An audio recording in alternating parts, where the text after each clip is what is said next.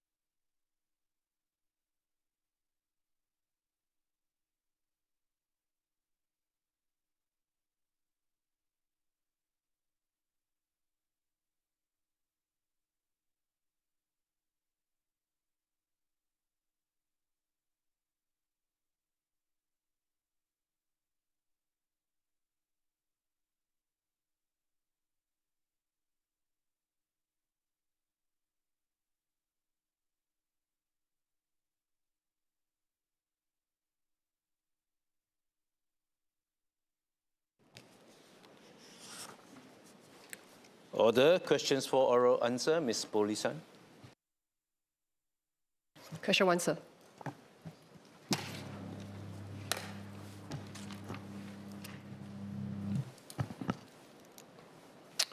Mr. Speaker, sir, under the City in Nature pillar of the Singapore Green Plan 2030, we aim to add 1,000 hectares of green spaces by 2035. Now, these 1,000 hectares of green spaces have been safeguarded in URA's master plan since 2019, and we will be progressively implementing them. We are also on track to plant 1 million trees by 2030 to foster greater stewardship of our greenery and nature in Singaporeans. As of January 2026, over 832,000 trees have been planted, involving over 150,000 community participations. Ms. Poh.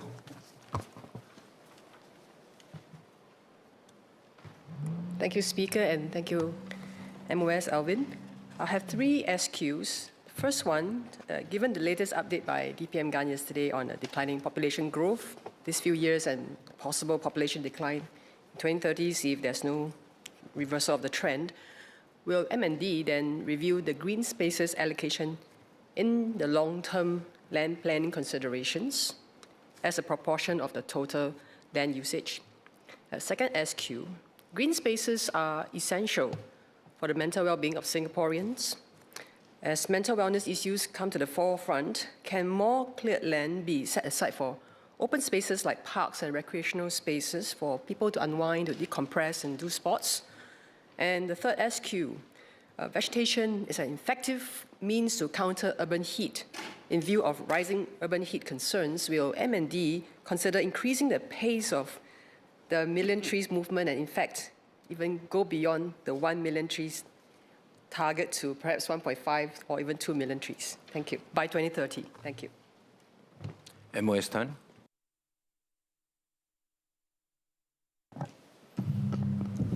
So I thank Ms. Polisan for her thoughtful 3 SQs. I will say first of all that we are committed to build Singapore as a city in nature. That's our vision for the long term. And indeed, green spaces and the preservation of green spaces are critical, but we also need to balance between green spaces as well as our building needs, as I mentioned in this House prior. In that regard, NParks have been working very closely within MND to safeguard our green spaces, including over 7,800 hectares of green spaces, and that includes nature reserves, nature parks, parks, connectors, and it includes our 4 nature reserves, which contain some of the most sensitive and biodiverse habitats. We will be also, we are also on track to safeguard an additional 1,000 hectares of green spaces, and we've also already developed 130 hectares of parks in the last 5 years. On her second SQ about the link between green spaces and mental health, that's something that we look into very carefully, and we do think that there is a strong link between green spaces and the ability and opportunities for us to enjoy these green spaces have benefits to mental health. In that regard, last year I announced the Parks for Health framework under NParks, where we've identified 15 contemplative land sites, including Farquhar Gardens in Fort Canning Park and the Learning Forest in the Singapore Botanic Gardens. In that regard, we are building these contemplative landscape sites and more rest points along park connectors in areas with more seniors. We are also bringing these areas and these parks closer to the community, including our therapeutic gardens in neighborhoods and within healthcare institutions. In fact, by 2030, I announced that we aim to have 30 therapeutic gardens, and we are working with HDB and SingHealth to make this happen. On the member's third point on heat resilience, we do have heat resilience mitigation measures. In fact, in our planning considerations, we incorporate wind flow considerations into urban planning, and we also have adaptation measures, including heat stress advisory, which can help the community to plan their activities. But our city in nature vision moves beyond, and it's really beyond the 1 million trees movement. We have a broad project in place to ensure that Singapore remains a city in nature, of which the 1 million trees movement is one particular goal as well as one particular initiative. Thank you. Dr. Charlene Chen. Question 2, please.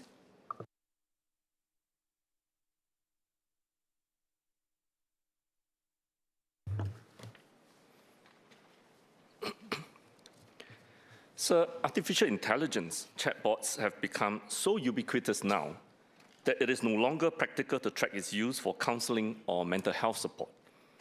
In general, it is not appropriate to use generative AI chatbots as a replacement for a qualified mental health care provider. AI chatbots are not designed to address mental health issues or provide treatment for mental health conditions and risk providing misinformation or inappropriate responses when dealing with serious mental health crises and may cause harm instead.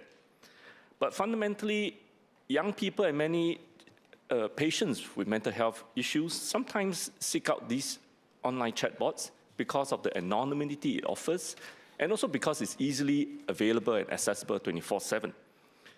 So our approach is to encourage individuals seeking qualified mental health services to approach our first stop for mental health services, such as National Mindline 1771, mindline.sg, community outreach teams, and CHAT chat. We put forth these resources so that they become the legitimate alternatives that those seeking the same advantages of anonymity and easy accessibility can now go to a legitimate source to get the same kind of services for which we know is legitimate, and they can get proper referrals onwards as well to the care that they need beyond the chat.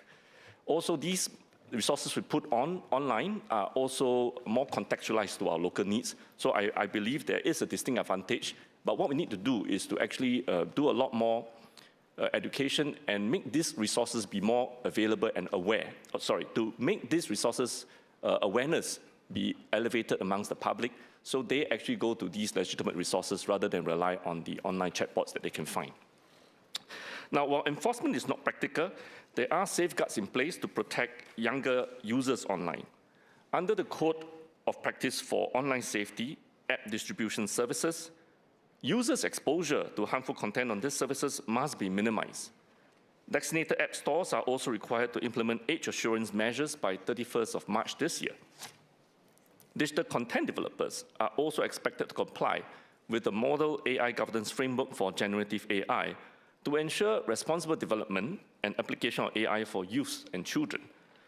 Additionally, the Infocom Media Development Authority, IMDA's Digital Skills for Life framework includes content on how to use generative AI and manage its potential risks.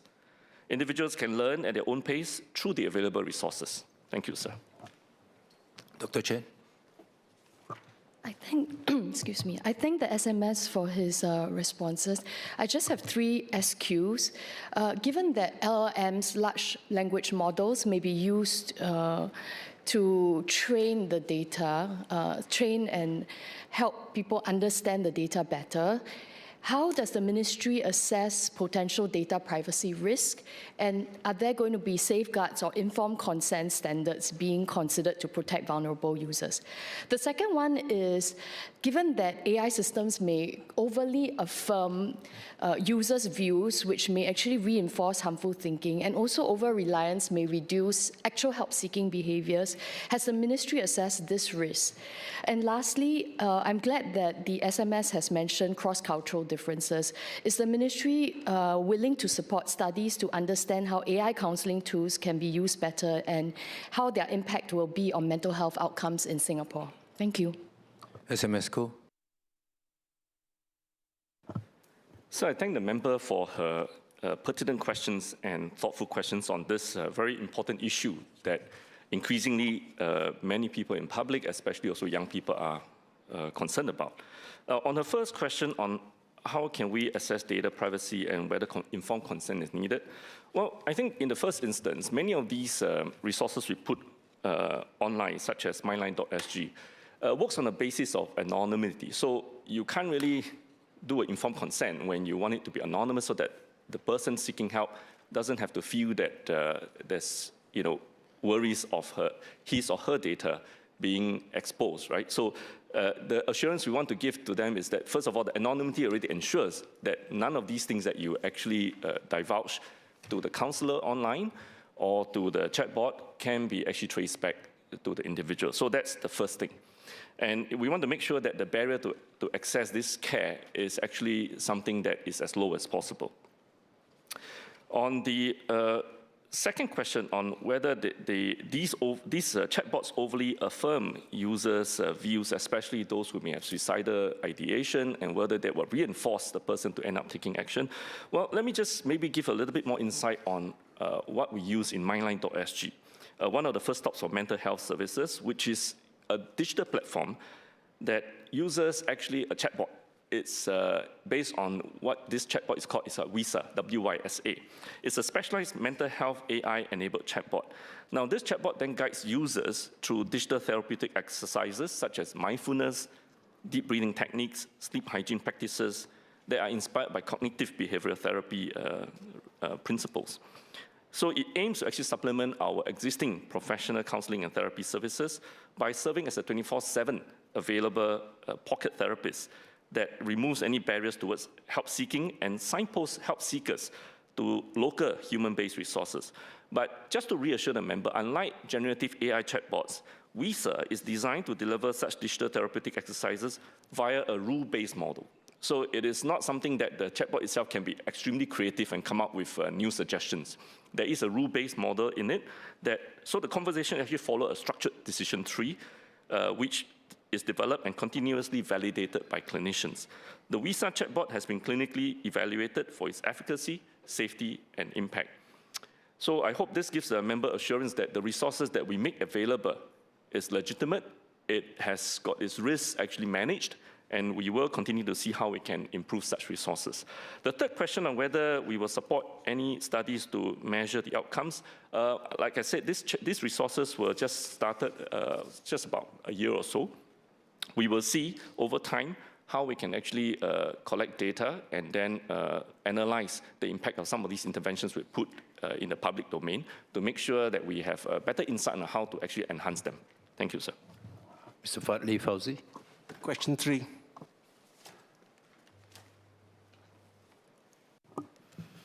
Mr. Speaker, the Global Investor Programme, or GIP, accords permanent residence status to eligible global investors who make significant investments to drive business growth in Singapore.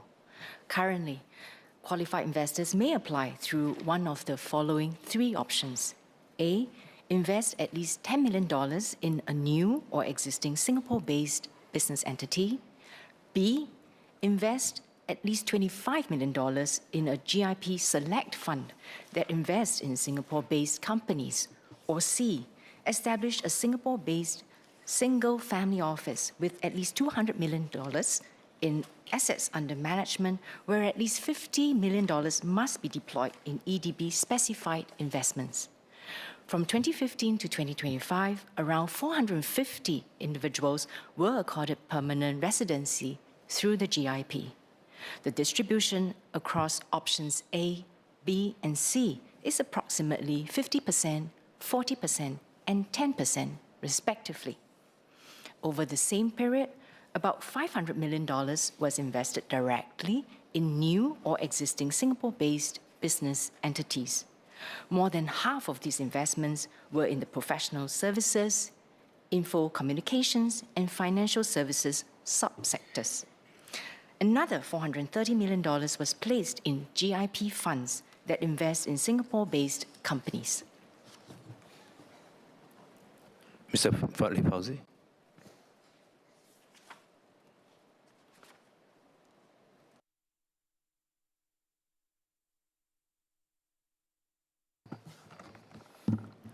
Thank you for the answer.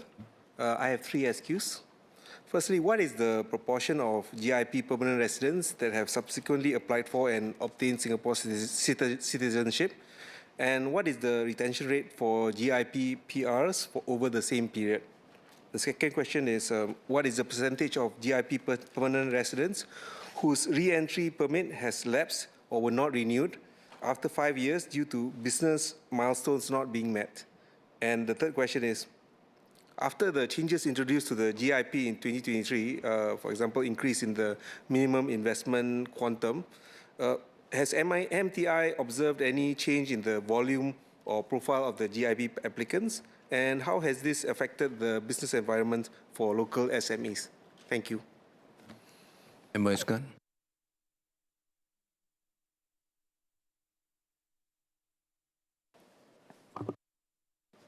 Mr. Speaker, I thank Mr. Fauzi for the SQs. I do not have on hand the figures on the number of PRs or the proportion of PRs under the GIP scheme who subsequently applied for Singapore citizenship, nor do I have the data on the retention of these investors as PRs. Subsequently, I invite Mr. Fauzi to file further PQs for that. But I would like to share that EDB works with the GIP recipients to ensure that they continue to fulfill the government's specified economic and residency commitments during their stay. And GIP PRs are required to submit evidence of the Singapore-based companies that they have invested in, and the EDB will also conduct visits to these companies to assess the company's business activities. Now, only GIP PRs who meet both economic and residency commitments under GIP will subsequently have their so-called re-entry permit renewed for a further 5-year period. Mr. Hong Wing. Also, a further question from Mr. Fauzi is on the changes that were made to the scheme in 2023, whether we have since then seen a change in the profile and the volume of applicants for this scheme. The scheme, since it's been reviewed quite recently, that we are not seeing a major change in the profile yet. In fact, I would say that prior to 2023, the GIP funds comprise mainly of local funds, and also the select funds were subsequently introduced. In fact, the applicants who have selected to invest under the GIP select funds are still going through the application process and have yet to confirm on their investments. Apologies to you, MOS Gan. Mr. Hong Wing.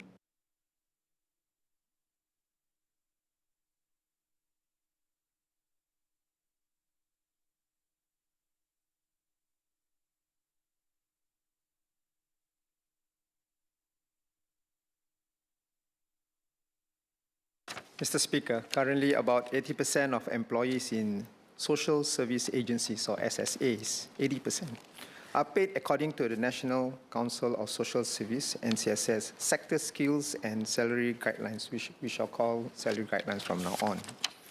Over the years, MSF has reviewed and raised the salary guidelines so that wages in the social service sector remain competitive against comparable roles in competing markets. Correspondingly, MSF adjusts program funding to enable funded SSAs to pay employees according to the latest guidelines. SSAs should also review and adjust their operational budgets so they can sustainably meet operational needs. Our data suggests that SSAs have generally been keeping pace with these updates to the salary guidelines.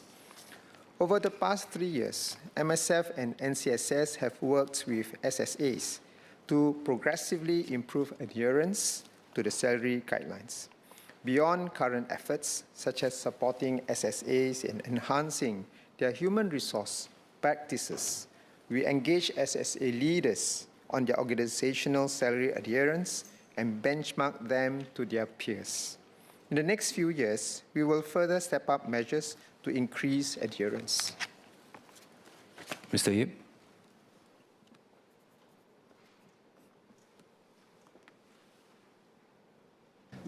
Thank you, Mr. Speaker. I thank the Minister for his response. I have 2 SQs.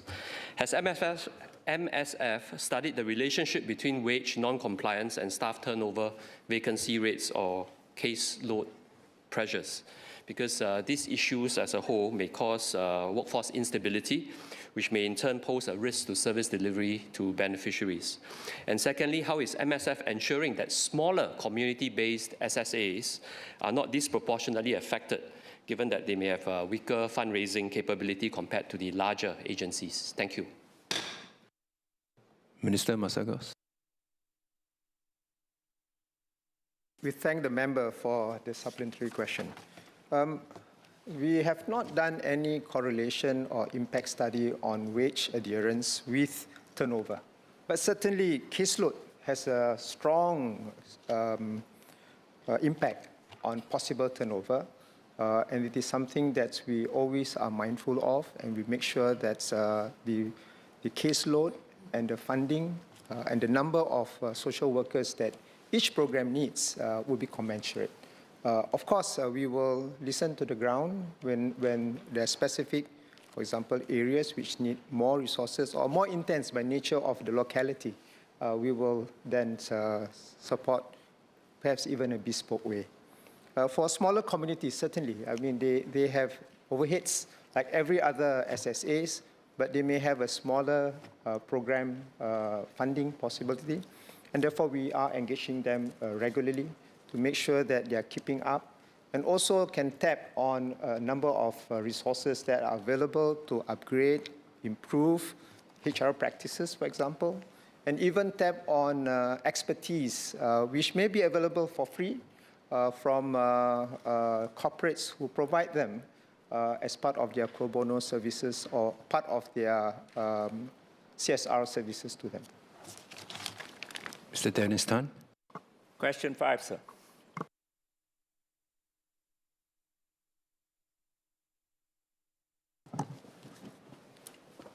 Sir, the landscaping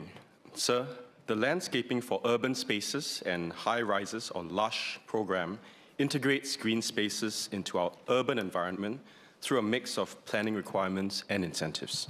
Now, under Lush, developers must provide replacement greenery within new developments, which can be up to 40% of the development site area in some cases. Since its inception in 2009, Lush has supported the implementation of over 440 hectares of greenery, which is more than the size of 600 football fields. Now, this supports biodiversity, enhances livability, and mitigates urban heat. And despite our land constraints, we are committed to enhancing biodiversity even as we undertake developments to meet different land use needs for our people, such as housing, education, healthcare, transport, and jobs. For example, we are safeguarding more green spaces, establishing additional nature parks, restoring core habitats, and conducting species recovery for rare, threatened, and endemic species. Now, these efforts work in tandem with Lush to improve biodiversity in Singapore. But we are mindful not to adopt practices in other countries without first understanding their suitability for our local context. We assess that our balanced and coordinated approach to enhancing biodiversity can achieve better outcomes for Singapore compared to the UK's biodiversity net gain framework approach of imposing biodiversity targets on individual development projects. Mr. Tan. Thank you, Mr. Speaker. I have 3 SQs. First, I thank the MOS for his reply. My first SQ, will the MND consider complementing the green plot ratio with an indicator that reflects ecological value, such as the use of native species or support for urban wildlife, by mandating a native biodiversity score so that our green spaces contribute to quality greenery and biodiversity beyond visual amenity, and to discourage, in the case of Lush, to discourage ornamental plants with lower ecological value. My second SQ, the UK's framework requires a mandatory 10% biodiversity net gain for new developments. Has MND considered adopting a similar quantitative baseline in the interest of transparency and accountability? I believe that with a measurable net gain target, it can better assist MND to ensure that our city in nature vision is maintaining or improving functional habitats over time. My third SQ, the ecological profiling exercise, the EPE, identifies critical stepping stones for wildlife, but many Lush-compliant developments remain isolated green islands rather than contiguous green linkages. So has MND considered more explicitly aligning existing programs like Lush more directly to EPE-identified priority corridors so that developments in these locations contribute to strengthening ecological connectivity beyond isolated green plots. Thank you. MOS Tan. So I thank Mr. Dennis Tan for his commitment to working together with MND and NParks in pursuing our city nature vision. And we've discussed this multiple times, so thank you for working together with us. First, let me touch on the UK's BNG framework and also look into how, in fact, it has its own fair share of limitations. In fact, I did some study last night, and in fact, the UK developers have cited the BNG as costly and also imposing delays to building homes for UK citizens. The UK government in itself has also proposed rollbacks to the BNG because it's impacting their ability to build homes. So even in the UK, with their larger land sizes, have difficulty building their homes and are reviewing this, so I think we need to exercise caution when thinking about applying that to our context. And in that regard, I also wanted to take a larger holistic view on how we are safeguarding biodiversity. Now, the LARSH project now in its third iteration is just one part of our overall strategy to enhance and to preserve biodiversity in Singapore. I mentioned earlier in my PQ reply that we've also safeguarded 7,800 hectares of green spaces and will establish additional nature parks, restore core habitats, conduct species recovery for rare, threatened, and endemic species. This is a holistic approach towards enhancing biodiversity, in addition to what we're doing with LUSH, which is a downstream measure, and it's aimed to build and incorporate livability into our urban spaces. In that regard, I thought it's also been very, very helpful for us to give a concrete example about this. In Chencharu, in Yishun, for example, we are balancing development together with biodiversity, and this illustrates the point that I'm trying to make. In that project, HDB has worked with biodiversity experts and the nature groups on the EIA for the Yishun Chencharu BTO to enhance nature planting and also to build and advance and then implement an environmental monitoring management plan to design green spaces and linear parks. And in that regard also, we have worked very closely with our nature groups and environmental efforts. So I also wanted to take this opportunity to also respond to Member Herting Ru's point on Wednesday about our engagements with nature groups being one-sided. That is not true, because we work with our nature groups very extensively. I met with them even on Valentine's Day last month, and I worked with Dr. Sean Lam, for example, on the Nature Society Singapore. And in this particular Yishun Chencharu project, Dr. Sean Lam has offered his expertise to co-create planting palette with HDB.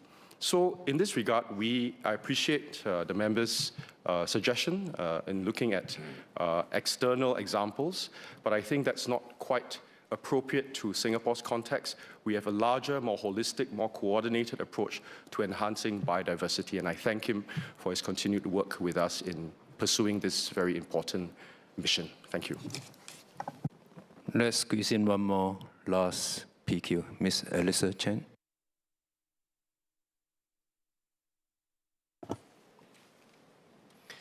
So the Health Promotion Board, HPB, offers peer support training for institutes of higher learning, the IHLs, workplaces, and community groups. Participants are trained to recognize peers in distress, provide active listening, and guide them to seek help early. Peer supporters also learn to practice self-care and may seek help through their own organization's employee assistance programs or counseling services. From this year onwards, HPB's peer supporter training will be available in a hybrid format and offer additional modules to enhance training.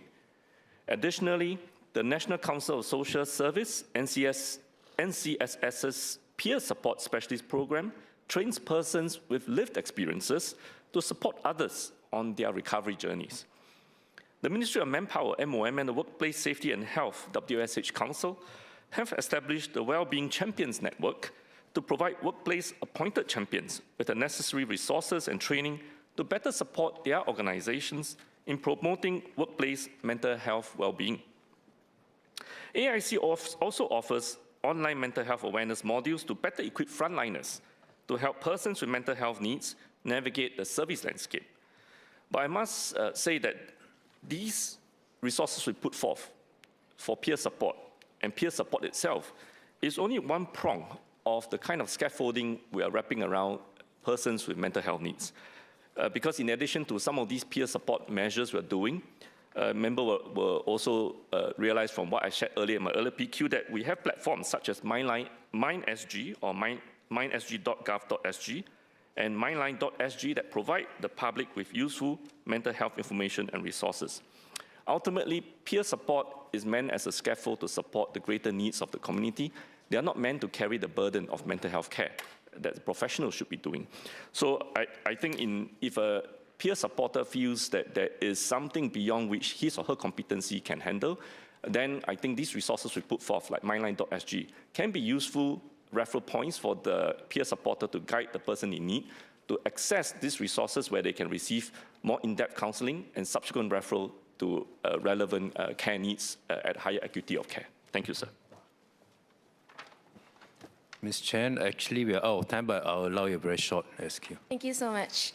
Okay, thank you, SMS, for the answers as well. I wanted to ask whether the ministry will consider more deliberately integrating peer support structures into the tiered care model for mental health so that peer supporters in the community and workplaces are clearly recognized as part of the national mental health ecosystem with defined roles, referral pathways, and outcome indicators. I ask this because many times they are the first line of defense, and HR or a trusted adult or a peer can be someone who can make a difference. Secondly, I'd like to ask if the ministry intends to ensure that strengthened peer support structures are accessible to groups who may be less likely to seek help through formal services, such as older adults, caregivers, and persons in lower wage or more precarious forms of employment, and whether targeted outreach or tailored peer support initiatives will be developed for these groups. Thank you.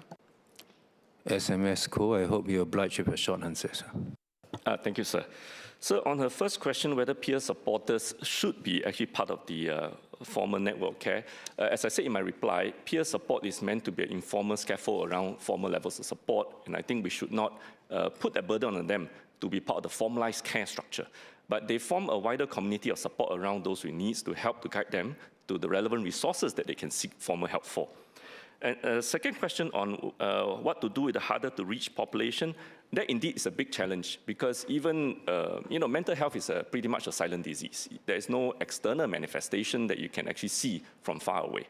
And so the focus for us would be to increase education and also to put forth our community care teams so that those with needs in the community, especially the harder to reach ones, if we know who they are, we can then find a way to outreach to them and encourage them to step forward and seek care. Thank you, sir. Order, end of question time. The clerk will now proceed to read the orders of the day. Supplementary estimates of expenditure for the financial year 1st April 2025 to 31st March 2026, Committee of Supply, allotted day.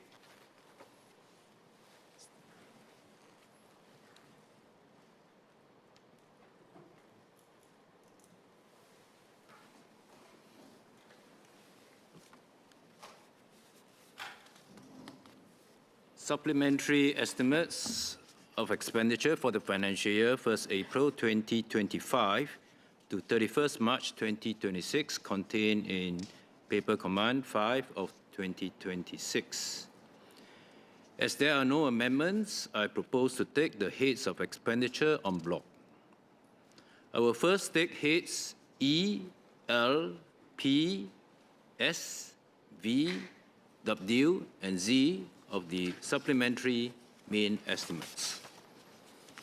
The question is that the sum stated for the heads of expenditure as shown on page 5 of Paper Command 5 of 2026 stand part of the supplementary main estimates.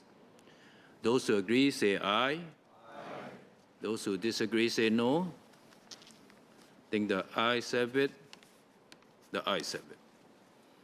I will now take the supplementary development estimates. In respect of the supplementary development estimates, they are heads B, I, L, Q, S, T, and W. The question is that the sum stated for the heads of expenditure as shown on page 9 of Paper Command 5 of 2026 stand part of the supplementary development estimates. Those who agree say aye. Those who disagree say no. I think the ayes have it. The ayes have it.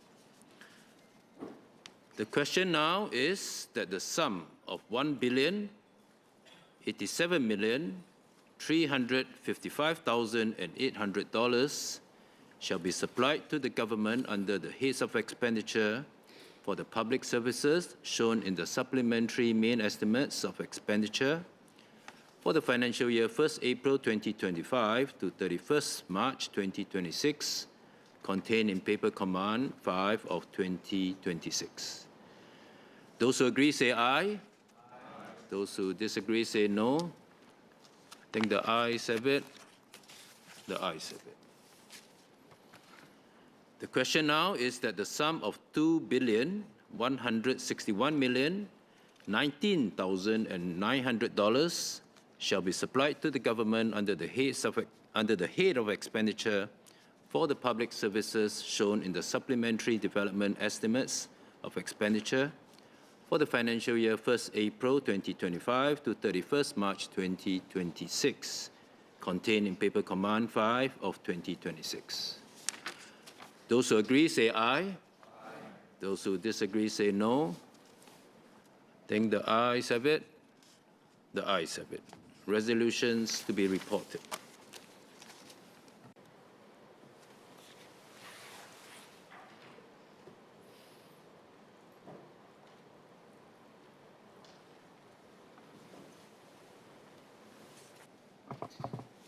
Second Minister for Finance.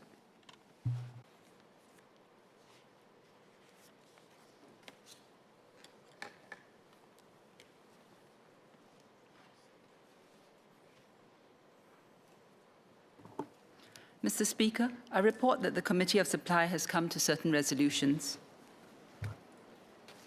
The first resolution of the Committee of Supply is that the sum of $1,087,355,800 shall be supplied to the government under the heads of expenditure for the public services shown in the supplementary main estimates of expenditure for the financial year 1st April 2025 to 31st March 2026, contained in Paper Command 5 of 2026.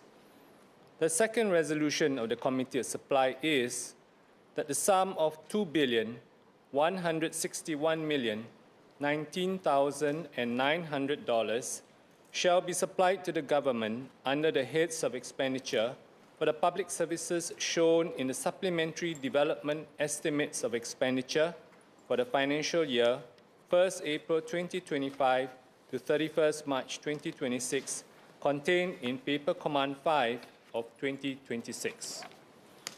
Second Minister for Finance. Mr. Speaker, I move that Parliament doth agree with the committee on the said resolutions.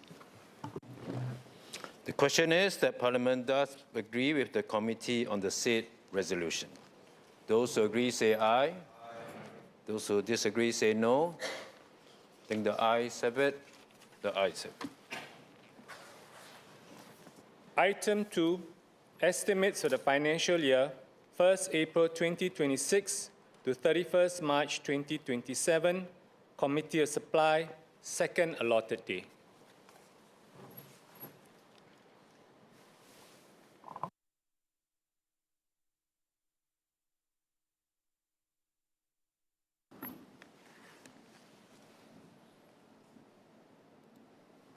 Head F, Parliament, Ms. He Ting-ru.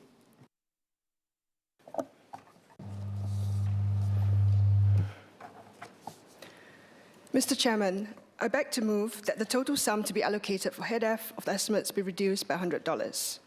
Singapore has come a long way since independence, and much of our progress was built on the bedrock of political stability. Yet, we must not mistake political dominance for political stability. Single-party dominance brought us here, but we cannot assume it will guarantee stability ahead. Even the PAP acknowledges a growing appetite for more voices in Parliament, more diversity in policy making.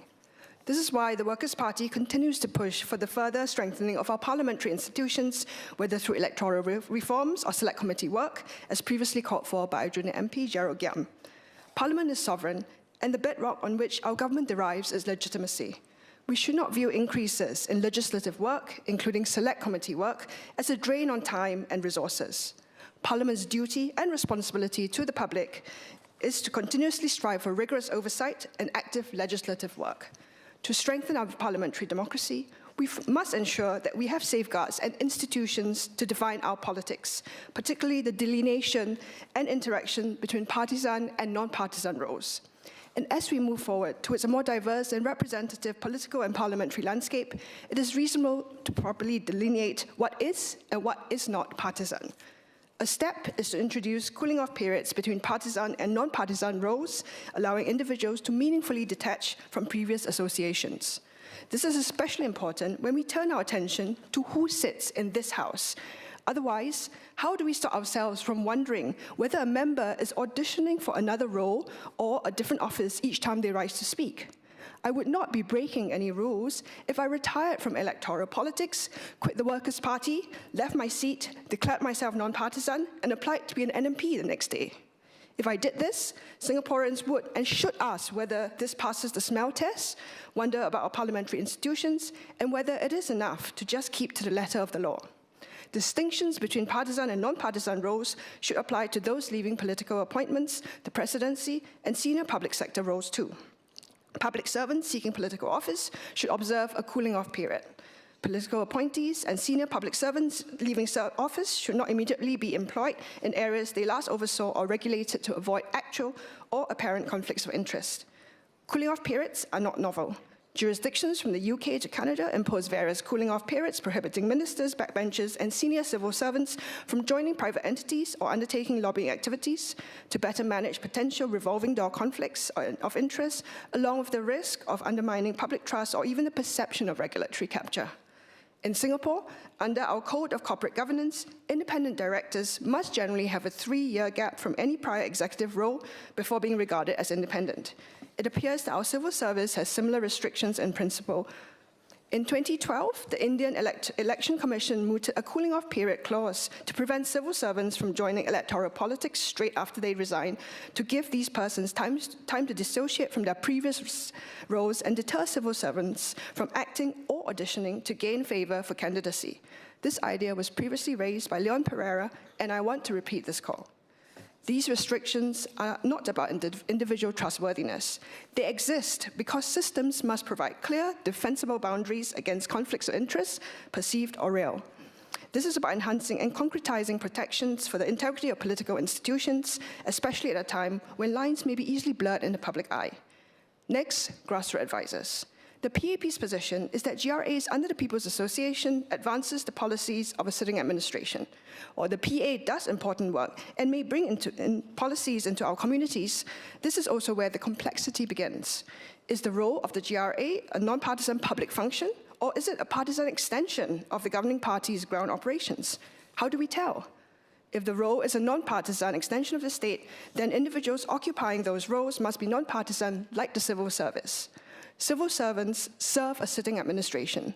They do not carry partisan loyalties into their roles, nor do their appointments hinge on electoral fortunes. Their credibility depends on discharging their duties without fear or favor, regardless of administration.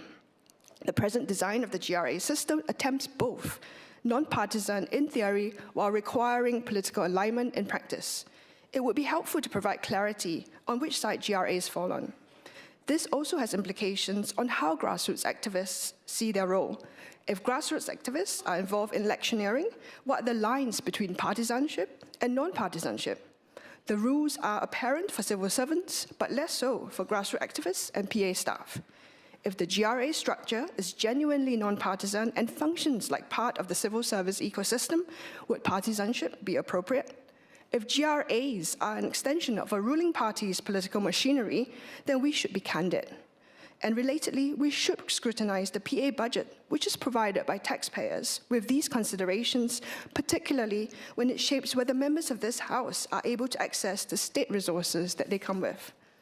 Ultimately, this will ensure that our institutions uphold the principles of a parliamentary democracy where the will of the people is respected.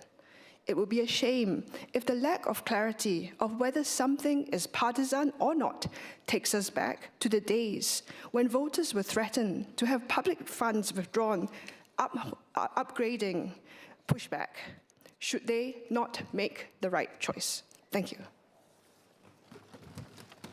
The question is that the total sum to be allocated for Head F of the estimates be reduced by $100. Minister Indrani.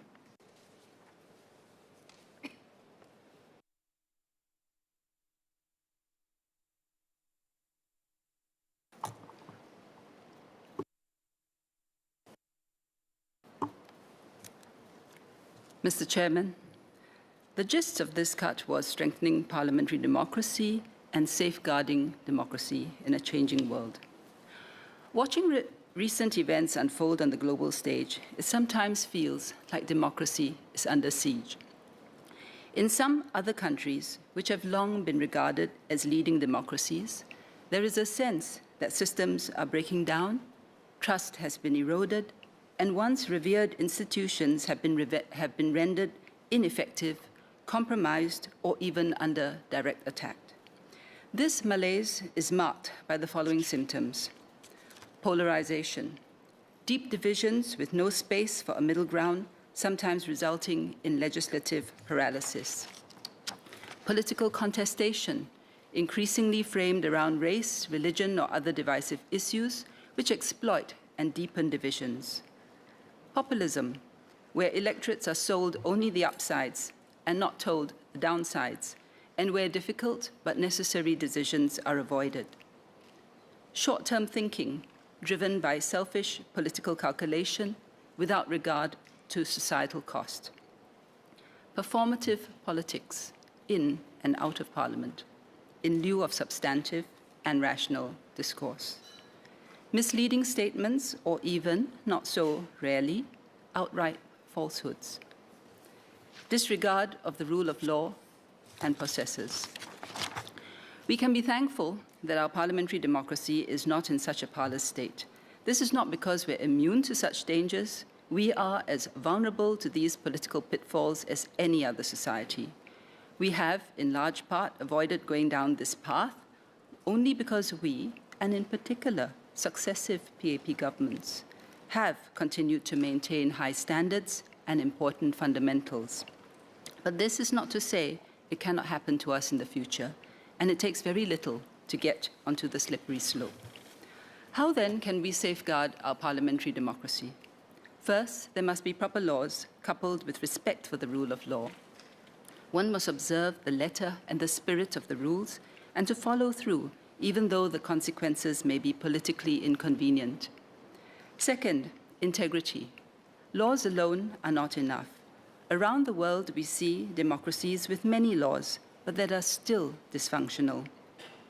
Democracies can only be safe when the parliamentarians in whose hands democracy is entrusted act honorably and with integrity, and who, when things go wrong, have the courage and the sense of shame to accept accountability for matters within their responsibility and their personal conduct.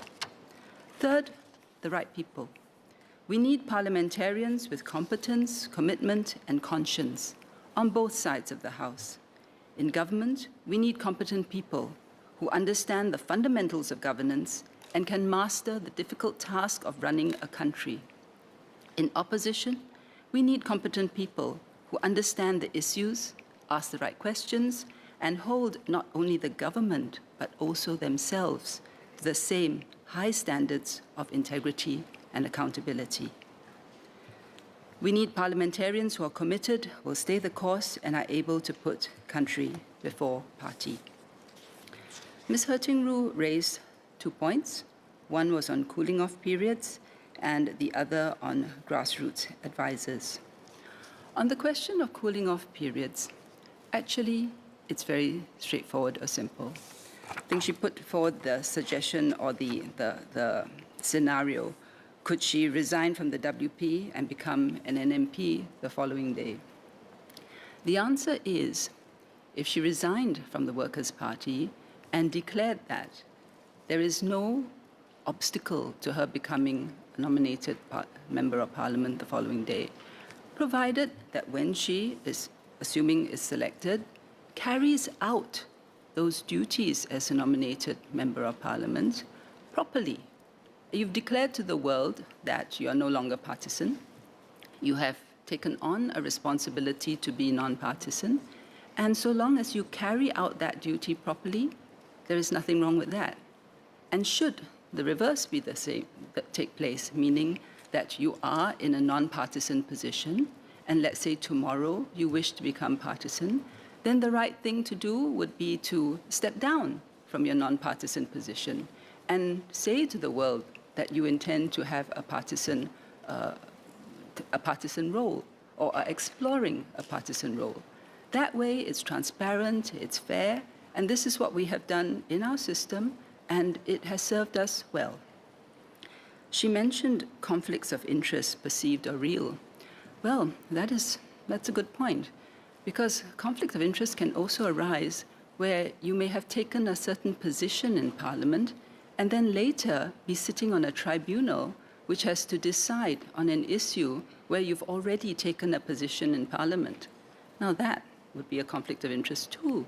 So we must see how we conduct ourselves appropriately, and much depends on the individual. On the role of grassroots advisors, firstly, that is not a parliamentary matter and is wrongly discussed under Head F. That's one of the reasons why MPs should, in the gist, when they file their cut, actually set out a bit more what they're going to say. So first, it's wrongly filed under this cut, so I do not propose to address it in detail, other than to say that this has been answered quite fully by Minister Ong Ye Kung in a separate earlier session of Parliament, where he explained the difference between the role of a grassroots advisor, which is essentially flowing from government, and that of an MP. And the MP's role is to come to Parliament to represent their voters and to do certain things, and the roles are separate. So let me just wrap up by pointing to a speech made by DPM Goh Chok Tong in 1988 about the infamous Hendrickson affair. He cited 3 political models. One, the American system of checks and balances, where the underlying premises is fundamentally one of distrust, where each branch must constantly keep the other in check. The other, the British system, where the executive, the Prime Minister, and Cabinet are given wider discretionary powers. The Singapore system is more like the British system, except, as Mr. Goh noted, Singaporeans have gone further and superimposed on our constitutional framework the ideal of a political leader who is upright, morally beyond reproach, someone people can trust, and we believe that leaders must be men and women of ability and integrity committed to the public good. Mr. Goh quoted from the Analects of Confucius, "To govern is to set things right. If you begin by setting yourself right, who will dare deviate from the right?" Thank you. We have very little time for clarification, so Ms. He, it has to be a very short clarification. In total, we only have 1.5 minutes, so that's for you and the Minister to respond. Okay, thank you, Mr. Chairman. Much obliged. I think I have 2 quick clarifications. The first is that would the Minister not agree, I heard the Minister's explanation earlier about, as long as you tell people that you've stepped down from your partisan role or your non-partisan role and you're switching over to the other side. But, I think I quoted earlier that, there's the Code of Corporate Governance, which has a 3-year cooling off. So is the Minister saying that if directors or formerly executive officers in a company actually step down and declare that they are henceforth independent, that would suffice? And then the second point, I believe, was the Minister saying about conflicts of interest. I just wanted to set the record straight that, even though some of the WP MPs were actually tasked by the WPCC to look into the matter of our Secretary General, Mr. Pritam Singh, this was actually an internal party disciplinary matter. Proceedings are ongoing. I don't want to preempt nor speak for the panel at this stage, but also just to clarify that the motion that was tabled before the Parliament was on many limbs. None of them were about contravening the party's constitution, which is what we were tasked to look into, and therefore I felt that this is, and when it came to actually voting about the motion, I felt that because of the many limbs in there, I felt there was something that I could not support. Thank you. Minister Indrani.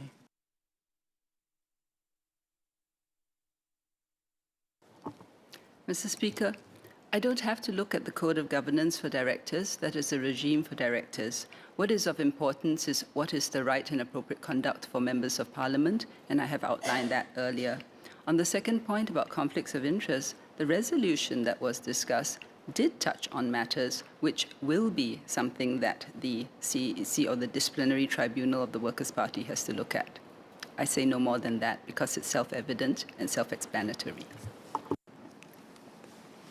Ms. He, I would like to invite you to withdraw your amendment. Sir, I would like to once again thank our parliamentary staff for their work in ensuring the smooth running of the various functions of our Parliament, and with that, I beg leave to withdraw my amendment. Is the honourable member given leave to withdraw the amendment? I think the leave of the majority is given and the amendment is withdrawn. The question is that the sum of $50,739,900 for Head F stand part of the main estimates. Those who agree say aye. Those who disagree say no. I think the ayes have it. The ayes have it. The question is that the sum of $12,792,700 for Head F stand part of the development estimates. Those who agree say aye. Those who disagree say no. I think the ayes have it. The ayes have it. Head N. Mr. Ip Hung Wing.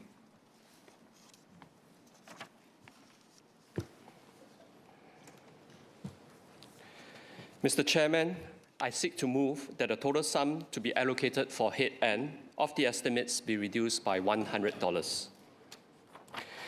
In Greek mythology, in Homer's Odyssey, after years of war and wandering, Odysseus faced one of his most perilous trials. To return home, he had to steer his ship through a narrow strait from which there is no turning back. On one side loomed Celia, a six-headed monster perched upon the cliffs, each head striking with deadly precision to seize a sailor from the deck. On the other roared Charybdis, a vast whirlpool that swallowed the sea itself and dragged entire ships into the depths. Sail too close to one, and men would be taken one by one. Drift to the other, the whole vessel would be lost. One danger was immediate and targeted. The other was systemic and consuming. Odysseus could defeat neither. To attempt the impossible meant ruin, so he steadied his crew and held his course. He preserved his vessel, surviving by judgment, discipline, and resolve. For small states like Singapore, this remains the eternal test, not to overpower giants, but to navigate safely between them. Today, the waters are narrowing again. The post-Cold War order is giving way to sharper rivalry and deeper fragmentation. Norms are contested, institutions are strained, the power of the law risks being replaced by the law of power. Mr. Chairman, I have several questions. First, Mr. Chairman, on the evolving global order and the defense of rules. As major powers compete across security, technology, and trade, how will we preserve Singapore's strategic space? When pressure mounts and blocks harden, how do we remain sovereign in decision, secure in defense, and stable in prosperity? On sovereignty, Russia's invasion of Ukraine remains a grave breach of the UN Charter. Elsewhere, internal crises and external pressures test the principles of non-intervention and territorial integrity. For a small state, sovereignty is our lifeblood. our legitimacy, our survival. If might makes right, small states pay the highest price. The question for the Minister is this: how will Singapore uphold a rule-based order consistently and credibly? How will we defend principle not only in word, but indeed ensuring the same standards apply regardless of who breaches them? We are also witnessing the erosion of multilateralism, rising tariffs, expanding industrial policies, and strains within the WTO weakening global commerce. For a trade-dependent nation, fragmentation hits our ports, our factories, and our households. In this environment, what more must we do? What more can we do to strengthen high-quality trade agreements? How do we advance digital and green economy partnerships and push meaningful reforms so that rules, not raw power, govern global commerce? Second, Mr. Chairman, on regional stability and conflict management. Geopolitical tensions in the Asia-Pacific remain acute, from the China-Japan row to flashpoints in the South China Sea. Maritime incidents carry risks of miscalculation and escalation. How then is Singapore reducing this risk? How do we uphold freedom of navigation while avoiding binary alignments? And how do we reinforce ASEAN centrality so that ASEAN remains the anchor for dialogue and peaceful dispute resolution? On Gaza, amidst immense humanitarian suffering, how will Singapore combine moral clarity with diplomatic effectiveness? We have stated our support for a negotiated two-state solution, yet the pathway appears fragile. What role can Singapore play? How do we contribute meaningfully to humanitarian relief and a credible path forward towards peace without being drawn into the politics of others? Third, Mr. Chairman, on domestic resilience and shaping global norms. Foreign policy no longer operates only beyond our shores. In an age of polarized narratives, it reaches into our information space and our social cohesion. How do we strengthen the home front? How can we deepen public understanding that foreign policy shapes our food security, our energy resilience, our jobs, and our safety abroad? How can we strengthen trust, unity, and resilience at home? If we are to be steady abroad, we must be united at home. Meanwhile, how can Singapore strengthen its role in protecting frontier domains? In cyber governance and AI, how can we help shape norms that are inclusive and safe? How are we strengthening cooperation on climate action and biodiversity to safeguard our seas, skies, and digital space? And looking ahead, how will Singapore help write the rules for the new frontiers? How will we ensure that small states retain voice and agency in global rulemaking? Fourth, Mr. Chairman, on bilateral relationships and strategic diversification. With the US and China, the challenge is enduring. How will we engage both constructively while remaining independent? We must cooperate where we can and stand firm where we must. The balance is delicate. How do we maintain trust with both without being bound to either? How do we keep principled positions without being predictable instruments? How do we preserve strategic autonomy without drifting into isolation? With Malaysia, Indonesia, and Brunei, our destinies are intertwined. How can we deepen connectivity and strengthen the ASEAN core so that ASEAN remains central in our region's stability? Beyond our immediate neighborhood, diversification is a strategic necessity. How are we advancing partnerships with middle powers like India, Japan, Korea, Australia, and New Zealand? Are we exploring the Gulf, Latin America, and Africa so that our economy has multiple engines of growth and our diplomacy has multiple pillars of support? In conclusion, Mr. Chairman, Odysseus did not calm the sea or slay the monsters. He survived because he understood the dangers, disciplined the crews, and held the course. Singapore must take heed. We cannot control the currents of history. We cannot stop the rivalry of giants, but we can control our response. We must be firm in principle, pragmatic in execution. We must be steady in diplomacy, agile in adaptation. We must be united as a people to defend our sovereignty. And we must ensure that the power of the law prevails over the law of power. Like Odysseus steering between Scylla and Charybdis, we cannot eliminate every danger, but with judgment in strategy, discipline in execution, and unity in purpose, we can hold our course and we will emerge stronger on the other side. Thank you.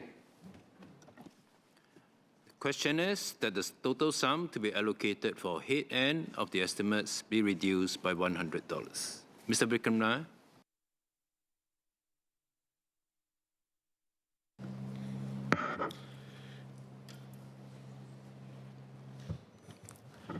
Chairman, I thank the Ministry of Foreign Affairs for navigating in this complex external environment. I have talked about the breakdown in the international world order in my speech for the budget debate. Today, I want to focus on how Singapore conducts foreign policy and the relationships it maintains, particularly in relation to free trade and security. The central challenge before us is this. The assumptions that underpin the post-Cold War order, such as open markets and compliance with international law, can no longer be taken for granted.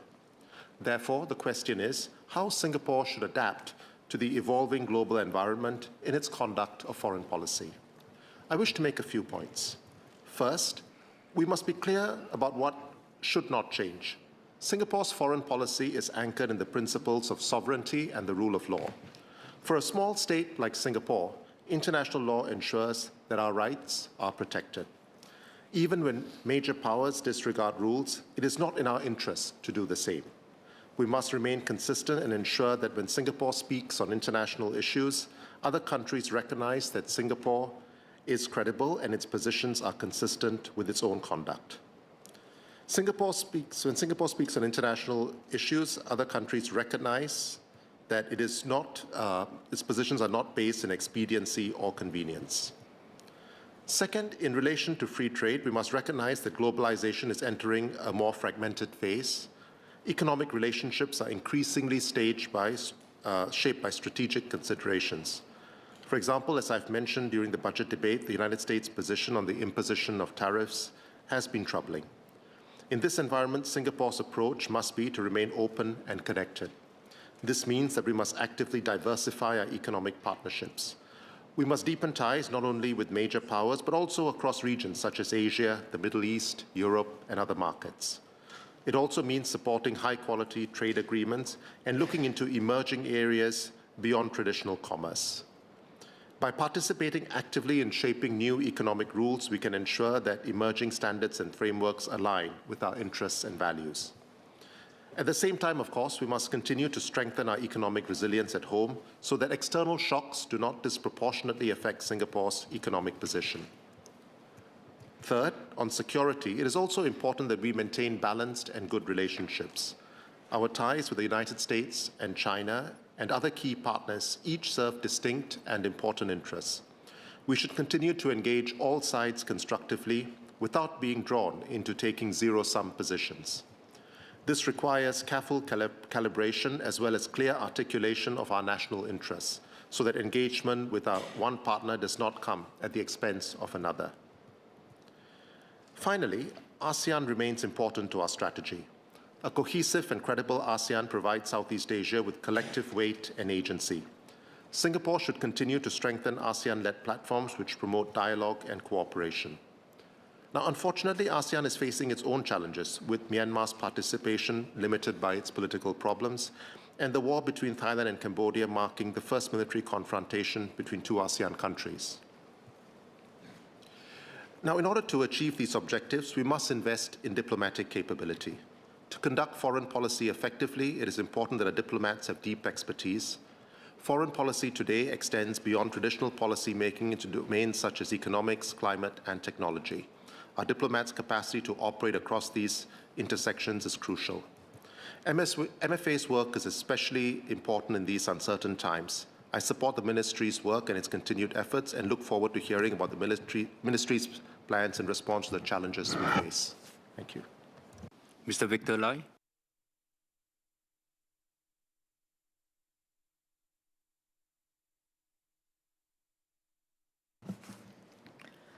Mr. Chairman, as the global environment becomes more fragmented, supply chains are reorganizing.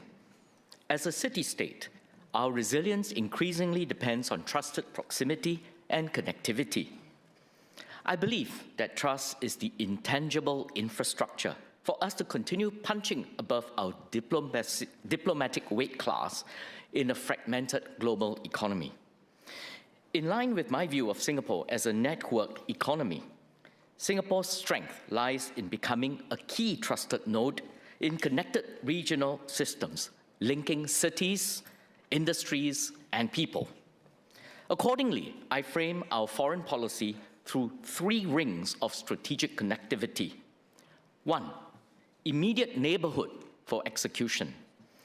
Recent engagements between PM Wong and PM Anwar reaffirm our commitment to managing complex issues constructively. The Singapore-Johor corridor is the fastest pathway to practical results, addressing our constraints in manpower, costs, and energy resilience. Beyond Johor, there are opportunities to deepen ties with cities in the rest of Peninsular Malaysia, as well as East Malaysian cities such as Kuching and Kota Kinabalu, where complementarities in energy, food systems, and digital sectors offer mutual economic benefits. Likewise, the Singapore-Johor-Riau corridor remains a natural growth platform. Sumatra and the Riau Islands are in close proximity. Few Singaporeans realize that the city of Medan is nearer to Singapore than to Jakarta. We must therefore get Singaporeans to see opportunities beyond our shores.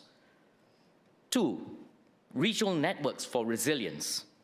Beyond our immediate borders, we must scale our trusted node status across ASEAN, ANZ, Northeast Asia, China, and India. And 3, emerging markets for longer-term growth. We must pave pathways into Africa, Latin America, and the Middle East. The evolution of our overseas missions from mere representation to market paving and ecosystem building is critical. In this regard, I would be interested to know how MFA prioritizes these neighboring city and regional partnerships as platforms to help Singapore companies enter new markets and support Singaporeans seeking opportunities abroad. Thank you. Mr. Jarogia.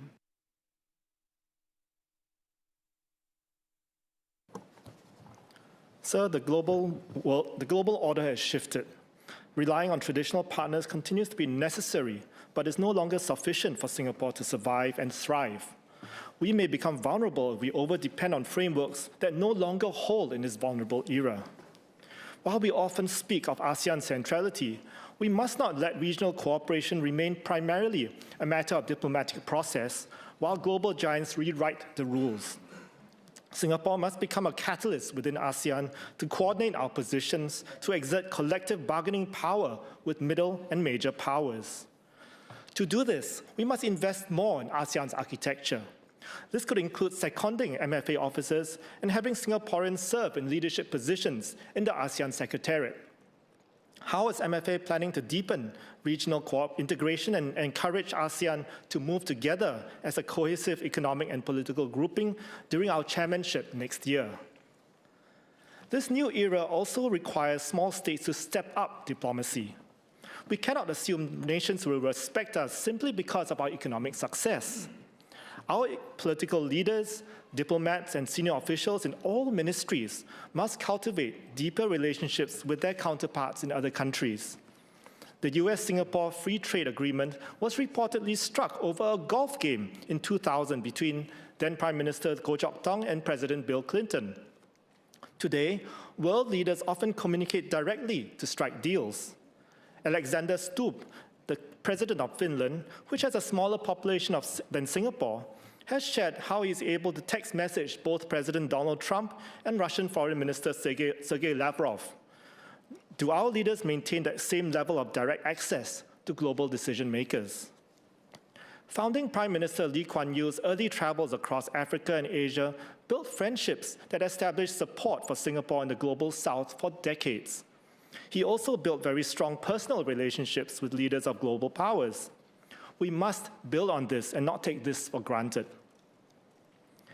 In response to my question if Singapore will be accepting the US invitation on the Board of Peace, the minister said Singapore is still assessing it. In the meantime, the board has held its first meeting, and it turns out the European nations that initially appeared to be staying out were there as observers. Our neighbor Indonesia, the world's largest Muslim majority nation, has also joined it. Has Singapore made any decisions in this regard, including being at least an observer? To be clear, I'm not calling for any commitment of funds or troops to the board. Overseas missions serve as important front lines in promoting Singapore's interests and safeguarding the well-being of Singaporeans abroad, as well as listening posts to understand what is really happening. We currently lack resident ambassadors in Italy, Sweden, Canada, Brazil, and Nigeria. Establishing more resident missions in middle powers must take higher priority as we diversify our partnerships. Finally, we must develop greater people-to-people relationships with our neighbors, particularly among our youth. Mr. Leong Eng Hua. Sir, the post-Cold War order that many of us grew up with is fading before our eyes. For more than 3 decades after the Cold War, the world operated under a relatively stable framework underwritten by the leadership of the US. Global trade expanded. Multilateral institutions such as the UN and the WTO provided rules and processes. Small states like Singapore could rely on a system where law mattered more than the raw power.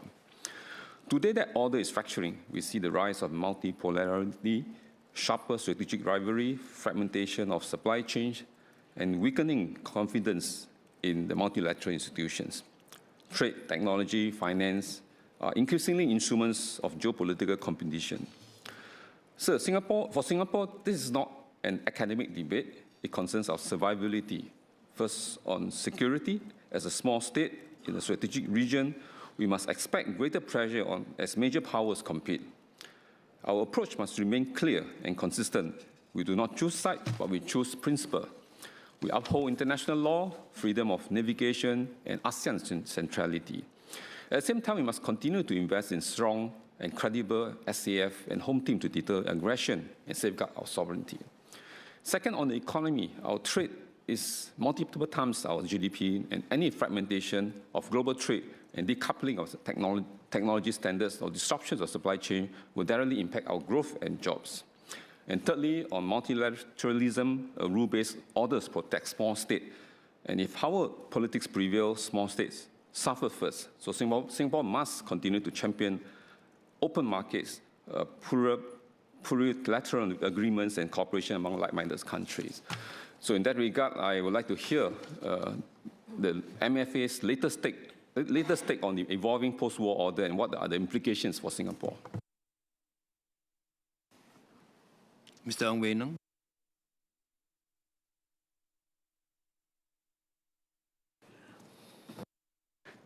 Chairman, over the past year, the global geopolitical landscape has become increasingly tense, from conflicts in Europe and South America to rising frictions even within our region. International institutions such as the United Nations and the World Trade Organization are facing growing limitations in resolving dispute.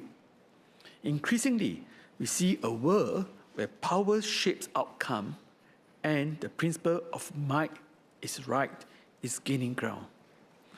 For a small and open country like Singapore, this is a sobering reality. We cannot take peace, stability, or prosperity for granted. Our survival has always depended on foresight, resilience, and above all, unity. Against this backdrop, how will the Ministry of Foreign Affairs position Singapore to navigate a more uncertain and fragmented world? How will MFA work together with MINDEF and other security agencies to strengthen our diplomatic, economic, and defense resilience in the years ahead? Equally important, how will the government rally Singaporeans to stay united, vigilant, and prepared? In a more dangerous world, our greatest strength is not just our military or our economy. it is the cohesion, trust, and collective resolve of our people. Thank you.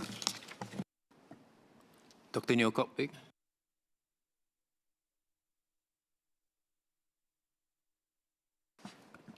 Well, Mr. Chairman, technology has become a political tool or geopolitical tool and to impact certain political economy that we have. Right now, you can see the IC war. Well, not literally a war, but the barriers are being set up for technology transfer and also technology utilization, trying to impede countries from moving from a higher level of technology capabilities.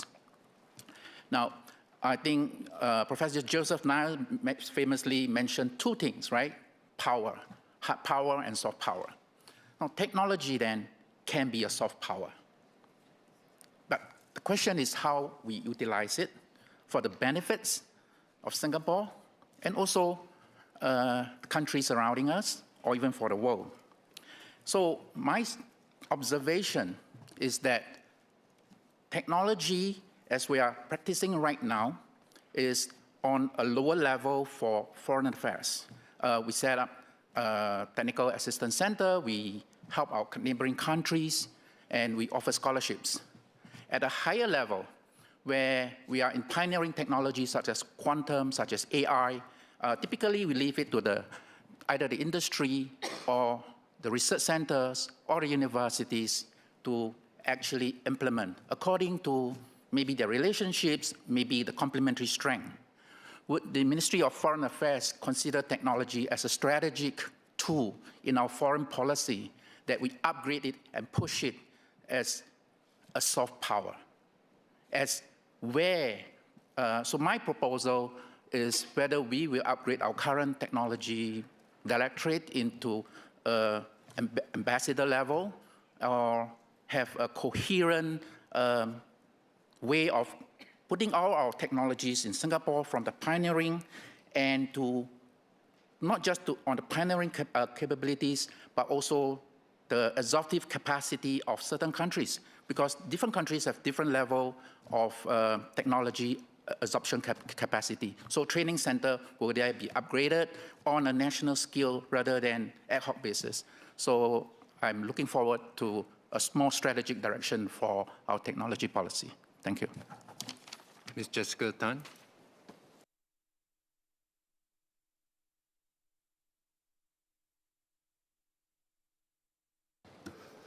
Mr. Chairman, US-China strategic competition is deepening and global supply chains are being reshaped by security concerns, export controls, and geopolitical alignment. A small, open economy, these shifts are not distant events for Singapore. They have direct implications for our sovereignty, our economic resilience, and the livelihood of our people. To protect Singapore's independence, as well as for Singapore to remain a trusted global hub for trade, we must understand the risk and respond decisively. I'd like to seek clarity from MFA on several fronts. On our strategic posture, how does MFA see the US-China relationship evolving, and what does it mean for Singapore's ability to make our own choices?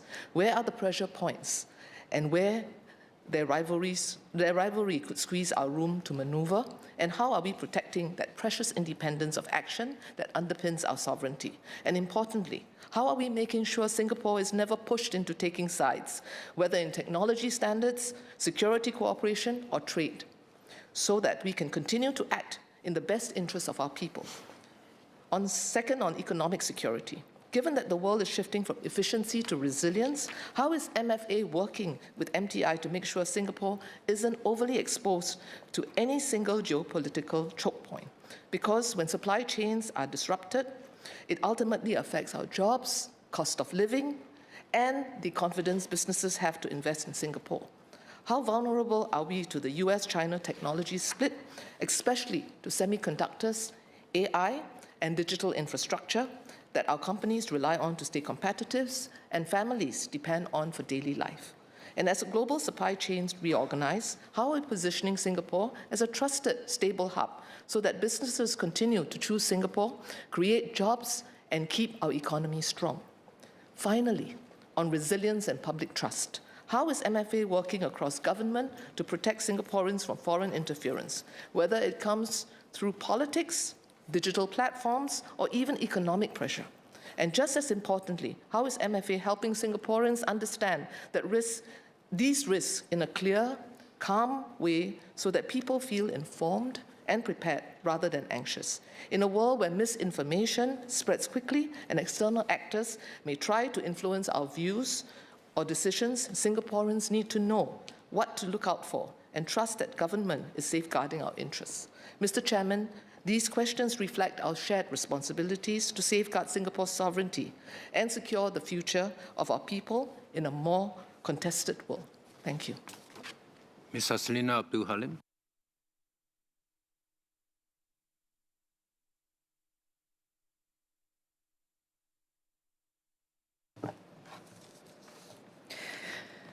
Chairman, Singaporeans have much to be grateful for and proud of. One would be our Singapore passport, the world's most powerful for the last 4 consecutive years and counting. Singaporeans are privileged with visa-free access to 192 countries, signifying strong diplomatic ties, exceptional stability and good reputation internationally. The passport is but one outcome of what our foreign policy achieves. For us to remain and continue to shine as a red dot, our foreign policy has to be appreciated beyond our diplomatic corps or in this house. It must also do so in our homes. Fellow Singaporeans must understand, support and feel connected to it. There is a Malay saying, "Tak kenal maka tak cinta." If we do not know something, we cannot love it. Likewise, if Singaporeans tak kenal or do not know how and why our foreign policy matters in the complex world, then where is the love? A famous chorus by Black Eyed Peas. Chairman, we are in an era where power is volatile, institutions are under strain and geopolitical competition is intensifying, less constrained by shared rules. How do we safeguard our interests amid the weakening of the rules-based international order together? Singapore thrives on stability and a rules-based international system. Our economy, our security and our future all closely tied to what happens beyond our shores. That is why strengthening domestic support and awareness of our foreign policy is so important. Everything begins at home. How will MFA enhance efforts to strengthen public understanding of Singapore's foreign policy principles so that there is sustained domestic support for the stand we take in complex and polarizing situations? Singaporeans today are more globally aware than ever before. Many follow international developments closely and care deeply about humanitarian issues. Of late, we've seen how strongly Singaporeans here feel about Gaza, Ukraine, and Sudan. Across communities, Singaporeans have shared the hurt and held the pain, each motivated to do their part, especially for women and children affected by the wars. Last year, I was part of the Singapore delegation to Cairo, Jerusalem, and Ramallah. Many Singaporeans reached out to share their concern. Some tried to unpack the complexities, and many offered their support. Plus, many community organizations I met at a dialogue after the working visits also shared their interest in playing a part to rebuild Gaza. I urge the MFA to be intentional in engaging and collaborating with our homegrown and international NGOs so more Singaporeans can participate in the ministry's efforts to do its part in helping the ones in need. Singapore has been unwavering in our humanitarian assistance, two-state solution, maintaining good relations and supporting the Palestinian Authority. Earlier this week, the Palestinian Authority's Minister for Finance and Planning, Dr. Estefan Salame, sat in this very house. I first met Dr. Estefan in his office in Ramallah, and he remains hopeful of Singapore's support and assistance. He is not alone. Singaporeans are too, and I'm glad to learn that the Singapore government has committed to that.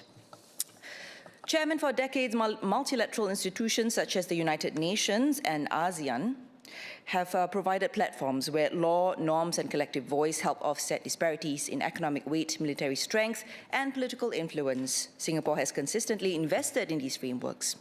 We founded the Forum of Small States at the UN in 1992 to amplify collective voices of countries that do not possess the size or leverage of major powers. We continue as its chair today. Small states must work together to avoid being marginalized in a system shaped by larger actors. Yet, multilateral processes today are increasingly constrained by declining consensus and major contributors reassessing engagement. So in such an environment, how does MFA balance continued commitment to establish on new institutions, such as the Board of Peace, with the need to assess and possibly pivot when these institutions no longer function as intended? Closer to home, ASEAN remains a cornerstone of Singapore's foreign policy. Our region's relative peace and stability did not happen by chance. It was built over decades of cooperation and trust. As geopolitical tensions increase globally, ASEAN's unity and central role will become even more important for the future of Southeast Asia. The Prime Minister also spoke about diversifying connections and levelling up engagement with fast-growing regions such as Latin America, Africa, and the Middle East. This is a prudent move. Building stronger ties with these middle powers will help Singapore remain relevant and connected in a changing world. As influence becomes more dispersed, how is MFA determining which partnerships to prioritize? And as we expand into new regions, how is MFA working across governments to ensure Singaporeans are equipped to engage them? Chairman, our long-term strength begins at home. One important step we can take is to prepare young people. Minister Chan Chun Sing earlier mentioned the importance of a public service building up global exposure and connections to understand the world well. I very much welcome this move. Singapore should also take this move upstream and ramp up efforts to expose students to different cultures, languages, and religions. Chairman, another Malay saying goes, jauh perjalanan, luas pemandangan. The further you travel, the wider your view is. When our students pick up new languages, travel and interact with people from different societies, they learn. They build confidence and understanding. And when they understand the world better, they will also understand why Singapore must remain open, outward-looking, and engaged at the global stage. Foreign policy can sometimes feel abstract about strategy, geopolitics, and international negotiations, but its impact can also be deeply personal. We must ensure that our diplomacy and our people are ready for that reality. We must continue investing and strengthening appreciation at home, building partnerships abroad, and staying principled in uncertain times. We must continue so Singapore will be lit and shine bright as a mighty red dot. Thank you. Ms. Joan Pereira.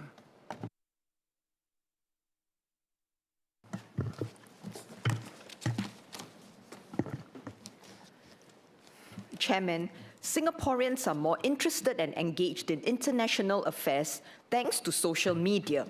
Greater awareness and interest in regional and global news is a strength we should support and nurture, but it also makes us more vulnerable to fake news, misinterpretations of events and developments. False narratives about Singapore or other countries can inflame sentiments and erode trust in our multiracial and religious community. Foreign policy today has real domestic salience. What happens abroad can quickly reach our homes and our hearts, affecting our security, jobs, and social cohesion. As a small, open, and highly connected city-state, we cannot afford for our foreign policy to be misunderstood or for our society to be divided by events far from our shores.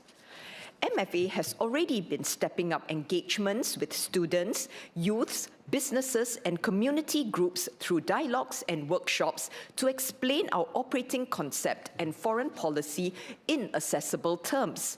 We should build on this by working more closely with the PA to train grassroots leaders as a front line of resilience. Such training can equip grassroots leaders with three things. First, a clear grasp of our foreign policy fundamentals, that we are guided by Singapore's long-term national interests, international law, and the need to maintain our autonomy and cohesion. Second, practical skills to spot and counter disinformation, how to verify sources, recognize manipulation, and respond calmly when residents share misleading or inflammatory content. Third, scenario-based exercises on sensitive issues, such as foreign conflicts involving race or religion, so that leaders can facilitate difficult conversations without letting emotions tear our social fabric. MFA should also develop simple, shareable explainer materials and rapid response lines to clarify our positions quickly when major international crises break, so that grassroots leaders, schools, unions, businesses, religious and community organizations can anchor discussions on facts rather than rumors. Regular closed-door briefings for key local opinion shapers can help ensure their public comments reflect an understanding of Singapore's interests and are not exploited by foreign actors. Ms. Lin Chong.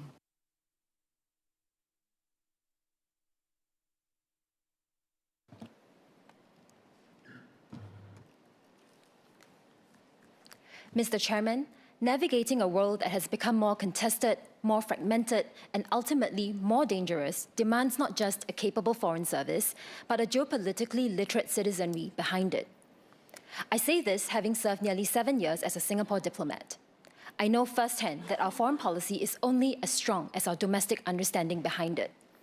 Our diplomats are skilled, but our foreign policy choices often involve navigating between imperfect options, not choosing between right and wrong.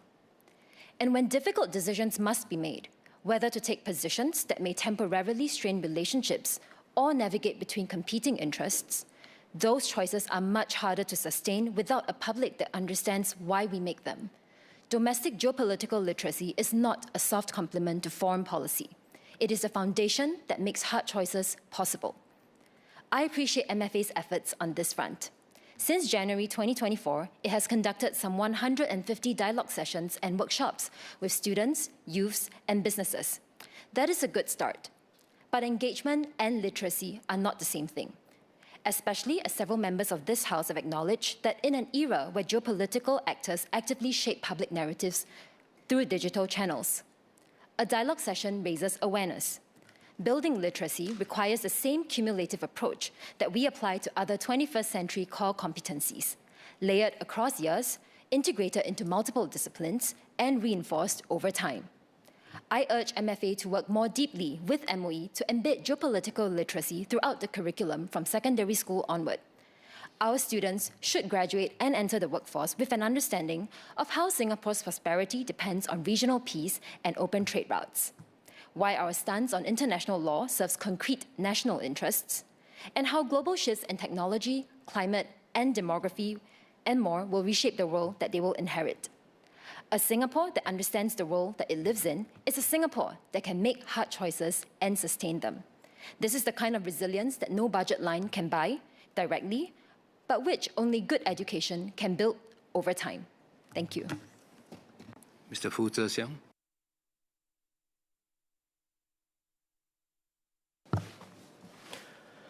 Mr. Chair, recently a resident approached me to ask if the government will do a citizen consultation exercise on whether Singapore should accept the invitation to join the US-initiated Board of Peace.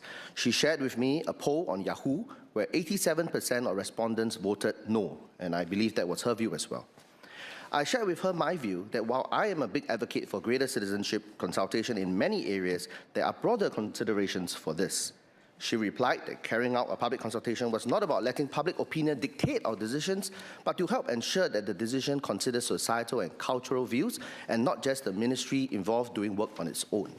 Sir, I was touched that my resident was candid with me on this issue that meant much to her, but I was troubled because if her perspective and assumptions are similarly held by many other Singaporeans, then we have lots to do to build greater domestic support for our foreign policy.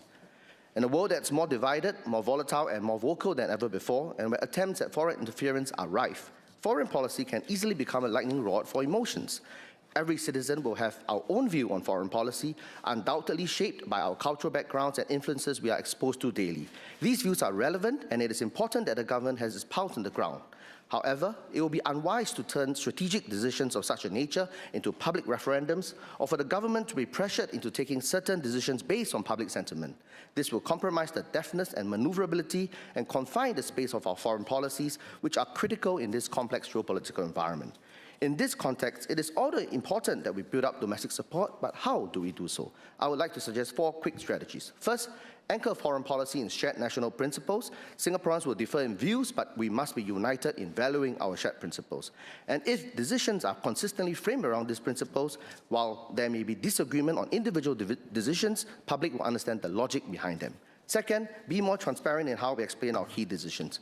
Not all negotiations can be conducted in the public square, but if the government can explain the context, constraints, and trade-offs more clearly after decisions are made, even if our citizens are not involved in the how, they will better understand the why, and their confidence will deepen.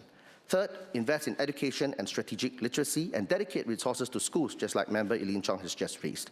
A population that understands global economics, security realities, and regional dynamics will be much less susceptible to simplistic narratives.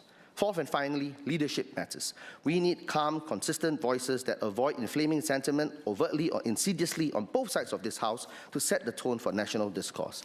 Mr. Chair, building support for our foreign policy does not mean crowdsourcing strategy. It means building trust, strengthening understanding, and reinforcing the values that have safeguarded Singapore's independence and sovereignty for decades. Thank you. SBS Sean Hong.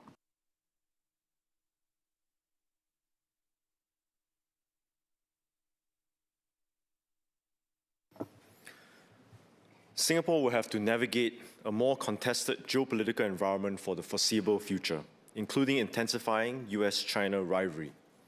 Some may ask whether it's time for us to take a side, but doing so may not be in our best national interests. The reality is that all countries need to work with both, which will remain consequential players regardless of how the international order changes. Singapore's relevance to both major powers should not be taken for granted. I have two questions for the Minister. Why are both accounts important to us? And how should Singapore work with both? Are there specific areas of cooperation that we are looking at? Mr. Henry Kwek.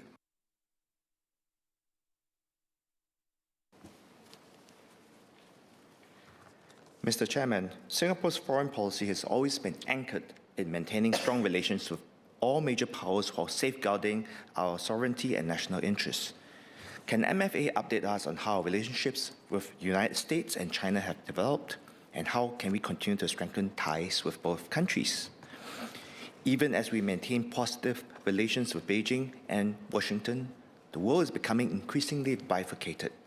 Supply chains are fragmented, technology ecosystems are splitting, and countries are being pressured to choose sides. For a small open economy like Singapore, this is an existential challenge. This is why engaging with middle powers and sizable regional blocs matter more than ever. Partners like the EU, Japan, and South Korea strengthen our commitments, share our commitments to open trade, multilateral rules, and a stable international order. Deeper collaborations with these partners can help us expand economic opportunities, diversify our dependency, and uphold the global commons. Can MFA share the initiatives Singapore is pursuing with such middle power partners along the global geopolitical, trade, and technology fronts?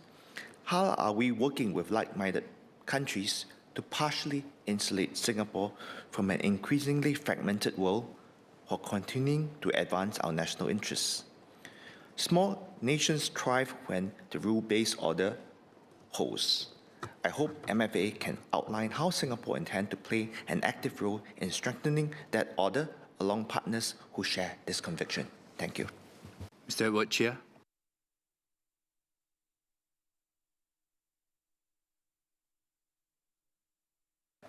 Mr. Chairman, I will speak on Singapore's relations with the United States and China and our engagement with international organizations amid an evolving global order. Singapore's foreign policy has long been grounded in a rules-based approach anchored in international law and multilateral cooperation. For a small, trade-dependent nation, respect for international law is not optional. It safeguards our security, stability, and prosperity. However, the global environment is changing. We are seeing signs of major powers recalibrating their roles within the traditional rules-based system. The United States has at times reduced engagements in certain international institutions and pursue new strategic grouping. China, meanwhile, has expanded its regional influence through initiatives such as the Belt and Road Initiative and the BRICS platform. As new networks emerge, middle powers are reassessing their positions. Singapore must be clear-eyed about this shift and consider how best to deploy our limited diplomatic resources across established institutions and emerging platforms. Our approach should remain steady, engage the United States and China constructively, uphold international law, and safeguard our national interests. As an open economy relying on trade and connectivity, a stable and predictable international order remains vital to our long-term resilience. In a more fragmented environment, it is not about choosing sides. It is about navigating competing frameworks with consistency, credibility, and strategic discipline. May I therefore ask the Minister how Singapore intends to manage our relations with both the United States and China while engaging existing institutions and emerging alliances so as to preserve stability, uphold international law, and secure long-term prosperity for Singapore. Thank you. Ms. Rachel Ong.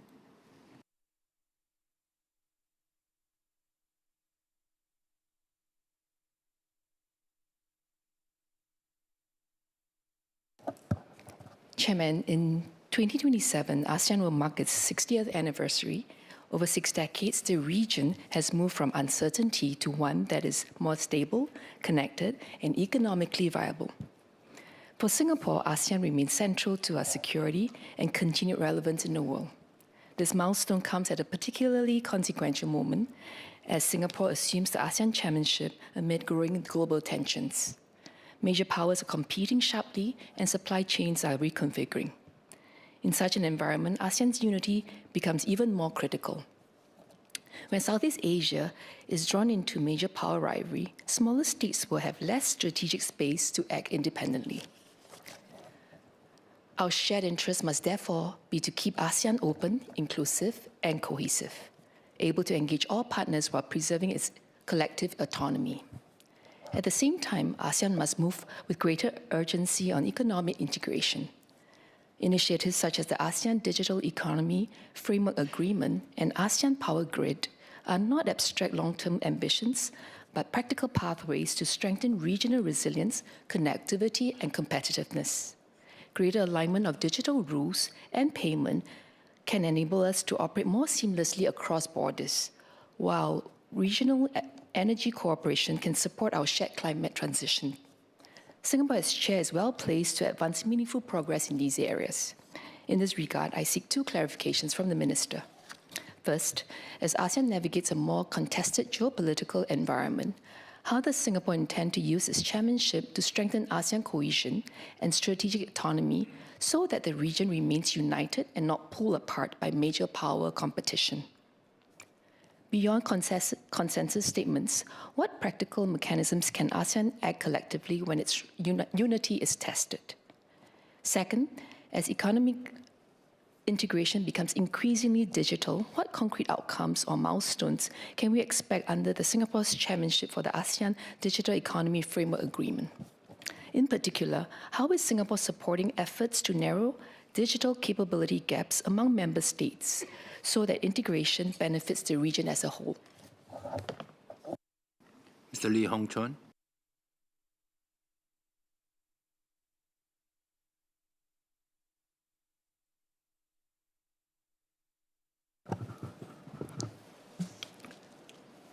Chairman, in Mandarin, 很多企业家都希望把企业扩展到海外，但又担心人生地不熟，不知从哪里开始。现在国际局势复杂，国家竞争激烈，供应链在调整，各种规则和标准也在变化中。所以，新加坡的外交不仅关系国家安全以及国际地位，也直接影响新加坡企业在海外发展的空间。新加坡虽然影响不了大国的竞争，但必须保持开放、稳定、守规则而且预期的环境。只有这样，中小企业才能有信心走出去，站得稳，走得远。作为亚细安成员国，新加坡一直推动区域经济一体化和市场开放，像区域全面经济伙伴关系协定 （RCEP）， 让东南亚形成更大、更有活力的市场。但我想问，这些宏观的成果，我们企业真的感受得到吗？新加坡与亚细安成员国的关系现状如何？我们如何通过双边合作以及亚细安平台，与他们携手合作，实现互利共赢的局面？在欧洲，新加坡和欧盟关系深厚，自由贸易协定已经生效多年，绿色和数字合作也在推进。新加坡稳定、守法、本应是企业进入欧洲的优势，但欧盟规则复杂，标准严格，对中小企业来说是门槛。因此，我有2个建议：一，外交是否能主动帮助中小企业解读规则，比如驻外使馆、政府部门和商会合作，提供法规信息、市场预警和政策指南，甚至做一本海外投资指南。2，扩展海外网络，能否更策略性利用新加坡在亚细安的枢纽地位，让企业把新加坡作为总部，扩展到亚细安区域，同时在新加坡欧盟友好关系的同时，把新加坡做成欧洲企业进入东南亚的门户，把新加坡、亚细安、欧盟变成清晰的商业平台，相辅相成。企业走出去本就是外交，也成为新加坡的一张外交名片。但新加坡企业在亚细安建设可持续项目，或在欧洲做绿化金融合作，我们不仅做生意，也展示新加坡的标准、诚信和专业。企业信誉强化国家的信誉，国家外交又扩大企业的空间。最后，我想请部长说明，在维护开放环境下，新加坡如何坚定支持自由贸易和规则基础秩序？面对保护主义，我们是否更积极参与区域规则的制定，而不是被动适应？主席先生，外交企业创造空间，企业在海外创造价值，两者是相互支撑的。新加坡可能无法追求规模优势，但可以追求价值网络优势。只要深化与亚细安合作，巩固与欧盟合作，让中小企业真正受益，新加坡就能在复杂环境中扩大合作网，为未来发展保留灵活的空间。谢谢。Mr. Alexio.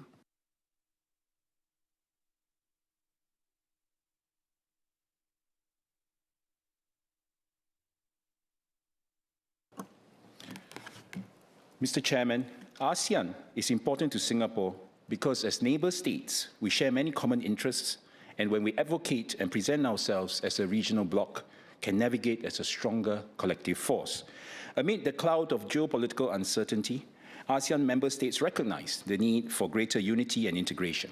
In this regard, ASEAN has taken considerable steps forward in the recent year. First, there's been more regional integration, especially in emerging areas such as the digital economy and sustainable energy. The signing of the upgrade to the ASEAN Trade in Goods Agreement will improve market access, transparency, and connectivity for Singapore companies doing business in the region. The substantive conclusion of the Digital Economy Framework Agreement is yet another milestone. DEFA is the first regional digital economy agreement, and when implemented, will improve rules in key areas such as digital trade facilitation, payments, standards, and cross-border business flows benefiting Singaporeans and Singapore businesses. Second, ASEAN is a platform that can be leveraged to engage widely with countries around the world.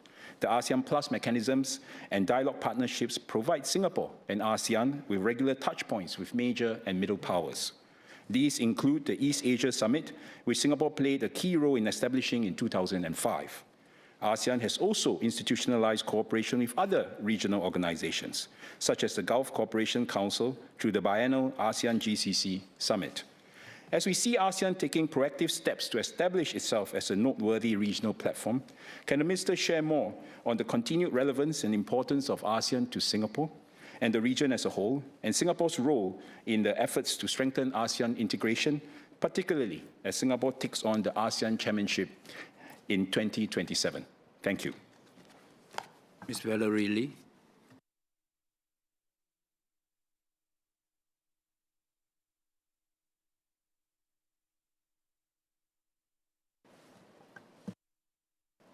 Chairman, in my work, I've witnessed how Singapore companies were able to operate confidently in ASEAN markets and collaborate on mutually beneficial platforms like the ASEAN Power Grid. This has been underpinned by diplomatic trust and strong government-to-government ties, carefully nurtured over time through MFA's steady work. In today's fragmented world, ASEAN is more important than ever to Singapore. And as a small state, our resilience and strategic relevance are strengthened when ASEAN remains cohesive and central. May I ask the Minister to share more about the latest on Singapore's ASEAN diplomatic strategy? And are there other regions besides ASEAN that we can replicate this cohesive diplomatic framework with? Personally, I believe we should institutionalize leadership networks so trust endures beyond personalities, strengthen ASEAN's crisis coordination for faster collective responses, and reinforce ASEAN's credibility in wider regional and global platforms. Diplomacy may not always be visible, but its dividends are real. In uncertain times, we must double down on steady, principled engagement. And for Singapore, that begins and remains anchored in ASEAN. Mr. Chairman, Honourable Member Ms. Haslina spoke about the mighty red dot, and at this point, I'd like to make a book recommendation called The Not So Little Red Dot to everyone. I received these as a Christmas gift, not quite done with it yet, but so far it has been a fascinating read of Singapore's 60 years of diplomacy journey. Thank you. Mr. Leong Eng Hwa. Sir, the global contestation among major powers has intensified. We are witnessing tech-for-tech trade tariffs, export controls, and increasingly troubling strategic posturing. The geopolitical temperature is rising. Countries in our regions are understandably concerned, carefully evaluating the options in a more unsettled and uncertain landscape. In this new multipolar world, ASEAN must navigate carefully and manage major power competition without becoming an arena for proxy rivalry. Sir, ASEAN's continued relevance cannot be taken for granted. It must be earned. First, ASEAN must preserve unity and centrality. The Association of Southeast Asian Nations have always been most effective when states act collectively. If we allow divisions to widen, ASEAN's voice will weaken and external powers will shape the regional agenda instead. Second, ASEAN must remain economically integrated and outward-looking. In a world of fragmentation and protectionism, ASEAN can position itself as a stable and attractive production base. Strengthening intra-ASEAN trade, supply chain, connectivity, and digital integration will reinforce our relevance. Third, ASEAN must continue to anchor an inclusive regional architecture. Platforms such as the ASEAN Regional Forum, East Asia Summit remain important channels for dialogue, confidence building, and crisis management. Even when major powers disagree, ASEAN can provide neutral convening space. As a founding member of ASEAN, our strategic space is closely tied to ASEAN's cohesion and credibility. A strong and united ASEAN enlarges Singapore's diplomatic and economic space. A divided ASEAN narrows it. So under this testing, can I ask the MFA, how can ASEAN ensure continued relevance and what are the implications for Singapore? Mr. Patrick Tay, you may take your two cards together.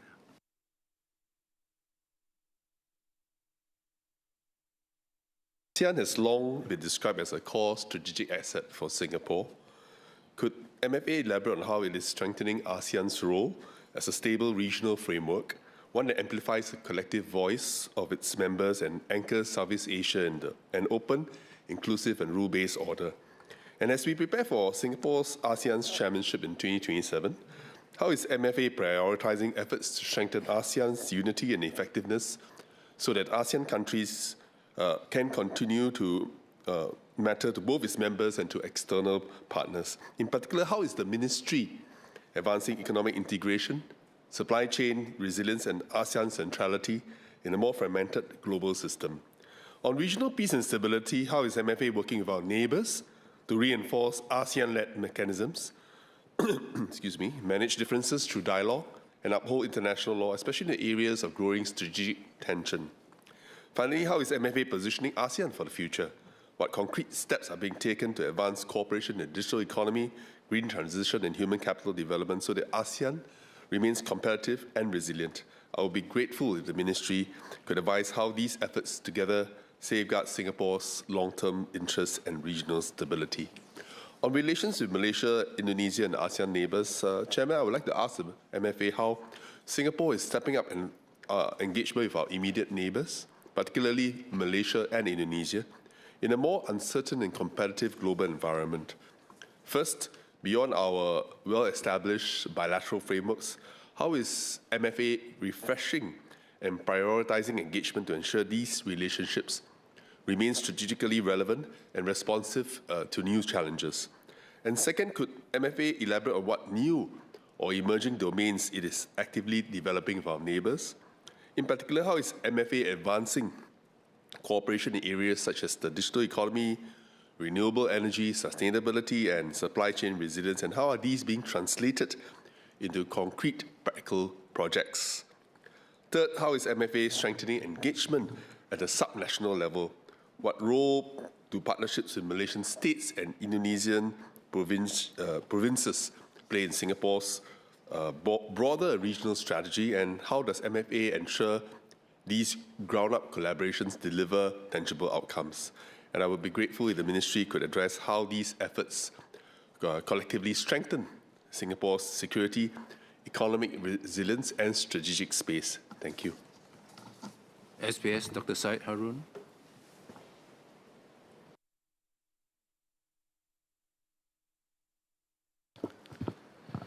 Chairman, as members have already shared, the world is indeed more tumultuous and uncertain. Several flashpoints around the world, Ukraine, Russia, Israel, Palestine, US, China, continue to remind us that even in a world with largely ample global resource to solve crises, matters that transcend boundaries have not been so easy to find a resolution to, and clear long-term solutions continue to elude us. Because when the rubber hits the road, sovereign nations look out for their interests first. Such a message is not lost on us as a small country that has to maneuver through headwinds where big players muscle in and make every attempt to influence. In fact, of late, any effort to converge towards multilateralism appears to swim against a very tough tide. On Gaza, for example, member countries of the Board of Peace have pledged billions, yet the plan is met with much cynicism. Save for the US, no other permanent member of the UN Security Council has come on board this plan. While the ceasefire in Gaza has helped to some extent, the situation remains dire and fragile. The risk of renewed conflict remains high. Israel has recently made moves to tighten control over the West Bank, and Hamas continues to be tentative in disarmament. In the meantime, while outwardly armed conflict appears to have been dialed down, ordinary Palestinians continue to suffer in the middle of this impasse. Singaporeans continue to be deeply concerned about the humanitarian crisis, for which a longer-term resolution still remains unclear. In recent days, MFA hosted Palestinian Authority Minister of Finance and Planning, Estefan Salame, to reaffirm our commitment that Singapore stands in support and solidarity of the Palestinians in capacity building and towards statehood. In fact, we've already contributed more than $25 million in humanitarian aid of this crisis. To the Ministry, I ask, what is Singapore's forward plan and contribution to alleviating this crisis and tragedy? And what more can Singaporeans do in support of these efforts? Indeed, how we manage this crisis has parallel lessons for us in how we navigate our foreign diplomacy and relations moving forward, how we balance our existing relationships with countries we have traditionally regarded as friends, how we push against flagrant breaches of international law by countries, how we maintain our position as a principled, trusted partner in the global stage, and ultimately how we look out for our national interests for Singapore and Singaporeans. Dr. Hamid Raza.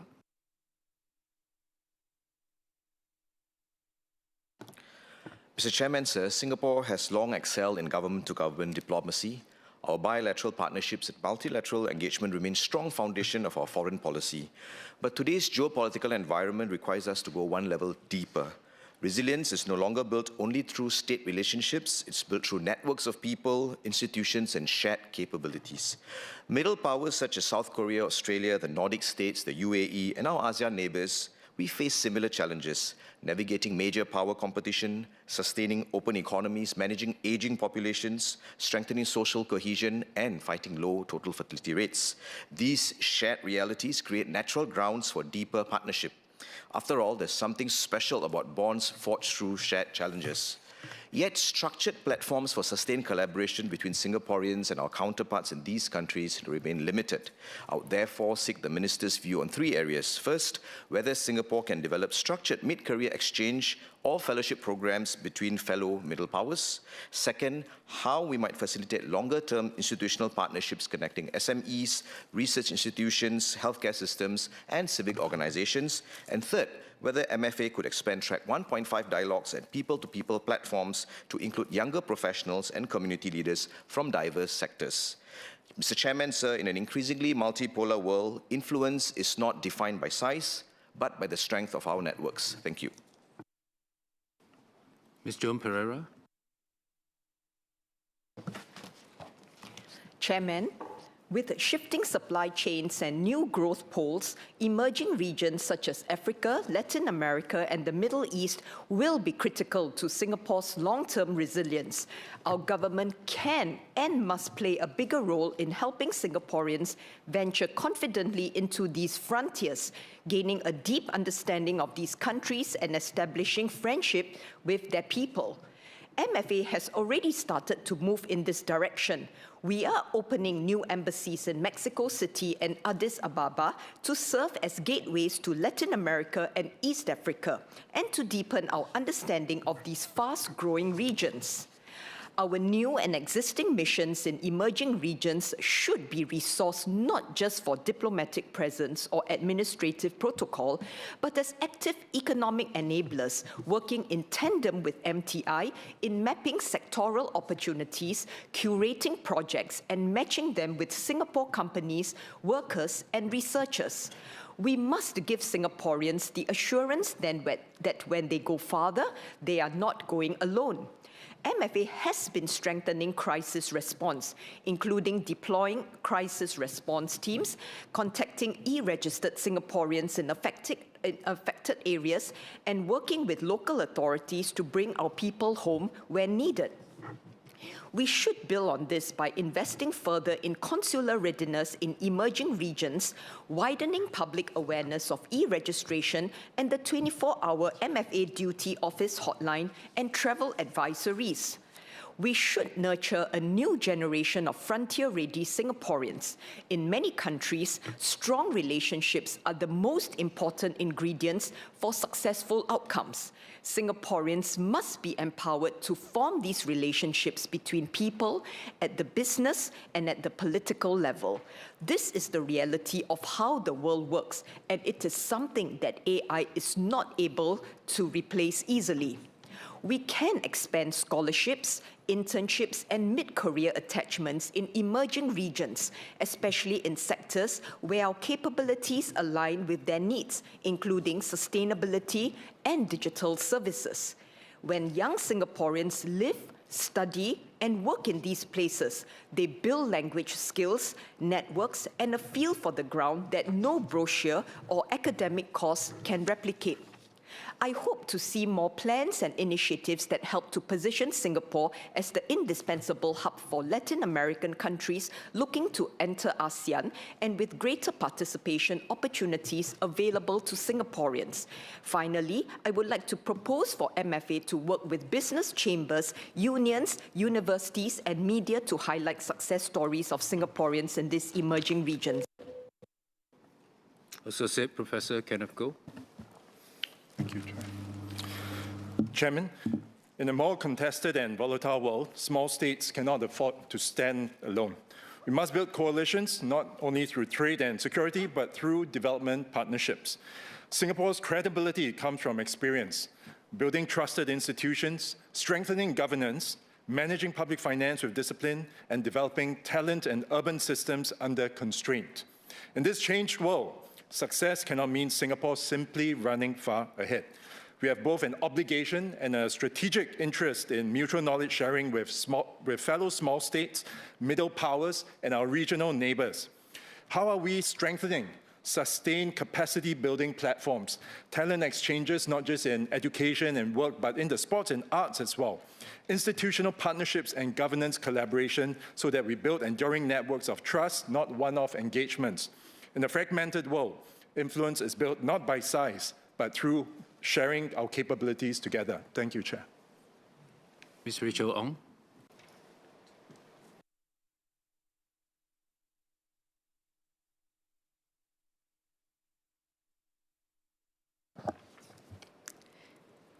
Chairman, as more Singaporeans study, work, and travel abroad, many may not realize that wherever our citizens go, Singapore quietly maintains a constant watch over their safety.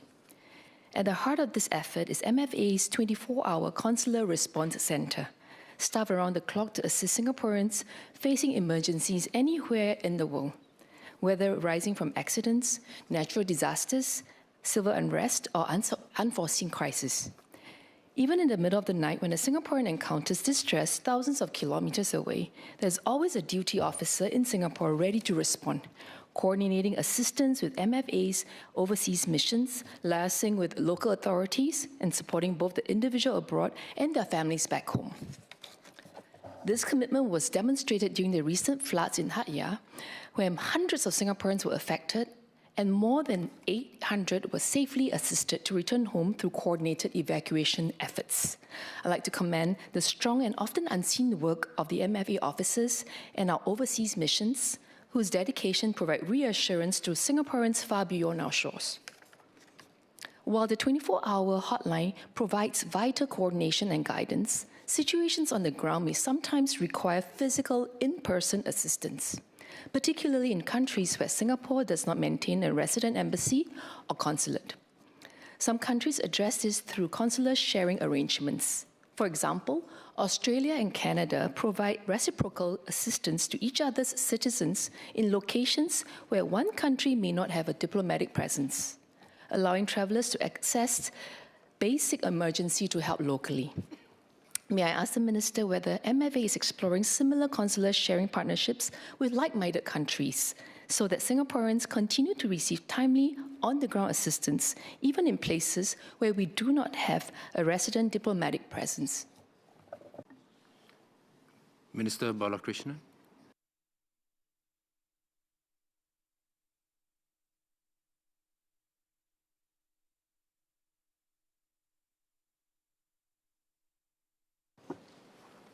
Mr.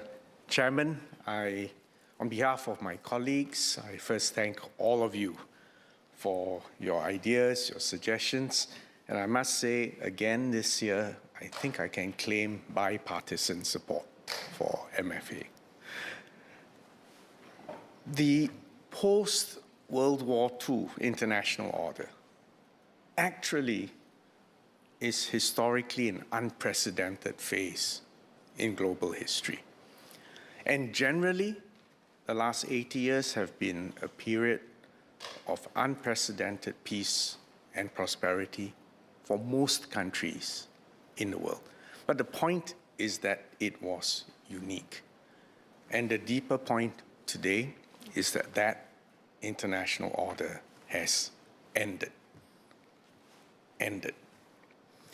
This order used to be characterized by principles of multilateralism, international law, sovereign equality, free markets, global supply chains organized on the basis of efficiency, and global institutions, the UN, the IMF, the World Bank, the WTO. In the last 60+ years of Singapore's independence, actually, we evolved exquisitely to take full advantage of this global system. And we benefited from Pax Americana, from China's reform and opening, from the rise of middle powers, and the progressive integration of ASEAN. In fact, Singapore thrived as a global metropolis in an age of globalization. Now, the first brutal hard truth is that if that period has ended, we cannot simply presume that if we just carry on as per normal, somehow magically things will fall into place. This is a moment of rupture. It's also worth asking ourselves why and how that benign era of globalization has ended. Actually, foreign policy begins at home, and this applies in understanding what is happening now on the global stage. In many countries, there has been a populist backlash. Globalization has created wealth, but it is also blamed for accentuating fault lines, for increasing inequality, for middle-class stagnation, for the loss of jobs, for growing despair and depolarization in many societies. This domestic dysfunction has now projected itself onto the global stage, and you'll see that this has undermined the support for the international order. So I completely agree with Mr. Yip Hong Wing, Mr. Vikram Nair, Mr. Liang Eng-hwa, and Gerald Giam, that this is not a passing shower. This is not just a small tremor. This is geostrategic tectonic plate rupture. The Greek historian Thucydides wrote, "The strong do what they can, and the weak suffer what they must." His words are now acutely apt today. The great powers flex their military and economic power more readily than ever before in pursuit of their interests more narrowly defined.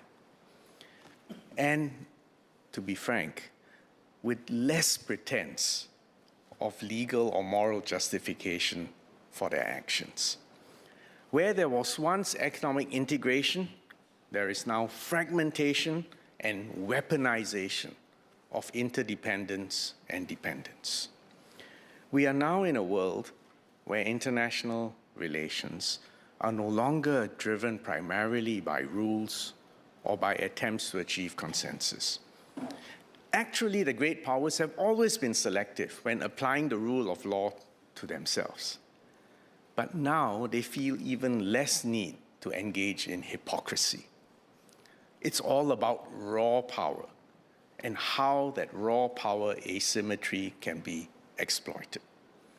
And so, this is a far more dangerous world for small countries, because small countries do not have the strategic heft to buffer ourselves from turbulence. For Singapore, a tiny city-state, the shoals are even more treacherous. Let's pause for a moment to consider what our options are. Option number one, despair, give up, surrender to our fates. I think the answer must be no, because that's not who we are. This is not who we were in 1965, when in fact, a newly independent Singapore faced even longer odds with less resources. Second option, choose one dominant power and seek protection under its wing. No. This would undermine our sovereignty, our independence, and in effect make us a vassal state. Singapore should not and does not need to do this. And after all, Singapore has never expected anyone else to come to our defense. We will defend ourselves. The third, and in my view, the only viable option for us, is to continue to determine our long-term national interests and then exercise our agency to chart our own path, choose our own destiny. Yes, we may be small, but we are a sovereign and independent country. We are a trusted global hub and an assiduous bridge builder. We want to make common cause with all states that are willing to engage us. We build regional and global networks that support dialogue, openness, and inclusion. We want to be useful, but not made use of. We are successful because of our domestic unity, our economic relevance and vitality, and our defense capability. So therefore, we may be small, but we have agency, we have resilience, and we have the resources and the will to back this up. Mr. Ip Hong Wing asked how Singapore will defend our principles, not just in words, but also in deed. Singapore's foreign policy has always rested on two pillars. Mr. Rajaratnam described the first pillar as the theology of foreign policy. Theology. That means the world that we hope to have, a world that hopefully was based on principles of fairness, sovereign equality, and international rules. But we have never been naive. There is a deep vein of realism in the way we view the world and the way we operate. And this is what Mr. Rajaratnam termed, quote, the practice of foreign policy. Now, we have always understood that size and power matter in foreign relations. Disagreement, coercion, even conflict are part and parcel of the cut and thrust of international relations. And this is precisely why we have spent between 3 to 6% of our GDP for 6 decades for defense. An effective foreign policy needs both pillars, idealism and realism. We never want to become so cynical that no one will trust us. But we also do not want to be so naive that we will get taken advantage of by everyone. So we need to assess objectively our national interests based on our unique circumstances as a tiny multiracial city-state in the heart of Southeast Asia. So, the next set of questions, what are our national interests? First, to safeguard our sovereignty, our independence, and our national unity. Second, to secure access to essential supplies and the freedom of navigation necessary for us to continue to have access to these essential supplies. What are these essential supplies? Energy, food, water, and you can add to that list. The third national interest is to continue to strengthen our role as a trusted global hub for trade, for finance, for wealth management, advanced manufacturing, and other global services. And fourth aspect of our national interest is to support a rules-based multilateral approach wherever possible, recognizing that the challenges to the global commons, like climate change, like pandemics, in fact, have to be tackled collectively because they go beyond the ability of any single country, even a superpower, to resolve. So in such a tumultuous world, the point I'm making today is that we are going to face more strategic dilemmas and difficult choices. Because, for instance, our interests are not always going to be aligned with the great powers, or the middle powers, or our immediate neighbors. On some issues, and this is the key point I'm making today, on some issues we will have to say no.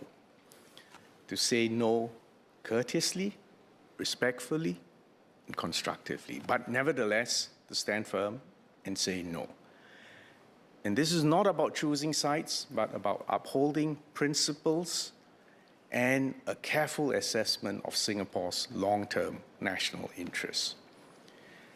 Now, I've been in this post long enough to tell you that pressure has been and will be brought to bear on us. And there will always be attempts to weaken our will and to divide us domestically. And I would also state that sometimes we will pay a price for staking out our position. But I'm hoping that this House and the citizens beyond will agree that we must retain this ability to say no when we have to, and that if we ever lose that ability to say no, then that is the day that Singapore loses its relevance, indeed our independence. Let's provide some examples, so it's not just words. We have consistently called out violations of international law. We did so when Russia invaded Ukraine. To us, that was a clear violation of international law and the principles of the UN Charter. More recently, we also did so in relation to the US actions in Venezuela. And we took these positions because a world based on might is right is a world that's more dangerous for Singapore. We spoke out about the need to preserve a rules-based trading system, including the principle of most favored nation in the WTO. We expressed categorically our disappointment with the US tariffs that violate this principle, because trade is our lifeblood. Trade is more than 3 times Singapore's GDP. Jobs, investments, and living standards depend on our predictable access to external markets. We also took clear positions on the Israel-Gaza conflict. We condemned the attacks that occurred on the 7th of October 2023 on Israel. These were acts of terror. We affirmed that every state has a right of self-defense. However, in exercising this right, countries must abide by international law, including international humanitarian law. And we have clearly stated that Israel's military response has breached international humanitarian law. I agree with Mr. Yip Hong Wing on the need for both moral clarity and diplomatic effectiveness. Although I would add that we mustn't try to reduce foreign relations into a morality play. I think you will be hard-pressed to find occasions when the Prime Minister or me ever refer to anyone, any other leader or any other country as evil or saint. That's not the way things work in real life. Coming back to Gaza, we have and we will do more to alleviate the suffering in Gaza. And in fact, we have been able to do more precisely because we've got extensive diplomatic ties across the entire Middle East. And we're one of the few countries, and those of you who traveled with me will know, with remarkable access to all sides. We have sent 11 tranches of humanitarian aid amounting to more than 25 million Singapore dollars to help the civilians in Gaza so far. And you know that these fundraising efforts are continuing. And more than just money, that there are Singaporeans lining up to volunteer their services, their professional services, to help on the ground. To answer Mr. Gerald Giam, we are still assessing the invitation from the US to formally join the Board of Peace. But in the meantime, we will explore initiatives, including those that were recently announced at the inaugural meeting of the Board of Peace on the 19th of February 2026.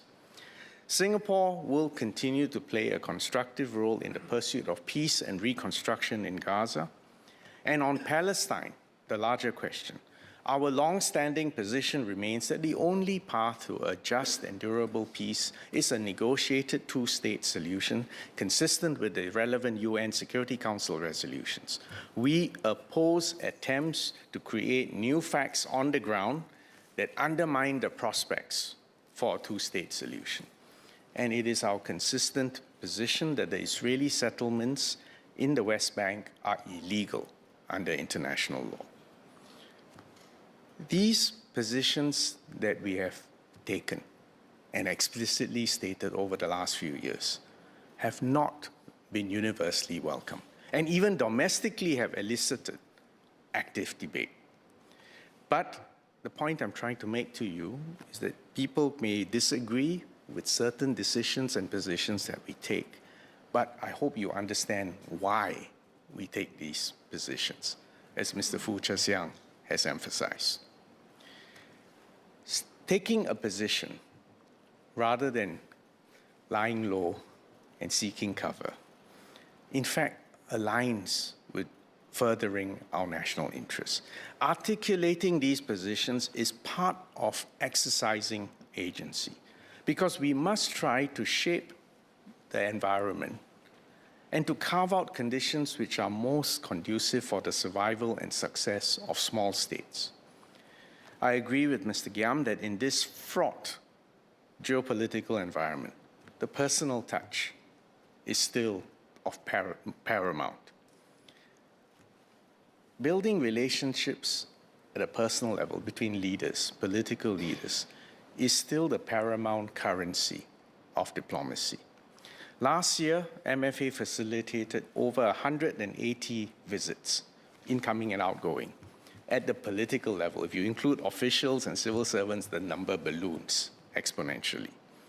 But the purpose of meeting, of traveling, is not just to show up, just to fly the flag, but to deepen the personal rapport and trust between leaders and officials and their foreign counterparts, particularly when the views are divergent. It won't resolve the conflict, but building reservoirs of trust and understanding reduces the probability of miscommunications and unnecessary conflicts. Having said all that, if we go one more layer of resolution down, MFA has 5 priority work streams. First, we want to engage all the great powers constructively, and we want to give them a stake in the stability and prosperity of our region, because that balance of power between great powers is what gives small states like Singapore room for maneuver and options.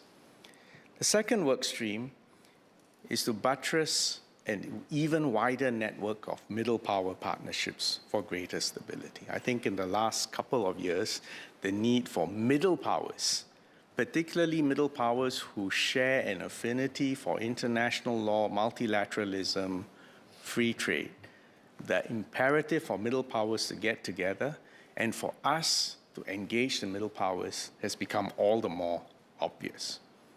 Our third work stream is to strengthen a stable and integrated ASEAN, because not just because it's our immediate neighborhood, but because this happens to be a part of the world with great potential over the next couple of decades, in terms of economic growth, in terms of a rising middle class, in terms of technological leapfrogging, in terms of infrastructure and integration. Fourth, obviously, we do need to pay attention to our immediate neighbors. And by our immediate neighbors, it's Malaysia, Indonesia, Brunei, the core of our core. And fifth, to take an overarching view, we need to do where we can to reinforce a rules-based international architecture despite the current headwinds. So again, it's an example of not surrendering to our fates. Let me delve in a little bit more detail about the major powers, starting with the US and China. Mr. Edward Chia, Henry Kwek, Yip Hong Wing, Ms. Sean Huang, Ms. Jessica Tan asked, how do we maintain trust with both the US and China whilst preserving Singapore's strategic options, and even while the two powers, superpowers, are competing against each other in the realms of security, supply chains, technology, and trade? It's a tough question. Well, let me start with the US. We have a substantial, deep, and multifaceted relationship with the US. The US has long been and continues to be the largest foreign investor in Singapore by a long way. If you check the figures, you will see that it is multiple times more stock of FDI from the US than the second, third, fourth, and fifth investor, even if you add it up. We purchase US defense equipment, and we cooperate closely on countering terrorism and proliferation. And we are deepening our cooperation in critical and emerging technologies. This year, we celebrate 60 years of diplomatic ties with the US. Having said that, China is also a vital partner with whom we enjoy a robust and close relationship. Over most of the last 10 years, China has been our largest trading partner in goods. At the last Joint Council for Bilateral Cooperation, we concluded 27 agreements ranging from finance and innovation to food security and green energy. We marked 35 years of diplomatic relations last year. Actually, if you stop to think about it, beyond the numbers, we have a unique relationship with China. China and Singapore are the only two sovereign states in the world with a majority Chinese population, with deep linguistic, cultural, and historical links. This presents both opportunities and is also a burden for us, because Singapore is an independent, multiracial city-state in the heart of Southeast Asia. We have our own identity, our own political system, and our own values. Actually, our value proposition, even to China, is to be same, but different, to quote Mr. Lim Swee Say.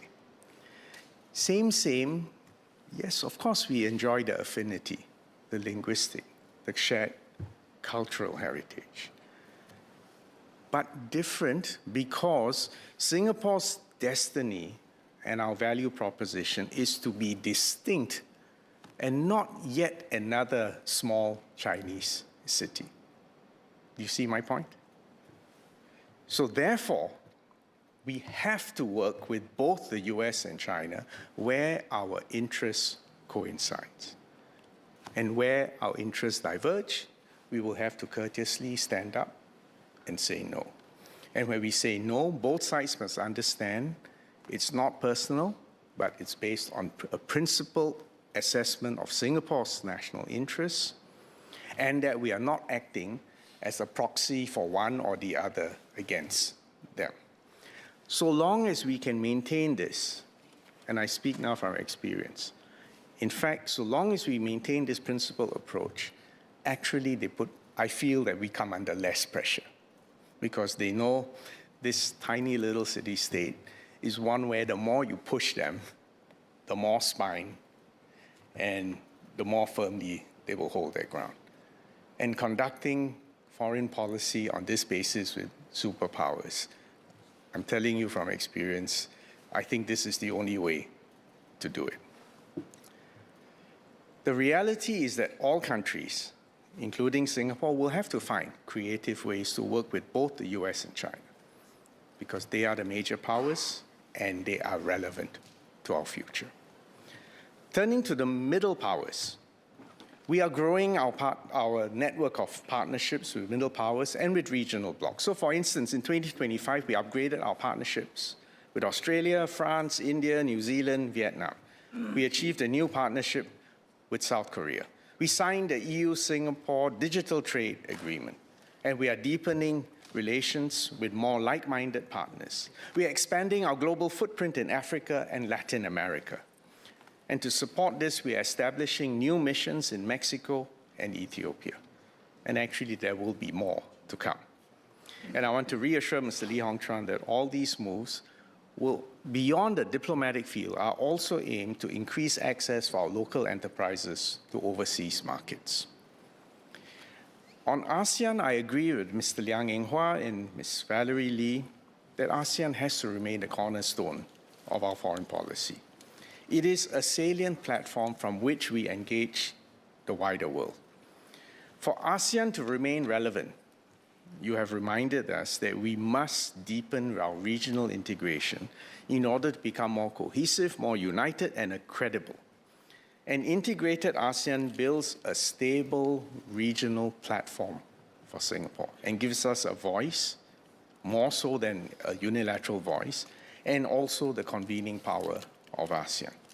And that's why we're also pushing very hard on key initiatives that bind our ASEAN economies closer together, as emphasized by Mr. Yip Hong Weng and Ms. Rachel Ong.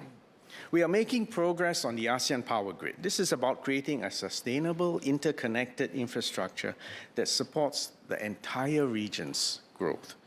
The ASEAN Digital Economy Framework Agreement was substantially concluded last year. We hope to finalize the agreement this year. I believe it will unlock the immense potential of the digital economy in ASEAN in the years to come. But we must also continue to look outwards. We should give all major powers a stake in the stability and prosperity of our region and to ensure that ASEAN remains a partner of choice. This is the logic behind our open, inclusive, ASEAN-centered regional architecture. The more countries invest in ASEAN's collective progress, the more stable we will be. This balance of power and interest provides small countries like Singapore with more room for maneuver than an alternative scenario where there was only a single power dominating our region. Mr. Gerald Giam and Mr. Patrick Tay, Ms. Rachel Ong asked how we plan to leverage our upcoming ASEAN chairmanship to deepen integration and unity. We will assume the chair of ASEAN in 2027 during ASEAN's 60th anniversary. This is a heavy responsibility, but also an opportunity at a time of tumult. We will deepen integration, we will promote external partnerships, we will continue to keep the ASEAN region open for business, open to the world, committed to peace, stability, and cooperation. I would like to assure Mr. Gerald Giam that we do in fact second officers to the ASEAN Secretariat, particularly at the leadership positions. We've done so over the years, including the current Deputy Secretary General for the ASEAN Economic Community, Mr. Satvinder Singh. MFA will continue to curate and facilitate secondments for MFA and other public officers from other ministries to the ASEAN Secretariat and to other international organizations. This extends our experience and knowledge base of international diplomacy and tradecraft more widely across our civil service. Let me turn now to our neighbors, closer to home. Strong relations with Malaysia, with Indonesia, and Brunei is critical. Mr. Patrick Tay asked how we will step up our engagement with them. Mr. Victor Lai asked how we will strengthen economic coordination with our neighbors through city-based and regional partnerships, given the increasing cross-border activities of Singaporean companies and Singaporeans. With Indonesia, we have resolved long-standing issues and are now in a position to explore mutually beneficial projects in energy, in food security, education, and healthcare. We are discussing cross-border electricity trade, carbon capture and storage, and establishing a sustainable industrial zone across the Batam-Bintan-Karimun corridor. These strategic projects will accelerate decarbonization. It will catalyze green investments in both countries. And we look forward to commemorating 60 years of diplomatic ties in 2027. With Malaysia, our leaders meet regularly, both formally and informally, for candid discussions. This has allowed us to pursue beneficial regional partnerships, including the Johor-Singapore Special Economic Zone, the Johor-Bahru-Singapore Rapid Transit System link. We are deepening economic and people-to-people ties with East Malaysia. In fact, we will be establishing new consulates, one in Sabah and one in Sarawak, shortly. But at the same time, I will also be candid and tell you that we are trying to manage outstanding bilateral issues that are complex, that by definition have been around for a long time, and will take time to resolve. But the fact of the matter is Malaysia, Indonesia, and Brunei will always be close neighbors, permanent neighbors. And we cannot afford to allow spiky issues to undermine our overall positive cooperation. On international organizations, norms, and standards, I agree with Mr. Ip Hong Wing, Mr. Lee Hong Tran, on the need to protect the global commons and to support multilateralism. Despite the challenges, the rules-based multilateral system ultimately provides the architecture of norms, standards, and institutions that protects the global commons and gives all small states a say. So this means, in spite of the headwinds today, we must continue to do our best to build overlapping, flexible circles of plurilateral partnerships with like-minded countries. Wherever we can make common cause, we do so and we proceed. We remain fully committed to the World Trade Organization. But achieving consensus amongst 166 members is very difficult. Our strategy is to push the envelope with like-minded partners where we can, who share our commitment to free trade, and we aim for high ambition agreements that are inclusive and WTO consistent so that others can join when ready. In other words, make common cause, move forward, invite other people to come on board, always stay open and inclusive. The joint statement initiative on e-commerce agreement began with Singapore, Australia, and Japan. It now has 72 co-sponsors. The future of investment and trade partnership brings together 16 small and medium-sized economies on supply chain, resilience, and trade facilitation. Do you see my point? These are examples where you start small, but you can build and expand these platforms. Beyond trade, we have also built constituencies of support amongst fellow small states in the UN. The Forum of Small States, which Singapore co-founded, brings together 108 countries to address issues like sustainable development, climate change, protecting the global commons, and digitalization. Building consensus in a fractured world is difficult, but not impossible. Ambassador Rina Lee presided over the conclusion of the BBNJ agreement in 2023. We will continue to contribute where we can. And our nomination of Ambassador Rina Lee as a candidate for judge in the International Court of Justice reflects our commitment to advancing the international rule of law. Mr. Neo Kok Beng has suggested leveraging technology as a soft power. Completely agree with you. We have, in fact, been stepping up technology cooperation in partnership with other countries. We work together with others, including at the G20 and APEC, to shape the norms and standards, and more importantly, open access to technology that can benefit all countries.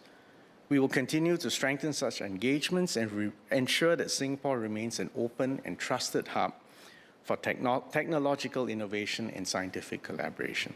I tell my foreign counterparts, send your people to us.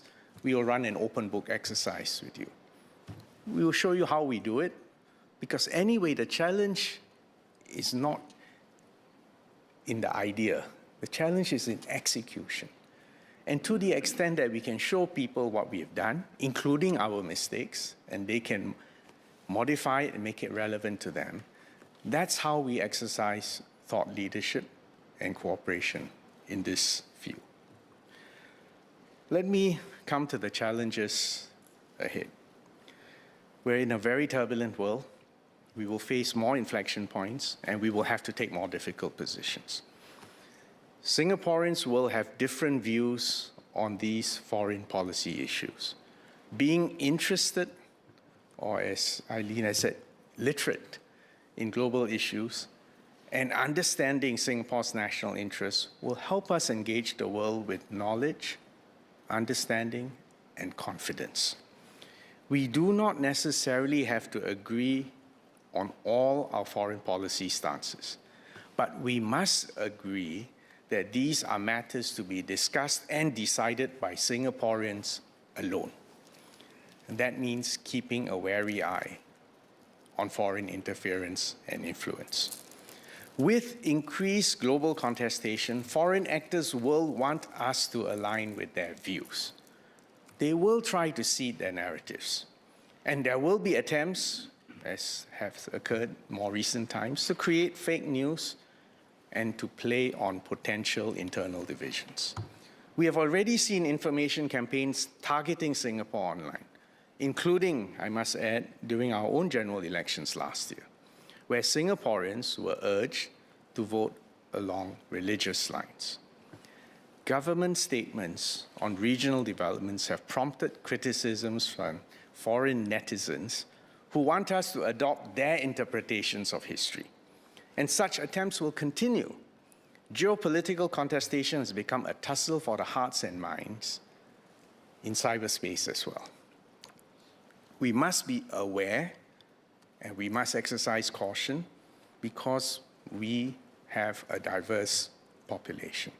And never presume that we are immune to the polarization and fractures in societies elsewhere. So where does this leave us? The world today, more dangerous, more unpredictable than I've ever seen in my decade plus as foreign minister. The global order that used to underpin our success has ended, and we do not expect a stable new equilibrium to take shape in 2026, or even, frankly, even the next couple of years. And we must expect more issues on which we will have to take a difficult stand. And external and domestic pressures on us will grow. But I also believe we should take heart. The challenges we face today are serious, but they are less severe than what Singapore faced in 1965. Singapore had unexpectedly become independent. We had no hinterland, no resources, no armed forces. Our security was precarious. Our economic viability was in doubt. Our social cohesion was yet to be forged, and we lived in a volatile and dangerous neighborhood that regarded us with suspicion. Despite all this, our pioneers pressed ahead, and they built this country. This is a narrative that connects Singapore over the decades. We may be small and improbable, but we have never been afraid to stand up to fight for what we believe in. Today, we are in a far, far better position in terms of tools and resources. We have three prerequisites for success. The first is our domestic unity, although this is work always, constantly in progress. As long as we understand that we are all in this together, as long as we can inoculate ourselves from foreign influence, as long as we can disagree maturely and ultimately still forge a domestic consensus, we will continue to thrive, and we cannot be bought or bullied by anyone. The second ingredient is our economic vitality and relevance. Mr. Lee Kuan Yew said, quote, "Singapore cannot take its relevance for granted. Small countries perform no vital or irreplaceable function in the international system," unquote. Hence, we must preserve our relevance to the world. In 1965, our per capita GDP was US $500. Today, it is over US $90,000. Paradoxically, today's more fractious world accentuates Singapore's value as a trusted, stable hub. Our friends and partners know that we speak honestly and independently. They know that we are open and welcoming to all. They know that we honor our word, contracts are sacrosanct, investments and intellectual capital are protected. There is a premium in such a world for stability, consistency, and respect for the rule of law. The third ingredient is our ability to defend ourselves. We can do that today because we have national service and because of the steady investment in defense for decades. We must preserve this capability because it keeps us safe, and we are a country that can hope for the best, but also prepare for the worst.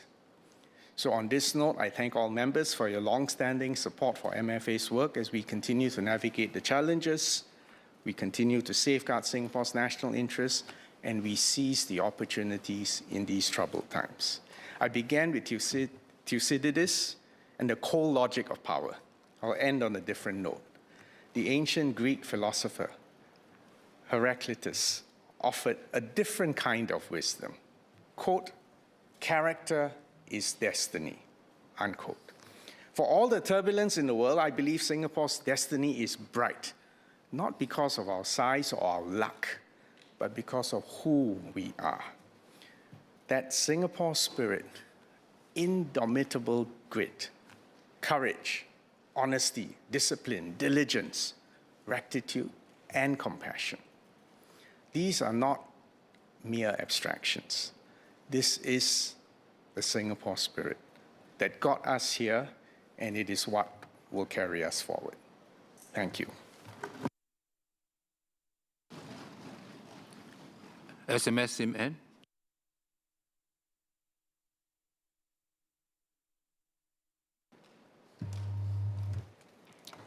Mr. Chairman, in Mandarin, please. 去年9月份，在政府施政方针的辩论中，我提到以规则为导向的多边国际秩序正处于被削弱的状态。经过短短的5个月，这个说法过时了。我们所熟悉的国际秩序已经结束了。这对新加坡带来什么样的影响？国人可能还没有确切地感受到。首先，令人惊讶的国际新闻在过去2年内层出不穷。现在不管是委内瑞拉还是格陵兰，大家可能都对这些国际头条见怪不怪了。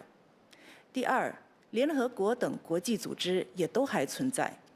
第三，尽管关税压力笼罩全球，我国经济去年还是取得了超乎意料的好成绩。尽管如此，国际秩序的结束确实对我们有影响。以规则为导向的国际秩序之所以曾经行之有效，是因为其中一个主要原因是因为有美国这个超级大国的支撑。美国曾经愿意出钱出力，维持许多国际组织，提供全球公共产品，动员许多国家共同维护同一套国际游戏规则，确保违规行为会受到严厉的制约，如经济制裁或是军事干预。如果说大鱼吃小鱼，小鱼吃虾米是国际事务的原始面貌，那么这套国际秩序便对各国形成了一定的约束力，也为国际事务注入一定的可预见性。大鱼不敢尽情地吃小鱼，小鱼不敢尽情地吃虾米，虾米就有更多生存的空间。现在国际秩序失去了这个强有力的捍卫者，国际舞台如今充满变数，各国对于罔顾他国利益、追求自己的利益，已经少了以往的那一份束缚。这样的世界对于新加坡这样的小国是更加危险的。第二，新的国际秩序还未产生，也不一定会产生，但大国之间的角力肯定有所增加，选边站队的压力也会增加，因此我国将面临更多直接和间接的风险。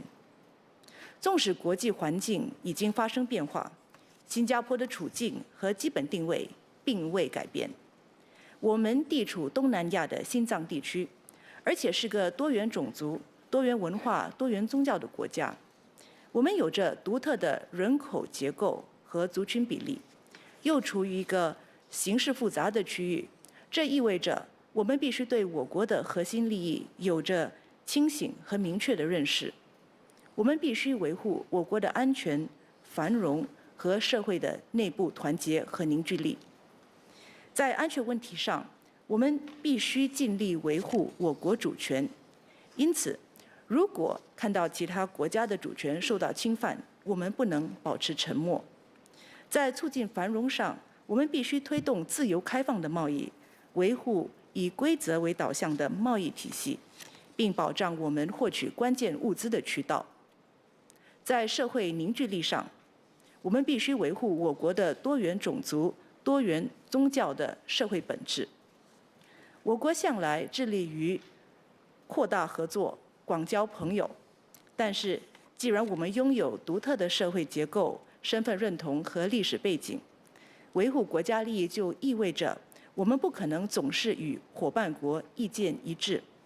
有时我们也不得不在深思熟虑后，向我们很重视的朋友和伙伴说不，或是说一些他们不爱听的话。这种情形曾经发生过，以后也可能发生。出现这种情形时，我们希望国人能够淡定面对，处惊不变。要做到这点是不容易的，因为外来势力对我国信息空间有所渗透。我国不仅结构多元，也是一个高度数码化、信息传播速度极快的社会，因此更容易受到外来势力的觊觎和利用。近期各种数码工具也飞速发展，增强了外来势力散布有利于己的说法，甚至发动敌意信息行动的能力，造成了这类活动的频率和强度上升。我鼓励国人去看看联合早报最近发布的一则7分钟的视频报道，了解人工智能如何被滥用，制造耸动的虚假信息来操纵并影响公众的情绪。英文媒体对这个现象也有报道。如果国人看到针对特定族群发生的信息，更要加以警惕。总的来说，我们必须留意来自网络空间针对我国的评论。这类内容有一部分可能是别有用心，目的是动摇我们的自信，或是利用社会中的差异制造分化。我们必须保持高度的警惕性和判断力，以巩固我国抵御外来势力的第一道防线。正因如此，外交部会继续积极与本地群众沟通，尽最大的努力阐明我国的立场。虽然原有的国际秩序已经不复存在，但这并不代表我们需要放弃以规则为导向的国际事务处理方式。对新加坡这样的小国而言，努力维护多边主义和国际法是符合我们的国家利益的。与此同时，我们始终含着务实的眼光看待世界。在外交关系中，我们也深刻认识到国家的大小和实力依旧至关重要。当今世界日益分化，国家之间缺乏互信，新加坡必须保持清醒的判断，把握国家的利益，冷静地评估各种选项，并做出符合我国利益的坚定决策。归根结底，维护我们的利益，把握我们的前途，只能靠我们自己，不能寄望他人。Back to English. Mr. Chairman, small states like Singapore do not have to be passive bystanders. We have agency and can do much to create strategic space for ourselves. Mr. Ip Hong Weng and Mr. Henry Kwek asked how we are advancing partnerships with middle powers on the geopolitical, trade, and technology fronts. Indeed, one key strategy is to strengthen and expand our partnerships with like-minded countries, including major and middle powers. With this circle of trusted friends, we will forge ahead in critical sectors like defense cooperation, but also in new and exciting domains such as energy, technology, and sustainability. Beyond strengthening Singapore's economic resilience and security, such ties can also bring tangible benefits to Singaporeans and our companies. Last year, Singapore upgraded our relationships with Australia, France, India, New Zealand, and Vietnam to the level of Comprehensive Strategic Partnerships, or CSPs. We also established a new strategic partnership with the Republic of Korea and deepened our cooperation with the EU. Let me elaborate on some of these partnerships. With Australia, we have launched an upgraded CSP, or CSP 2.0, the first of its kind. Beyond our already strong bilateral cooperation in defense and trade, CSP 2.0 will anchor our cooperation with Australia in frontier areas like cyber, digital, space, and AI for the next decade, while strengthening economic resilience in sectors such as energy, sustainability, and supply chains. An example is our Go Green Co-Innovation Program, an initiative under the Singapore-Australia Green Economy Agreement. Under this program, both governments jointly fund green innovation projects, allowing our companies to work together to develop, test, and commercialize technological solutions that drive decarbonization. We're also working together in the region on FAST-P, the Financing Asia's Transition Partnership Initiative that will help finance Southeast Asia's green transition projects. Singapore and New Zealand have joined hands on many groundbreaking initiatives, particularly on trade. Bilaterally, our agreement on trade in essential supplies, the first of its kind, will ensure the continued flow of critical goods even during crises.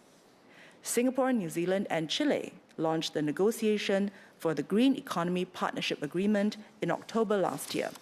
It represents a new rules-based trade agreement that aims to support new opportunities for businesses and enhance trade and investment in green sectors. With India, the fourth largest economy in the world, we have elevated relations to a CSP.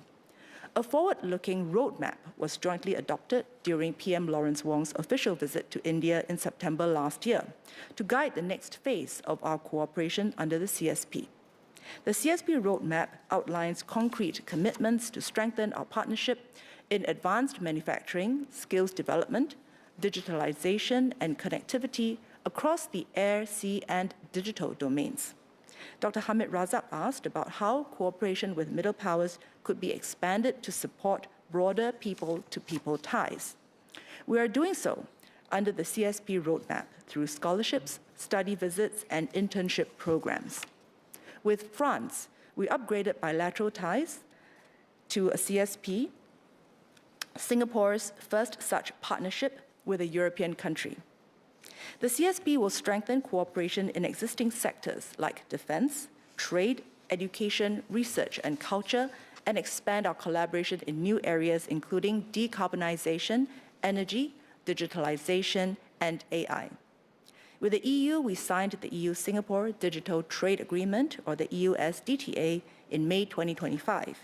This is the EU's first standalone digital trade agreement with another country, and Singapore's largest bilateral digital economy agreement to date. We're also exploring greater cooperation between the EU and ASEAN, as well as between the EU and the Comprehensive and Progressive Agreement for Trans-Pacific Partnership, or CPTPP. These initiatives support our broader engagement of Europe and complement our new CSP with France, as well as existing strategic partnerships with Germany and the UK.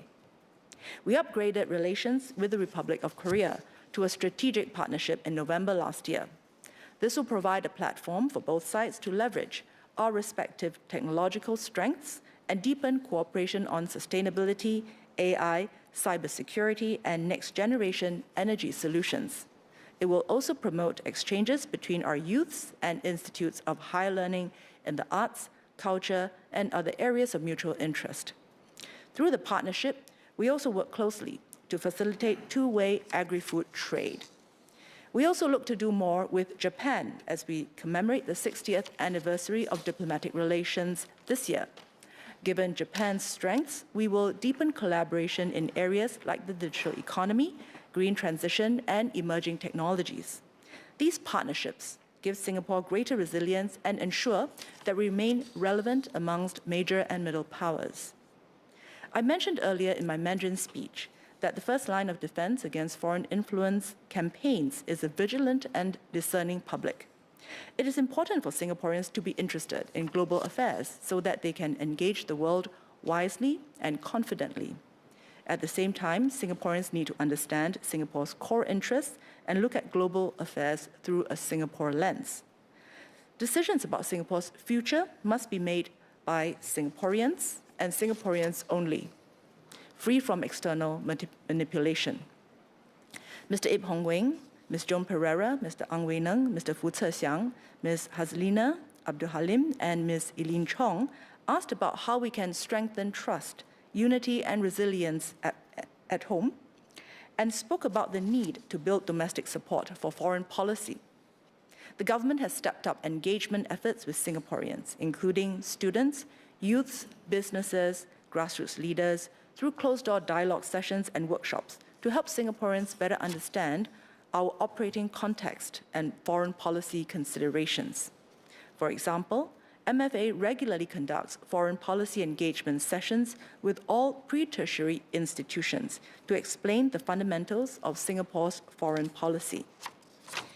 Last month, I held a dialogue with business leaders from the Singapore International Chamber of Commerce, during which we discussed Singapore's approach to staying relevant and resilient by navigating global geopolitical challenges based on our long-term national interests.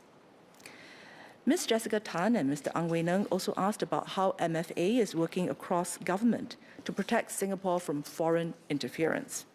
MFA is working with MHA to strengthen our safeguards against foreign interference, which will be elaborated on by MHA during its COS. Mr. Chairman, foreign policy begins at home. Singapore's relevance to the world depends on both our ability to add value to others as well as our international credibility. Our ability to stand firm on the world stage depends on having our people's trust and support, and our ability to remain calm and collected in the face of challenging external circumstances. We can only act with confidence if Singaporeans are united behind us. MWS Zulkarnain Abdul Rahim.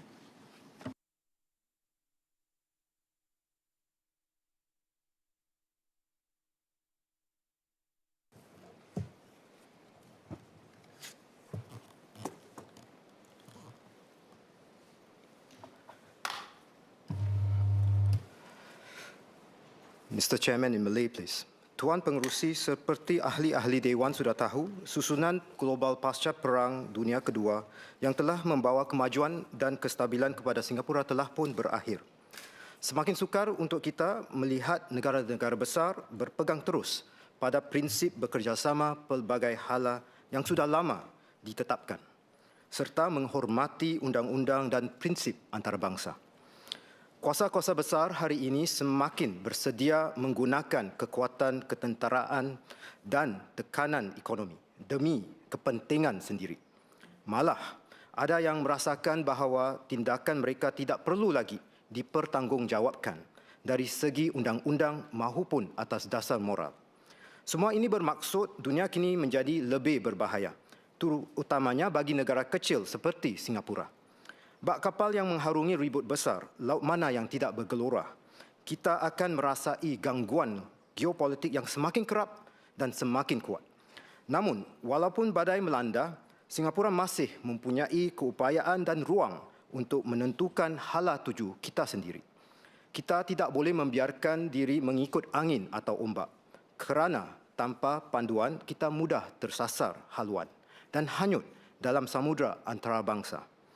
Jika kita cuba mengimbangi kuasa-kuasa besar atau memilih sebarang pihak tertentu, ini bermakna kita menyerahkan keupayaan kita untuk menentukan nasib sendiri.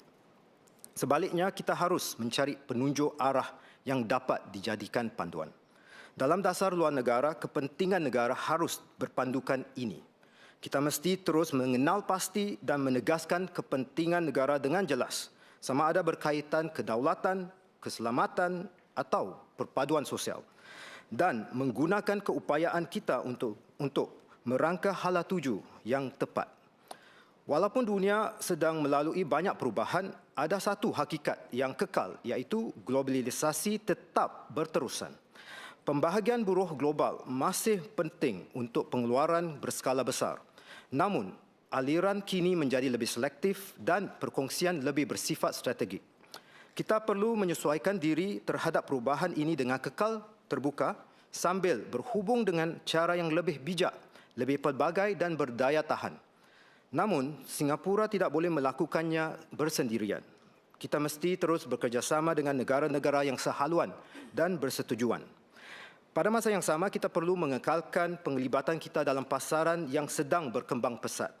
Strategi ini memberi ruang untuk Singapura merebut peluang baharu dan membina ekonomi yang kukuh, ekonomi yang mampu mewujudkan pekerjaan yang baik dan bernilai untuk rakyat Singapura.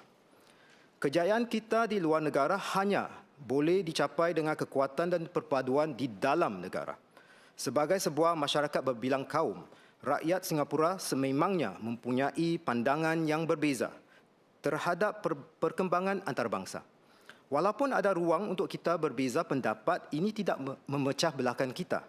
Sebaliknya, rakyat Singapura telah menunjukkan keupayaan untuk bersatu dan memperkukuhkan kesepakatan dalam isu-isu berkepentingan nasional demi memastikan yang terbaik untuk Singapura. Puan Hazrina Abdul Halim bertanya tentang situasi di Gaza, manakala SPS Dr. Syed Harun dan Encik Yip Hon Wing bertanya tentang sokongan Singapura terhadap usaha kemanusiaan dalam hal ini. Sememangnya, krisis kemanusiaan ini menyentuh hati ramai dalam masyarakat kita. rakyat Singapura daripada pelbagai latar belakang tidak kira agama atau bangsa telah bersatu menyokong badan-badan kebajikan tempatan kita untuk mengumpulkan dana dan menyalurkan bantuan kepada rakyat Gaza. Sungguh bangga menyaksikan keprihatinan dan kecekalan usaha seluruh masyarakat kita. Sehingga kini, Singapura dan rakyat Singapura telah menyumbang 11 penghantaran bantuan dan derma yang bernilai lebih $25 juta kepada Gaza. Kita juga terus bekerjasama dengan rakan serantau di Timur Tengah seperti Jordan dan Mesir untuk menyokong rakyat Palestin di Gaza. Antaranya melalui pengangkutan udara dan penghantaran bekalan kemanusiaan RSAF melalui Jordan. Yang saya sendiri berpeluang untuk menyaksikan apabila saya berada di sana. Serta sumbangan prostetik melalui Jordan Hope Rehabilitation Initiative. Bersama Mesir pula, satu pasukan perubatan SAF telah dikerahkan ke Kahira pada September tahun lalu untuk menyokong rawatan khusus bagi rakyat Palestin di sana. Pada masa yang sama, Singapura terus menyokong usaha pembangunan modal insan melalui pakej bantuan teknikal yang dipertingkatkan, iaitu ITEP, bernilai $10 juta untuk membantu pihak berkuasa Palestin menyiapkan diri ke arah kenegaraan mereka pada masa hadapan. Beberapa hari yang lalu, Menteri Balakrishnan dan saya telah menjadi tuan rumah kepada Menteri Kewangan dan Perancangan pihak berkuasa Palestin, Dr. Estefan Salahmi, yang berada di Singapura untuk lawatan rasmi. Selain mengucapkan terima kasih kepada pemerintah Singapura atas sumbangan terhadap bantuan kemanusiaan di Gaza, beliau juga merakamkan penghargaan atas pakej bantuan ITEP dan sesi-sesi taklimat tentang sistem pendidikan Singapura dan perjalanan kita sebagai negara pintar. Kita berharap dapat berkongsi pengalaman Singapura dalam bidang-bidang yang tertentu yang menjadi minat dan yang dapat membantu pihak berkuasa Palestin. Semangat memberi ini tidak terhad kepada Gaza sahaja. Apabila Asia Tenggara dan Asia Selatan dilanda bencana alam tahun lalu, rakyat Singapura turut tampil membantu dan menyokong usaha pengumpulan dana oleh Badan Palang Merah Singapura serta badan-badan kebajikan yang lain. Sumbangan ini mencerminkan nilai kita sebagai sebuah masyarakat yang mengutamakan semangat kita dahulu dalam cara kita bersatu bekerjasama.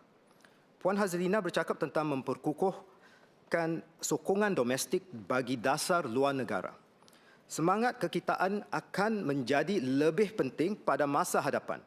Ada kalanya kita perlu mengambil pendirian dasar luar negara yang mungkin tidak seiring dengan pandangan kuasa besar atau negara lain. Walaupun ini merupakan keputusan yang sukar, kita harus lakukannya demi kepentingan negara kita. Pihak asing mungkin akan cuba memaksakan naratif atau agenda mereka, mengeksploitasikan perbezaan antara kita atau menekan kita untuk menerima pandangan mereka. Namun, kita mesti kekal tenang, berpegang pada prinsip dan panduan serta yakin dengan nilai-nilai kita. Justru yang paling penting, kita mesti terus bersatu dan mengukuhkan jalinan masyarakat kita. Kejayaan Singapura berkait rapat dengan rantau ini dan jiran-jiran terdekat dengan kita. Dalam mana-mana hubungan yang rapat sebegini, perbezaan pandangan dan dasar tidak dapat dielakkan dari masa ke semasa. Apabila ia berlaku, kita menguruskannya berdasarkan rasa hormat bersama dengan muhibah dan mengambil pandangan jangka masa panjang demi kepentingan bersama. Pada masa yang sama, terdapat banyak yang telah dan akan kita lakukan bersama. Encik Patrick Tay bertanya tentang domain yang baru muncul dan projek-projek praktikal yang boleh kita laksanakan, termasuk di peringkat negeri atau wilayah. Encik Victor Lai bertanya sama ada MFA boleh memainkan peranan yang lebih kukuh dalam memupuk ekosistem serantau yang berhubung supaya syarikat-syarikat dan karyawan muda kita dapat mengemudi ekosistem ini dengan lebih yakin. Encik Gerald Giam menyuruh agar hubungan antara rakyat lebih erat dengan jiran-jiran, terutamanya dalam kalangan belia. Kita akan terus bekerja rapat dengan Malaysia, Indonesia dan Brunei untuk meningkatkan kerjasama dua hala dan memperdalamkan integrasi serantau termasuk di peringkat negeri, wilayah dan juga bandar. Penglibatan sedemikian bertujuan untuk memupuk persekitaran yang kondusif untuk syarikat-syarikat dan karyawan muda kita supaya mereka dapat memanfaatkan peluang baharu, mengukuhkan hubungan perniagaan dan hubungan antara individu serta memupuk hasil yang saling menguntungkan dalam sektor-sektor yang strategik. Banyak yang kita boleh nantikan bersama Malaysia pada tahun ini. Kita sedang bekerjasama dengan agensi ekonomi kita untuk memastikan zon ekonomi khas Johor Singapura, Johor SEZ, akan menandakan era integrasi ekonomi yang baharu. Syarikat-syarikat Singapura telah membuat komitmen pelaburan melebihi 5.5 bilion juta dolar dengan potensi jumlah yang lebih besar pada masa hadapan. Sistem transit rapid Johor Bahru Singapura pula yang disasarkan akan mula beroperasi pada akhir tahun ini akan memendekkan masa perjalanan dan mengurangkan kesesakan di tambak Johor. Kita juga berharap dapat mempertingkatkan kerjasama dengan Malaysia Timur. Pembukaan konsulat baru Singapura di Sarawak dan Sabah akan memudahkan kerjasama, meningkatkan ketersambungan, integrasi dan perdagangan. Ia juga akan membolehkan perkhidmatan konsular yang lebih baik kepada rakyat Singapura yang tinggal dan melancong ke sana. Ini adalah contoh bagaimana kita berinteraksi antara negeri ke negeri dan bandar ke bandar. Dengan Indonesia pula, kita akan terus memperkukuhkan kerjasama yang saling menguntungkan. Termasuk dalam bidang baru seperti ekonomi hijau. Ini merangkumi projek perdagangan elektrik rentas sempadan, penangkapan dan penyimpanan karbon, serta pembangunan zon perindustrian lestari di Kepulauan Riau. Inisiatif seperti program mobiliti belia pula yang menawarkan peluang latihan amali rentas sepadan kepada 300 pelajar Singapura dan Indonesia setiap tahun membantu mengekalkan hubungan rapat antara rakyat kedua-dua negara kita. Kita juga sedang meningkatkan penglibatan dengan wilayah-wilayah di Indonesia. Saya sendiri telah melawat Kepulauan Batam tahun lalu dan mengadakan pertemuan yang membina dengan pemimpin-pemimpin Batam serta tokoh perniagaan utama di sana. Singapura juga mempunyai hubungan istimewa dengan Brunei. Tahun ini kita memperingati ulang tahun ke-50 hubungan pertahanan. Ramai anggota NS lelaki dan wanita kita masih mengingati latihan di hutan temburung di Brunei. Namun, seperti semua rakan baik, kita tidak memandang ringan dan menganggap bahawa Brunei akan pasti terus membenarkan pasukan SAF kita untuk berlatih di wilayahnya. Justru hubungan istimewa kita ini mesti kita terus bawanya ke tahap yang lebih tinggi lagi. Kita berharap dapat meraihkan ulang tahun ke-60 perjanjian kesaling boleh tukaran mata wang atau Currency Interchangeability Agreement pada tahun hadapan yang kekal sebagai ciri khas hubungan kita dan simbol saling kepercayaan serta komitmen bersama untuk memudahkan pelaburan, perdagangan dan pelancongan antara Singapura dan Brunei. Encik Alex Yam bertanya tentang kepentingan berterusan peranan ASEAN dan Singapura dalam memperkukuhkan integrasi. Di peringkat serantau, Singapura kekal komited sepenuhnya kepada ASEAN. ASEAN ialah wadah penting yang berguna untuk negara-negara anggota membincangkan perbezaan secara damai dan membina. Dan untuk kita berganding bahu dalam isu kepentingan bersama seperti perdagangan, ketersambungan dan hubungan antara rakyat. Negara-negara ASEAN telah bekerjasama dengan berkesan termasuk ketika krisis COVID-19. Maka, kita akan terus menyokong pengerusi ASEAN tahun ini iaitu Filipina dan menjalin kerjasama yang rapat dengan mereka untuk memperkukuhkan lagi integrasi serantau serta menggalakkan perkongsian luar menjelang tahun kepengerusian Singapura di ASEAN tahun hadapan. Mr. Chairman, beyond our neighborhood, we must expand our global footprint. This includes strengthening long-standing friendships and building new ones. We have diversified successfully into fast-growing markets, particularly during COVID-19, where we broaden our food sources, strengthen our supply chains, and build resilient economic connections. But we can do more. Mr. Yip Hon Wing, Ms. Hazlina Abdul Halim, Mr. Victor Lai, and Ms. Joan Pereira asked about the Ministry's plans to engage emerging regions and encourage our citizens and businesses to explore opportunities there. We have been pursuing a whole-of-government approach in engaging emerging regions such as Latin America, the Middle East, Africa, Central Asia, South Asia, and the Pacific Islands. This includes establishing new embassies and touchpoints and unlocking economic opportunities for our companies. We are also working to expand people-to-people and cultural exchanges to build mindshare and familiarity of these countries among Singaporeans. For example, we are stepping up cooperation with Latin America, including growing our trade and business linkages. During President's visit to Mexico last year, we announced a new resident embassy in Mexico City. This will be our second resident mission in Latin America and our first in the Spanish-speaking world. We have negotiated FTAs with the Pacific Alliance and Mercosur, two of the region's most prominent trading blocs. Our companies benefit from the increased linkages and access. Crimson Logic is providing digital solutions in the Bahamas, Mexico, Panama, Suriname, and Trinidad and Tobago, while Olam International operates in Brazil, Mexico, and Peru to actively diversify our food sources. We also enjoy broad-based cooperation with countries in the Middle East. We established our first strategic partnership in the Middle East with Saudi Arabia, and we look forward to convening the inaugural Strategic Partnership Council meeting co-chaired by our two Prime Ministers soon. With the UAE, we share a comprehensive partnership which spans 7 clusters, from political and economic affairs to health, sustainable development, and education. We also engage our Middle East counterparts through regular exchanges and multiple ministerial platforms, such as those with Oman, Qatar, and the UAE. We have also bolstered our connectivity with countries in the Middle East, which will foster greater business and people-to-people links. Singapore Airlines is scheduled to launch direct flights to Riyadh in June, while Oman Air will do so between Muscat and Singapore in July. Last September, President made a state visit to Egypt, and our two countries agreed to study the feasibility of a bilateral FTA. In Africa, which is a key driver of future global growth, we are also doing more. In August, I met 14 African ministers and deputy ministers who were here in Singapore for the 5th Singapore-Africa Ministerial Exchange visit. This was the largest turnout for the exchange visit to date. PM also visited Ethiopia in November and announced that Singapore would establish an embassy in Addis Ababa. This will be our first diplomatic mission in East Africa and our third in the African continent. It will support deeper engagement of the African Union, which is based in Addis Ababa, and support our businesses seeking to access new markets.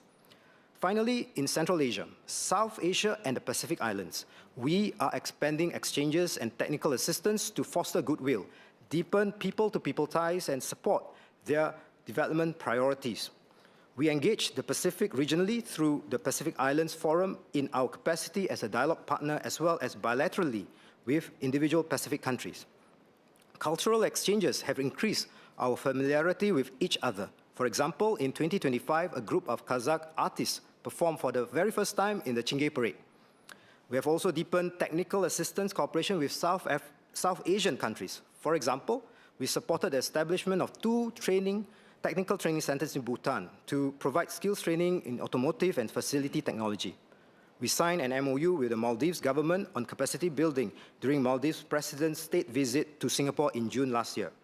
Mr. Gerald Giam asked if the ministry will be establishing more resident missions in the region I mentioned.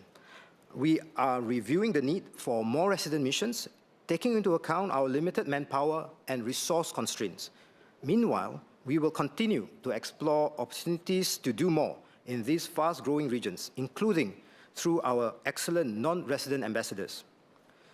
Mr. Chairman, despite the transition to a more tumultuous world, Singapore has agency to shape the future that we want. But we must know our interests, stay united, and we must build on our strengths. Only then can we seize emerging opportunities, secure our place in an evolving world, and build a resilient economy that continues to create good jobs and new opportunities for Singaporeans.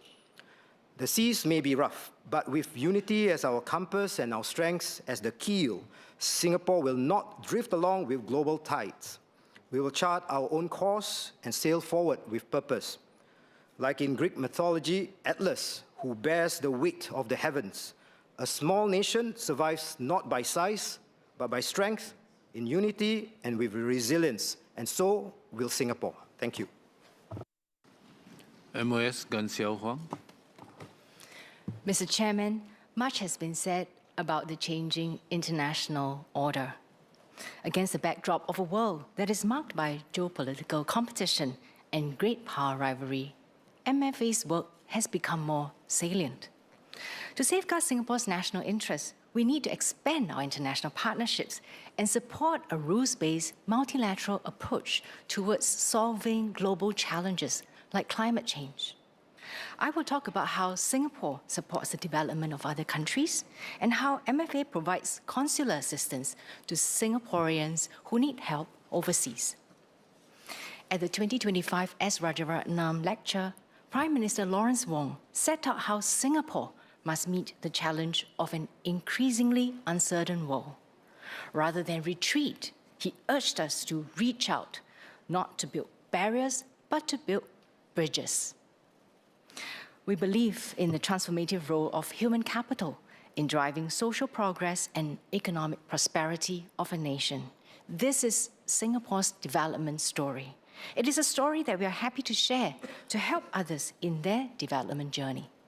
This was why Singapore started the Singapore Cooperation Programme, SCP, in 1992 to enhance the capabilities of developing nations through capacity building and knowledge sharing.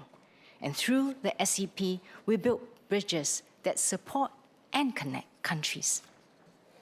To a large extent, the SCP is our way of paying it forward after having received assistance from our foreign friends during our early years of independence. Our investment in development partnerships also forms a key part of our strategy to engage with the Global South and create future opportunities for collaboration. Dr. Kenneth Goh asked about strengthening our capacity building platforms. We have revamped MFA's Development Partnerships Directorate to better integrate Singapore's development assistance across government agencies, international organizations, and foundations to deliver the best possible outcomes.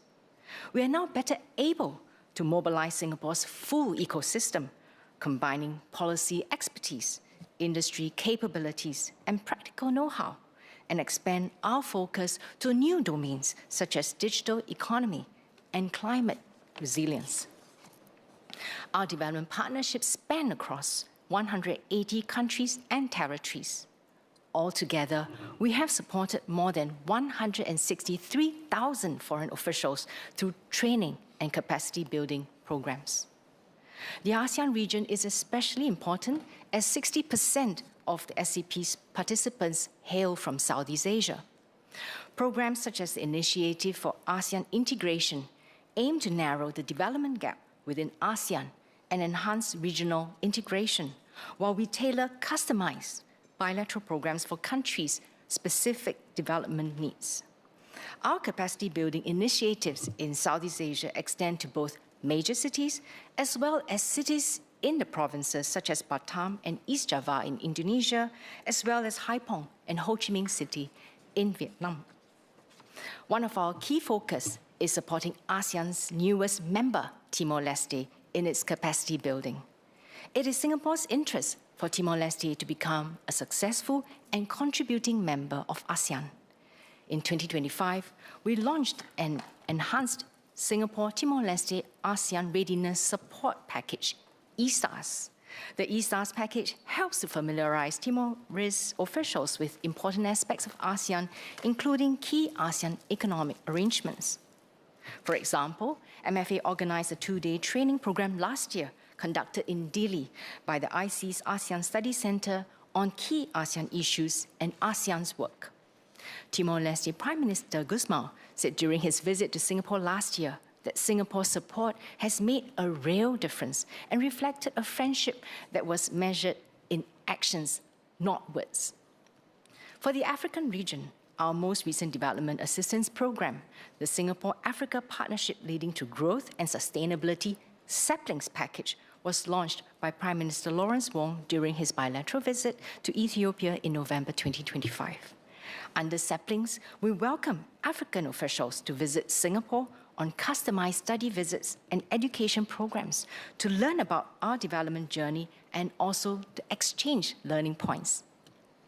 Dr. Hamid Raza asked about expanding Singapore's networks with middle powers and international organizations.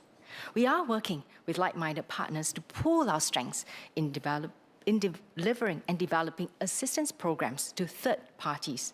Such partnerships allow us to amplify our contributions and ensure that our development assistance is relevant, sustainable, and impactful. We have nearly 30 third country training programs today. In Latin America, we are partnering Chile, Brazil, Mexico, Colombia, and Argentina to deliver courses to officials in ASEAN, Latin America, and Caribbean on digitalization, food safety, and disaster risk management. Our regional training centers in Oman, Jordan, and Qatar train officials from Middle East, Asia, and Africa on topics such as public governance and digitalization. Closer to home, we have also refreshed our partnerships with China, Australia, and Korea to conduct courses on topics such as sustainable development and green economy. In addition, we launched a new training program with New Zealand in 2025 for the Pacific Islands on leadership training for the public service. We've also forged development partnerships with international organizations, just to name a few: United Nations Children's Fund, United Nations Development Programme, World Health Organization, World Trade Organization, World Bank, International Civil Aviation Organization, and International Maritime Organization.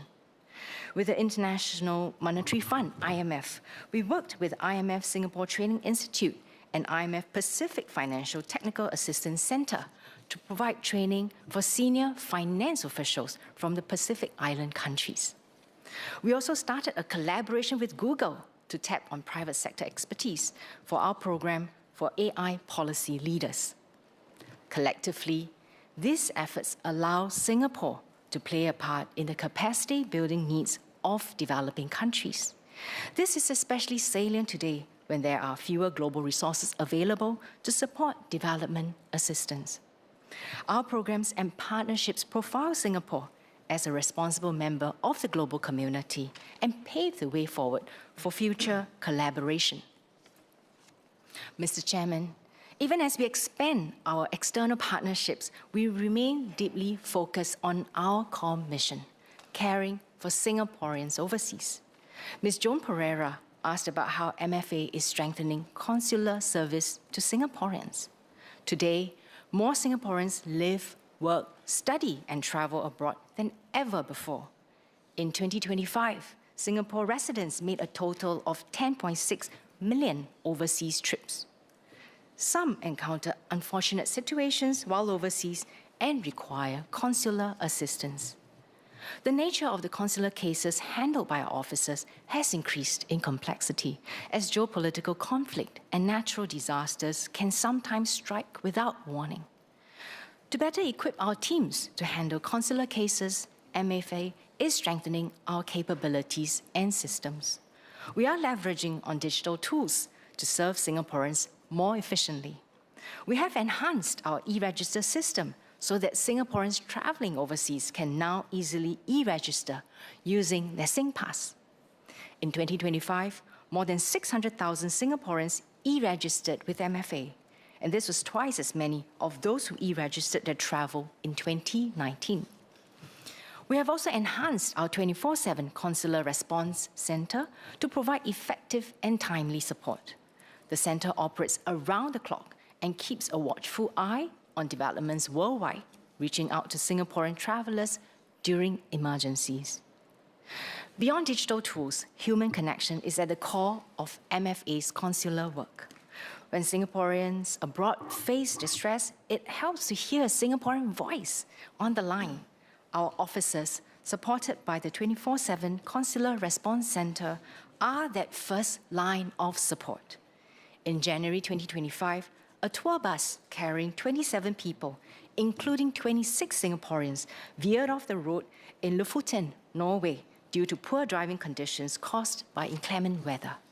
6 Singaporeans were injured, with 3 of them suffering traumatic injuries that required urgent medical treatment.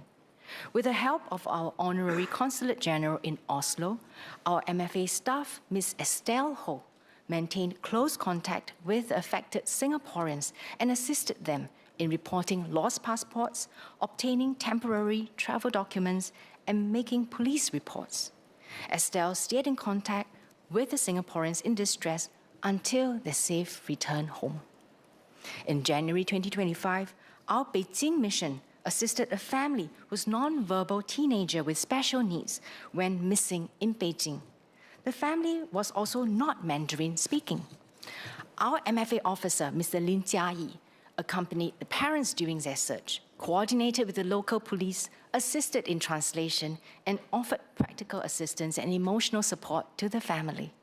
The teenager was eventually found by local authorities after missing for 12 hours. During the Hat Yai floods in December 2025, MFA dispatched a crisis response team to assist Singaporeans affected by the floods. This includes providing basic necessities like food and water to the stranded Singaporeans, liaising with their next of kin, and facilitating their safe return home. One of our officers helping Singaporeans evacuate to the airport, Mr. Ashley Ashmadi, was also left stranded overnight in central Hat Yai when his hired driver refused to return to the airport due to the floods. He and a Singaporean whom he was assisting both ended up finding temporary shelter until they could both safely evacuate the following day. So when Ashley said that he understood what Singaporeans were experiencing, he truly meant it. Apart from our overseas missions, we have honorary consuls general or honorary consuls in 30 countries, which extend the reach of our consular assistance. However, in countries where we do not have resident embassies or HCGs, cooperation with our close partners is key. Ms. Rachel Ong asked about the importance of developing partnerships with other countries to provide consular assistance. Amongst ASEAN member states, there are standing guidelines on consular assistance where ASEAN missions render consular assistance to ASEAN nationals who do not have a resident mission in the country. Beyond this, we also partner other friendly countries on the consular front. For example, MFA facilitated the evacuation of 11 Singaporeans from Iran during the 12-day war between Iran and Israel in June last year. While Singapore does not have a resident mission in Iran, MFA worked closely with the governments of Oman and Malaysia to evacuate 4 of the 11 Singaporeans. Our officers based in missions around the world, including in countries with active conflict, sometimes face real danger. The team at the Singapore Embassy in Doha were in the vicinity of an airstrike last year and experienced loud explosions and tremors while at work. MFA officers in Moscow and Tel Aviv have had to seek shelter during drone attacks on their host cities. Despite these dangerous moments, our officers have never once asked to leave their post to come home. Consular work is not easy, but MFA officers like Estelle, Jiayi, and Ashley do this out of a deep sense of desire and responsibility to help Singaporeans in times of need. I thank them for their dedication. Mr. Chairman, in an increasingly turbulent world, MFA needs to be sharp in safeguarding Singapore's national interests. We may be a tiny red dot, but we have agency, we are united, and we leave no one behind. I've been with MFA for 8 months, and I'm tremendously proud to be part of the MFA team. The MFA team will continue to work with determination and agility to protect Singapore's interests and support Singaporeans no matter where they are in the world. Thank you. We have time for clarifications. Mr. Ang Wei Neng.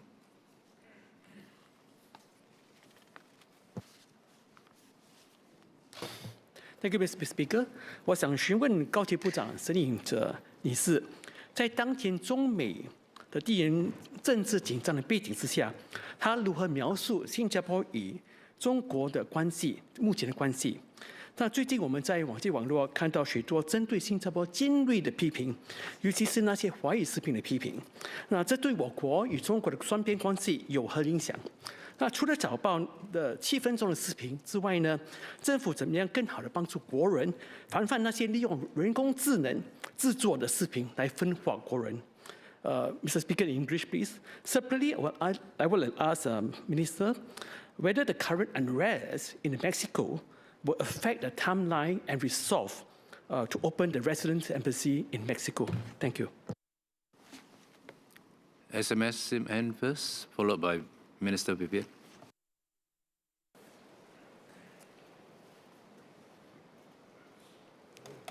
Mr. Chairman, I'll reply in Mandarin. 谢谢洪维能先生的这个提问。新加坡和中国的关系非常好，我们有着多层的合作，而且我们的合作领域也十分的广泛。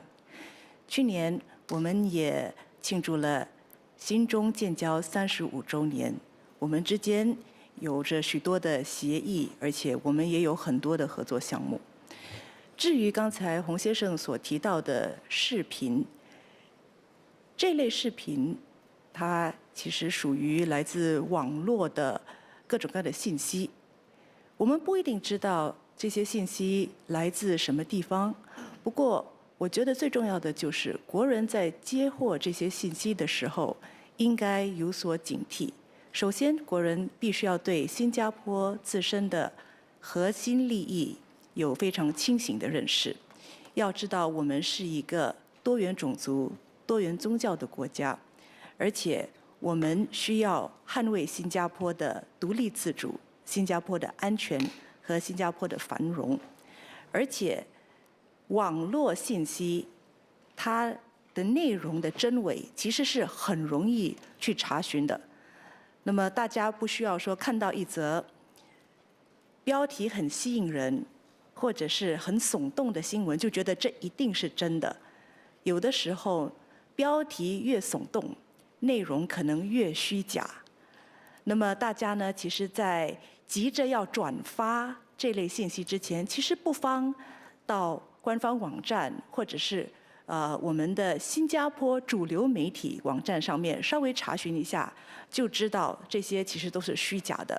如果大家急着转发，那可能就中了圈套了。所以我觉得我们在辨识这些不同的网络信息的时候，其实大家如果冷静一下，淡定面对，我觉得会更好。Minister Balakrishnan. No. Mr. Jerogiam. So I thank the Minister for reaffirming our commitment to ASEAN. Since the ASEAN Secretariat plays such a key role in ASEAN, can the Minister share how many Singaporeans are currently among the over 270 staff at the Secretariat, besides the current Deputy Secretary General? And how many more are going to be seconded there, especially in preparation for Singapore's chairmanship in 2027? Secondly, on people-to-people relations, does MFA work with MOE, Sport SG, National Sports Associations, and youth cultural organizations to use regional competitions and performances as platforms for deeper people-to-people exchanges with our ASEAN neighbors? I ask this because if this is not done deliberately, there may be a tendency for participants to mingle mainly with their own compatriots, especially when they are there in large groups. Minister Balakrishnan. I don't have the specific number. Maybe you can file a PQ for that, and I'll provide it to you later. Your second point on people-to-people relations, this is absolutely critical. And I would say it goes beyond MOE, it goes beyond MCCY.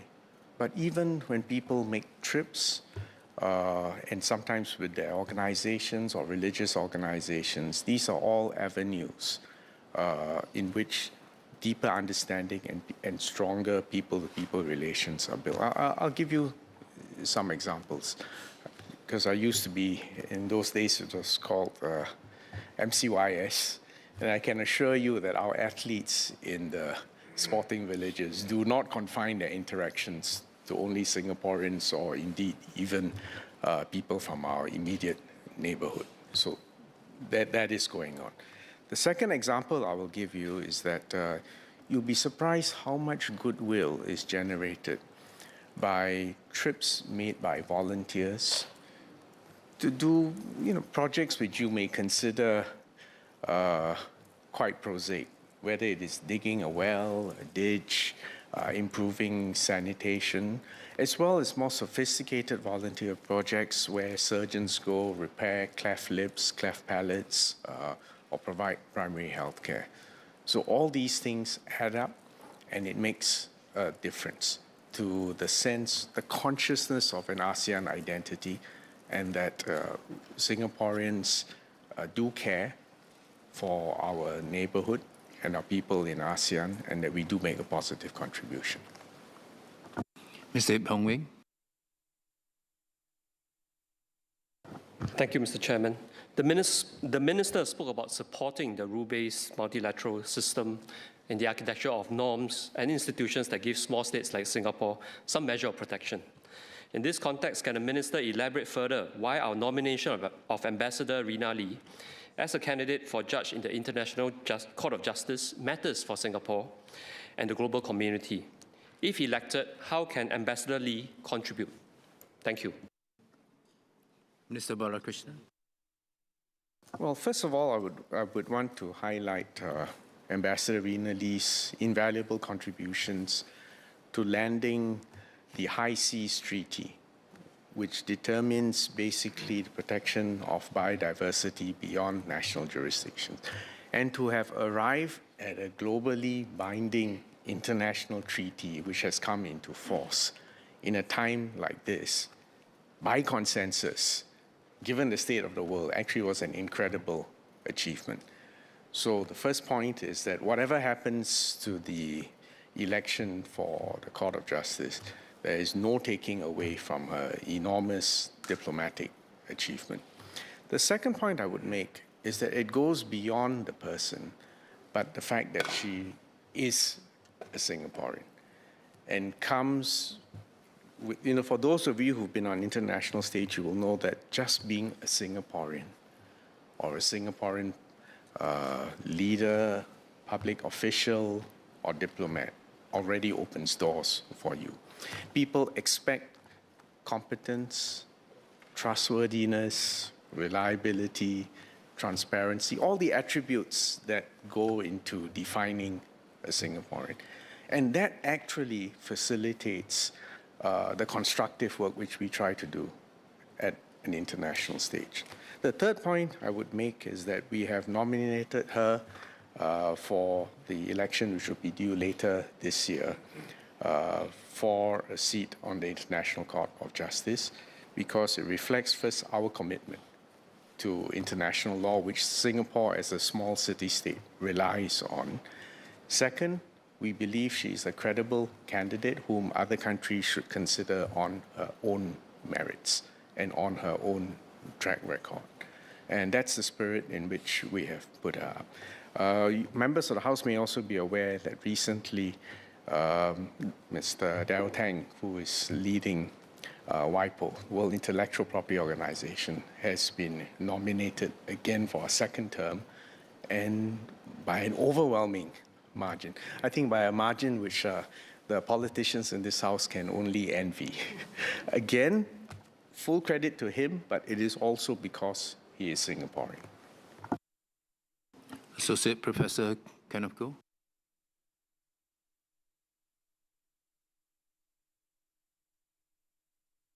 Oops. Thank you, Chairman.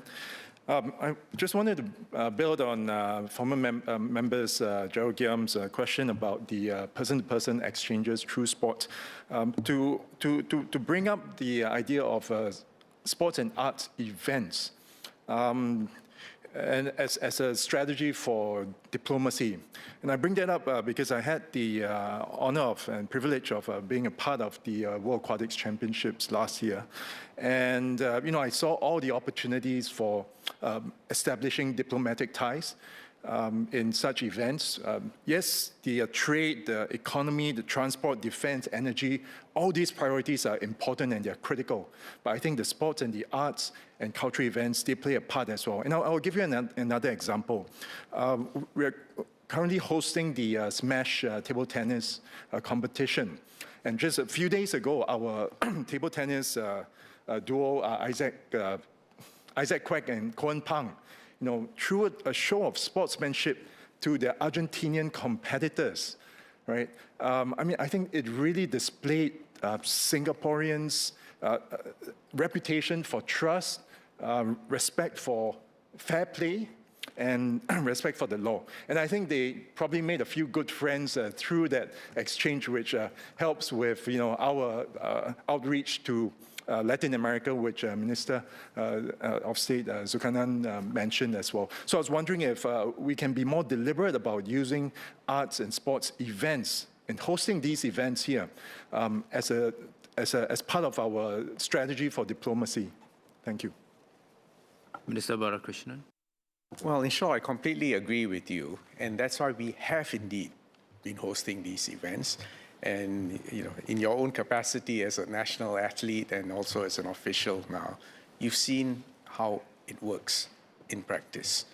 And I cannot emphasize enough how much our national athletes and artists and other creative personnel are actually ambassadors for Singapore.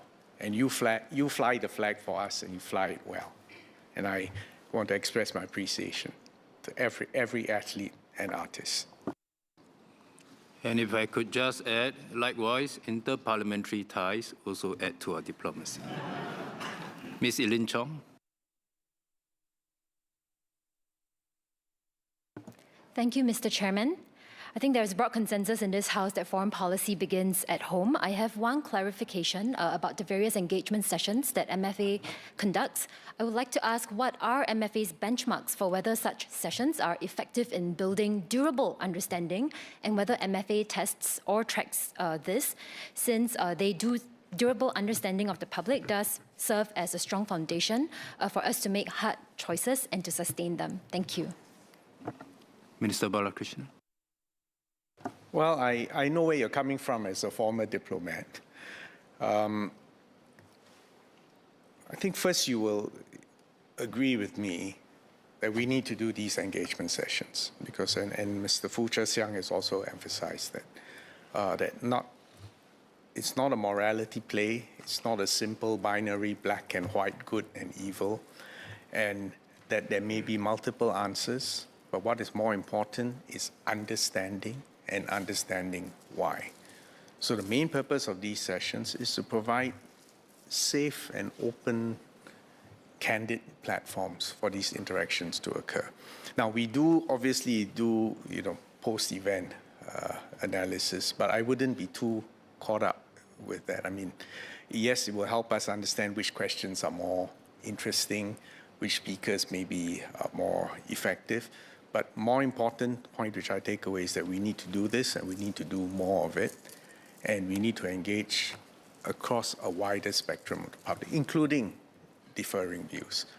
As long as people can agree on the national interests, can agree on why we have to do or adopt certain positions, I think we can courteously have some divergence on the specific recommendations. So it is the spirit in which these engagements occur.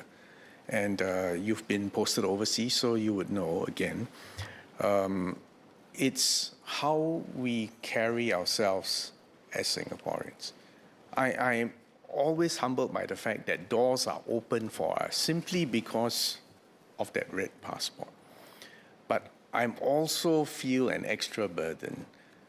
Don't let the team down. And don't, besmirch the reputation which countless generations have built for us to gain the unusual level of access and opportunity which all of us have as Singaporeans, as athletes, as artists, as businessmen, as enterprises, as parliamentarians. I think all of you who have traveled and represented Singapore in some capacity or the other will know what I'm referring to. So I thank all those who participated in these sessions, and we will continue to do more of them. On that note, Mr. Dennis Tan. Thank you, Mr. Speaker. I didn't file a cut for the MFA this year, but I do have a clarification I'd like to seek. I thank MOS Sukanan for, I think he mentioned that the significance of setting up an embassy in Mexico and being, I think, the first embassy in a Spanish-speaking world, if I heard him correctly. I just want to seek a clarification, given the ongoing unrest and violence created by the drug gangs at the moment. What is MFA's position on our plans to set up the embassy, and how will the ongoing issues affect our plans? Thank you. I thought the answer was already earlier given by anyway, Minister. And the answer, I said, no, it will not affect our timeline. But maybe let me give you a fuller explanation, since both of you have raised the question. It is also part of Singapore's DNA that when the going gets tough, we don't leave the scene. And we don't abandon the commitments which we have made. And in fact, a crisis is precisely the moment to demonstrate resolve, reliability, trustworthiness. So whilst specifically in the question of Mexico, you will know that we do have a travel notice right now, because we certainly do not want Singaporeans to get into trouble. But I would not change our timeline for establishing an embassy in Mexico, because all the strategic reasons for doing so remain salient. And they will notice if we were to back off. Now, the additional point I will make, and this is something which Minister of State Gan Xiao Huang made just now. I have never, in all the decade plus in MFA, ever had an officer come to me and say, you are posting me to a dangerous post. Can you please find someone else? Never. In fact, the converse is true. When we had to evacuate people from Wuhan during the early phase of COVID-19, we asked for volunteers, and we had volunteers who went, got on board the plane, went into ground zero, in a sense. And again, this speaks volume to the sense of mission and commitment and responsibility of our diplomats. So for all these reasons, I would be very, very reluctant to change plans, even in the midst of a crisis. And the larger point I made in my interview during COS was that precisely because the world is in such a difficult, prickly, volatile, and dangerous state, actually, if we keep our wits about ourselves and we maintain unity, and we continue to have this clear-eyed, realistic, but principled approach, there are many opportunities for Singapore. And that's why don't lose hope. This is a time to stand up, stand on our own 2 feet, be confident and realistic, and keep the flag flying high. On that proud note, I would like to invite Mr. Yip, if you'd like to withdraw your amendment. Chairman, I express my sincere appreciation to the Minister, SMS, MOSs, and MFA officers, both in Singapore and across our overseas missions, for their dedicated service in advancing national interests amidst a more complex and uncertain global environment. I also want to thank my GPC colleagues as well as members in this House for their thoughtful contributions to the debate. The discussion highlights the significant shifts in the global landscape and the growing need for discipline and clarity in our approach. Singapore must remain principled, steady in diplomacy, and united as one people, upholding the rule of law over the law of power, and recognizing that foreign policy begins at home, where unity forms the bedrock of our credibility abroad. And with that, I beg leave to withdraw my amendment. Thank you. Is the honourable member given leave to withdraw the amendment? Then leave of the majority is given and the amendment is withdrawn. The question is that the sum of $614,402,500 for head end stand part of the main estimates. Those who agree say aye. Those who disagree say no. I think the ayes have it. The ayes have it.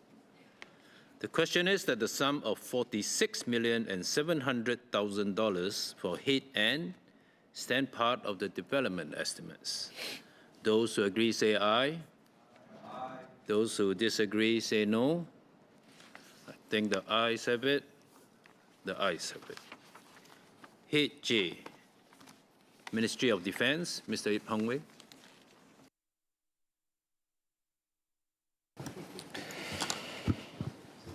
Mr. Chairman, I beg to move that the total sum allocated to Head J of the estimates be reduced by $100. There's a story about Dr. Goh Keng Swee in the early years of our independence. When Singapore began building up its armed forces, some thought we were overreacting. We were small. We had limited resources. Why spend scarce funds on defense? Dr. Goh's answer was simple. If we did not take our own security seriously, no one else would. If we did not prepare early, we would prepare too late. If we did not build strength ourselves, we would depend on the strength of others. That clarity shaped the SAF we know today. In 1967, he moved the National Service Bill with a stark question: why defend Singapore at all if this island was said to be indefensible? It was not rhetorical, it was a test of will. He warned that the real danger was not vulnerability, but neglect. Without defense, we would drift into becoming a colony or a satellite, exposed to pressure and ransom. That was the choice then. It remains the choice now. We do not choose our size. We do not choose our geography. We do not choose the ambitions of larger powers. But we choose whether we face reality squarely, prepare seriously, and shape our own future. Today, the global order is entering a more uncertain phase. The belief that economic integration would soften rivalry has frayed.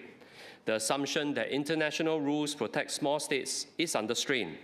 Major power competition is sharpening across technology, supply chains, energy, and data. Strategic mistrust is deepening. Influence is contested across domains. At the recent Munich Security Conference, the conclusion was sobering. Strategic stability can no longer be assumed. It must be sustained and defended. For Singapore, the implications are immediate. When sanctions expand, our trade-dependent economy feels it. When multilateral forums stall, small states lose room to maneuver. When norms weaken, might presses against right. When rules fragment, uncertainty multiplies. These are not distant headlines. They define our operating environment. Recent conflicts have revealed hard lessons. Emerging technologies have lowered the barriers of conflict. Drones and precision capabilities can offset traditional advantages. Cyber operations can disrupt systems without warning. Information campaigns can divide societies before a single shot is fired. Modern conflict tests more than armies. It tests energy grids, digital infrastructure, and food security. Above all, it tests national cohesion. For hyper-connected Singapore, the front line is no longer distant. It is the phone in the young person's hand, the data center powering our economy, and the port anchoring our supply lines. Security today demands resilience in systems, clarity in command, and confidence in society. Mr. Chairman, I seek the Minister's update on 3 fronts.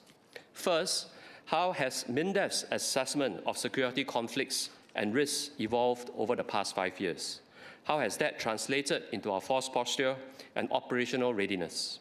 Second, how are we strengthening total defense as a whole to prepare Singaporeans for crises and contingencies? Third, how is defense diplomacy widening our strategic space while safeguarding our independence? Are we working with more partners? How do we remain trusted by all, yet subordinate to none? These questions lead directly to SAF 2040. A strong SAF is the bedrock of deterrence. Credible strength deters miscalculation, prevents adventurism, and preserves peace. Fighters must secure our skies. Ships must protect our sea lines. Army units must prevail in complex terrain.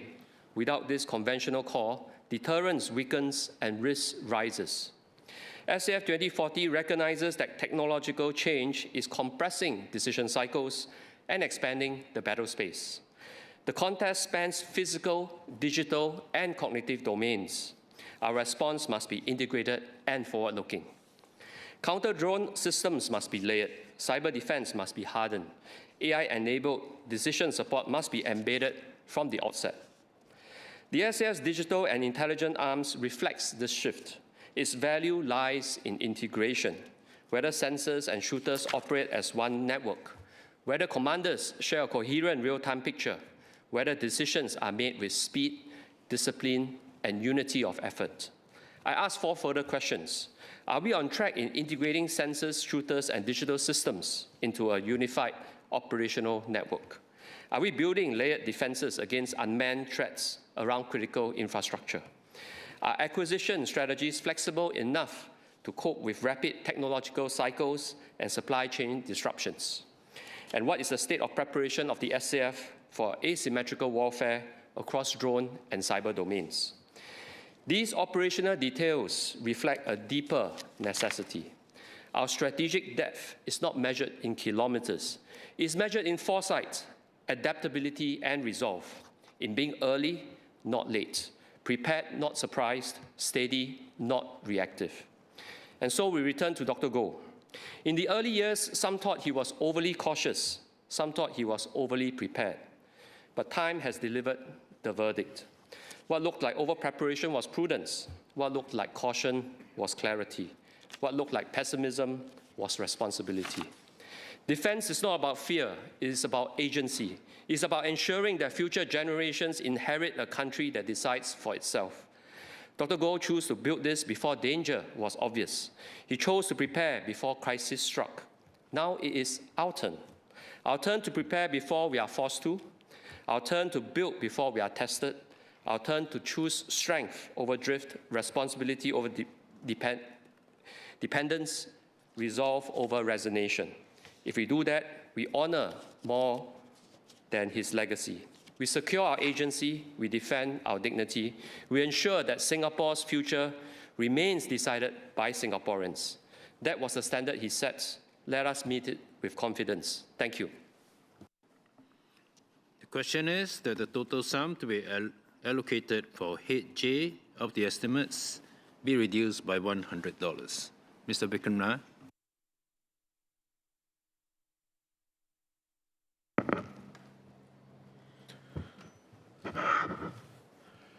Chairman, the global geopolitical environment is becoming increasingly complex and uncertain.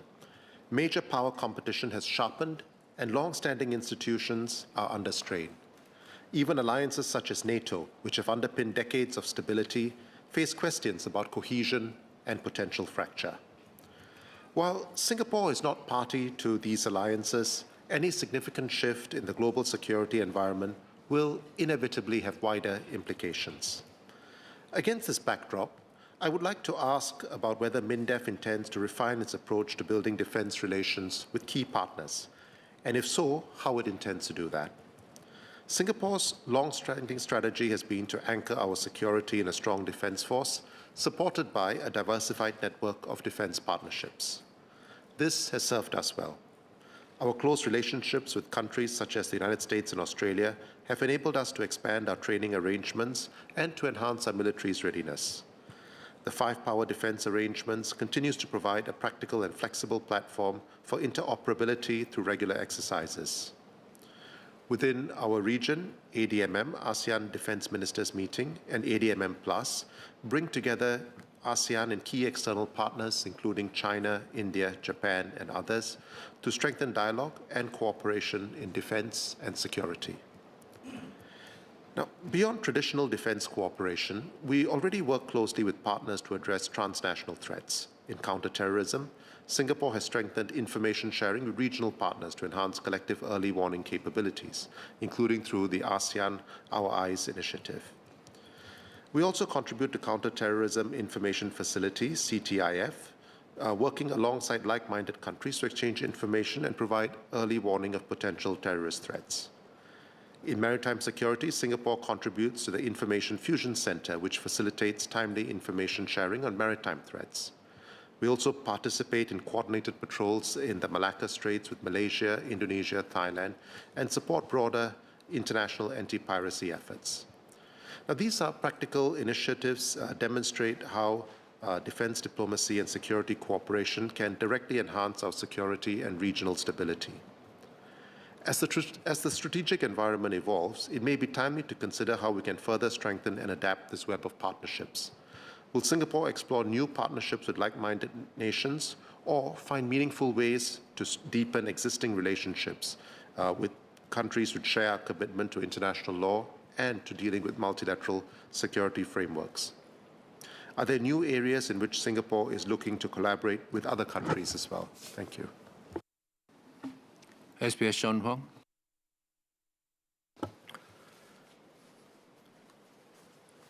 Singapore's success as a small nation in a complex world is always dependent on one crucial factor: our ability to be trusted by all while belonging exclusively to no one. For decades, our strategic value as a neutral convener and reliable partner has served us well. We've consistently championed international law and multilateral frameworks, signaling to our partners that we can be counted on. Our strategic location and world-class infrastructure have made us an ideal host for sensitive international discussions. The result speaks for itself. We successfully hosted the historic Trump-Kim Summit in 2018, promoting dialogue in peace in place of conflict. We continue to host the annual Shangri-La Dialogue, where defense ministers from around the world gather for frank discussions on regional security. We've facilitated trilateral exchanges between major powers, proving our professional and discretion on the global stage. However, the rapidly changing security landscape presents new challenges to sustaining this position.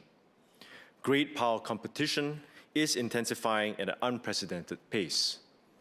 Nations are increasingly pressured to choose sides, and the middle ground that Singapore is traditionally occupied is shrinking.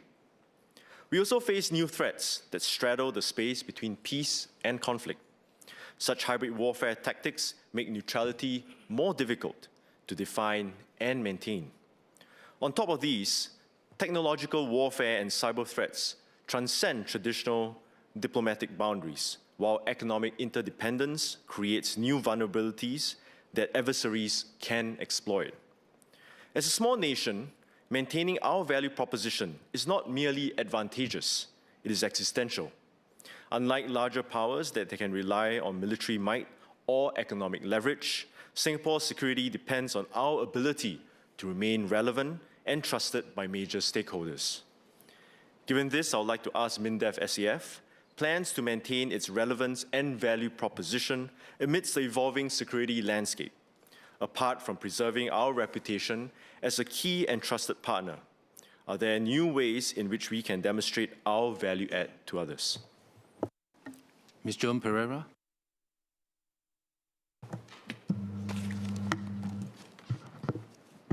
Chairman, the world has entered a new era of conflict, one that is more complex, more contested, and more technologically driven than anything we have witnessed in generations. In 2024, there were 61 state-based armed conflicts worldwide, the highest number recorded since the Second World War. What makes this moment particularly consequential is not just the number of conflicts, but how they are being fought. Today, emerging technologies such as AI, quantum computing, advanced robotics, and cyber warfare capabilities are reshaping the character of conflict, how wars are fought, who fights them, and where the battlefield lies. These technologies blur the traditional boundaries between military and civilian domains. Civilian infrastructure, businesses, and everyday technology become legitimate targets. In our context, ordinary Singaporeans, especially the vulnerable, could be put directly in harm's way. We have already seen how these new capabilities have made their way into recent conflicts and changed the way they are fought and won. commercial drones, the kind any of us might be able to buy online, can be fitted with AI and turned into precision weapons. They can be coordinated in swarms that may overwhelm even sophisticated air defense systems. Meanwhile, cyber attacks are achieving what once required bombs and missiles. They can shut down power grids, cripple communications, and spread false information to damage public morale. Modern sensors can now see through clouds, track movements in real time, and provide commanders with battlefield awareness that was unimaginable a decade ago. In the Russia-Ukraine war, both sides deploy drones. Ukraine has even used low-cost naval drones to break Russia's Black Sea blockade and force the withdrawal of the Russian fleet from Crimea, a remarkable feat achieved without conventional warships. The digital domain has become a full-fledged theater of conflict. Cyber threats are already at our doorstep. What is most worrying is that these technologies are no longer exclusive to states. Even non-state groups can now access capabilities that were once the preserve of major military powers. For Singapore, this presents unique challenges. As a highly connected, technology-dependent city-state, the very systems that drive our economic success also create vulnerabilities. Our concentrated urban environment means that attacks using these technologies could have devastating effects. However, we also have opportunities. Singapore can leverage these same technologies to enhance our capabilities. Our strong technology sector and culture of innovation position us well to develop and deploy emerging technologies for defense purposes, potentially strengthening our defense partnerships in the process. Indeed, the DSTA has already pivoted decisively toward robotics, drones, autonomy, and AI, recognizing that the proliferation of drones and autonomous systems is reshaping the physical domain, while cyber attacks and disinformation are transforming the digital space. The SAF has established a Counter-Unmanned Aerial Systems, or UAS, Development and Operations Group, and the Air Force has set up a new UAS Warfare and Tactics Center to drive the development and integration of unmanned platforms across all services. But staying ahead will require not only technological innovation, but also a willingness to continually adapt. We need to constantly monitor technological developments, assess their military potential, and anticipate how adversaries might use them against us. I would like to ask if MINDEF would consider providing greater support for the research into technologies in frontier capabilities that can be developed for defense purposes, even if these solutions come from the private sector, or to deepen the collaboration with our universities. Given these rapidly evolving threats and opportunities, I would like to ask Minister for an update on our strategies to guard against such emerging and disruptive technologies that can be used on the battlefield, and how will we ensure that Singapore remains secure in this era of warfare? Thank you. Ms. Polisan.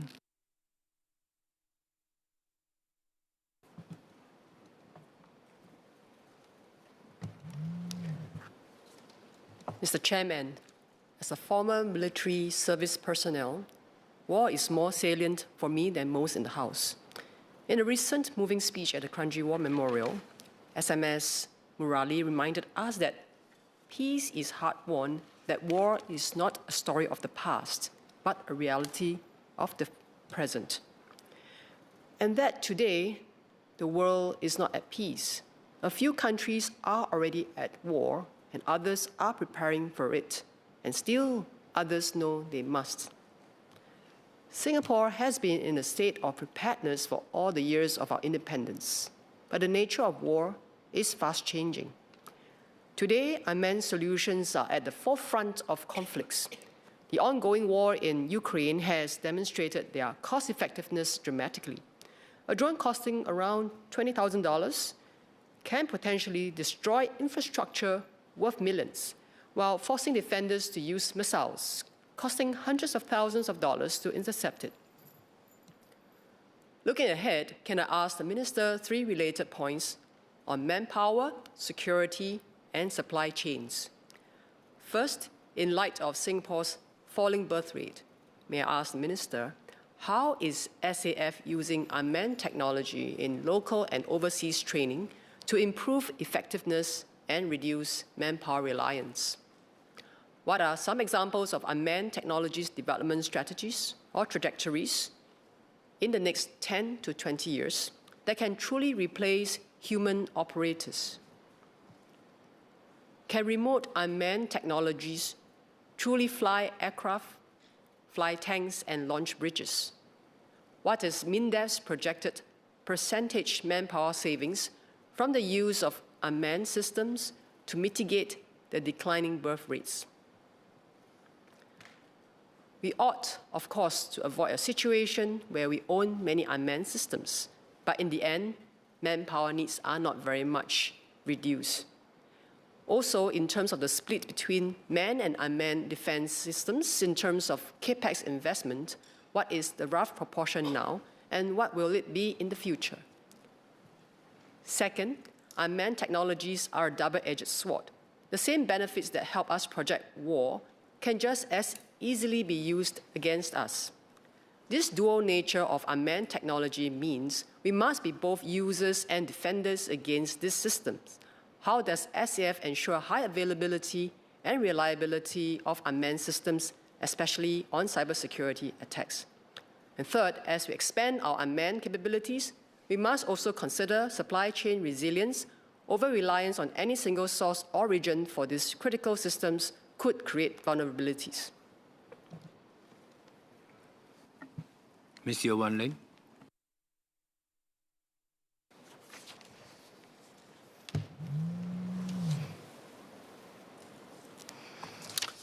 Chairman, as a digital nation, Singapore's strength has also become our vulnerability.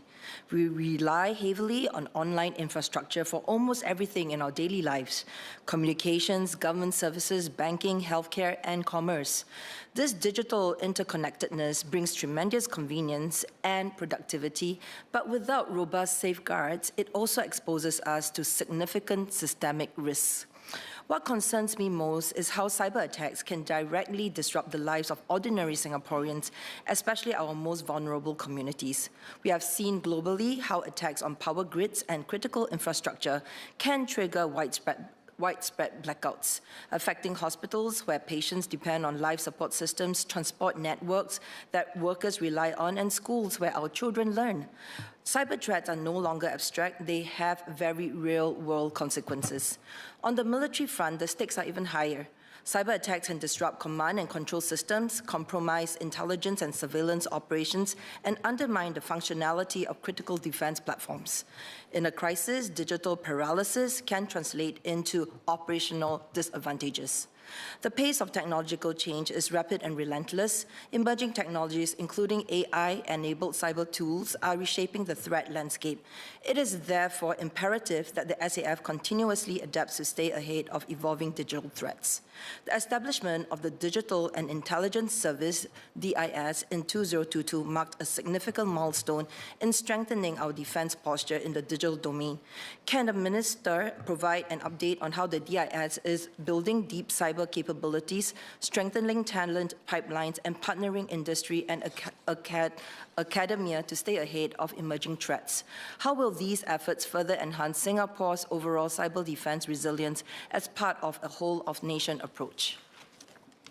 Dr. Wan Rizal.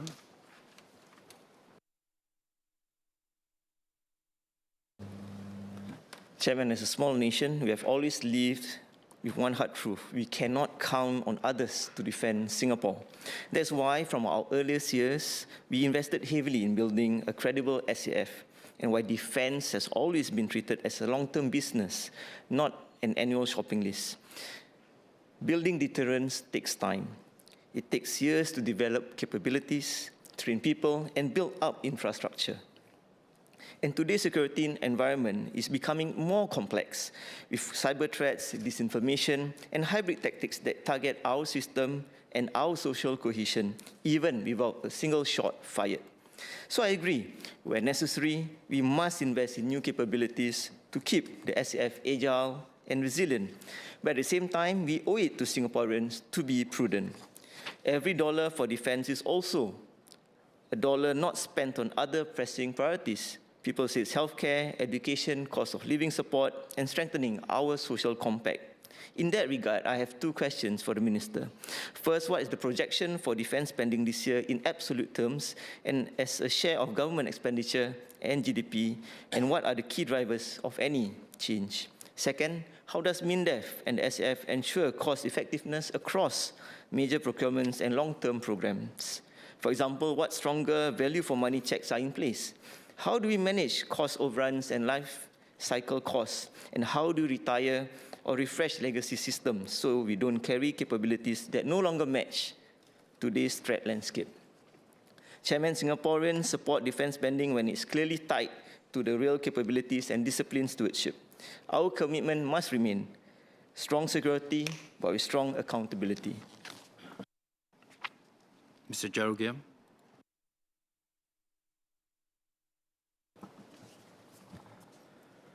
Sir, the global defense industrial base is facing unprecedented strain, leading to severe delivery backlogs that threaten operational readiness. In Japan, audits reportedly revealed that military equipment worth nearly $7 billion remained undelivered 5 years after contracts were signed, forcing their military to operate with critical capability gaps. Similarly, Taiwan reportedly faces a backlog exceeding $21 billion, with delivery timelines for fighter aircraft and coastal defense systems slipping repeatedly. These examples serve as a stark warning. Robust procurement budgets cannot purchase security if hardware remains on a distant assembly line. Therein lies the capability vacuum. Therein lies the risk of a capability vacuum if our own high-end platforms do not arrive on time. The operational life of existing assets is not finite, not infinite. We cannot afford a security hiatus where our surveillance or regional defense posture is compromised because we are waiting in a global queue. Relying on a single source for critical high-end systems may create a strategic vulnerability amidst current global instability. How is MINDEF diversifying and sourcing from a wider range of global partners to mitigate single-point failures in the supply chain? Singapore must be a partner with sufficient leverage to demand delivery certainty for every asset. Does MINDEF have a robust clawback clauses, and does it provide for liquidated damages for delays within these high-end contracts? Furthermore, MINDEF must ensure that multi-billion-dollar high-end contracts are transparent and accountable. This can be done by ensuring the Auditor's General Office is given full access to audit procurement milestones, contract variations, and delivery timelines. Mr. Henry Kwek.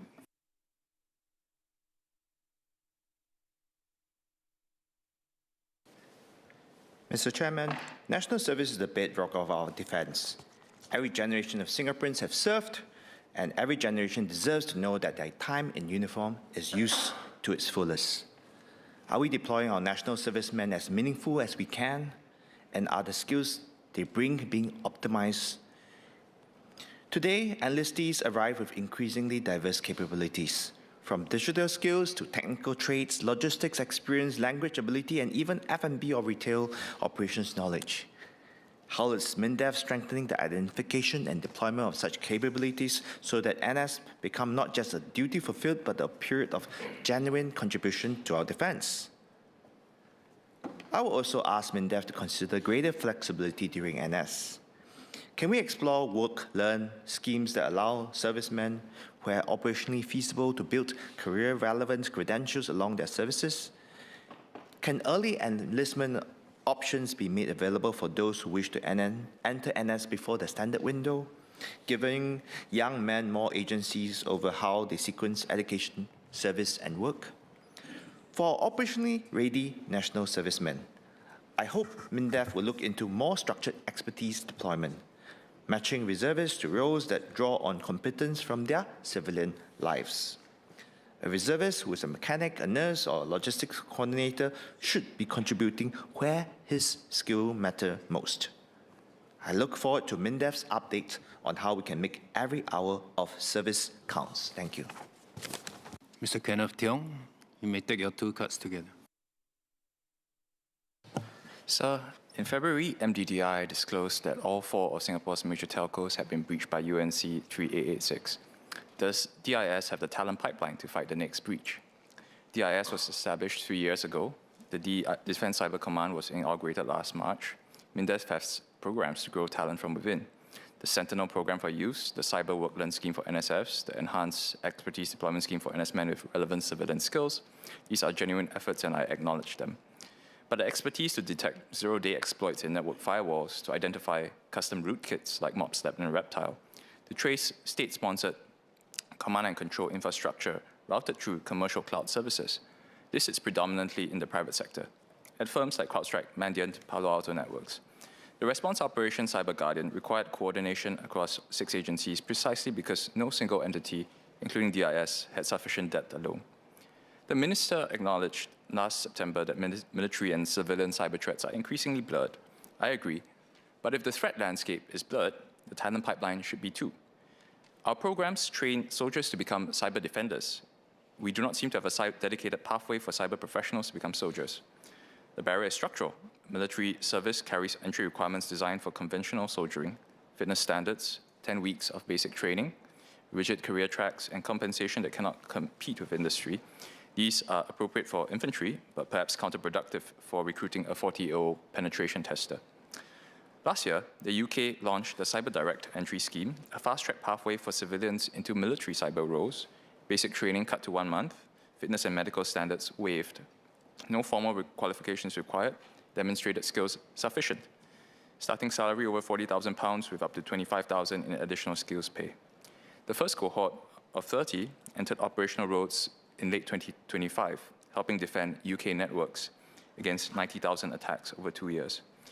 Will MINDEF consider a cyber direct entry pathway for DIS, allowing mid-career industry professionals to serve in military cyber defense with adapted entry requirements and competitive compensation? Cyber Guardian shows what DIS achieves when it mobilizes whole of government. The next step is to draw from whole of industry.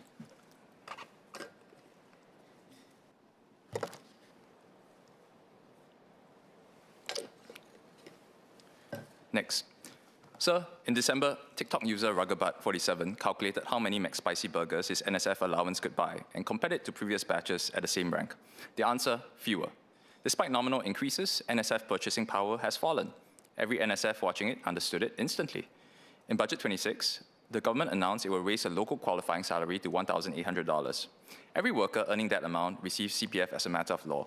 A second-year NSF corporal in a combat vocation earns $1,035 a month with zero CPF. If $1,800 is the floor for every worker in Singapore, surely it is the floor for every soldier. In 2024, my colleague Gerald Giam proposed raising NSF allowances to at least the local qualifying salary of $1,600 with CPF contributions. SMS Heng Chi Hao replied that NS is a duty, not employment. But SAF regulars serve the same duty with market salaries and full CPF. If duty and employment were mutually exclusive, we could not have a professional army.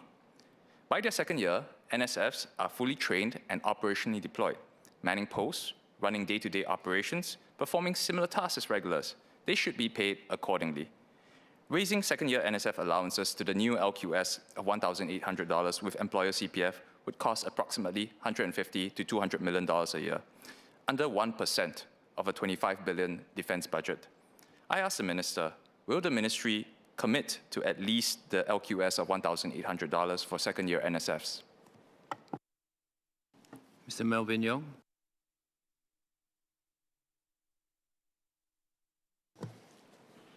Mr. Chairman, National Service or NS is fundamental to Singapore's defense and continued prosperity.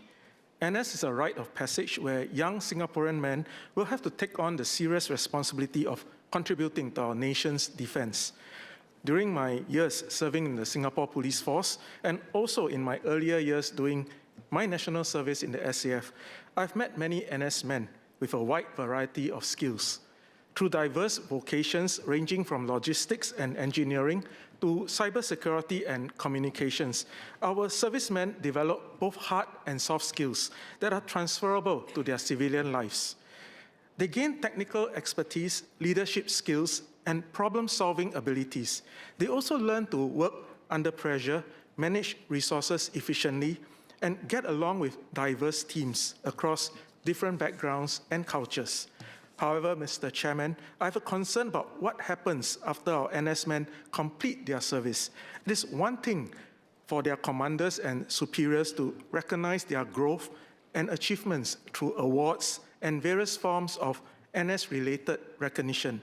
But what is more crucial and what will affect these young men's career prospects is whether their future employers will recognize their practical skills that they have acquired during national service. We need to ensure that employers can make a more holistic assessment on their employability, one that accounts for the skills and experience that they gain during their NS. To that end, how does MINDEF intend to ensure that the skills acquired by servicemen are duly recognized? Ms. Hasselina Abdul Halim.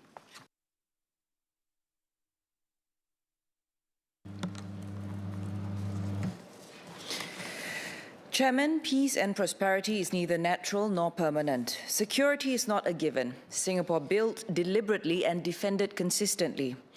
In an increasingly complex and multipolar world, Singapore has to maintain the flexibility to work with multiple partners while preserving our sovereignty and independence.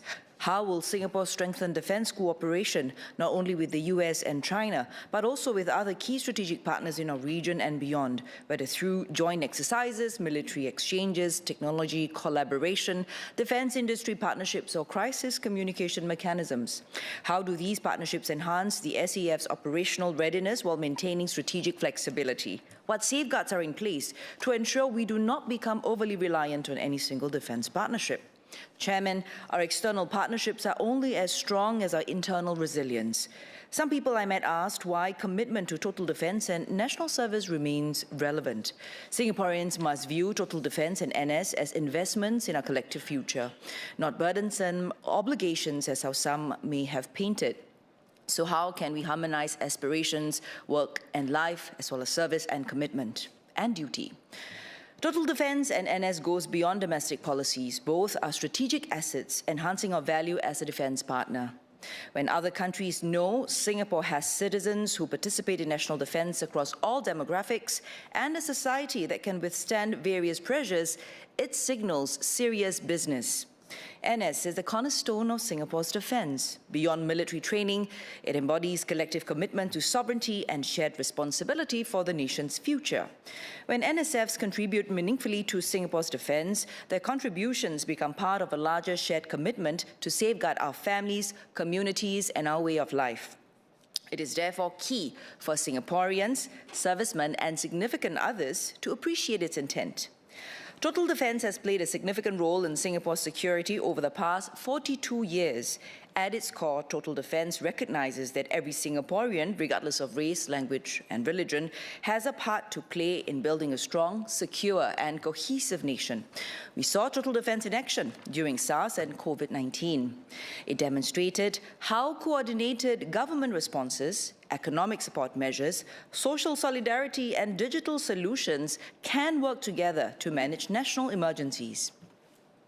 When households participate in total defense exercises, they are not just preparing for emergencies at a personal level, they are building a wider foundation of community resilience. However, more needs to be done to help Singaporeans see these connections and understand how their participation strengthens our defense and social fabric. We need greater community engagement that reaches all segments of our society, including elderly residents, new citizens, and families from different backgrounds. We must ensure total defense activities are accessible and meaningful to everyone, regardless of circumstances. Could MINDEF please provide an update on participation and outcomes from total defense-related activities like Exercise SG Ready this year? And how else is MINDEF planning to strengthen community engagement with defense? Finally, how is MINDEF, together with other agencies, ensuring a segment who did not choose to be here but are here understands the expectations of total defense? What integration modules, multilingual resources, or community initiatives are available to equip these segments with practical crisis response and knowledge? Ensuring that everyone who calls Singapore home understands their role will strengthen our collective resilience. Deterrence remain the bedrock of our survival, not just hardware, but also mindset, cohesion, and shared responsibility. If we're entering a more dangerous world, our greatest strategic asset will not only be a strong SAF, but a society that understands what is at stake and stands ready to defend it. In our national language, sir, bersatu kita teguh. We stand. Mr. Lee Hong Chon.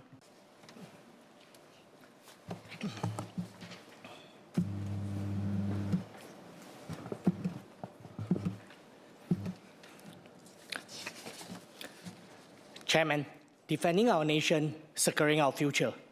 I will deliver my speech in Mandarin. 国防也不是只是军事问题，它关系到国家能否安全生存，社会是否有信心，以及我们在面对外来冲击时能否继续正常的运作。这几年来，安全环境出现了3大变化。首先，国际局势越来越不稳定，冲突和紧张局势不再是短期事件，而像是长期存在的背景。对像新加坡这样开放的小国来说，风险不会只是来自一个方向，而可能同时影响运输通道、能源和粮食供应等，以及金融和数字系统的稳定。其次，威胁的形式在改变，传统军事威胁依然存在，但更明显的是跨领域风险的增加，如网络攻击、假信息传播、关键基础设施受冲击，都可能在和平时期发生，而且影响很大。安全不再只是战场上的事，而是涵盖整个社会的系统。3，科技正在快速改变国防建设方式，人工智能、无人系统、网络能力的发展，让各国的军力提升更快。对资源有限的小国来说，我们必须更清楚什么最重要，不能什么都做。主席先生，新加坡一直强调全面防卫，也重视科技作为力量倍增器。我支持这些方向，但我希望清楚了解未来的重点。这里我有4个问题。第一，关于国家韧性。当风险跨越多个领域时，没有一个部门可以单独应对，关键是整体的协调。我想请问，国防部如何与其他的有关机构建立更清晰的合作框架？在面对跨领域冲击时，如何确保决策清楚、协调顺畅，让社会保持稳定和信心？我关注的是整体结构和国防部未来的角色定位。第二，关于科技转型，科技投资必须有远见，而不能盲目地追逐短期热点。请问部长，未来10年到20年，我们如何确定会有最重要的能力来应对？我们又如何确保科技发展与作战理念同步，而不是只是更新配备？同时，在科技变化这么快的情况下，我们又如何保持本地的研发能力？如何让科研机构、企业与国防继续建立长期稳定的合作关系，而不是只是短暂的项目？第3，关于人才的规划，小国的国防关键在人，科技可以提升效率，但人才决定高度。请问部长，未来我们需要怎样的人才结构，特别是科技和工程人才？在国防体系中将扮演着什么重要的角色？我们如何让更多本地人看到清晰的发展路径，并愿意长期的投入？同时，在强化高技能队伍的同时，如何继续巩固国民服役制度带来的社会凝聚力和共同的责任感？第4，关于财政的可持续性，我理解国防开支需要稳定，因为能力建设不能年年改变，但我们也要面对人口老化和社会开支增加的压力。请问部长，在财政可持续的前提下，国防部如何向国会清楚地说明长期规划和优先排序？又如何确保资源集中在关键能力上，并通过系统的评估提高效率和效果？主席先生，安全不是一时的问题，而是下一代的责任。是对下一代的责任。国防的目标是确保新加坡充满不确定的时代，依然保持稳定、自主和韧性。国家唯有强大，方能自立于世界。谢谢。Dr. Neo Kok Beng.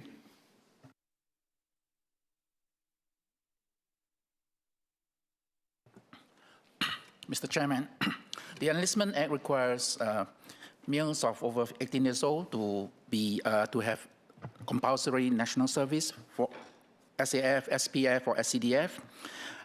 The NS as institutions has already evolved into not just protection and the defense of Singapore, but also as a social fabric for us to bond together, to understand each other, whether it's race, culture. So it is a very valuable institution. Now, beyond the compulsory services, we also have the SAF Volunteer Corps in the SPF at the VSC and the Citizens on Patrol. At CDF, we have a CERT, Community Emergency Response Team. Now, is it possible for us to not look at this type of services as just purely voluntary services, but as extension of our national service? And if we can do that, then I think we will be able to build a much more cohesive society that people who are not our citizens, who are not male serving in the compulsory service, or females, or new citizens can then claim they are serving their national service. So I would like to propose a redefining of national service to include the voluntary services of this nature, especially the uniform group. I myself serve on Citizen on Patrol, COP, and tonight I'm going to walk up and down the HDB flat, the HDB car park. And I think that is contribution to also the protection and the defense of the community. And I would like to encourage, especially in view of the TFR issues and protection of the neighborhood, that we encourage the PRs to join in such services and also make it compulsory for new citizens to at least do some part of these services when they become a new citizen. Thank you. Ms. Rachel Ong.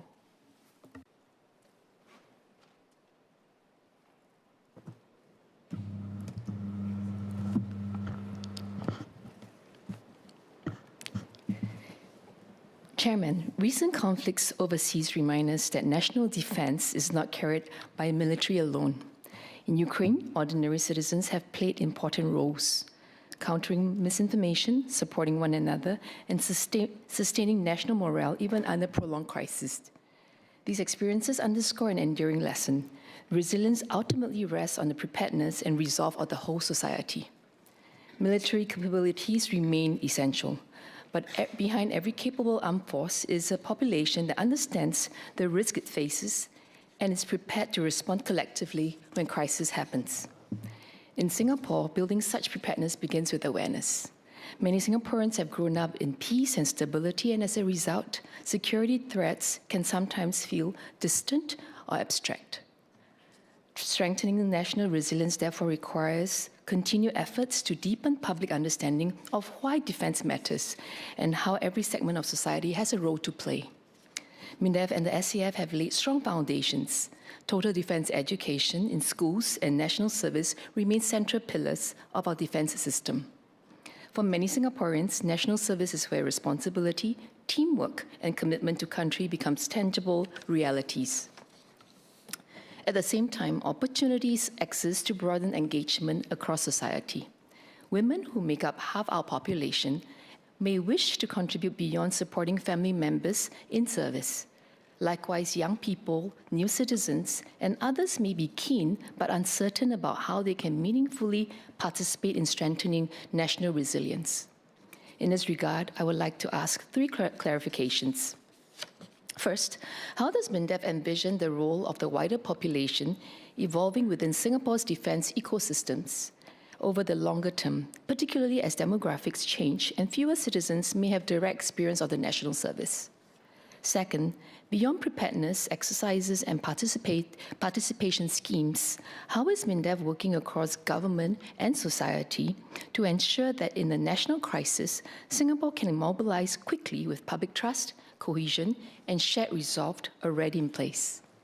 Third, as the nature of conflict evolves beyond conventional warfare to include hybrid, informational, and societal dimensions, how is MINDEF strengthening Singapore's overall whole-of-nation resilience framework so that our defense posture remain credible not only militarily, but also socially and psychologically?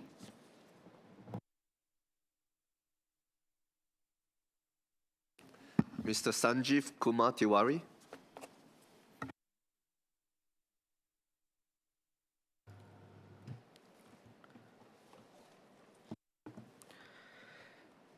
Chairman, started in 2014, the Singapore Armed Forces Volunteer Corps, or SAFVC, stands as a vital avenue for new citizens, first-generation permanent residents, Singaporean women, and those without national service obligations to step forward, serve alongside our NSFs, NSmen, and regulars.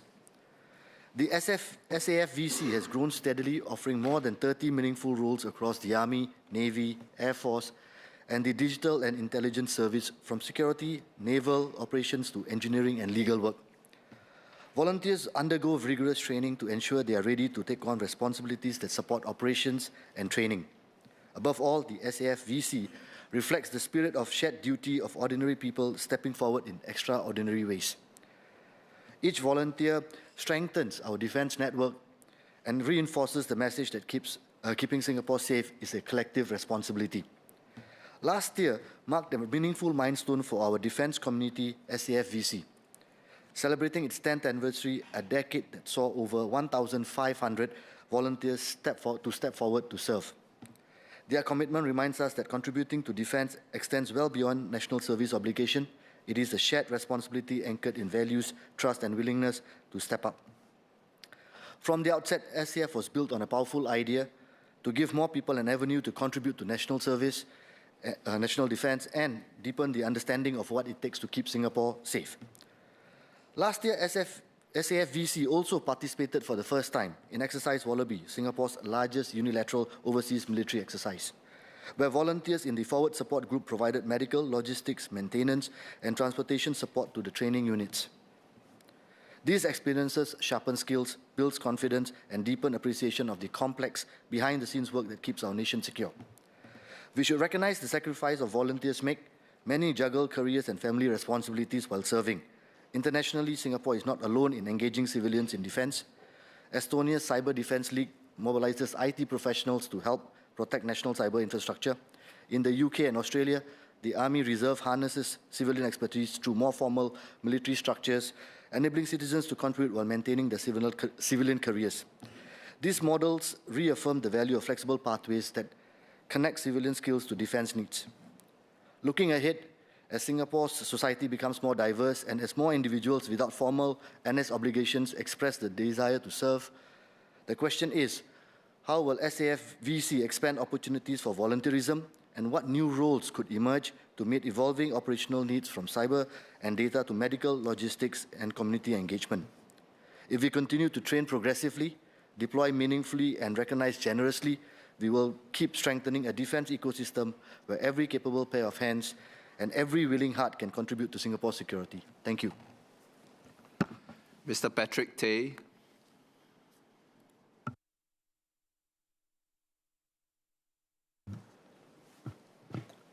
Since 1972, SAFRA has been more than just a provider of gyms and swimming pools. It's been the home away from camp for our NS men. Today, with 7 clubs spanning from Jurong to Punggol, SAFRA stands as a tangible thank you from the nation to those who serve. On a personal note, I've seen how these spaces have evolved. Since my younger days, SAFRA Tampines was where I headed to for a game of squash or badminton and my regular swims. Today, I see NS men bringing their toddlers to the enrichment centers and their elderly parents to the restaurants.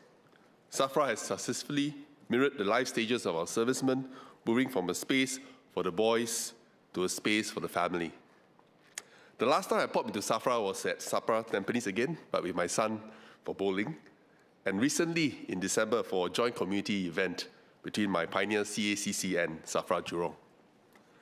To remain relevant in 2026 and beyond, SAFRA must continue to bridge the gap between serving time and belonging. My first clarification relates to the NS community's changing needs. While the new Chua Chu Kang clubhouse is a masterpiece of modern integration, our NSFs and pre-enlistees have different digital and social habits compared to my generation. What upcoming initiatives or infrastructure improvements can the NS community look forward to? Specifically, how will SAFRA ensure that its offerings remain bespoke for different segments, from the pre-enlistees looking for fitness prep, to the NSF seeking respite, to the former NS men who still wishes to maintain that link to the SAF fraternity? So the security landscape has shifted. We are no longer just looking at borders. We are looking at hybrid threats, misinformation, cyber attacks, and threats to our social cohesion.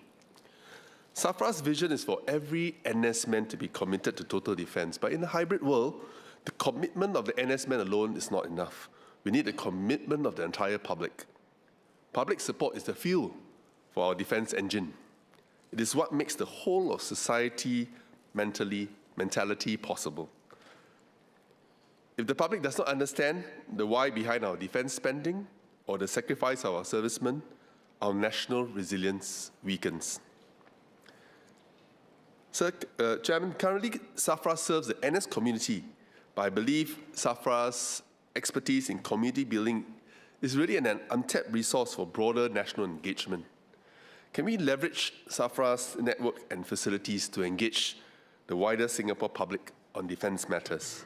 Are there plans to use SAFRA as a platform where non-servicemen, could be spouses, children, and new citizens, so that they can better appreciate the contributions of our NS men and learn how they too can play a part in total defense? By opening SAFRA's doors, both physical and metaphorical, wider, we don't just celebrate our soldiers, we strengthen our society. Thank you. Mr. Alex Yam.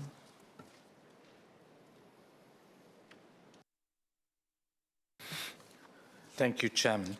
Total defense has never been just about equipment. It's always about our people. And it's about whether every Singaporean understands his or her stake in this country and appreciates the role that national service plays in keeping all Singaporeans and our nation safe. Operational readiness remains critical, of course, but without sustained community support and identification with the institution of national service, our defense posture will gradually hollow out. As our society continues to evolve and becomes more prosperous and comfortable, defense concerns can easily slip to the back of our minds.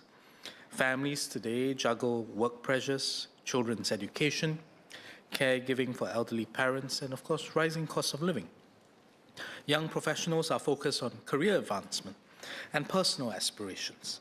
It's natural that defense issues do not feature prominently in daily conversations. The peace and stability we enjoyed for decades also make existential threats feel distant.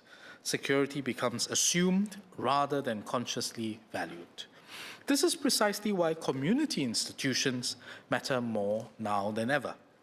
They bridge the gap between our defense needs and everyday life. They keep defense awareness alive in spaces where Singaporeans already gather. Therefore, SAFRA is one such important institution. It has clubhouses across the island and a large membership base. It's where NS men meet friends, where families send their children for classes, where people exercise, dine, and unwind. I have personally spent time at SAFRA facilities with my family, as many members would have. These are ordinary moments, but they are also opportunities. Around us are NS men who have trained together, served together, and carry stories of hardship, camaraderie, and pride. We hear conversations about friendships forged in outfield conditions, about the satisfaction of completing a demanding exercise, about the quiet pride in wearing the uniform and doing one's part, and of course, when NS men meet, complaints about tough training as well. These lived experiences are powerful ones. They humanize defense. They remind us that security is not just an abstract idea. It is built by sons, daughters, brothers, sisters, fathers, colleagues. My question, therefore, is how MINDEF can deepen partnerships with organizations like SAFRA so that they go beyond just being facilities for recreation. Would there be plans to develop programs within these community platforms that will actively foster intergenerational understanding of national service? For example, perhaps dialogues where veterans and younger Singaporeans can share perspectives on national service, preparedness workshops that involve entire families, activities that integrate the messages of total defense into everyday community life. How can SAFRA and similar institutions better engage not only our NS men, but also spouses, their children, and our new citizens as well? Many new Singaporeans have not grown up in an environment where national service is a formative experience. Yet their sense of belonging and commitment is equally important for us. Can these platforms help them to better understand our defense story and feel invested in protecting their newly adopted home? Ultimately, defense in the community should be visible in small but telling ways. Parents who instinctively teach their children resilience and preparedness, neighbors who can check on one another during crisis, young Singaporeans who see national service not merely as an obligation, but as a shared rite of passage, and new citizens who speak of Singapore's security as their responsibility as well. If we're intentional in leveraging the reach and influence of institutions like SAFRA, we can ensure that total defense can remain a lived national commitment and not confined to the uniformed services or to our schools. I would therefore appreciate if the Ministry could share what outcomes MINDEF will track to assess whether defense is truly anchored in the community and what more can be done to strengthen this vital pillar of national resilience. Mr. Alexio.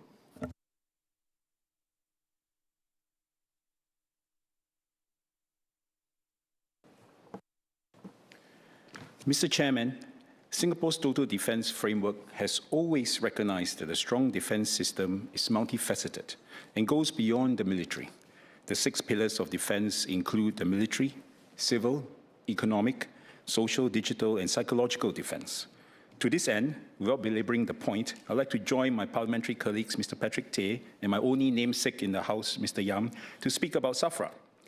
SAFRA is a familiar and accessible platform for NS men, their families, and the wider community to come together to participate in total defense activities. Today, SAFRA has 7 clubhouses spread across Singapore and more than 475,000 members. With its strong infrastructure and extensive member network, I believe more can be done to mobilize this platform. For example, just earlier this month, as part of the Exercise SG Ready 2026, simulated disruption activities and programs to commemorate total defense were held at SAFRA clubhouses for NS men and their families to learn about readiness for power outages and disrupted digital connectivity.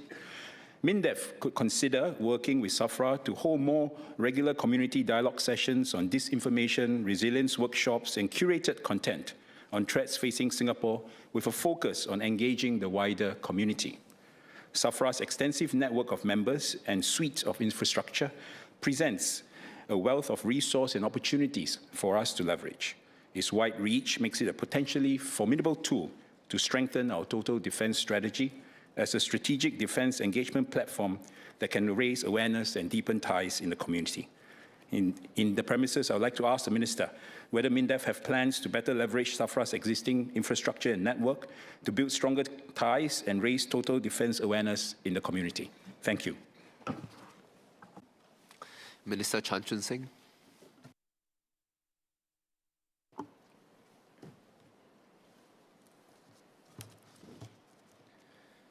Chair, let me first thank members for your interest and support for MINDEF and SAF.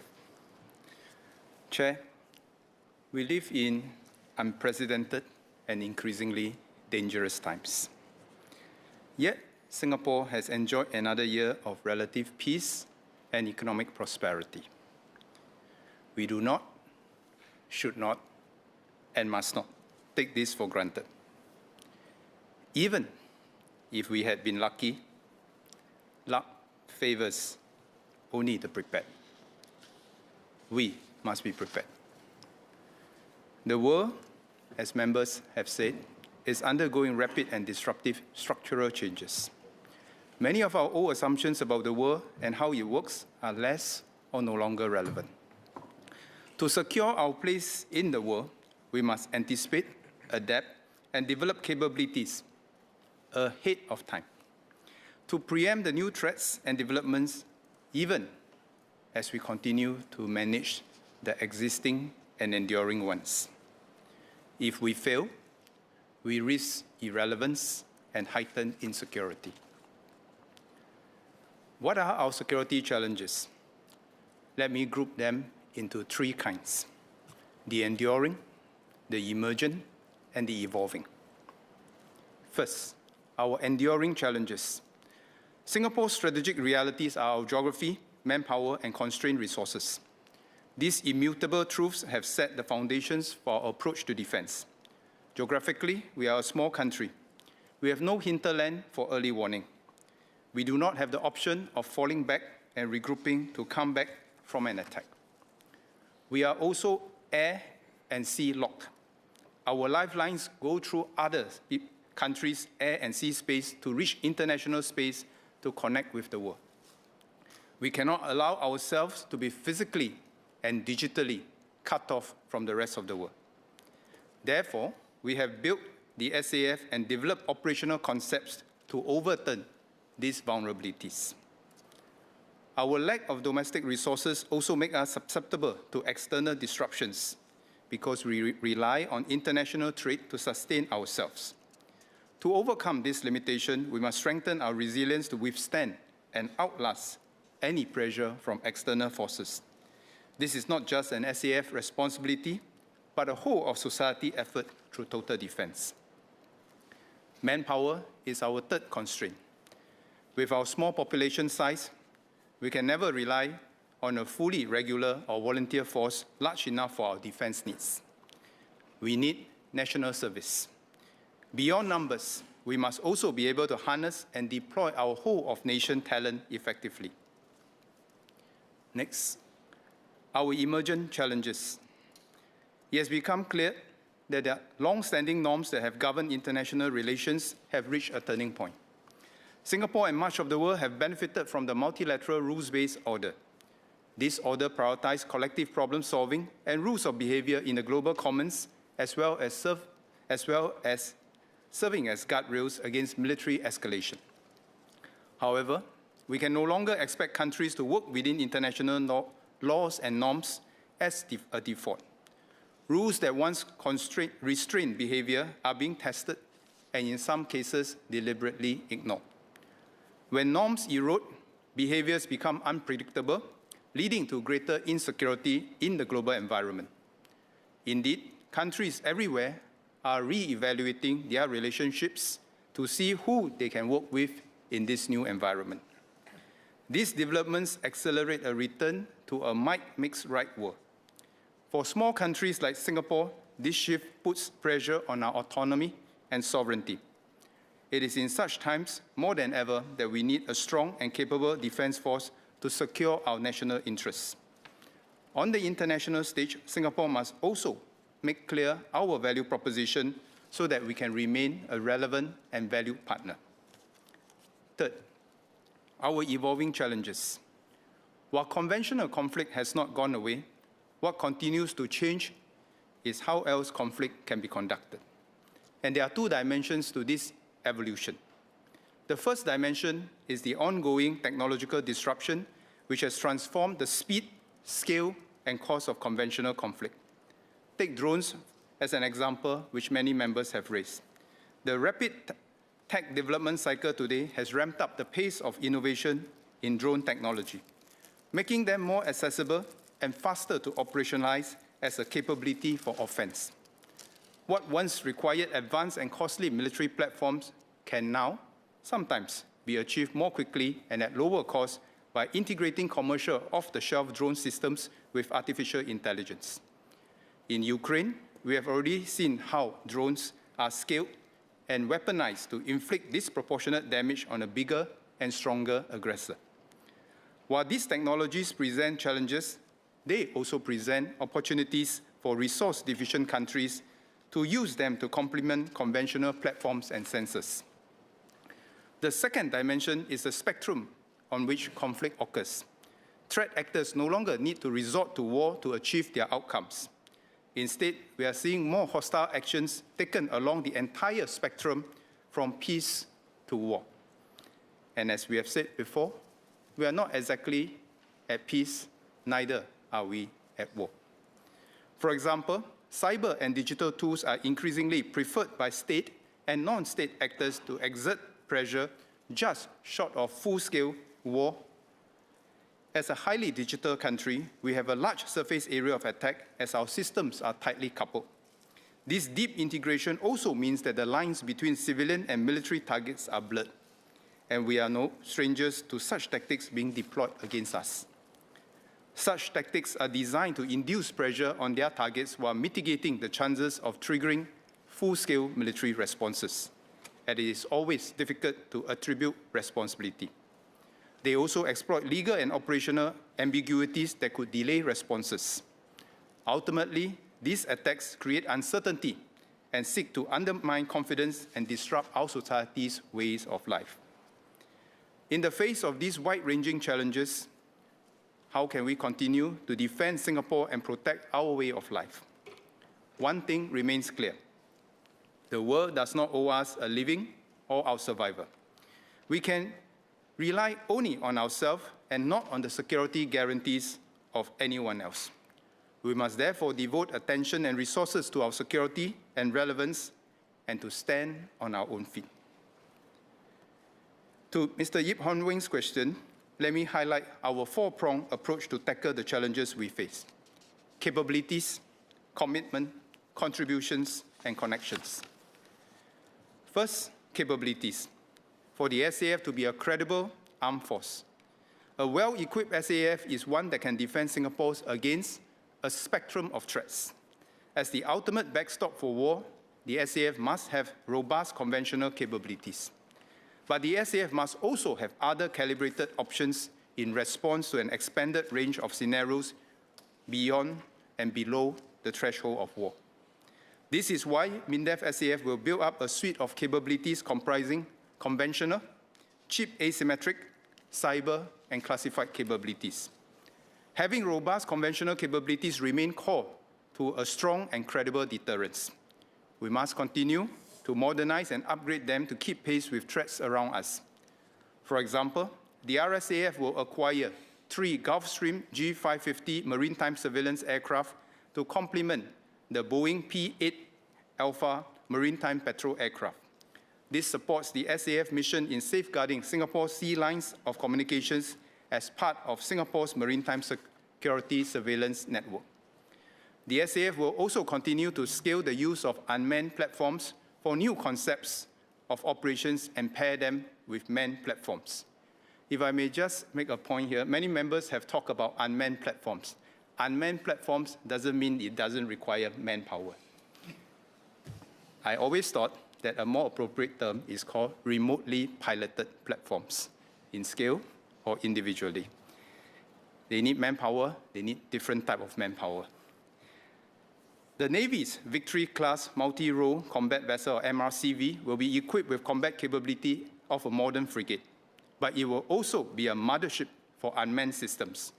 The second MRCV is on track to be launched in the third quarter of 2026.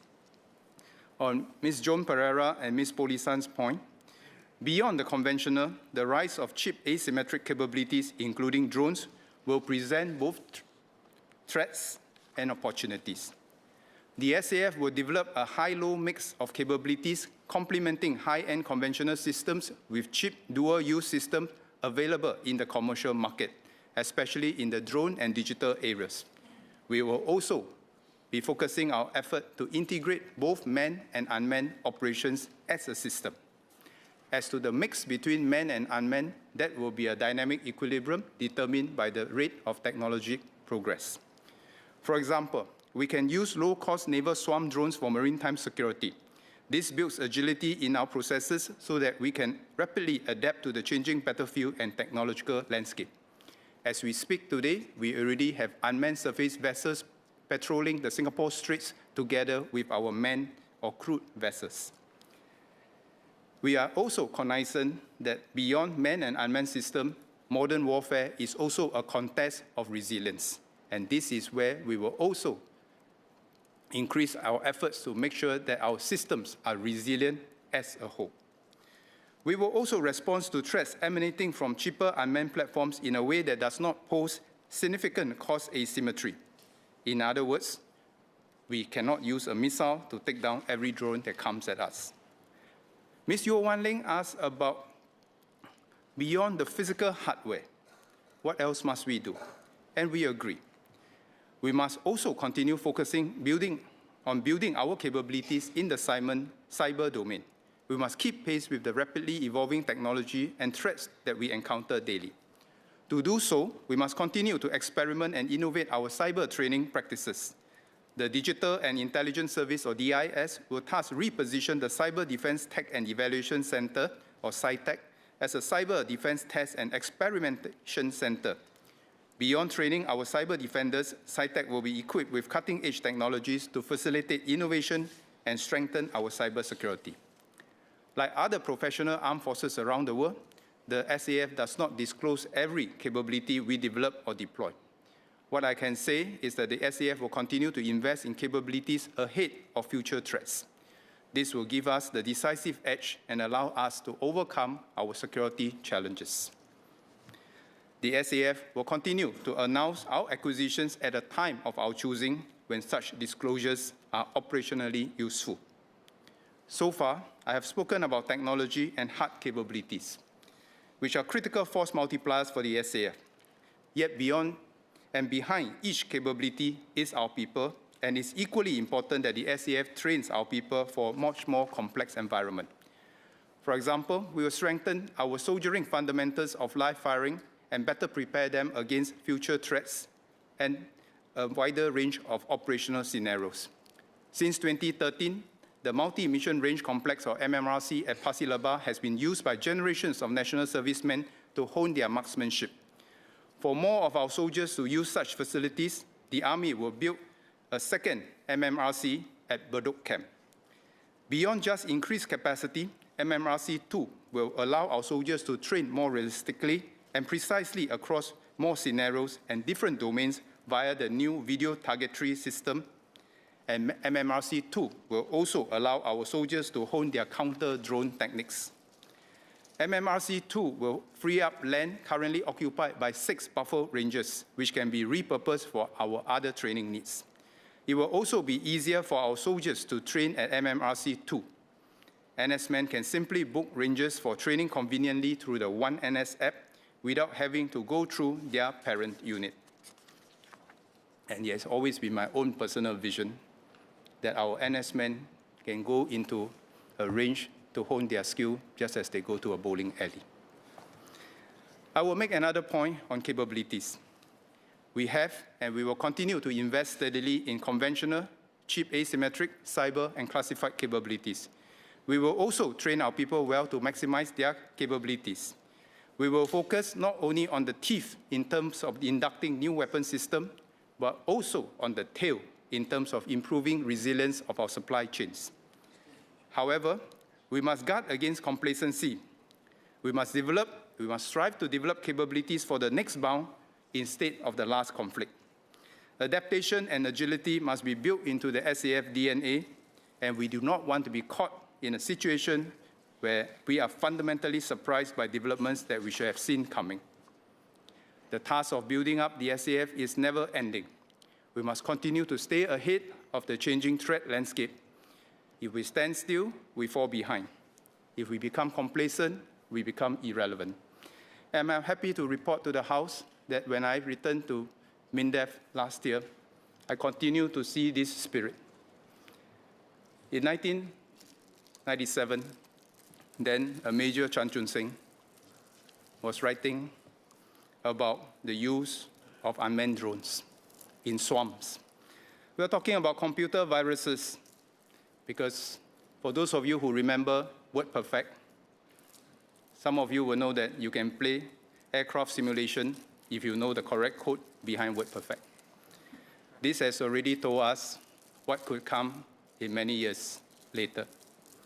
In 2000, before I left the SAF, we were talking about classified projects that today are coming to fruition when I return to MINDEF. Defense is a long-term business. And I'm glad that today when I return to the SAF, I'm seeing my men and women of the SAF not just talking and thinking about the challenges today, but what are the challenges that could emerge in 10, 20 years' time. That is, and that must be the spirit of the SAF. Next, our defense capability, in my mind, must be manifested in 6 arms. Beyond the Army, Air Force, Navy, and DIS, it must also include our defense and technology community, and it must also include our defense industries. We have judiciously invested in DSO and DSTAR over the years, building a core of scientists and engineers with expertise that money cannot buy. In our quest for resilience and to strengthen our ability to scale at speed, we must also have a strong and reliable local defense industry. This is especially for classified capabilities. Our local defense industry gives us resilience, the ability to scale, and most importantly, the ability to develop capabilities that we cannot buy. Their credible capabilities also allow us to be a partner of choice for others to want to work with us. That strengthens our relevance and value proposition. The second C, let me touch on the commitments to Singapore's defense. This commitment by our political leadership and whole of society is expressed in various forms. To Mr. Wan Rizal's point, our first commitment is a steady, consistent, and disciplined way that we approach our defense expenditure. Various members have asked about how we apply our resources judiciously and apply them in a disciplined way. This was supposed to be an answer that I'll give to Ms. Valerie Lee, who has posed a PQ, but I thought it's perhaps useful for me to share my 7 golden rules of defense expenditure and how we spend money. Rule number 1, operation needs first and last. Our top priority always goes to our operational needs, both current and emerging. All other considerations are secondary. Second, we must be clear-eyed on our life cycle costs. We plan our investment with full consideration of life cycle costs and long-term sustainability, taking into account the financial and manpower resources needed in acquiring, establishing, developing, and maintaining that capability. 3, we take an integrated system view. We acquire and develop capabilities not in isolation, but with a view towards them being a part of the larger integrated system within the SAF. This ensures that the SAF capability is more than the sum of its individual parts. Rule number 4, consistency is key. As developing integrated systems and real capabilities take time and consistent effort, we invest steadily in technology and our people's skills and competencies over the long term. We eschew a feast and famine approach to defense spending. Rule number 5, resilience matters. It's important for the SAF to build resilience against disruptions. We achieve this through means such as the ability to adapt to our unique needs, ensuring adequate stockpile and having alternative sources of supplies. Rule number 6, best solution mindset. We acquire the most cost-effective system to meet our operational needs, guided by robust professional assessment rather than being tied to any single source or solution. Where we need to achieve greater resilience or customize to our own unique needs, we may develop our own unique systems. Rule number 7, last but not least, goes back to the first. Operation needs always. Our operational needs remains our foremost and utmost consideration so that we can build a strong SAF, equip our war fighters with the best systems available against today's and tomorrow's challenges. Going forward, I expect the growth in defense spending to keep pace with GDP, barring major shocks. However, if need arises, we are prepared to spend more. Next is our commitment to national service, which is essential for generating the force required to meet our critical needs for national security and survival. The service and support of our full-time national servicemen and national servicemen are vital to this effort. Our people are at the core of what we do, and the fighting spirit of our people determine how successful we are. MINDEF and SAF does not take the commitment of our NS-men and NSF lightly. We are invested in making the most of their time in NS and during their ORNS cycle. We strive to bring out the best in every serviceman so that they can contribute more meaningfully and effectively with their abilities.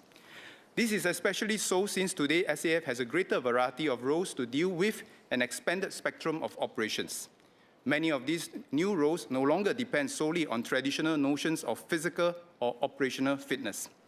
This will require a mindset shift on how we think about the abilities of our servicemen. Combat categorization in the past tended to stream our servicemen based on what our people could not do. But we can unlock our people's potential if we shift our focus to what they can do. To this end, MINDEF will review our medical classification system to be more precise. This will allow better characterizations of the medical fitness of our servicemen and how that affects their ability to undertake various tasks. Coupled with continuous efforts to redesign roles and vocations, the MCS, our medical classification system, will enable our servicemen to be more meaningfully and effectively deployed. Some may also be deployed to vocations that they were previously not eligible for. The review of the MCS is being done in consultation with public medical specialists and members of our specialist advisory boards. With greater precision, this ensures that our servicemen are deployed only to vocations that they are medically assessed to be suited for.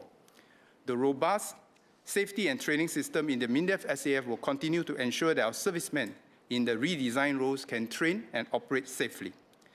We also want to better harness the talents of our national servicemen with specific expertise.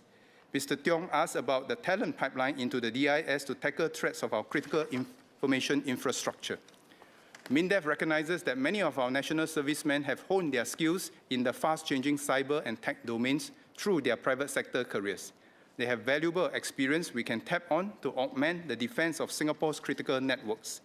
The DIS will thus better organize our national servicemen with relevant cyber expertise into sectoral cyber defense teams. These teams are aligned to our CII sectors and will aim to strengthen the resilience of our CIIs. SMS Zaki will elaborate more on these NS cyber units in his speech. Third is our commitment to the share of talent that MINDEF SAF receives. I am thankful that the public service continues to allocate top talents to the MINDEF SAF so that they can lead the SAF to be ready for today's and tomorrow's challenges. I'm also grateful to parents for continuing to entrust their sons and daughters to the SAF and to schools for grooming the next generation of leaders. Altogether, these expressions of commitment send a powerful signal of strong, whole-of-nation support for Singapore's defense to potential adversaries. The third C is contribution from our wider community that lends strength to the SAF. This strength can be seen through a model of concentric circles. At the center of the SAF is the high readiness corps of active duty personnel who will respond first in any contingency. The second ring is the SAF full force potential comprising 250,000 NS men who can be mobilized when required. Thus far, we have talked about how we will better support the first two rings.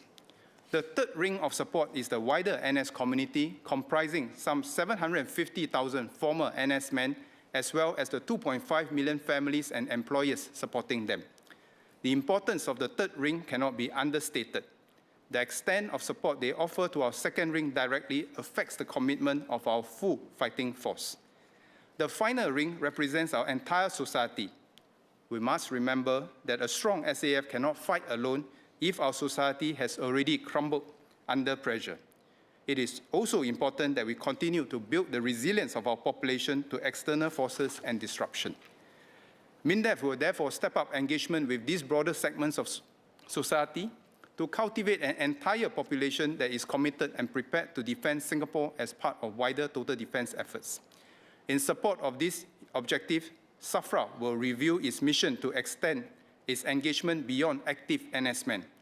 We will reimagine SAFRA as a platform for defense engagement to include our former NS men and their families. MOS Chu will speak about this later. Dr. Neo Kok Peng asked if we should redefine national service to include voluntary services in all uniformed groups and to allow new citizens to participate. While national service is the bedrock of our defense and will remain so, we can do more to encourage a culture of participation in defense through volunteerism. Everyone has a part to play, and everyone who lives in Singapore should have opportunities to volunteer in some way. Volunteers play a key role in supporting the SAF and Singapore's defense by taking on meaningful roles that complement the work of regular personnel. Today, the defense volunteer base is more diverse and dynamic than ever. Many of our volunteers, some of whom are also our ORNS men, have valuable real-world experiences and industry expertise. Having a strong volunteer corps also adds to our deterrence. Potential adversaries would think twice if they knew they would face a populace that is committed, skilled, and prepared to defend Singapore. And the more Singaporeans who volunteer with their time and service, the more powerful our deterrence will be. That is why MINDEF will strengthen the defense volunteer ecosystem through the SG Defense Volunteer Network and the SAF Volunteer Corps. SMS Zaki will speak about this in greater detail on how we intend to expand the size and scope of the SAF Volunteer Corps.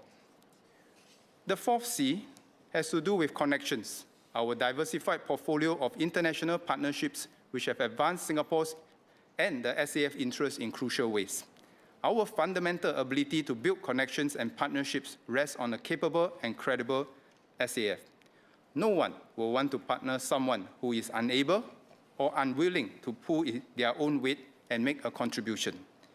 Thus far, our partnerships have provided valuable opportunities, such as opening up new training areas overseas.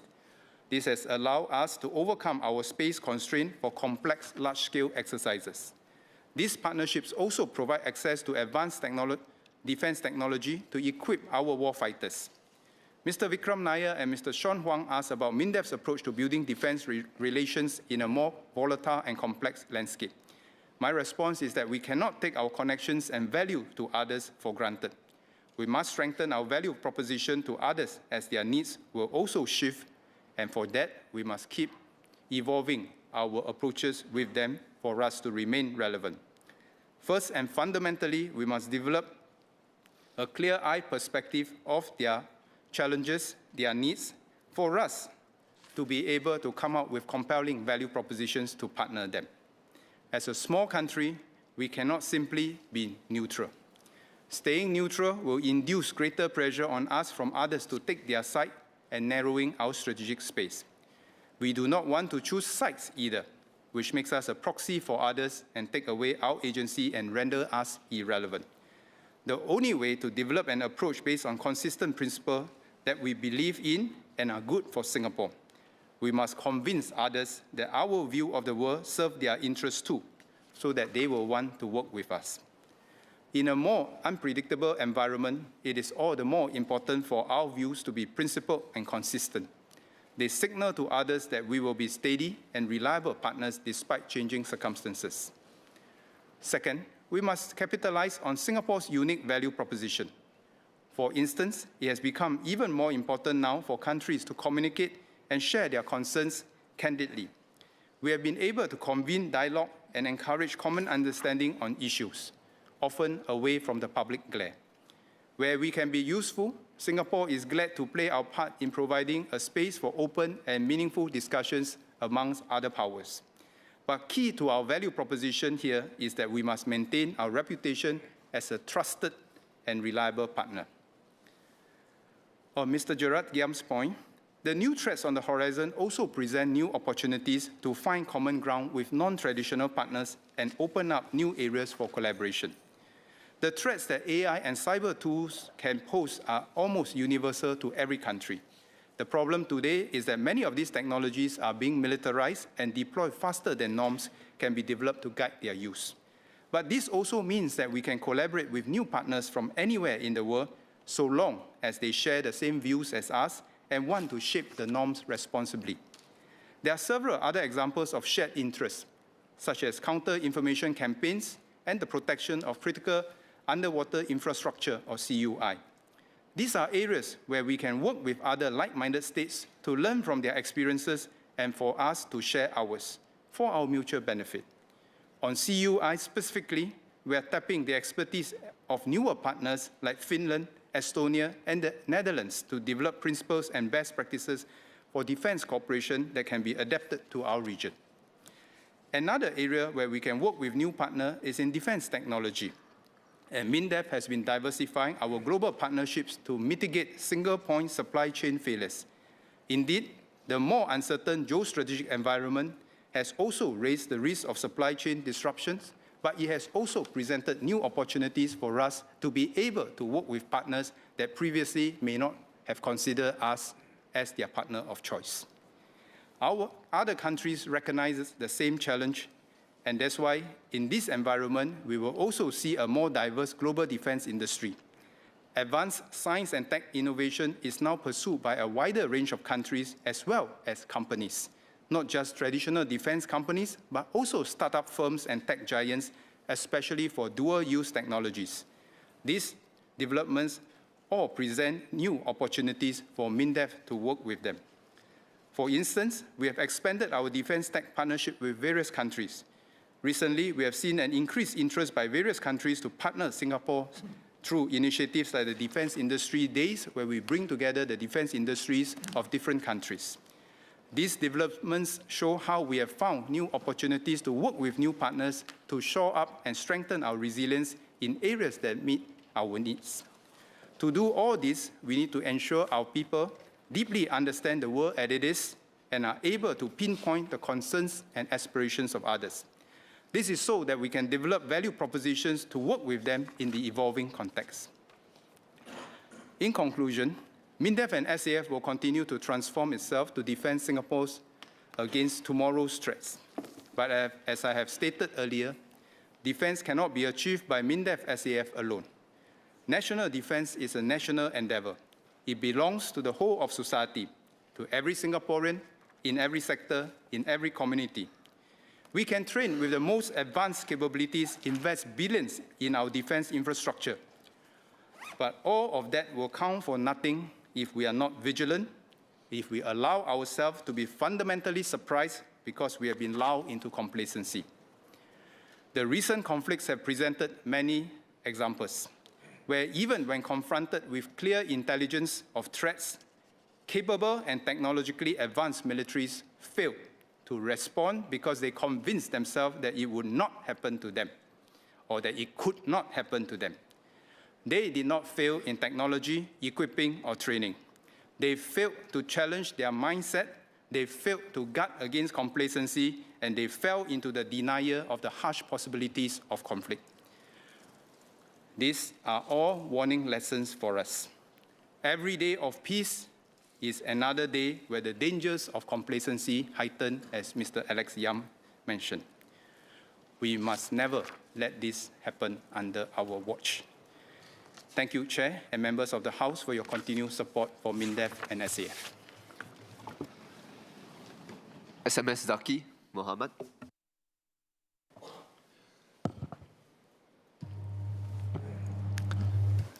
Mr. Chairman, as Defence Minister Mr. Chan has outlined, we face an increasingly complex world. Peace is not guaranteed. Singapore has reaped the peace dividend as a result of constant vigilance, diplomacy, and active risk management. Our defence must continue to stand strong on lasting foundations, and national service remains the cornerstone of Singapore's defence. As our world changes, We will continue to enhance the SAF, and we must keep strengthening national service to stay effective. Let me begin with our goal in mind. We want to enable our national servicemen to contribute meaningfully at every stage of the NS journey, from enlistment through full-time service, through to as operationally ready servicemen, and even beyond their active years. We want to optimize how people can contribute to Singapore's security throughout the entire NS journey. Mr. Henry Kwek asked about how we are going to do so. Firstly, we provide opportunities for our national servicemen to develop their potential and even their careers early. Since 2023, we've created work-learn schemes that let selected polytechnic students enlist a year early. They complete their final year internship while serving in the SAF. This means that they can pursue their studies while putting their learning into practice in NS. We now have 5 such schemes, including our newest partnership with Ngee Ann Polytechnic, launched last year. This latest tie-up trains students as Army engineers. Other servicemen can also take up work-learn schemes after they enlist. These programs, run with our Institute of Higher Learning, let servicemen serve full-time NS while earning diplomas or university credits. They focus on areas vital to SAF capabilities: artificial intelligence, engineering, and others. We've introduced 10 work-learn schemes to date.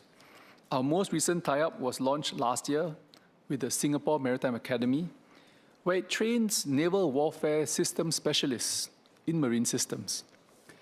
As we create more opportunities for servicemen to gain skills during NS, these skills must be recognized beyond their service. Mr. Melvin Yong asked how this is being done. MINDEF and SAF are partnering Skills Future Singapore to include NS certificates in the Careers and Skills Passport. We'll start a trial with selected SAF training institutes from the second half of this year. Industry-relevant skills will be mapped in each serviceman's passport. This provides government-verified records of the skills they have attained in NS, and this will help boost their employability. Mr. Kenneth Tiong asked whether NS allowances can be pegged to labour market standards such as the local qualifying salary, or LQS. Let me first assure members that we deeply value our national servicemen commitment and contributions in defending Singapore. MINDEF regularly reviews allowances and incentives for our national servicemen, and we will continue to do so. Over the past decade, we have conducted 4 reviews of NS allowances in 2015, 2020, 2023, and most recently, last year in July 2025. As an example, the allowance for a recruit in basic military training increased 65% in the last 10 years. But NS allowances are just one part of many initiatives to recognize national servicemen which are not available to regulars.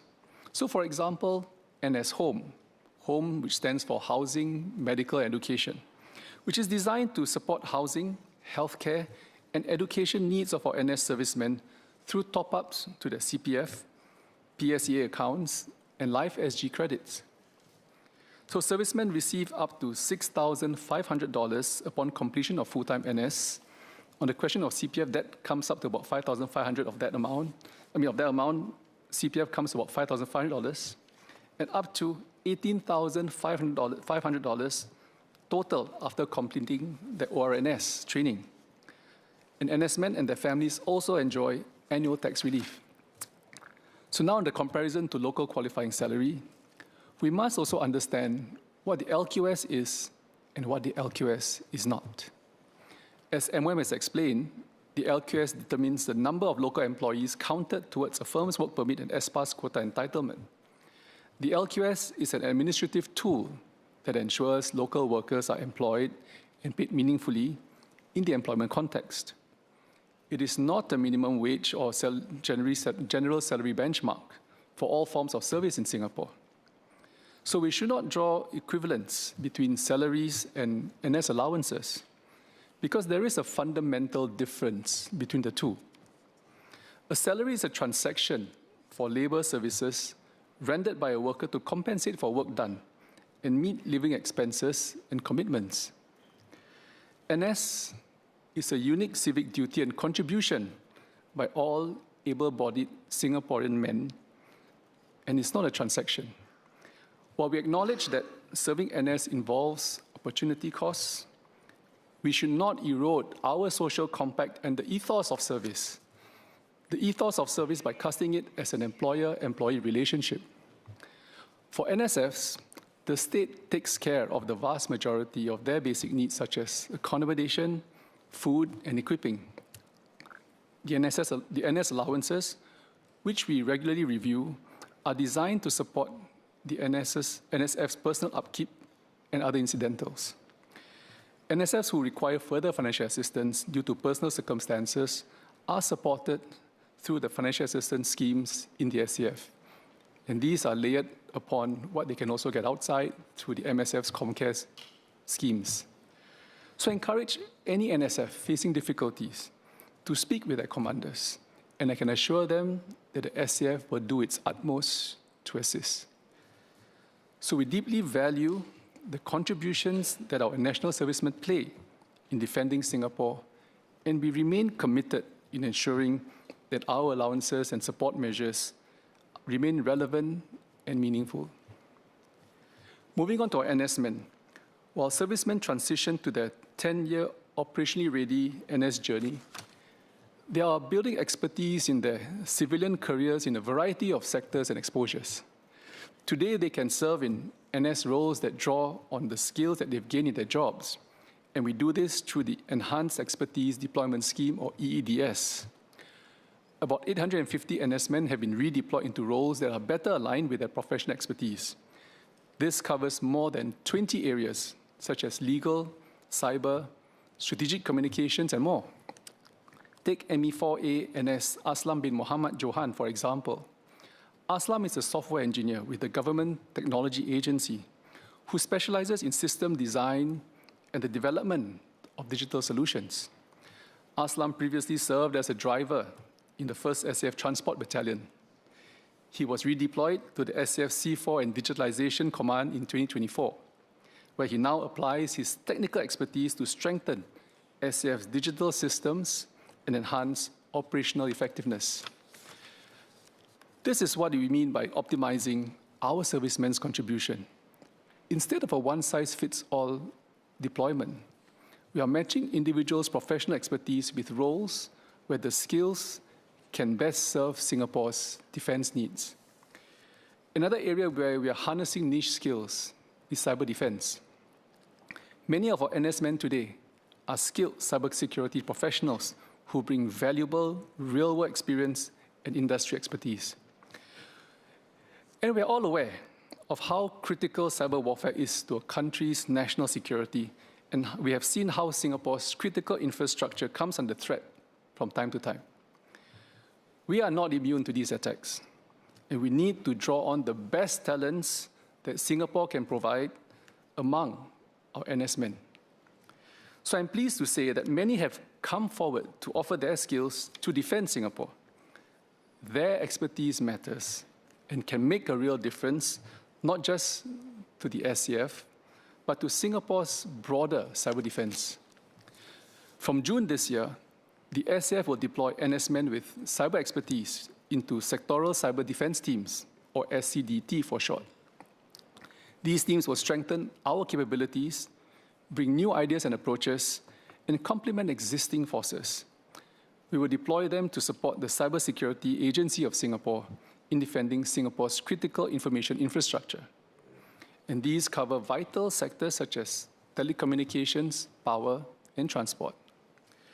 So one such example is ME4NS Lai Han Wei, who's a manager, cyber threat intelligence and response from the Infocom Media Development Authority. He will be part of the Telecoms SCDT, bringing expertise and experience in niche areas such as operational technology, cybersecurity governance, and threat decision. NS men like Han Wei will contribute meaningfully to our national efforts to strengthen our cyber defense, offering specialized knowledge that would be difficult to replicate through traditional military training alone. So this represents a more coordinated, proactive approach against increasingly sophisticated cyber threats. Chairman, we're enabling better skills-matched deployment of our NS men. These pathways enable NS men to contribute more meaningfully to national defense by applying the expertise that they've developed in their civilian careers. Mr. Lee Hong Chuang and Ms. Rachel Ong asked about how we are involving the community and wider society. The defense of our nation is a shared endeavor that goes beyond those who serve national service. Our deterrence and mission success, if ever called upon, relies on the understanding and support of the wider Singapore society. Whether at the National Day Parade or at recent Singapore Air Show, you can see Singaporeans from all walks of life show their sense of pride, embodying the spirit of total defense. Many Singaporeans and residents want to contribute to our defense in different ways.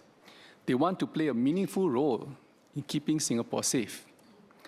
So beyond NS, we will be expanding avenues for women, permanent residents, new citizens, and foreigners to step forward and play their part. Just as NS has served Singapore well to foster cohesion and a sense of national identity through their service to defense, we want to expand the opportunity and potential to do the same with this initiative. MINDEF and SAF will establish the Singapore Defence or SG Defence Volunteer Network this year. This brings all volunteers in MINDEF, SAF, and our related organizations under one common identity. It strengthens our volunteer ecosystem, and the SG Defence Volunteer Network will focus on two key areas initially. First, we will expand civilian volunteer pathways by creating new opportunities across MINDEF, SAFRA, Defence Collective Singapore, and our other agencies. Volunteers can contribute in ways that better match their skills, interests, and life stages.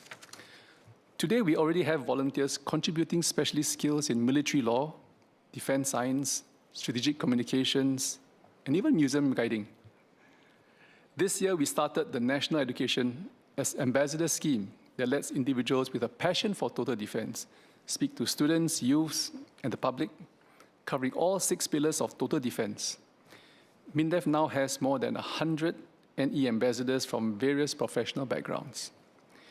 We also started the Total Defense Champions Initiative this year to engage communities on how to respond during crises and disruptions.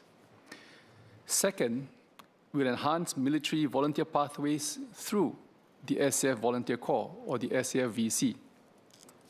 The SAF VC lets Singaporean women, as well as PRs, deepen their understanding of national defense. They contribute directly to Singapore's security, strengthening our collective sense of ownership and responsibility. Mr. Sanjeev Kumar asked for an update of the SAF VC and whether MINDEF and SAF intend to expand opportunities for volunteerism. The SAF VC marked its 10th anniversary last year, and since its formation, more than 1,500 SAF VC volunteers have trained and served Singapore. Moving ahead, we'll enhance the SAF VC to enable more people to serve in a wider range of roles. And we will integrate the SAF VC more closely into SAF units to fulfill operational tasks alongside SAF personnel beyond peacetime support functions. And I'm glad that Mr. Sanjeev has also noted how our SAF VC were deployed side by side alongside our SAF troops in Exercise Wallaby last year. So this shows how more of our volunteer schemes can be put to support the core of the SAF. Now, we also introduced a new non-military, non-uniformed military volunteer scheme with new roles.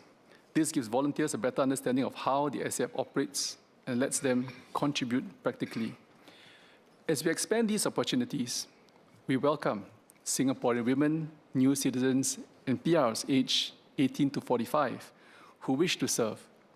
They can find inspiration from the many SVs today who serve with deep commitment. One example is SV2, Delhi Jeffrey Jean-Raphael Georges, an auxiliary security trooper and his wife, SV1, Felicia Ang, who serves as a bridge watchkeeper. Both of them joined SAF-VC to do their part for Singapore and serve as positive role models for their 3 children. For Delhai, volunteering was also a way for him to deepen his roots in Singapore. Since 2023, Delhai has been based in Dubai for work. He relocated there with Felicia and their 3 children.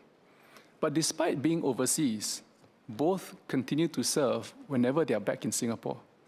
And they've contributed significant service days over the years. Their commitment reflects strong dedication to Singapore, regardless of where life or work takes them. Another example is SB2 Diana Lau, a nurse with Alexandria Hospital's Urgent Care Centre. She volunteers as a medical trainer in the SAF. During a training session, she noticed a trainee showing signs of heat stress. She drew on her nursing background to help the medical team provide timely care. Her swift actions helped to ensure that training could continue safely and effectively.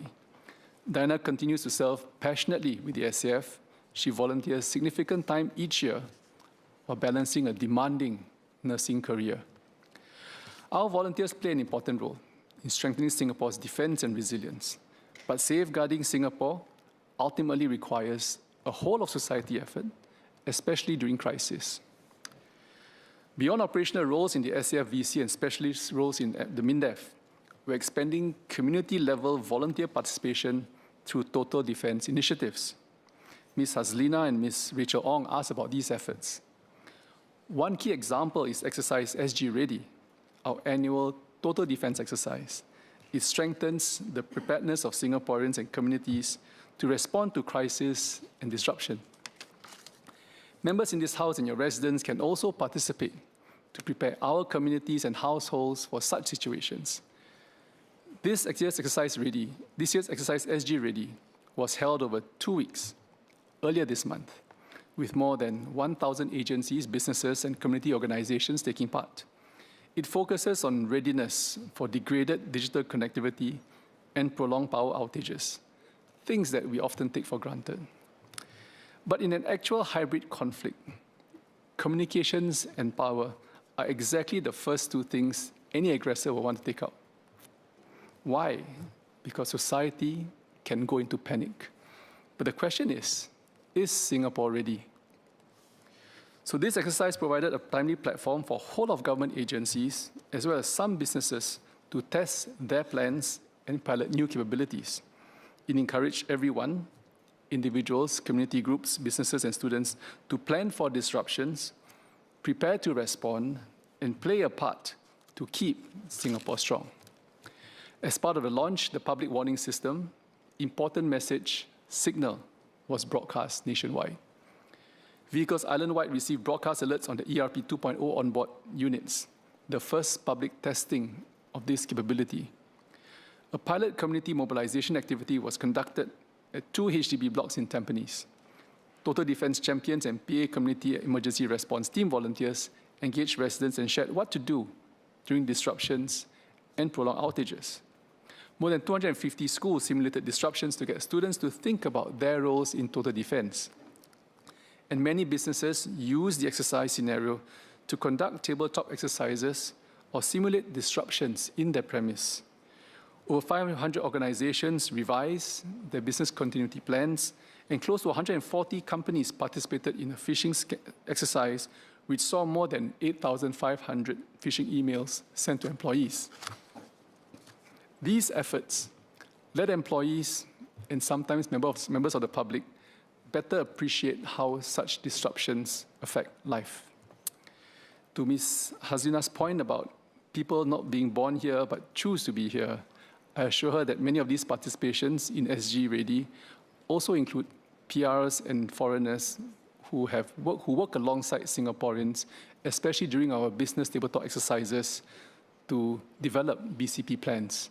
So this is one way in which we involve the wider community, whether you are Singaporean, PR, or foreign, living here, to be prepared for any disruption that may come. Through these experiences, we strengthen our resilience against unexpected situations. These examples reflect the growing ways Singaporeans and residents can contribute to defense. Mr. Chairman, when we introduced national service in 1967, we proved that a small nation's defense could rest on the commitment of all its people. Today, as cyber threats and hybrid warfare challenge us in new ways, we must call again the whole of society and use all skills available to defend Singapore. Our pioneers built a nation and our defense over the years.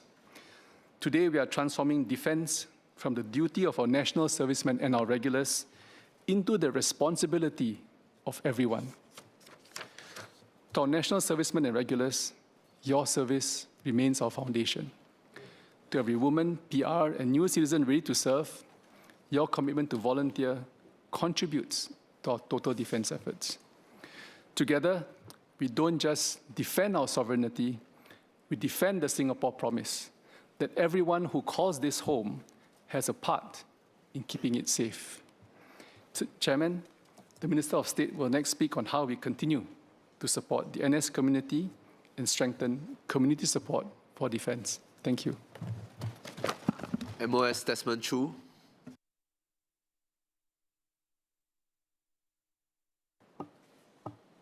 Mr. Chairman, when we discuss national security in this chamber, we often focus on the hardware.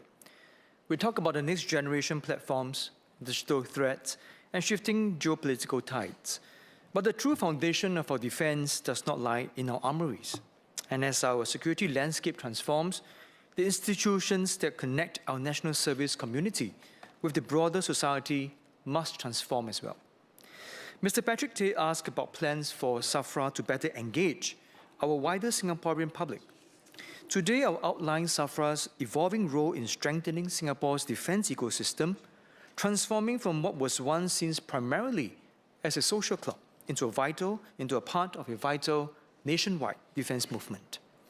The strength of NS as an institution has always rested on the contributions of our national servicemen and the unwavering support of their families. NS is a compact of a society. It is the worker who puts down his tools, the teacher who leaves his classroom, and the father in the heartlands who trades his weekends for a uniform. That is why SAFRA was built in 1972, not just as a collection of buildings for social purposes, but as a testimony to our shared recognition and support, and a place to celebrate the enduring bonds forged through service to Singapore. After operating out of a temporary space in Prince Edward Lane, SAFRA's first purpose-built clubhouse opened in Toa Payoh in 1975. This was during the formative years of Singapore, where social amenities remained modest and country club memberships were exclusive, expensive, and out of reach for most Singaporeans. From the very beginning, SAFRA has made its membership accessible to every NS man, a recognition of our fundamental belief that service to nations deserves recognition. When then Prime Minister Lee Kuan Yew opened the first clubhouse, he shared his vision for SAFRA.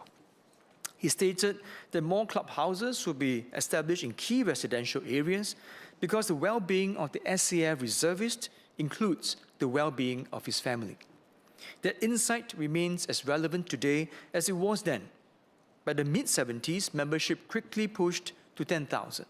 Over the following decades, SAFRA expanded to increase accessibility, increasing its network of 7 clubhouses across Singapore to now serving more than 400,000 members, including full-time national servicemen.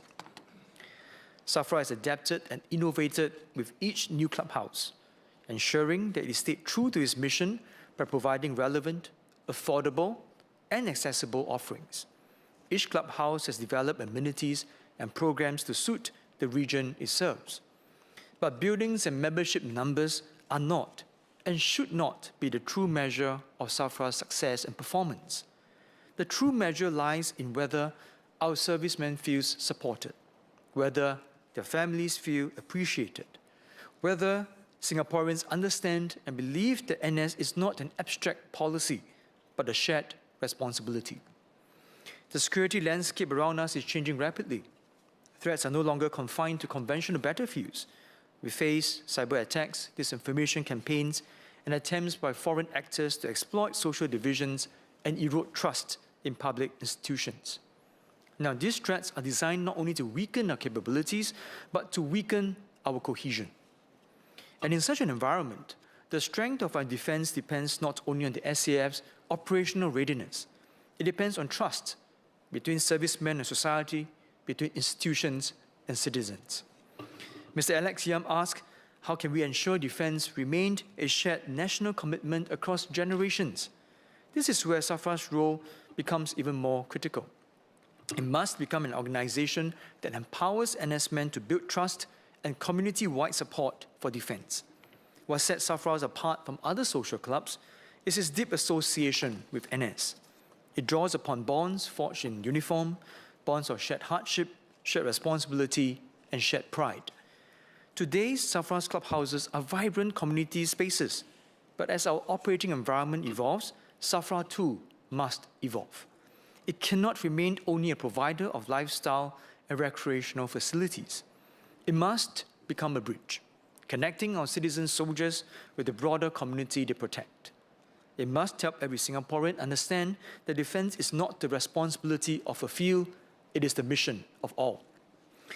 Mr. Alex Yam also asked how MINDEF can work with organizations like SAFRA to ensure that defense remains a shared national commitment for the whole of society. SAFRA has always been dedicated to serving the NS community. It will do more and differently by strengthening support for NS men across every stage of their life. Its programs and engagement will serve NS men for each stage of their lives as they progress. For pre-enlistees, the transition into NS can be daunting. It marks a significant milestone, one that deserves maturity, resilience, and sacrifice. SAFRA will continue to support this transition through pre-NS engagement programs and initiatives such as water confidence courses and pre-NS talks, helping young men build familiarity and confidence before enlistment.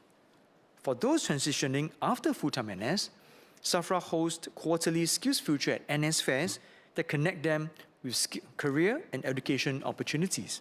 Now, these fairs also serve NS men who are seeking new employment.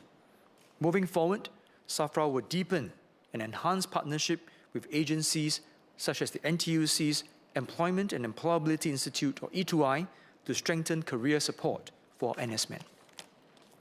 For NS men with young families, we recognize the unique opportunity to connect generations through shared understanding of NS. Many of us in this chamber know the reality of the work cadence today, missing the occasional full-day family outing or coming home late from camp.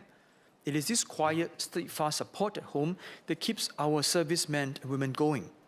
To bridge this gap, SAFRA currently runs two types of NS Experience Camps, the BNT Kids Camp and NS Family Experience Camp. These camps provide families with a meaningful glimpse into NS experience while introducing the concept of total defense to children from an early age. These camps also create valuable opportunities for NS men fathers to share their NS journey with the next generation, explaining not just what they do in NS, but why they serve and who they serve. Now, what started out as pilots in 2023 have now become heavily demanded. Many participating families have expressed appreciation, with some even becoming repeat customers. Building on this success, SAFRA will expand its partnership with the SAF and other organizations to develop new variants of the NS Experience Camp. This includes a one-day NS for Everyone program and a two-day Empowering NS for Women camp. When these programs are ready, SAFRA will also invite NS men and other volunteers to support as facilitators, ambassadors, and storytellers. These NS Experience Camps foster deeper understanding of NS men's contribution and will strengthen the community's appreciation of the values of service and sacrifice that underpin our defense. Even when NS men complete the operationally ready NS or OR-NS journey, their journey with SAFRA continues. For these former NS men, or NS alumni as we call them, SAFRA is developing an initiative that goes beyond simply providing event spaces. It will partner with the SAF to create meaningful sessions where senior commanders share the latest developments in defense and strategic insights. These cohesions will serve a dual purpose: maintaining the social bonds forged during service, while strengthening our broader defense network by keeping NS alumni informed and connected to the current defense issues. This ensures that the bonds and commitment forged during NS remain a vital part of a national defense fabric long after active duty ends. We also know some of the most meaningful support from the NS community does not come from just programs alone. It comes from peers. NS men bring with them diverse professional experience, such as finance, technology, healthcare, education. For example, since 2023, one NS man, Lieutenant Colonel NS William Cole, has volunteered his expertise in financial planning, benefiting over 650 fellow NS men through workshops and one-on-one coaching. This is defense in action, servicemen supporting servicemen.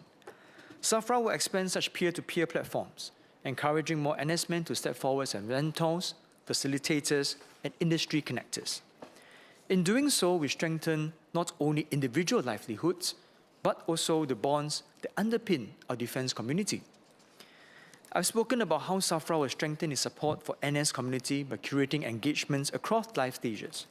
SAFRA will continue to enhance the way we serve the NS community by developing good, accessible, quality lifestyle offerings and recreational facilities. The upcoming SAFRA in Bayshore is an example of this commitment. Next, let me turn to how SAFRA will deepen community engagement through NS men. We'll be taking two approaches. First, SAFRA will go beyond lifestyle offerings to bridge defense and community. While access to military camps must understandably remain controlled, we can bring defense closer to the community.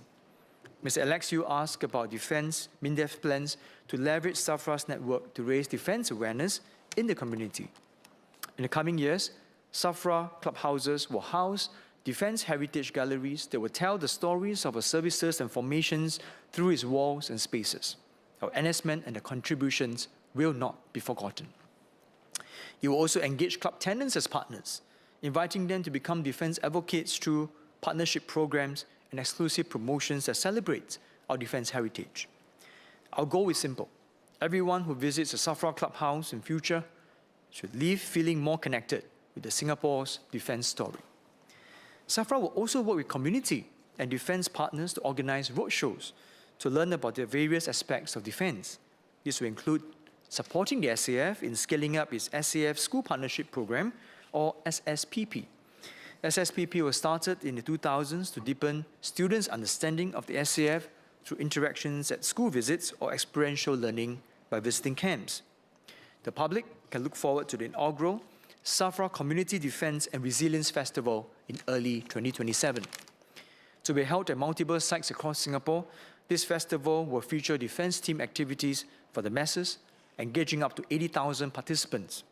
This will be accompanied by showcases of military equipment from the SAF and include exhibits where the community can learn more about defense capabilities.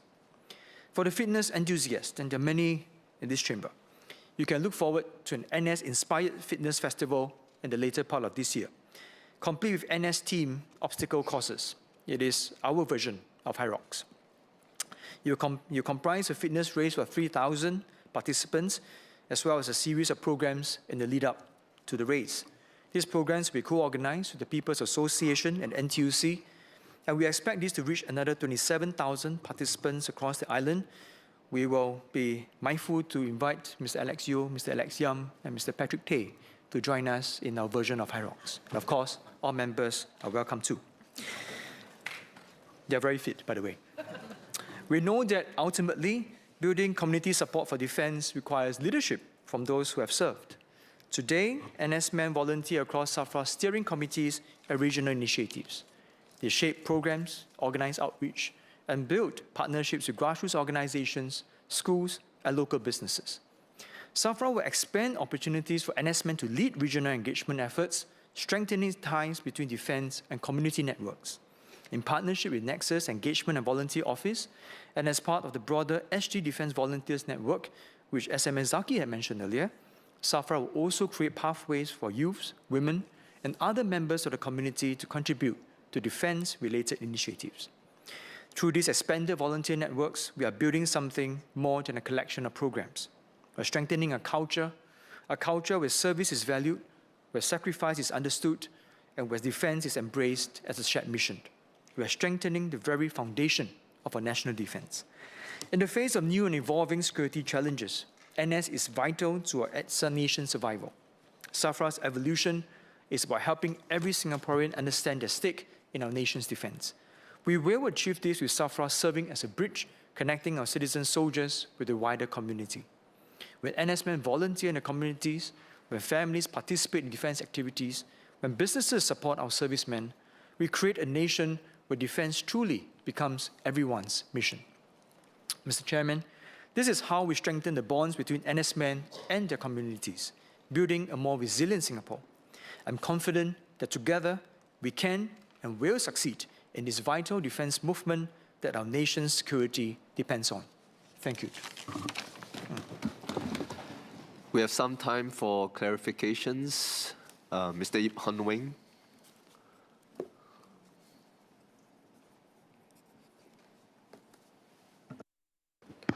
Thank you, Chairman.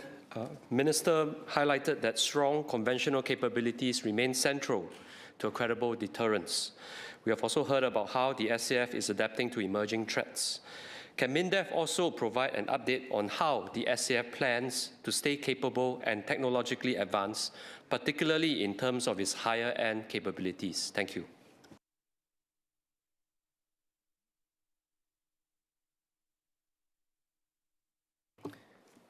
Sorry, Minister Chan. Chair, if I may make a couple of points in response to Mr. Ip Hon Wing's clarification. First, I don't intend to list out all the conventional capabilities and their timeline. I think we will do that in good time. As I mentioned, we will only review the capabilities at the time of our choosing when it's operationally useful. First point. A second point, I think we also would encourage everyone to move beyond the concept of what we call conventional and non-conventional capabilities.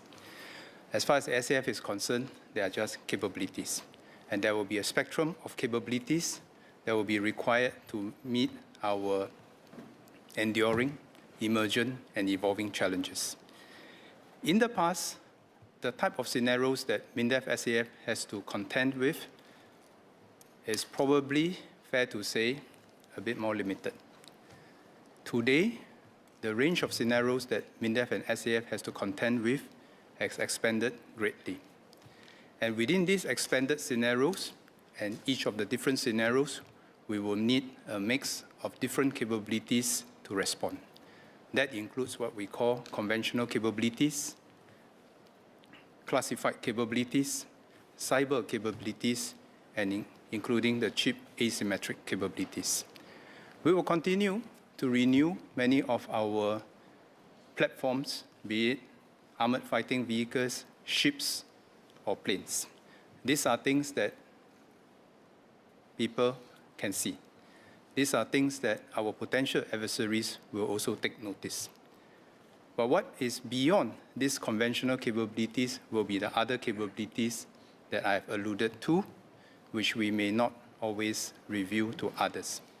But nevertheless, as I have mentioned, it is important for us to keep looking ahead, not just to look at the threat horizon in the next 1 to 2 years, but in the next 10 to 20 years. Previously, I have mentioned that some of the ideas that we have worked on started some 10, 20 years ago. And sometimes for some of these classified capabilities, it is the length of time required for us to develop breakthroughs in the science and technology for us to develop such capabilities. So at a time where it is appropriate, we will review more of such capabilities.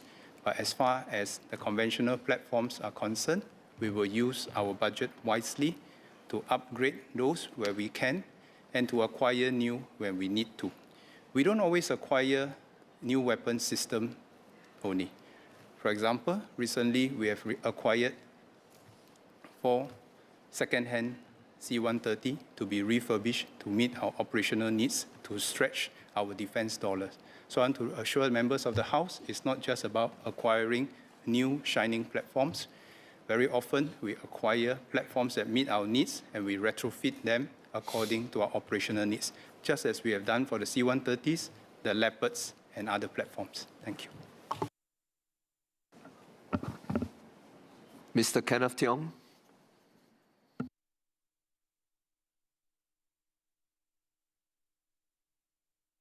Thank you, sir. Thank you, Minister, for a comprehensive overview. I had filed this as a PQ later, but I thought I'd raise it today. So first on capabilities. As we modernize the SAF, what is the Minister's assessment of the introduction of weapon types not previously present in Southeast Asia, specifically modern ballistic missiles, following Indonesia's acquisition of the Khan from Turkey? Does our current modernization roadmap address this? Another group of clarifications on NSF compensation. SMS Zaki said we should not erode the social compact and the ethos of service by casting NS as an employer-employee relationship. But SAF regulars serve the same mission, and they are paid market rate salaries and CPF, so it doesn't erode their ethos of service. So I don't think duty and compensation are incompatible at all. The fact is that people who have no choice get paid less than people who do.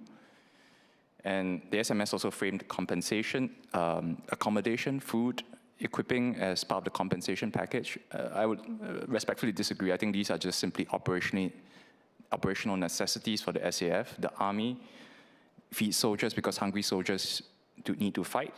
It houses them because you need them in camp at 5:30 a.m. and it gives them equipment because you can't send someone outfield in civilian clothing. So it's less than 1% of the defense budget. Why can't we find it to pay our soldiers fairly?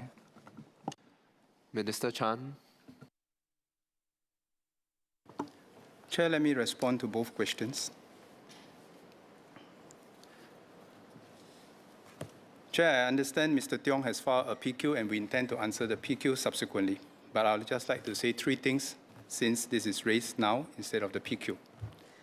First, ballistic missile threat is not new, and it can emanate from within and beyond this region. It has existed for a long time, and SAF will continue to build up our capabilities ahead of time. The second thing I will say is that we do not discuss specific threat scenarios in this chamber because we do not want to make it a self-fulfilling prophecy. Number three, we do not discuss specific operational response in this chamber either because we do not need others to know what we can do and where our gaps might be. That has guided how I was brought up in the SAF, and that will be how I continue to lead MINDEF and SAF. Maybe perhaps to share a story with the members of the House. I have regularly visited our soldiers, including NSF, serving across the entire MINDEF SAF establishment. Many of them work in classified units. Whenever I meet a soldier, 19, 20-year-old, working in a classified unit, I will ask them this question. What do you tell your parents that you are doing? What do you tell your parents that you are doing? I'm proud to say I have consistently heard only one answer. And they don't have to rehearse this because I'm the Minister for Defense. They are matured enough to tell me that they will just tell their parents that they are serving their country, full stop. Sometimes, those who know the most say the least. Sometimes, those who do the most say the least. And I think those are wise responses from our NSFs. And the SAF works on the basis that many of our systems, classified systems, are operated by NSF and NSMEN. We do not disclose our capabilities, and over the years, it has been quite amazing that how generations of NSMEN have been able to operationalize such capabilities without having to tell the world. And I'm proud of them. And I think this must continue to be the culture that we have in the SAF.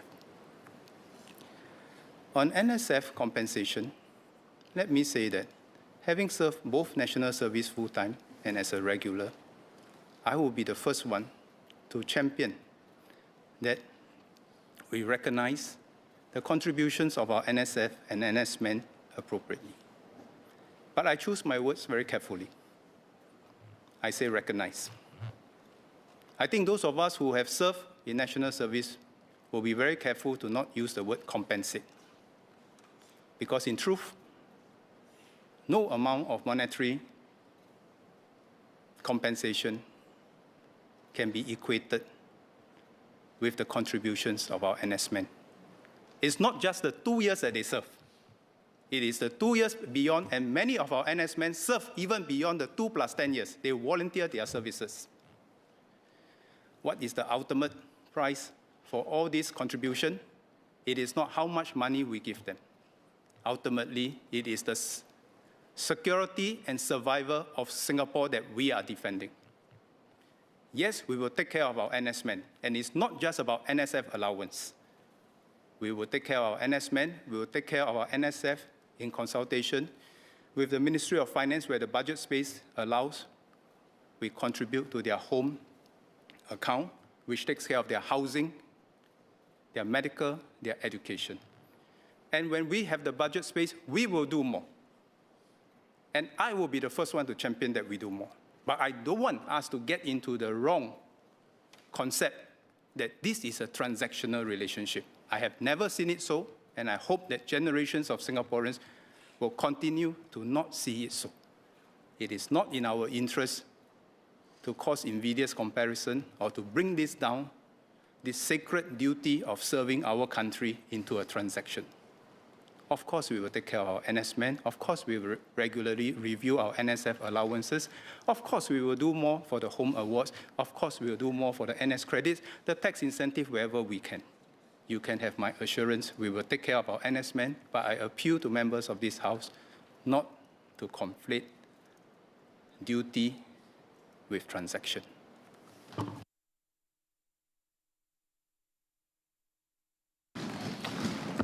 Mr. Vikram Nair.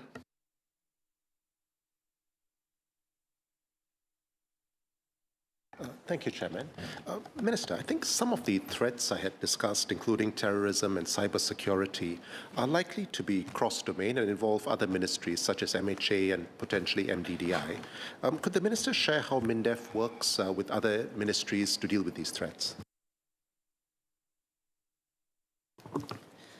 Chair, indeed, as Mr. Vikram Nair said, many of these threats are cross-domain. They don't just emanate from within the security domain. They can cross into the civilian domains. And MINDEF will continue to work very closely with our MHA counterparts, MDDI, and in fact across the whole of agencies. How do we do this? We have various standing arrangements, from committees that look into the future to operational committees that look at actual operations, so that we can be ready not just to handle the current ops, but also to anticipate the future ops. So let me give some example. For example, in the recent cyber attacks that we have seen, the agencies involved will include assets and capabilities from MINDEF, from MHA, CSA, IMDA, and also other various related sectors. And we will continue to do this. As to who takes the lead and who is the first among equal, it will depend on the operational context. In certain instances, the civilian agencies will front it. The rest of the government agencies, including MINDEF, will continue to support as a whole of government, whole of nation effort. In other more serious contingencies where MINDEF needs to front it, the other contingencies will continue to support. And we have standing operational structures on how we continue to operate this. Having said that, I must emphasize that it's not just about dealing with the contingencies, just as the recent cyber attacks have shown. What we also need to do as a whole of government is to deploy our resources to help our various agencies build up their capabilities. So, for example, in the recent issue with the critical information infrastructure, while we are managing the incident real time, we are also conducting exercises and trainings to help the various telco to build up their capabilities. Because at the end of the day, when an attack is on a part of the network, the strength of our defense is always contingent on the weakest link. And we want to level up the capabilities across the entire nation. Likewise, when it comes to the issue of counter-terrorism, it is not just about MINDEF or MHA capabilities. Actually, what is the terrorist trying to do? They are trying to psychologically shake us and take away the sense of normalcy that we have. One of the most important things that we need to do if we were ever under attack is to never allow the terrorists to achieve their aim of disrupting our way of life.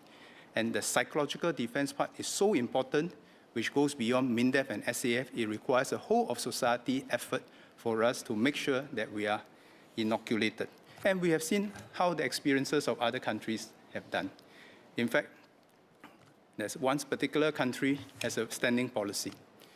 Whenever they are faced with a terrorist attack, and if the terrorists were successful in killing someone or bombing somewhere, they made it a point that within a few hours, they will make sure that the place is entirely cleaned up and people will go on with their life as per normal. Because to them, that is how you defeat the terrorists and tell them that you may kill or harm a few of us, but you will never rob us of our peace. And that, I think, is an aspirational standard that we should also strive towards. Mr. Gerald Giam.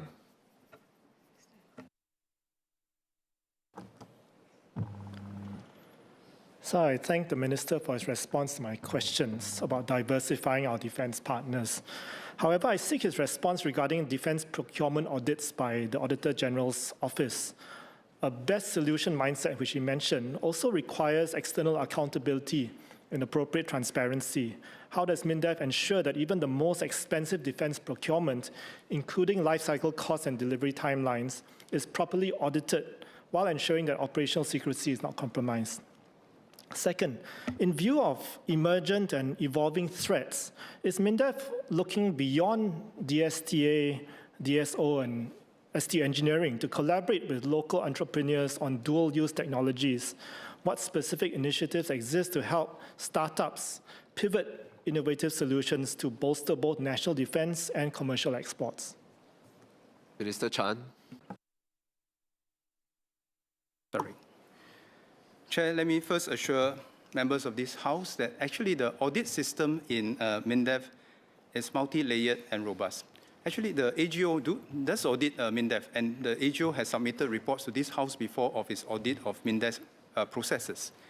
Even for classified projects, there is a system for us to audit classified projects to make sure that money is well spent. And that is done by various different classified agencies to cross-audit one another. It will also require oversight from authorities beyond the direct chain of command. This is how we ensure that we get bang for the buck. So this process is robust, is rigorous, and the best testimony or a benchmark or a KPI, not KPI, an indicator that we can see is you often hear that contractors complain about MINDEF SAF. And that's because we drive the hardest bargain. In fact, recently, I was overseas for a meeting, and I met up with one of the global defense majors. He gave me a backhanded compliment. He says, your people are very tough. They negotiate very hard. But you know why? I still want your business. Because if I can get the MINDEF SAF business, you are my reference customer. So I quickly asked him, so does that mean that I get a better price? And indeed, MINDEF SAF is often a reference customer, and we want to maintain and upkeep our reputation. Because they know that when MINDEF buys something, the process is robust, and we have those rules that I mentioned. Operations come first, operations come last. The start and end of everything has to do with our operation needs and no other considerations.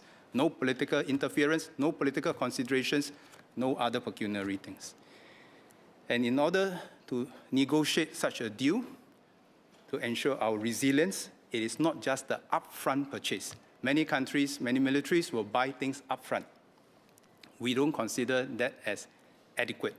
We want to make sure that there is an after-sales service, and we want to assure ourselves if the life cycle of that platform is for 20 years, we have the capability and the assurance and the spares to make sure that that will work for 20 years. Even if one day the supplier goes away, we must have the technical capability to continue to upgrade those platforms for the 20 years and beyond. That is the DNA within MINDEF. On your second point about working with research agencies beyond MINDEF, DSTAR, and DSO, indeed, we have done that systematically over the years. We have established relationships, established labs with our own universities and also some overseas universities. But I would just say that we will have to be very careful with how we handle such relationships. While increasingly, there are a lot of technologies that can be dual use, not every technology provider will be comfortable with such a posture. When we approach partners to work with MINDEF, we must do it sensitively, respecting their comfort zone. And we should also be careful not to put our partners in positions that they find difficult. And when we secure any technologies, we must also protect the intellectual property and respect the conditions upon which those technologies have been shared with us. We must respect that. Otherwise, nobody will want to work with us. So it's not just established companies, it's not just startups, it's also research labs in Singapore and beyond. Mr. Alex Yam. Thank you, Chairman. Minister updated the House earlier about the importance of keeping pace with technological advancements as well as hybrid threats, especially in the cyber domain. While we've talked a lot about how we grow defense internally and get our people on board, could I ask the Minister if he could share with the House what is the status of our international cooperation in terms of defense, growing our defense capability, and also threat assessments? Minister Chan. Chair, if I may build on the point that I've raised in my answer. Yes, the threats have broadened and deepened. But I must say that the opportunities for us to work with new partners have also expanded. So perhaps I illustrate this with my recent trip to the Munich Security Conference. I am one of the few Asian representatives in an otherwise mainly European conference. And the question is, what are we doing there? Why are we there? But more importantly, what can we offer there? And before I go for any conference, I always ask myself this question. Why do people want to talk to us? The fact that we want to talk to people is quite obvious, but why do people want to talk to us?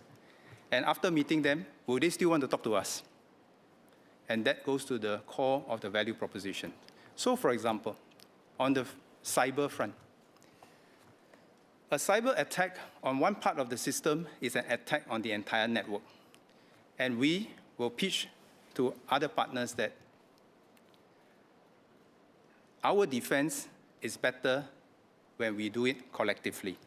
So we might be geographically distanced, we might be geographically far apart, but we share the same challenges when it comes to cyber.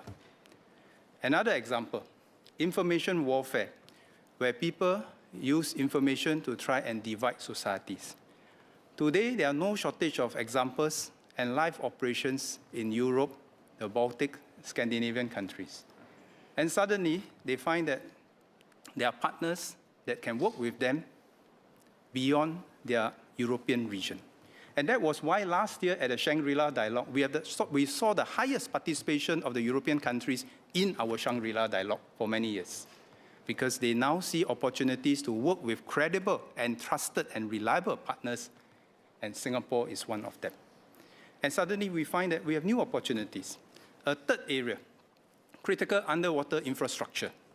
Today we have heard of many stories of the challenges that the European countries face, the Middle Eastern countries face. And now we are thinking through how we can convene like-minded partners to come together to develop some norms for the protection of our critical underwater infrastructure. Because under international laws, there is a lacuna on what can be done and who should be responsible for what. but we have heard enough interest from our partners from Australia, New Zealand, Northeast Asia, Europe, even America, to want to talk about this topic and to explore how we can work collectively to share information, share best practices, and perhaps narrow down the international legal lacuna. So with all, these are just examples of how we are able to look for new opportunities to work with new partners. But all these are contingent on this basic.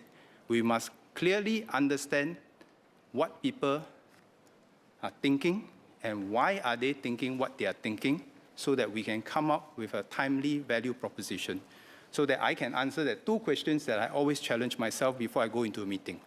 Why does he want to talk to me? And will he still want to talk to me after the meeting? Mr. Melvin Yong.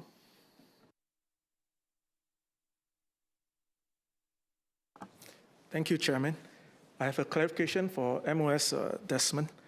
Given the importance of physical readiness for pre-enlistees as well as NS men preparing for IPPT, and even the proposed HYROX that you mentioned, whether SAFRA has considered extending its outreach by partnering with relevant agencies to provide or support exercise facilities and structured fitness programs in neighborhood parks, so as to make training more accessible and convenient for those who may not live nearby an existing SAFRA clubs. So my Radimas constituency would more than happy to partner with SAFRA to implement a trial in one of our neighborhood parks. MOS Chu. Thanks to Member Melvin Yong. You'll also be invited for our version of HYROX. Indeed, the value of SAFRA is not only in these clubhouses.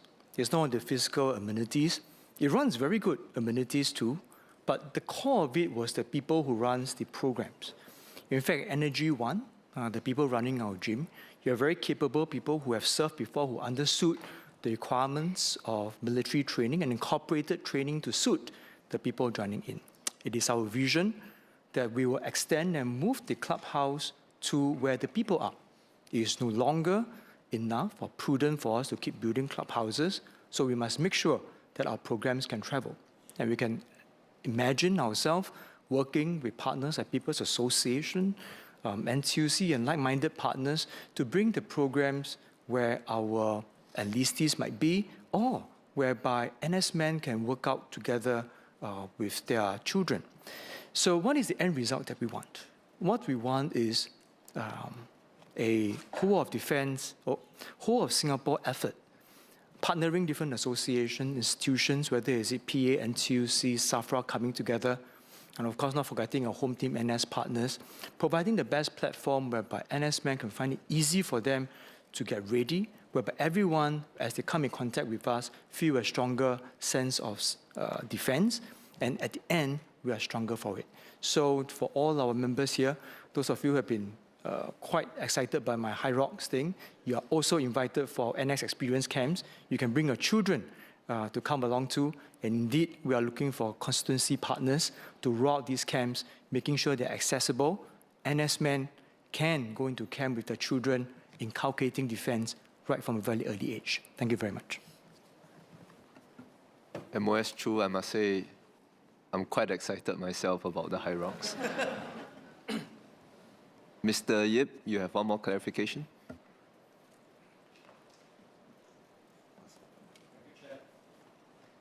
Thank you, Chairman.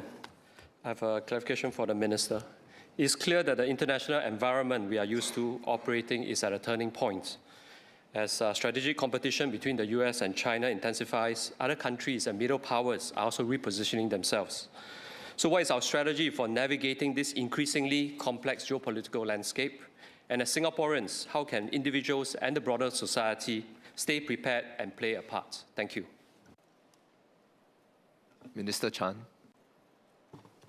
Chair, I thank Mr. Yip for his clarification.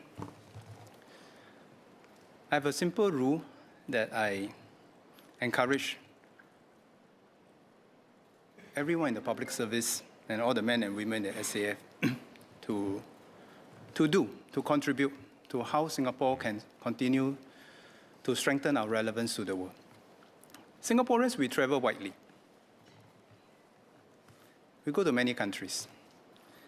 Every time I talk to my servicemen, I talk to my public service officers, I always ask them to come back and tell me three things, wherever they go, in that country. What has remained the same? What has changed? And what do you think is going to change? I see this as a discipline that all of us as Singaporeans can contribute to. Because in today's uncertainties, it is not just the role of MINDEF and MFA to sense-make what is happening around the world. All of us as fellow Singaporeans, all of us can make a contribution, no matter which corner of the world we go to. Understand the world deeply. Don't understand just what they do, but understand why they do what they do. And always come back, tell us the three things, what has not changed, what has changed, and what will change. Because we will constantly need to find new value propositions, be it major powers or China. We do not take a moralistic attitude towards other people's foreign policy or military posture, but I take a very realistic view of what they do and to understand why they do what they do. So, for the US and China and other medium powers, we never take it as a given that they will continue to want to engage Singapore. What has worked in the past may no longer work going forward. So constantly, regularly, when I meet my US counterparts and my Chinese counterparts, it is the same approach.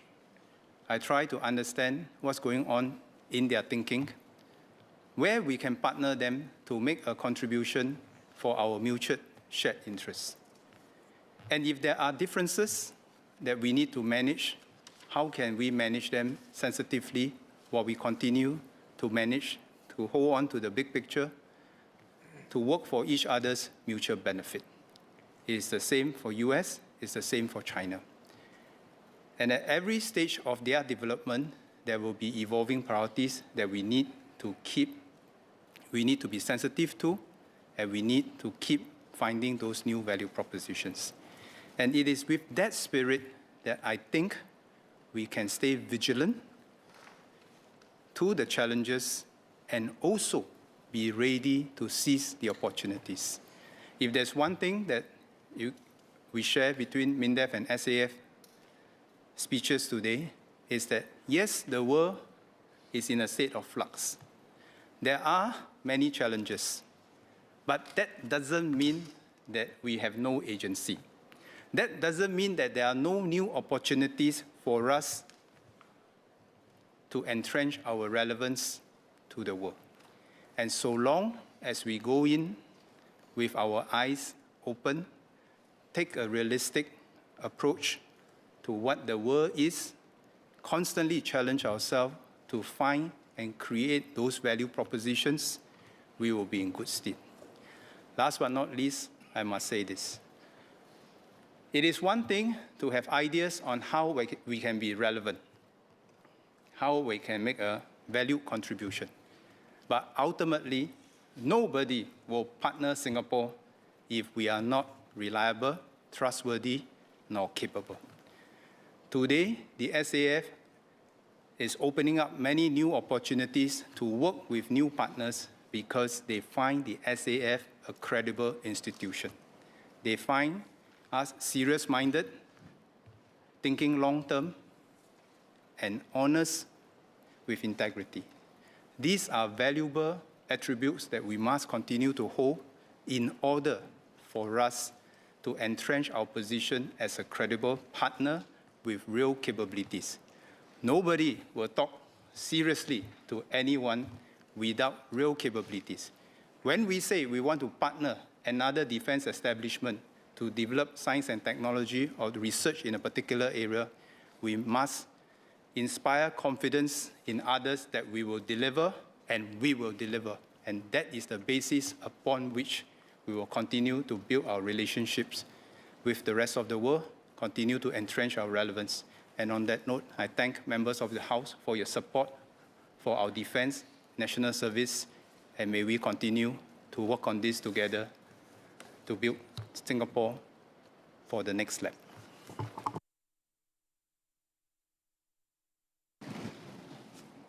Mr. Yip, would you like to withdraw your amendment?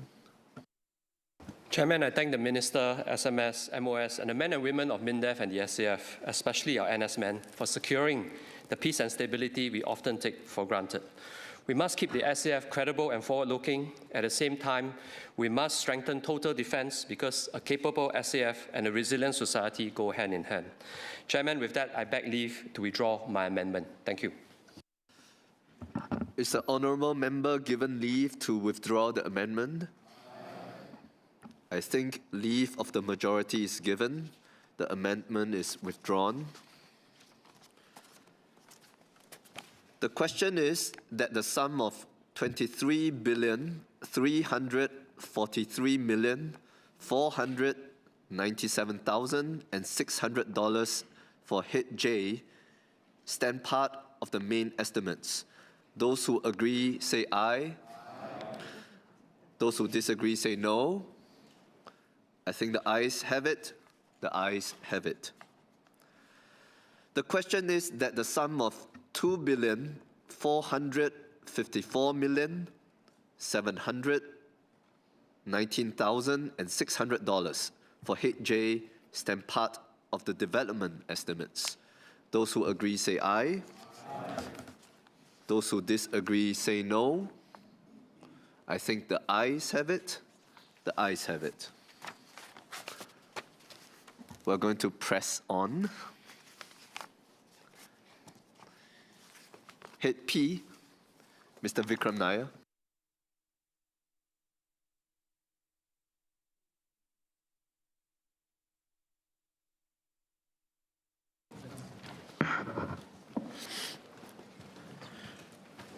Chairman, I beg to move that the total sum to be allocated for Hit P of the estimates be reduced by $100. Our threat environment is more complex than it has ever been. The pace of change is accelerating, and hostile actors are quick to exploit new technologies. It is important that Singapore anticipate threats early and invest in capabilities early on to address these threats. I focus on 4 areas which feature heavily in Singapore's domestic threat landscape, namely terrorism, cyber attacks, drugs, and scams, and look forward to hearing the Ministry's plans on all these fronts. First, terrorism. The threat to Singapore remains concerning. Generally, globally, terrorist groups continue to incite violence, while ongoing conflicts, including those in the Middle East, can inflame sentiments and be exploited by extremists. Singapore's international profile and our multicultural society make us an attractive target. A worrying trend is that of self-radicalization, which is accelerated by the online environment. According to the Internal Security Department, between July 2024 and July 2025, at least 8 self-radicalized Singaporeans were dealt with under the Internal Security Act. The ISD also notes that the timeline from exposure to radicalization can be as short as weeks. We should pay particular attention to youth radicalization. Youths are particularly vulnerable to radicalization as they tend to be digital natives, more easily swayed by emotive narratives, and more susceptible to influence. The ISD has reported that 17 youths aged 20 and below have been dealt with under the ISA since 2015, with more than 2/3 in the last 5 years. 9 intended to mount local attacks, with 3 in 2025 alone. Most recently, in November 2025, a 14-year-old secondary 3 student who was self-radicalized online was issued with a restriction order under the ISA. Technology is emerging as an enabler for radicalization. Social media and AI can generate and translate propaganda, produce convincing synthetic media, scale personalized recruitment, and even assist in attack planning. The ISD notes that a 17-year-old ISIS supporter detained in September 2024 used an AI chatbot to generate by an oath of allegiance to ISIS. and a declaration of an armed jihad against non-Muslims to inspire other Muslims in Singapore to engage in armed violence. Another example, a 17-year-old far-right extremist supporter used an AI chatbot to look for instructions on the production of ammunition and considered producing his own firearms for his local attack plans using 3D printing. In the recent case in November 2025, the ISD noted that family members and schoolmates were aware of the youth's extremist views and tried to dissuade him, but they did not report him to the authorities. There is a lesson to be learned here. We should continue to educate the public and instill messages that the early reporting is protective, not punitive, and can prevent tragedy. Therefore, apart from enforcement, our counterterrorism efforts must include strong community partnerships, digital literacy, and early upstream intervention.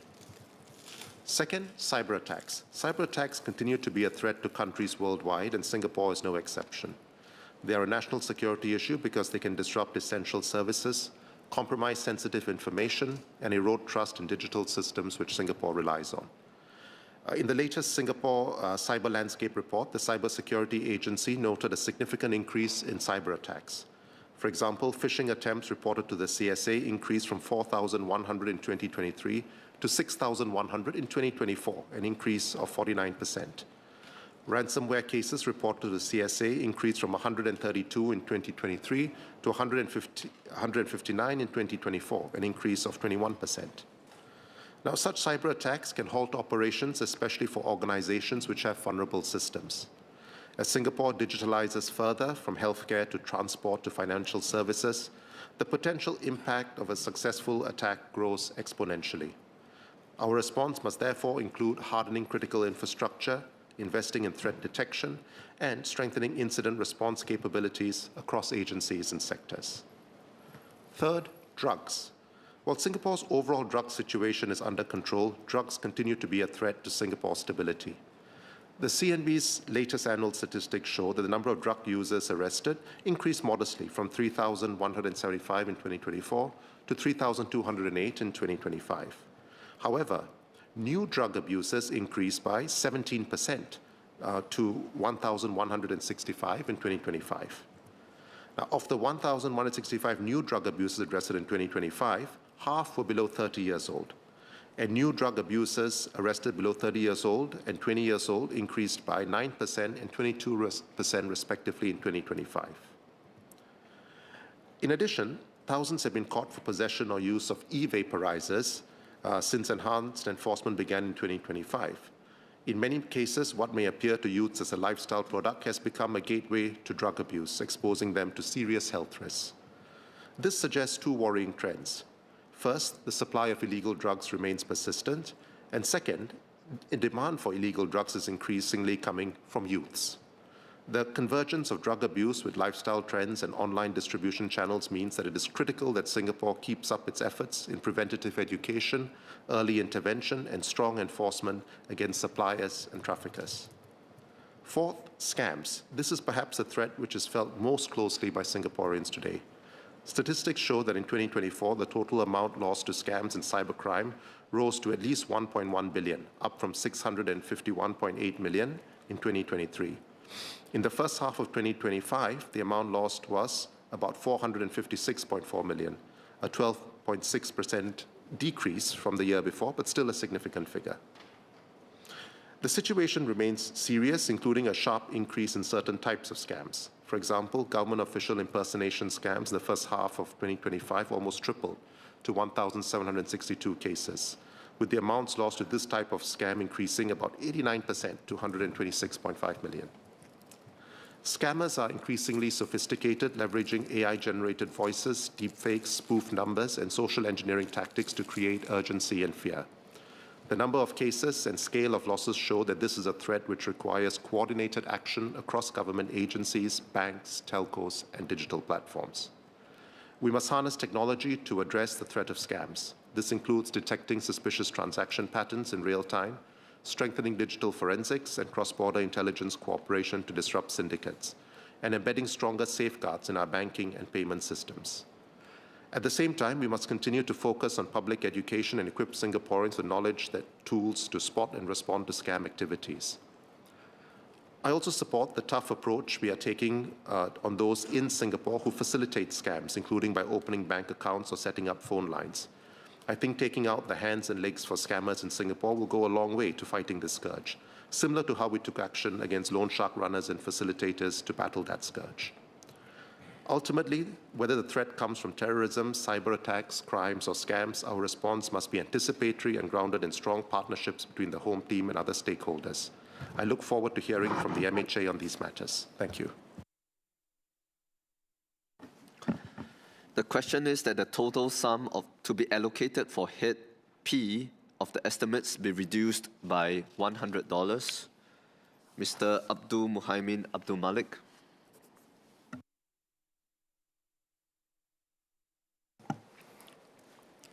Sir, while I note the welcome decline in the two-year recidivism rate for the 2023 DRC cohort to 26.1%, down from 30.8% the previous year, yet this still means that more than 1 in 4 individuals return to drug abuse within 2 years of release. Behind these statistics are individuals struggling with challenges we may not be adequately addressing. The Ministry of Home Affairs has recognized that repeat drug abusers face significant barriers. The lack of pro-social networks due to being in and out of the system and difficulty maintaining employment.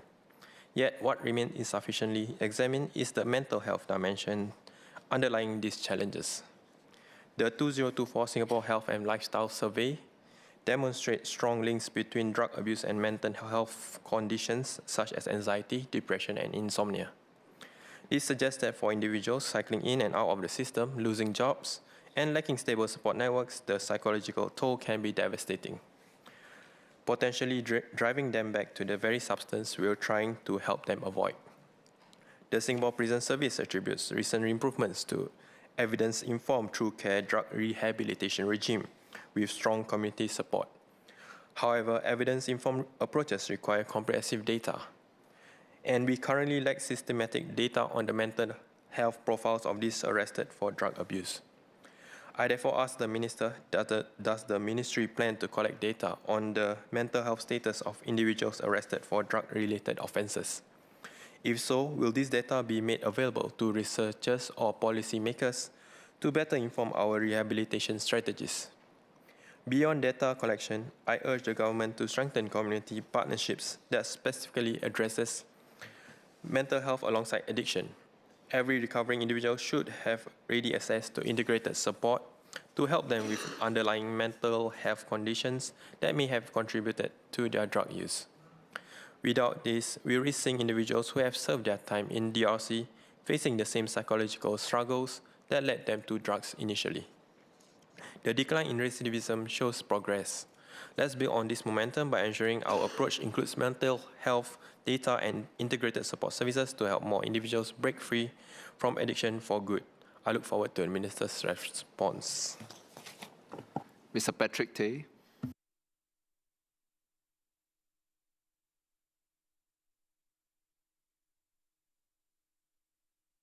To speak today not just about policy, but about people.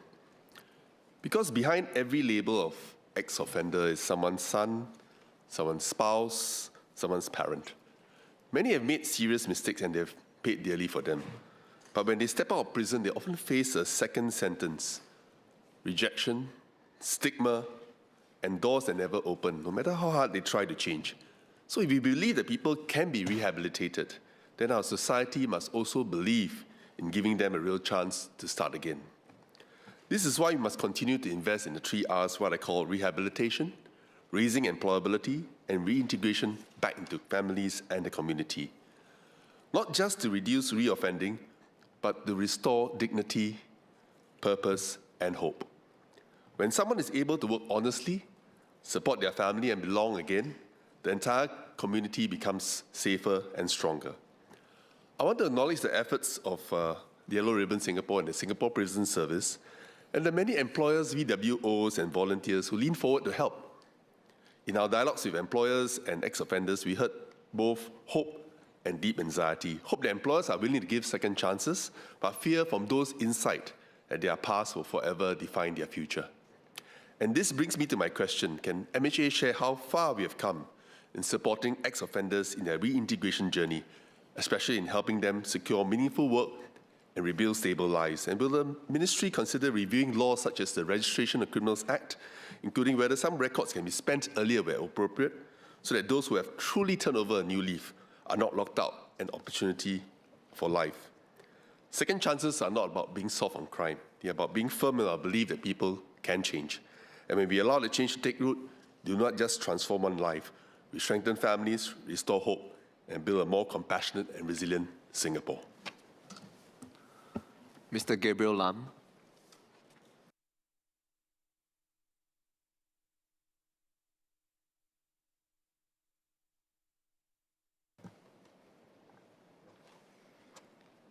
Mr. Chairman, this year marks the 50th anniversary of Yellow Ribbon Singapore, formerly SCORE. Over 5 decades, the Yellow Ribbon movement has fundamentally reshaped Singapore's approach towards ex-offenders. It has shifted mindsets from stigma to second chances, mobilized employers across sectors, and supported thousands of individuals in rebuilding their lives with dignity and purpose. This is no small achievement. It reflects a long-term, whole-of-society effort, one that balances accountability with redemption and public safety with social reintegration. At the same time, as with all mature systems, we must continuously review and strengthen what we have built. According to the latest data from the Singapore Prison Service, the 5-year recidivism rate rose from 36.6% for the 2019 release cohort to 39.3% for the 2020 release cohort. It is reasonable to view this in the context of the pandemic, a period marked by economic uncertainty, hiring slowdowns, and reduced face-to-face supervision and support services. These disruptions would have disproportionately affected individuals attempting to reintegrate into society. Even so, the figures remind us that reintegration is not automatic. It is a process that requires sustained support, particularly in the first few years after release. I therefore support MHA's support strengthening of structured aftercare, employer partnership and skills upgrading pathways. Employment remains one of the strongest protective factors against reoffending. But beyond job placement, what matters is job retention and progression. Stable work builds routine, income stability, and self-worth. What matters is not simply giving someone a job, but giving them a future. Reintegration also depends heavily on families. Where family bonds are intact, the likelihood of successful reintegration increases significantly. Where families are fractured, vulnerabilities multiply. Continued coordination between correctional services, social service agencies, and community partners is therefore essential to ensure that counseling, housing stability, and financial planning support are aligned rather than fragmented. As Yellow Ribbon Singapore turns 50, this milestone offers not only an opportunity to celebrate, but also to consolidate and refine our strategy for the next decade. A forward-looking rehabilitation framework with clear outcome metrics such as employment retention, housing stability, and community integration indicators would help sustain momentum and reinforce public confidence.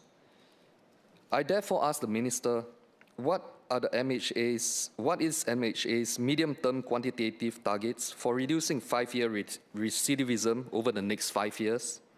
2, will MHA publish a forward-looking 2026 to 2030 rehabilitation strategy with clear outcome metrics, including employment, retention, housing stability, and community integration indicators? And 3, how does MHA assess the effectiveness of current employer partnership schemes? And are there plans to expand structured post-placement support to reduce relapse risk? Mr. Chairman, I would also like to speak about scams, which remain a significant societal challenge. Scam syndicates have become increasingly sophisticated. They prey on fear, urgency, and trust. Individuals with weaker financial literacy, unstable employment, or limited social support networks may be especially vulnerable, both as victims and in some cases as unwitting accomplices such as money mules.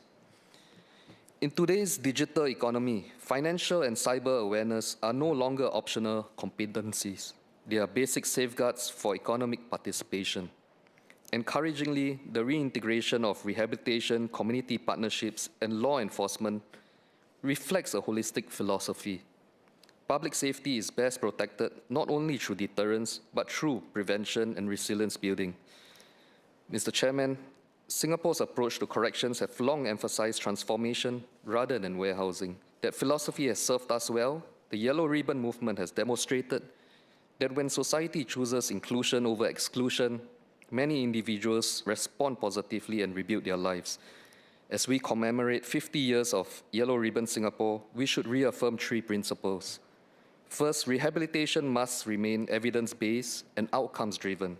Second, reintegration must be sustained, extending beyond release into stable employment, family support, and community belonging. Third, vulnerability to emerging risks, including digital scams, must be proactively addressed as part of modern rehabilitation. I therefore express my support for MHA's ongoing efforts, and I'm confident that with continued refinement, cross-agency coordination, and community partnership, the next chapter of Yellow Ribbon Singapore will be defined not only by compassion, but by measurable progress and enduring impact. Thank you. Ms. Sylvia Lip.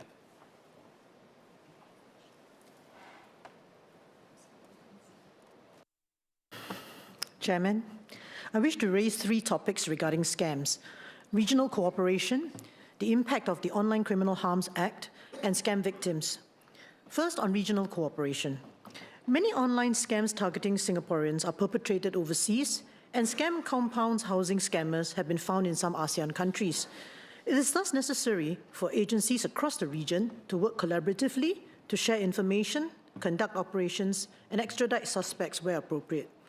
What is the Ministry's assessment of regional cooperation thus far, and are there particular obstacles on this front? Parliament was told in November that the police had formalized Frontier Plus, an initiative among several jurisdictions to strengthen real-time intelligence sharing, improve asset recovery, and coordinate joint operations. Under Frontier Plus, joint operations had reportedly been conducted last year across 6 jurisdictions that led to the recovery of more than $26 million. Among ASEAN countries, which jurisdictions have not yet joined Frontier Plus, and what are the impediments? Turning to the domestic scam situation, the mid-year crime brief by the police in August last year painted a mixed picture. Those scams and losses in the first half of 2025 decreased from the corresponding period in 2024. Scam losses still totaled a significant $456 million. Social media platforms have been an important channel through which scams are perpetrated. It is thus disturbing to read of the profits that social media companies have made from scam ads. For instance, Reuters reported in November last year that Meta platforms, Facebook, Instagram, and WhatsApp, were expected to earn US $16 billion, or 10% of its revenue in 2024, from ads for scams or other illicit products. This estimate was based on Meta's own internal documents, which Meta later said were overestimates. The government has been working with social media companies to put in place anti-scam measures. Various directives have been issued to them under the Online Criminal Harms Act, OCHA, to implement measures such as identity verification and facial recognition. OCHA has been in force for nearly 2 years. What is the Ministry's assessment of its effectiveness in preventing scams? Is the government satisfied with the levels of compliance with its directives by social media companies? Finally, we must remember a key stakeholder in all this: scam victims. There is growing research on the psychological impacts of scams on victims being severe, leading to distress, anxiety, depression, post-traumatic stress disorder, and even suicidality. The police have stated that there are victim care officers who may be deployed to support victims of crimes, including in scam cases. These VCOs are volunteers who need to have relevant background, such as in psychology, social work, or counseling. In what percentage of scam cases have VCOs been activated? Finally, are there requirements as to how often and at what milestones victims should be updated about their cases? Dr. Wan Rizal.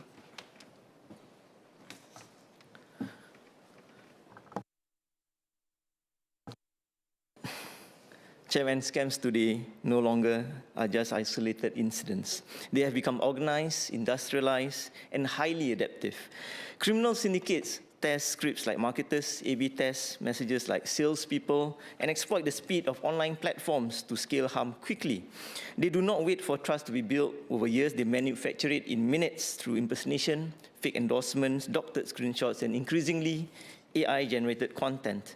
And the impact is not just financial, it is psychological. Victims often feel ashamed, families get strained, and confidence in institutions can get a hit, especially when scams impersonate government agencies, banks, or trusted brands. That is why enforcement and public education remains essential. But, sir, I want to highlight one capability that I think deserves more recognition. I recently visited the Anti-Scam Center, and I was genuinely impressed by what I saw. The public usually only sees the aftermath, reports filed, warnings issued, investigations underway. But behind the scenes, the Anti-Scam Center is doing time-sensitive operational work where minutes matter, coordinating information, tracing flows, engaging partners, and acting quickly to disrupt and prevent further losses. It is not glamorous work, it is relentless. And it's easy for people to underestimate it precisely because when it works well, the story becomes nothing happened. But what nothing happened often means money was frozen in time, a scam network is disrupted, or more victims were prevented. So, sir, I want to put on record my appreciation for the officers and partners involved. Their work is certainly underrated, and it is a key part of our national response. At the same time, scams is a whole-of-society approach because scammers exploit multiple layers in our ecosystem. They use online platforms to reach victims at scale. They use social engineering to push victims with messages. They use mule accounts and laundering networks to move funds quickly. And they exploit gaps between systems where responsibilities are unclear or when speed of action is uneven. And that's why the private sector plays such a critical role, not as an add-on, but as part of frontline defense. So my question to the Minister is this. First, fighting scams is a whole society approach, and the private sector plays an important role. What are the plans that the government have to work with the private sector to fight scams more effectively?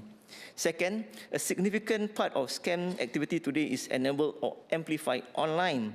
How can more be done to ensure that online platforms such as Meta, Apple, or Google strengthen their anti-scam measures to better protect users?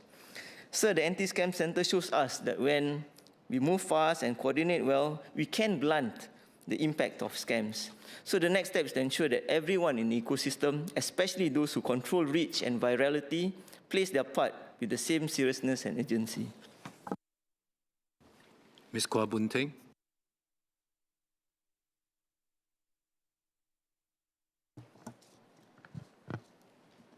Mr. Chairman, to counter the scourge of increasingly sophisticated scams, the implementation of targeted legislative mechanisms is essential.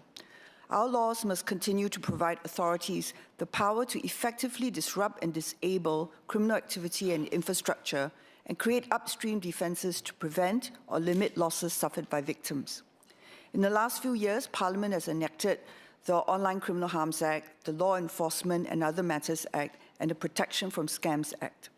These laws have empowered the authorities to, amongst other things, issue directions to online platforms requiring action against fraudulent accounts or content, criminalize the misuse of SIM cards and the handing over of bank accounts, SingPass credentials to be misused by others, and facilitate the issuance of restriction orders to freeze the bank accounts of victims, thereby delaying the siphoning away of funds.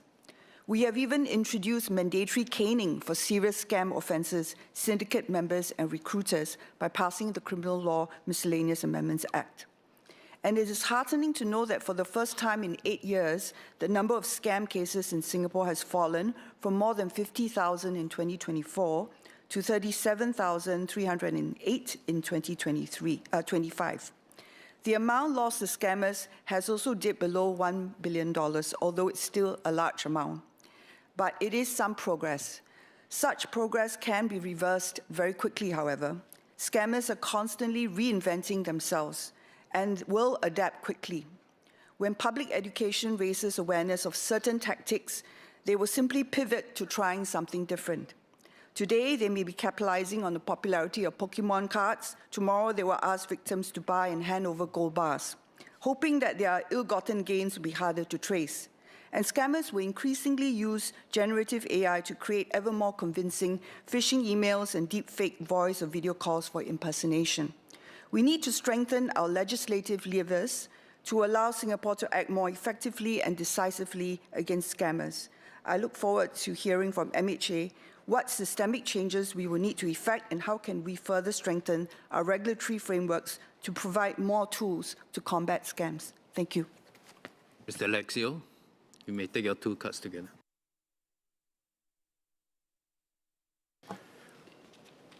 Mr. Chairman, in 2025, the number of scam cases decreased by 27.6%, or 14,193 cases from 2024. Importantly, losses from scams also fell by 17.9%, or by 199.3 million in 2025. This is a positive development, and due credit must be given to the police, and in particular, the officers of the Anti-Scam Command, for their tireless efforts in combating scams to protect Singaporeans. Nevertheless, with 37,308 scam cases, totaling a loss of 913.1 million in 2025, the situation remains extremely concerning, and combating scams must remain a top priority this year. On this note, I wish to highlight 2 areas for discussion. First, the recovery of scam monies. Understandably, the topmost concern on the minds of scam victims is whether they are able to recover their monies. In 2025, the Anti-Scam Command successfully recovered 140.5 million worth of scam losses. Importantly, it was also reported that through proactive interventions with victims in the various stages of being scammed, the Anti-Scam Command managed to work with its partners to help victims avert potential losses of at least 348 million. This is encouraging news, especially on the Anti-Scam Command's successful efforts in averting potential losses. And yet, if we look at the amounts of monies recovered compared with the total amount lost, recovered monies represent only about 15% of the amounts lost. A large part of the reason for this is because of the transnational nature of scams. Often, scam proceeds are transferred out of Singapore within minutes, if not seconds, of the victim's transfer. This makes it extremely challenging for the police to trace and recover the monies. To this end, the establishment of Frontier Plus in October 2024, a united front against transnational scams comprising 11 jurisdictions, is a landmark initiative that facilitates real-time intelligence sharing, joint operations, and coordinated enforcement against transnational scams. I therefore invite the Minister to share if there are plans to expand the Frontier Plus grouping, how successful do we think it has been in combating transnational scam, and whether there are opportunities for Singapore to leverage on the grouping to recover more scam proceeds that have been transferred out of Singapore. Second, notable steps have also been taken to enact or strengthen legislation to tackle scams, including the Online Criminal Harms Act, Code of Practice, the Protection from Scams Act that was passed and operationalized last year, empowering the police to issue restriction orders to banks to restrict the banking transactions of individuals at risk of transferring monies to scammers, the Facility Restriction Framework to tackle scam mules, and the Criminal Law Miscellaneous Amendment Act, which was passed in November 2025, which introduced caning for scam and scam-related offences. In the premises, I also invite the Minister to share whether MHA feels that this is sufficient, or if there are also plans to further strengthen legislative levers to tackle scams. Mr. Chairman, I move on to my next cut. The recent 2025 statistics on the drug situation in Singapore, released by the Central Narcotics Bureau, raised a worrying trend of drug abuse among our youth. In 2025, 28% of all drug abusers arrested were below 30 years of age. The youngest drug abuser arrested in 2025 was just 12 years old. The number of drug abusers below the age of 20 years increased year-on-year by 7%, while the number of new drug abusers arrested below 20 years increased by 22%. Notably, 6 in 10 new cannabis abusers arrested were below 30 years old. Sir, over the years in Singapore, we have always strongly supported the government's strong stance against drug abuse. We understand and appreciate deeply the damage and detrimental effects that drug abusers can cause, not only to themselves, but also to their family and their loved ones. In recent years, there has been a worrying global shift in views and attitudes towards the use of drugs such as cannabis. In 2020, the UN Commission on Narcotic Drugs reclassified cannabis and cannabis resin under the 1961 Single Convention on Narcotic Drugs. Thailand, a fellow ASEAN neighbor, became the first Asian country to decriminalize cannabis in 2022. How do we ensure that our youths are not influenced by global trends and attitudes towards drugs like cannabis? Recently, the government had to also take urgent steps to address K-pods, which are e-vaporizers or vapes containing the psychoactive substance etomidate. A significant number of those who abuse K-pods are our youths.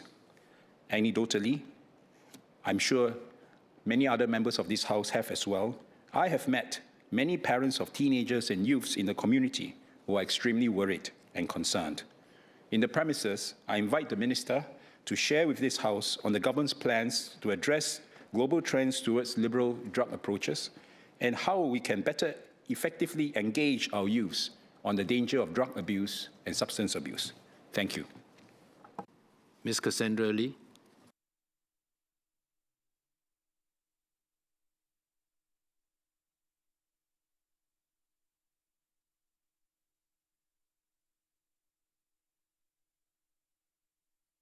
Mr. Chairman, recent tragedies, including the accident in Chinatown, where a young child lost life, are sobering reminders of how vulnerable our loved ones are on our roads.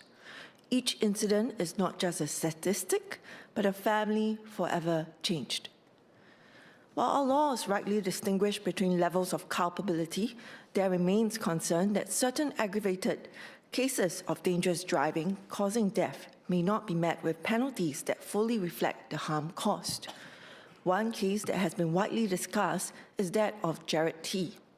In that instance, the offender engaged in dangerous driving behavior at a very high speed, including what was described as blocking and braking a motorcycle, before a collision occurred which resulted in the loss of life. The court dealt with the matter under the existing framework for dangerous driving causing death.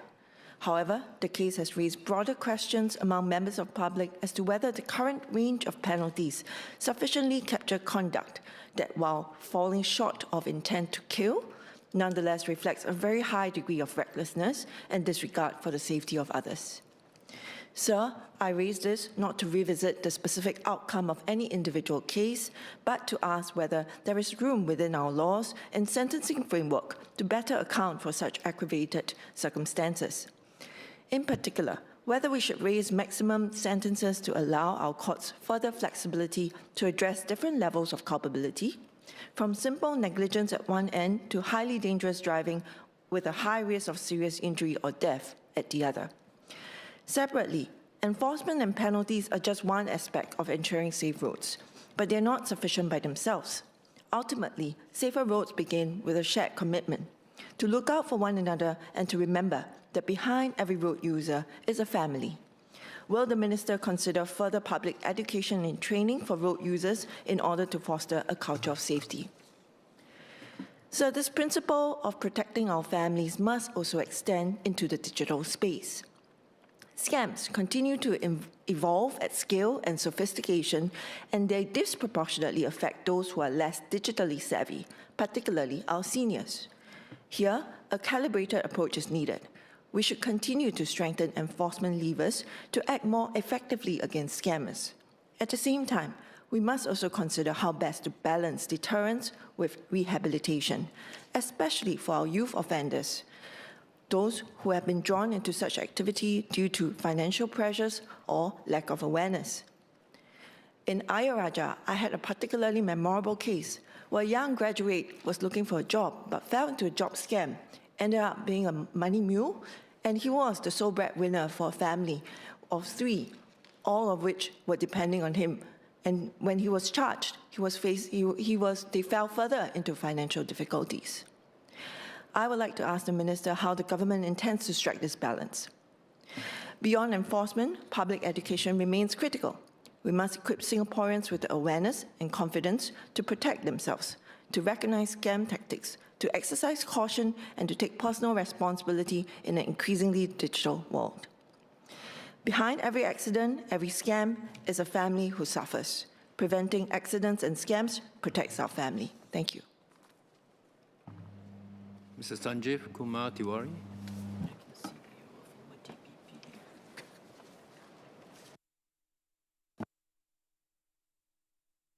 Mr. Chairman, the Home Team AI movement was launched in 2024 with the vision of transforming our offices and how they safeguard Singapore. A significant budget of 400 million was committed with the aim of embedding AI into operations from emergency response, investigative work, and grooming a 500-strong AI workforce. Could the Ministry update on the AI products developed so far under this movement? How widely have these tools been deployed? And what measurable improvements have been observed in the day-to-day operations? With the development of humanoid robots capable of tackling high-risk tasks such as firefighting and hazmat operations, how will these systems be integrated into frontline operations? What role will AI-enabled robotics play in augmenting our manpower, given rising operational demands and manpower constraints across MHA? How is MHA reskilling our officers to prepare for these changes? Trust and accountability are paramount. May I ask what AI governance safeguards MHA has put in place? With AI models such as Phoenix built with partners Microsoft and Mistral AI, how does the Ministry ensure data security, model integrity, and responsible deployment across sensitive home team environments? Finally, given the evolving threat landscape, including criminals' increasing exploitation of technology, how is the Ministry balancing automation with the critical human judgment required in law enforcement? Mr. Speaker, these questions reflect the public's interest in how AI will not replace officers but empower them, enhance safety, and strengthen trust in our security institutions. Thank you. Ms. Rachel Ong.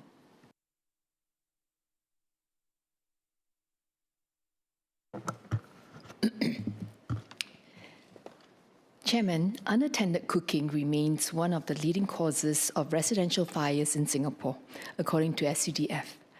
Many of these incidents involve our seniors, where distraction, medical conditions, or reduced mobility quickly turn an everyday activity into a serious safety risk. As Singapore becomes a super-aged society, preventing such incidents must form part of how we support seniors to be safe at home, while giving a greater sense of peace of mind to their families and caregivers. Technology offers practical opportunities for prevention. In Japan, stoves are commonly equipped with built-in safety sensors that detect overheating and automatically shut off the gas before a fire can occur.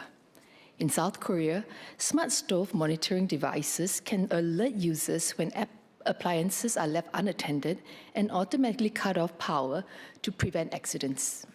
Such technology-enabled solutions, including stove sensors. You're out of time, Ms. Ong. Sorry. Dr. Neo Kok Beng.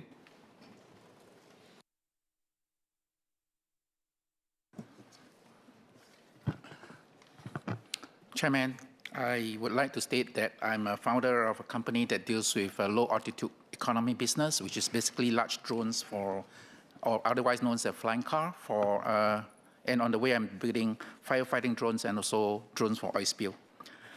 Now, on 26 November 2025, a large fire broke out at the Wong Fok Kok apartment, Hong Kong, and burned out for 43 hours and 27 minutes. 7 out of the 8 blocks of the complex were consumed by fire, and 168 people died, including 1 firefighter. Well, in Singapore, I think just on 19 February, a fire occurred at a condominium in Kovan on the 14th floor. So high-rise fires is really a big concern in urban cities, and that's where we need to pay attention. I understand SCDF has an aerial appliances that can reach up to 90 meters. And so my question is, what lessons has MHA drawn from this tragic fire in the Hong Kong case? How can we apply and adapt these learning points to the Singapore context? What are the new ways or new technologies for addressing high-rise fire safety, especially for buildings that are 100 meters and above or 20 stories higher? My next card,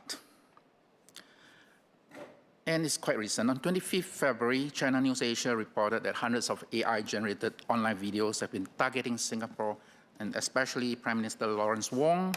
And this is obviously a disinformation campaign. The wordings are all in complex Chinese or Fantizi. Now, so these are lots of fabrications about our leadership being under threat and spreading conspiracy. Now, personally, I've also encountered many friends, business associates voicing to me on the concerns on the impact on the business due to PM Wong's comments during the Bloomberg New Economy Forum, November 19 last year. Now, I personally don't believe in all this stuff, so I view the video and find it to be actually quite neutral and factual. Now, Mr. Chairman, the world is really facing a lot of geopolitical tension and contestation amongst major powers, and of course, malicious actors will continue their attempts to coerce Singapore and also try to influence Singaporeans to adopt policies that are advantageous to their foreign states' interests.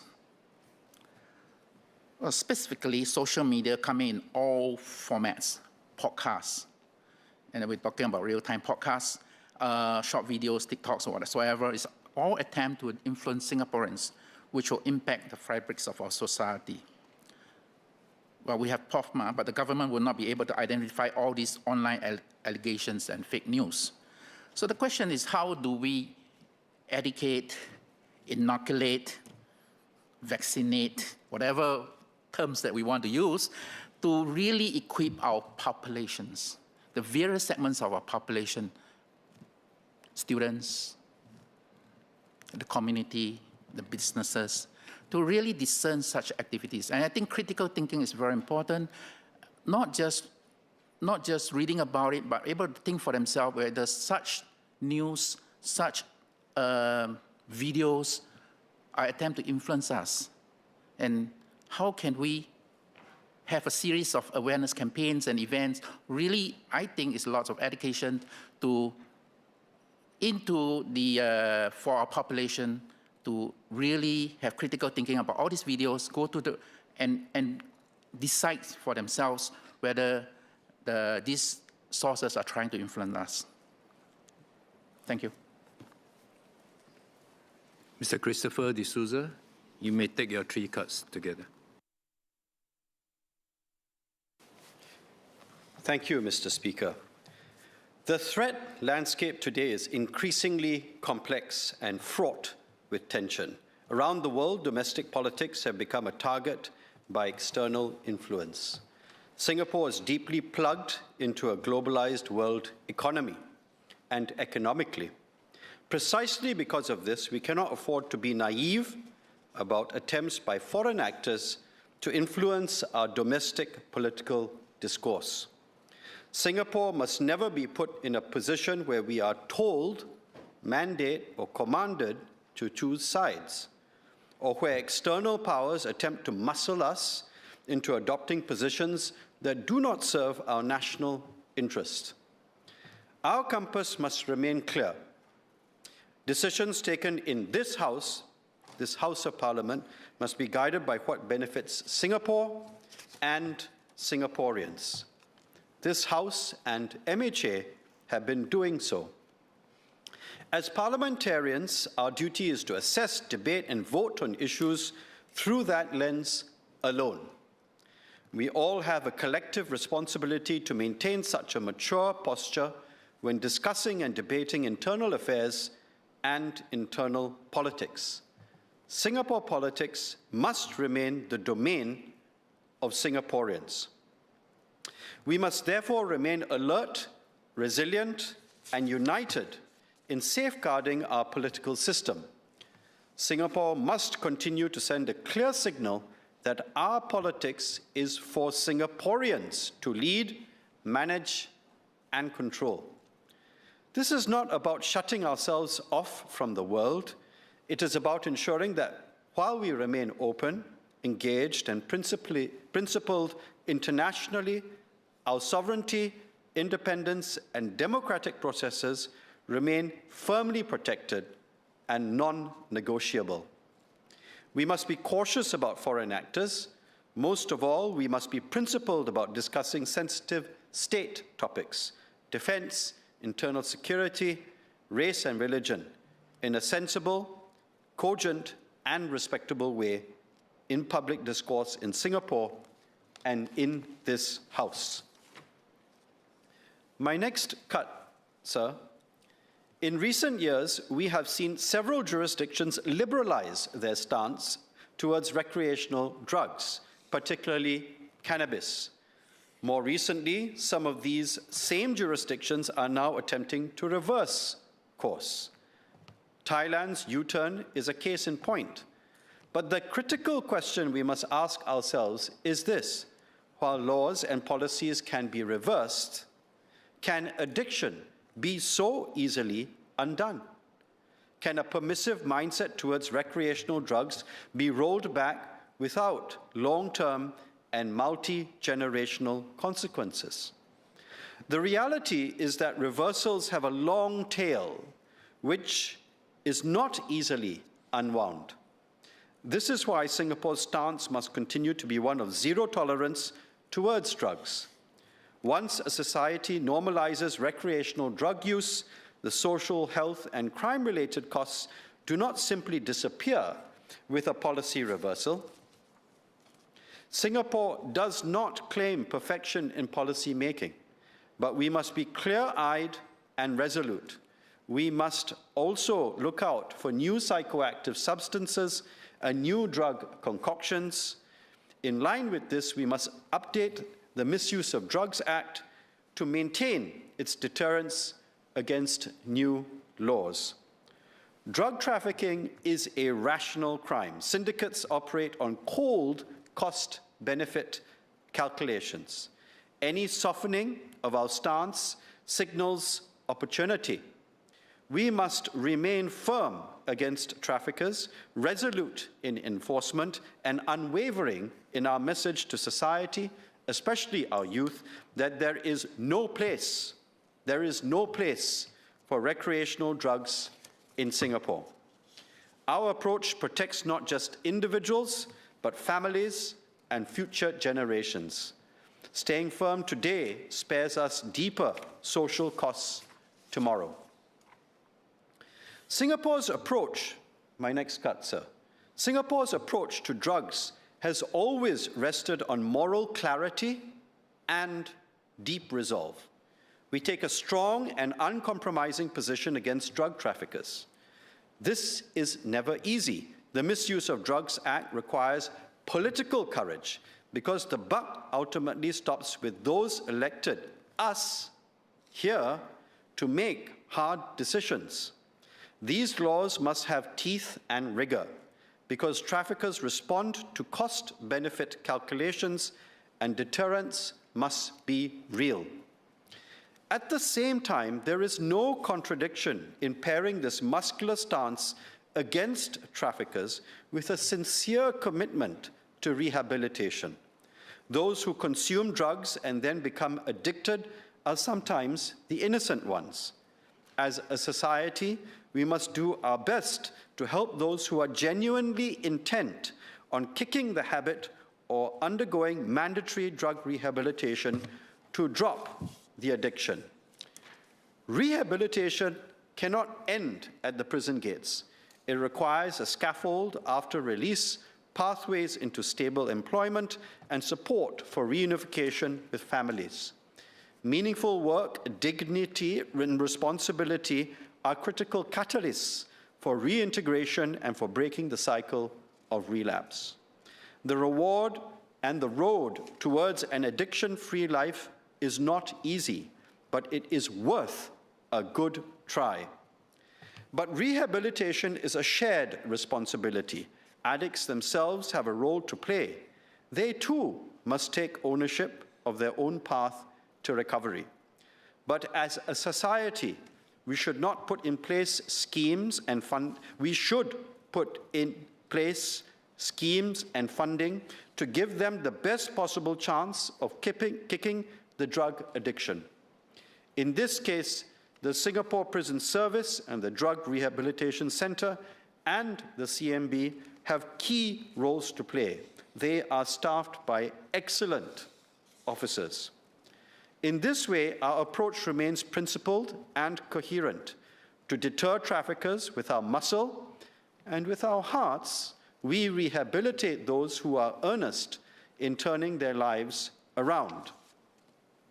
This reflects good policy making, which requires what I call political ambidexterity. We should not be straitjacketed into thinking in terms of left-leaning policies or right-leaning policies, or be trapped by ideological labels. What matters is whether a policy does right by people and addresses harm effectively. Take our drugs policy as an example. There is nothing contradictory about taking a hard, uncompromising position against traffickers while adopting a more rehabilitative approach towards addicts. Some may label rehabilitation as a left-leaning policy and tough enforcement against traffickers as a right-leaning policy. But that is not the correct lens, I humbly submit. The correct lens is whether the approach works, whether it is just, and whether it protects society while giving individuals a chance to reform.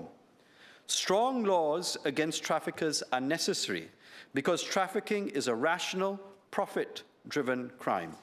At the same time, helping addicts who are sincere in kicking the habit through rehabilitation, employment support, and reintegration is the right thing to do. These two approaches are complementary, not inconsistent. This principle, which I coined the principle of political ambidexterity, should guide all our legislative work. When debating bills in this House and during Committee of Supply discussions, we must be willing to draw from different policy tools without being beholden to ideology. A rigid, purist approach, either entirely left-leaning or entirely right-leaning, risks missing the complexity of real-world problems. We should never be slaves to ideology, nor should we chase populism. Doing what is right often requires hard choices, balance, and political nuance. It demands integrity and intellectual honesty. Hence, as with drugs, we should apply political ambidexterity in our legislative work in this House. Thank you. Mr. Jackson Lam.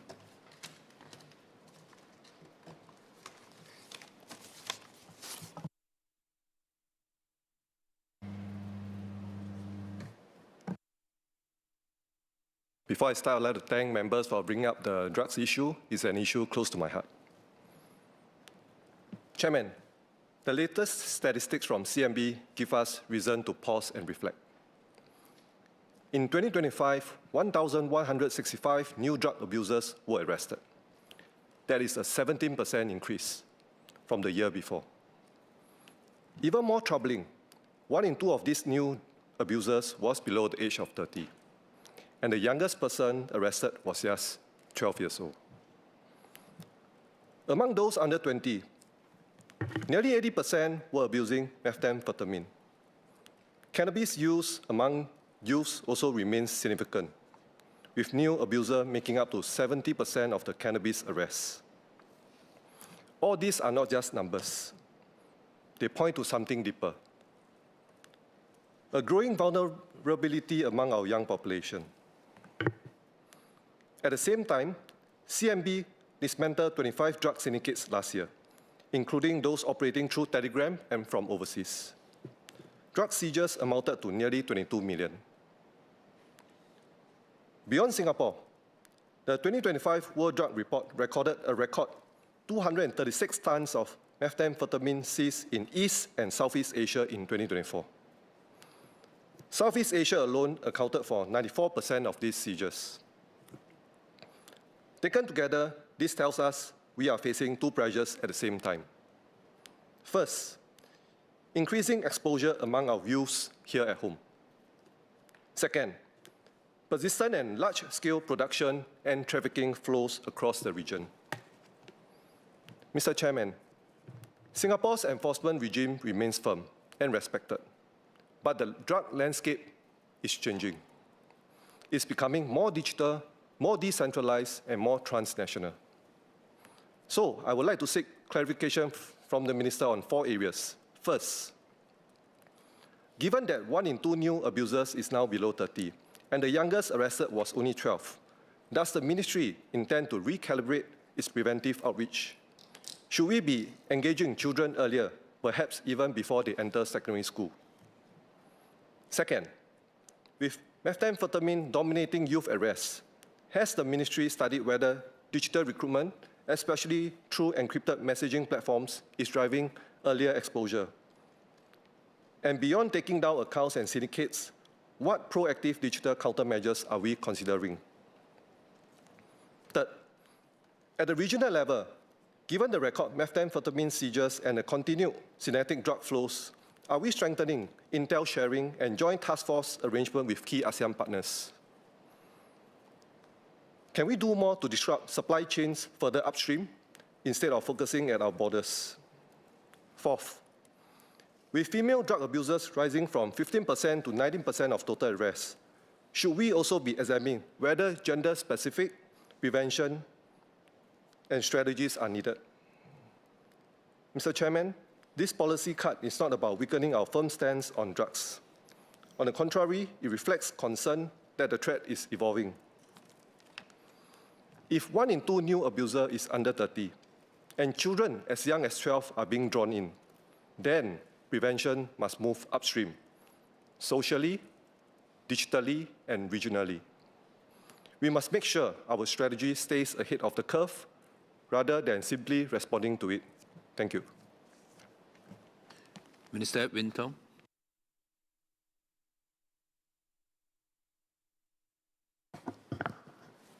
Mr. Chairman, I'd first like to start by thanking members who spoke for your support of the Home Team's work. Sir, Singapore remains one of the safest and most secure countries in the world. In Gallup's 2025 Global Safety Report, Singapore was ranked the world's safest country for the 12th time. 98% of the respondents said they felt safe walking alone at night. In a public perception survey conducted last year, 94.9% of the respondents had confidence in the Home Team's ability to keep Singapore safe and secure. This was the highest level of confidence in the Home Team over the past decade. But we cannot for a moment rest on our laurels. The threat environment, as members have pointed out, is constantly evolving, and the Home Team must keep pace. There are 3 areas of concern which we have been particularly monitoring. First, external threats. Singapore thrives by being open to information and welcoming to foreign talent, capital, goods, and ideas. We are highly digitally connected. It is commonplace for Singaporeans to consume information and perform transactions online. These are our strengths, but it also means that we are more exposed to risks that originate from abroad. Security threats such as radicalization, foreign interference, scams, and drugs are very much driven by external factors. These risks increase when the geopolitical environment becomes more fragmented and disorderly. Second, public safety. We see one too many instances of careless and irresponsible behavior which have caused injuries and cost lives. Road traffic fatalities have hit a 10-year high since 2016. Speeding violations last year rose by 26% compared to 2024, and a 27% increase was observed for red light running related incidents and accidents. Fires involving active mobility devices, or AMDs, accounted for almost 20% of fire-related injuries and more than 25% of fatalities. Many of such fires stemmed from non-compliant devices and improper charging practices. We will continue to review our laws, policies, and operations to ensure that they shape the behavior and outcomes that society wants to see, by enabling the authorities to be able to adequately deal with those who pose a danger to others through their behavior. Third, resource constraints. Demands on home team officers have increased and will continue to increase in both volume and complexity. In 2025, traveller volumes through Singapore's checkpoints were up by 13% from 2019, before COVID-19. Calls for emergency medical services have increased by 35% from 2020 at the height of COVID-19. The number of scam cases have more than doubled from 2020, and the total amount lost to scams more than tripled. Innovation and technology can help overcome our constraints to some extent. My colleagues and I will therefore speak on how the home team is addressing these challenges. SMS Faisal will cover the need to maintain our tough stance against drugs. SMS Siman will speak about technology adoption, including artificial intelligence, as well as road safety. Minister of State Goh Pei Ming will speak about our plans to fight scams. In the rest of this speech, I will speak about our efforts to address radicalization, foreign interference, and fire safety. Sir, recent overseas attacks remind us that terrorism and violent extremism can strike anywhere at any time. In November last year, a 17-year-old student detonated 4 explosive devices at a school mosque in Jakarta, injuring nearly 100 people. The perpetrator was said to have been inspired by far-right extremists. A month later, during a gathering for the Jewish festival of Hanukkah at the Bondi Beach in Sydney, 2 gunmen with anti-Semitic beliefs killed 15 people and injured many others. We cannot discount the possibility of similar attacks here. Since 2015, ISD has dealt with 62 self-radicalized individuals. Several of them had articulated an intention of carrying out attacks in Singapore. These were largely inspired by foreign conflicts, Islamist terrorist organizations such as ISIS, and far-right extremism. The internet has enabled such ideologies to proliferate and reach Singaporeans on their screens, often on their mobile screens. As Mr. Vikram Nair noted, youths are particularly susceptible. They are digital natives and may find belonging and purpose in the virtual communities. In the last 2 years, 3 14-year-olds have been dealt with for terrorism-related activities under the ISA. Even video games have been exploited to promote extremism. In a recent case, the individual posted pro-ISIS footage from online gaming platforms such as Roblox and Gorbox, in which he role-played as a fighter for ISIS and recreated ISIS attacks and executions. So we agree with Mr. Nair on the need for early upstream intervention.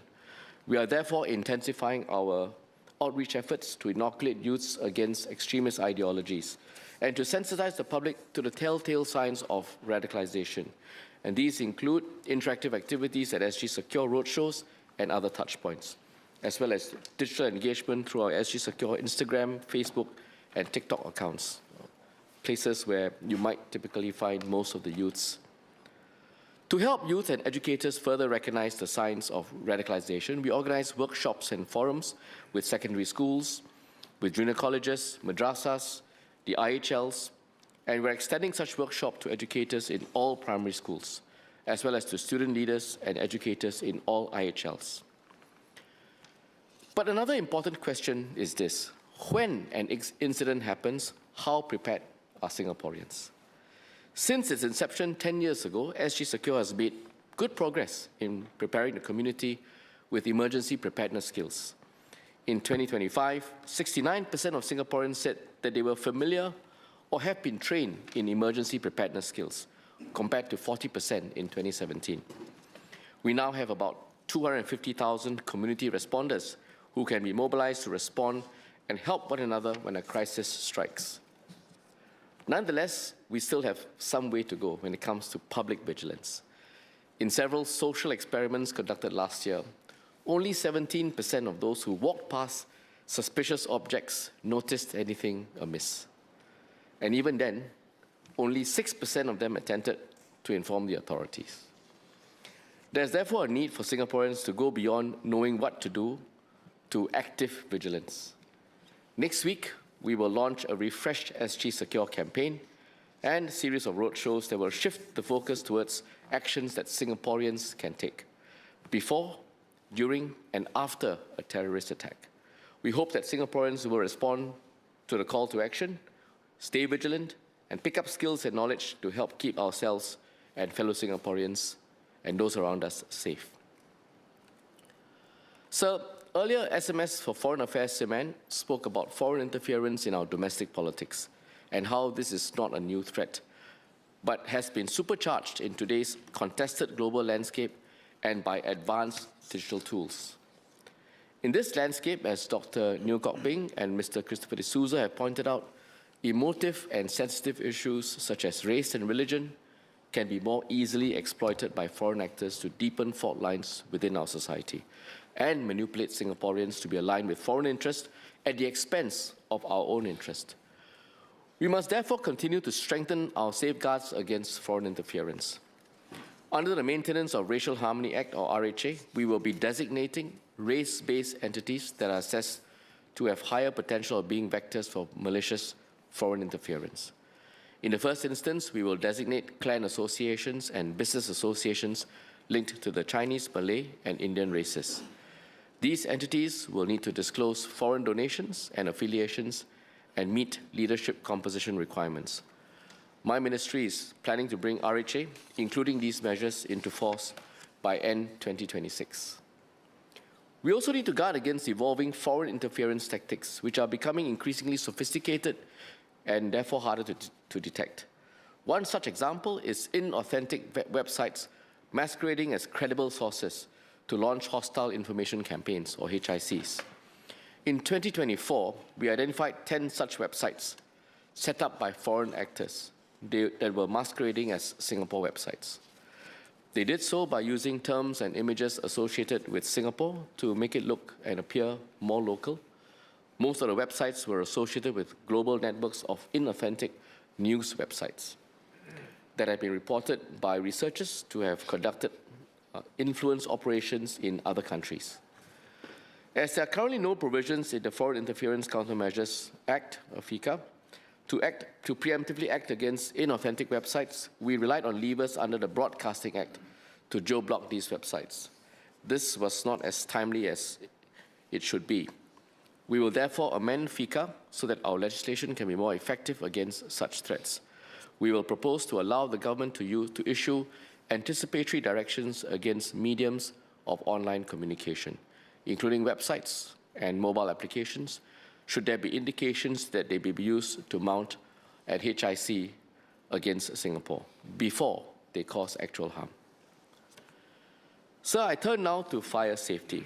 The overall fire incidence rate in Singapore remains stable and low by international standards, at about 2,000 incidents per year in the past 5 years. This is in no small part due to our rigorous fire safety requirements and industry cooperation. Over the past 3 years, over 98% of the buildings which require a fire certificate have ensured that their fire protection systems remain reliable. Let me just say that again. Over 98% of the buildings which require a fire certificate have ensured that their fire protection systems remain reliable. Given this strong track record of industry compliance, SCDF will extend the validity of FC's fire certificates from 1 year to 3 years, effective from 1st April 2026. Adequate safeguards such as mandatory annual inspections will still be retained under the 3-year FC regime to ensure that the building's fire protection systems remain functional. Non-compliant buildings, however, will remain on a 1-year FC regime. This is to incentivize good fire safety management and behavior, whilst at the same time lowering administrative and processing costs for compliant buildings owners and occupiers. So tragic fires like the Wong Fuk Court fire in Hong Kong provide a sobering reminder as to why we must always be on our guard and need the industry to strictly comply with SCDF's fire safety regulations. Dr. Neo earlier asked if there are any lessons to be learned. Based on publicly available information, the Wong Fuk Court fire spread via the screening netting, which was mounted on the extensive bamboo scaffolding surrounding the building. The spread was accelerated to catastrophic levels by flammable styrofoam panels that were used to cover the windows of the apartment units. In Singapore, we have stringent controls to mitigate the spread of fire. At building and construction sites, bamboo scaffolds are not permitted.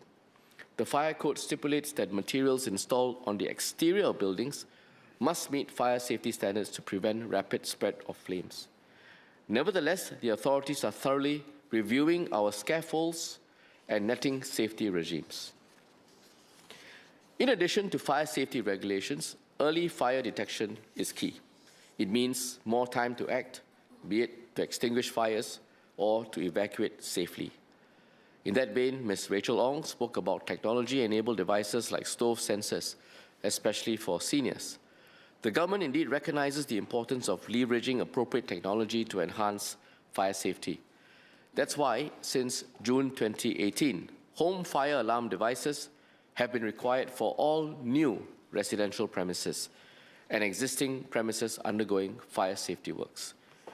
Home fire alarm devices provide early warning of smoke or heat by sounding an alarm. This is really a simple but effective solution. We strongly encourage all homeowners to install home fire alarm devices at the earliest opportunity. We have various schemes to assist the elderly installing home fire alarm devices. Through HDB's Enhancement for Active Seniors program, we provide subsidies of up to 95% for HFADs, with seniors paying as little as $6 out of pocket. Those staying in public rental flats, many of whom are elderly, are also provided HFADs for free. And members will know that my colleague, Minister for National Development, announced the extension of the EAST program to the private estates as well. Besides HFADs, we will continue to explore other technologies for our elderly and incorporate them where appropriate. Next, sir, our regulatory framework also needs to address emerging fire safety risks. For instance, whilst research has shown that fires in electric vehicles or EVs are less likely than in internal combustion engine vehicles, EVs pose different risks when they catch fire and therefore require different management approach. MHA and MOT are therefore studying the use of differentiated license plates for EVs, as has been done in other countries. More information will be shared later this year.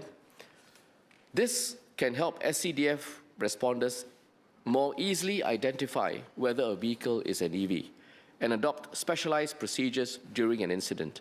This includes establishing a wider safety cordon to account for more intense flames, and members of the public can also more readily identify that an affected vehicle is an EV and take precautions to stay away. We're also dealing with fire safety risks from AMDs. All recorded AMD fatalities to date have involved personal mobility devices which did not comply with UL 2272 standards. From 1st June 2026, keeping such non-compliant devices at home or anywhere else will be an offense. Later this year, MOT plans to strengthen regulations on online sales and advertising of AMDs. The broader point here, sir, is that powerful lithium-ion batteries are becoming more common. Today, they are present in many mobility devices and vehicles. Tomorrow, they may start appearing in more consumer goods. We will continue to educate the public on how to properly use and maintain such batteries and how to respond when an incident occurs. Mr. Chairman, a high level of safety and security has enabled Singapore to thrive and succeed as a nation. The home team will continue to anticipate and prepare for new and evolving challenges and take strong and decisive action to protect and unite Singaporeans in these turbulent times. Thank you, Mr. Chairman. SMS, Muhammad Faisal Ibrahim.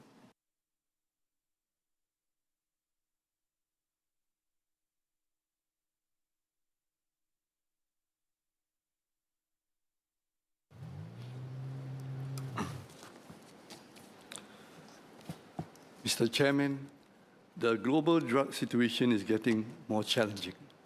The United Nations Office on Drugs and Crime reported that 236 tons of methamphetamine were seized in East and Southeast Asia in 2024, a 24% jump from 2023. Drug use has also continued to rise globally. The World Drug Report 2025 reported that 6% of the world's population aged 15 to 64 used drugs in 2023. Singapore is vulnerable to these developments. Methamphetamine remains the most commonly abused drug in Singapore, reflecting the worldwide trend. Singapore's drug control strategy is anchored on tough laws and robust enforcement. We also invest in upstream preventive education and evidence-informed rehabilitation and reintegration programs for abusers. This approach has proven effective and kept the drug situation here under control.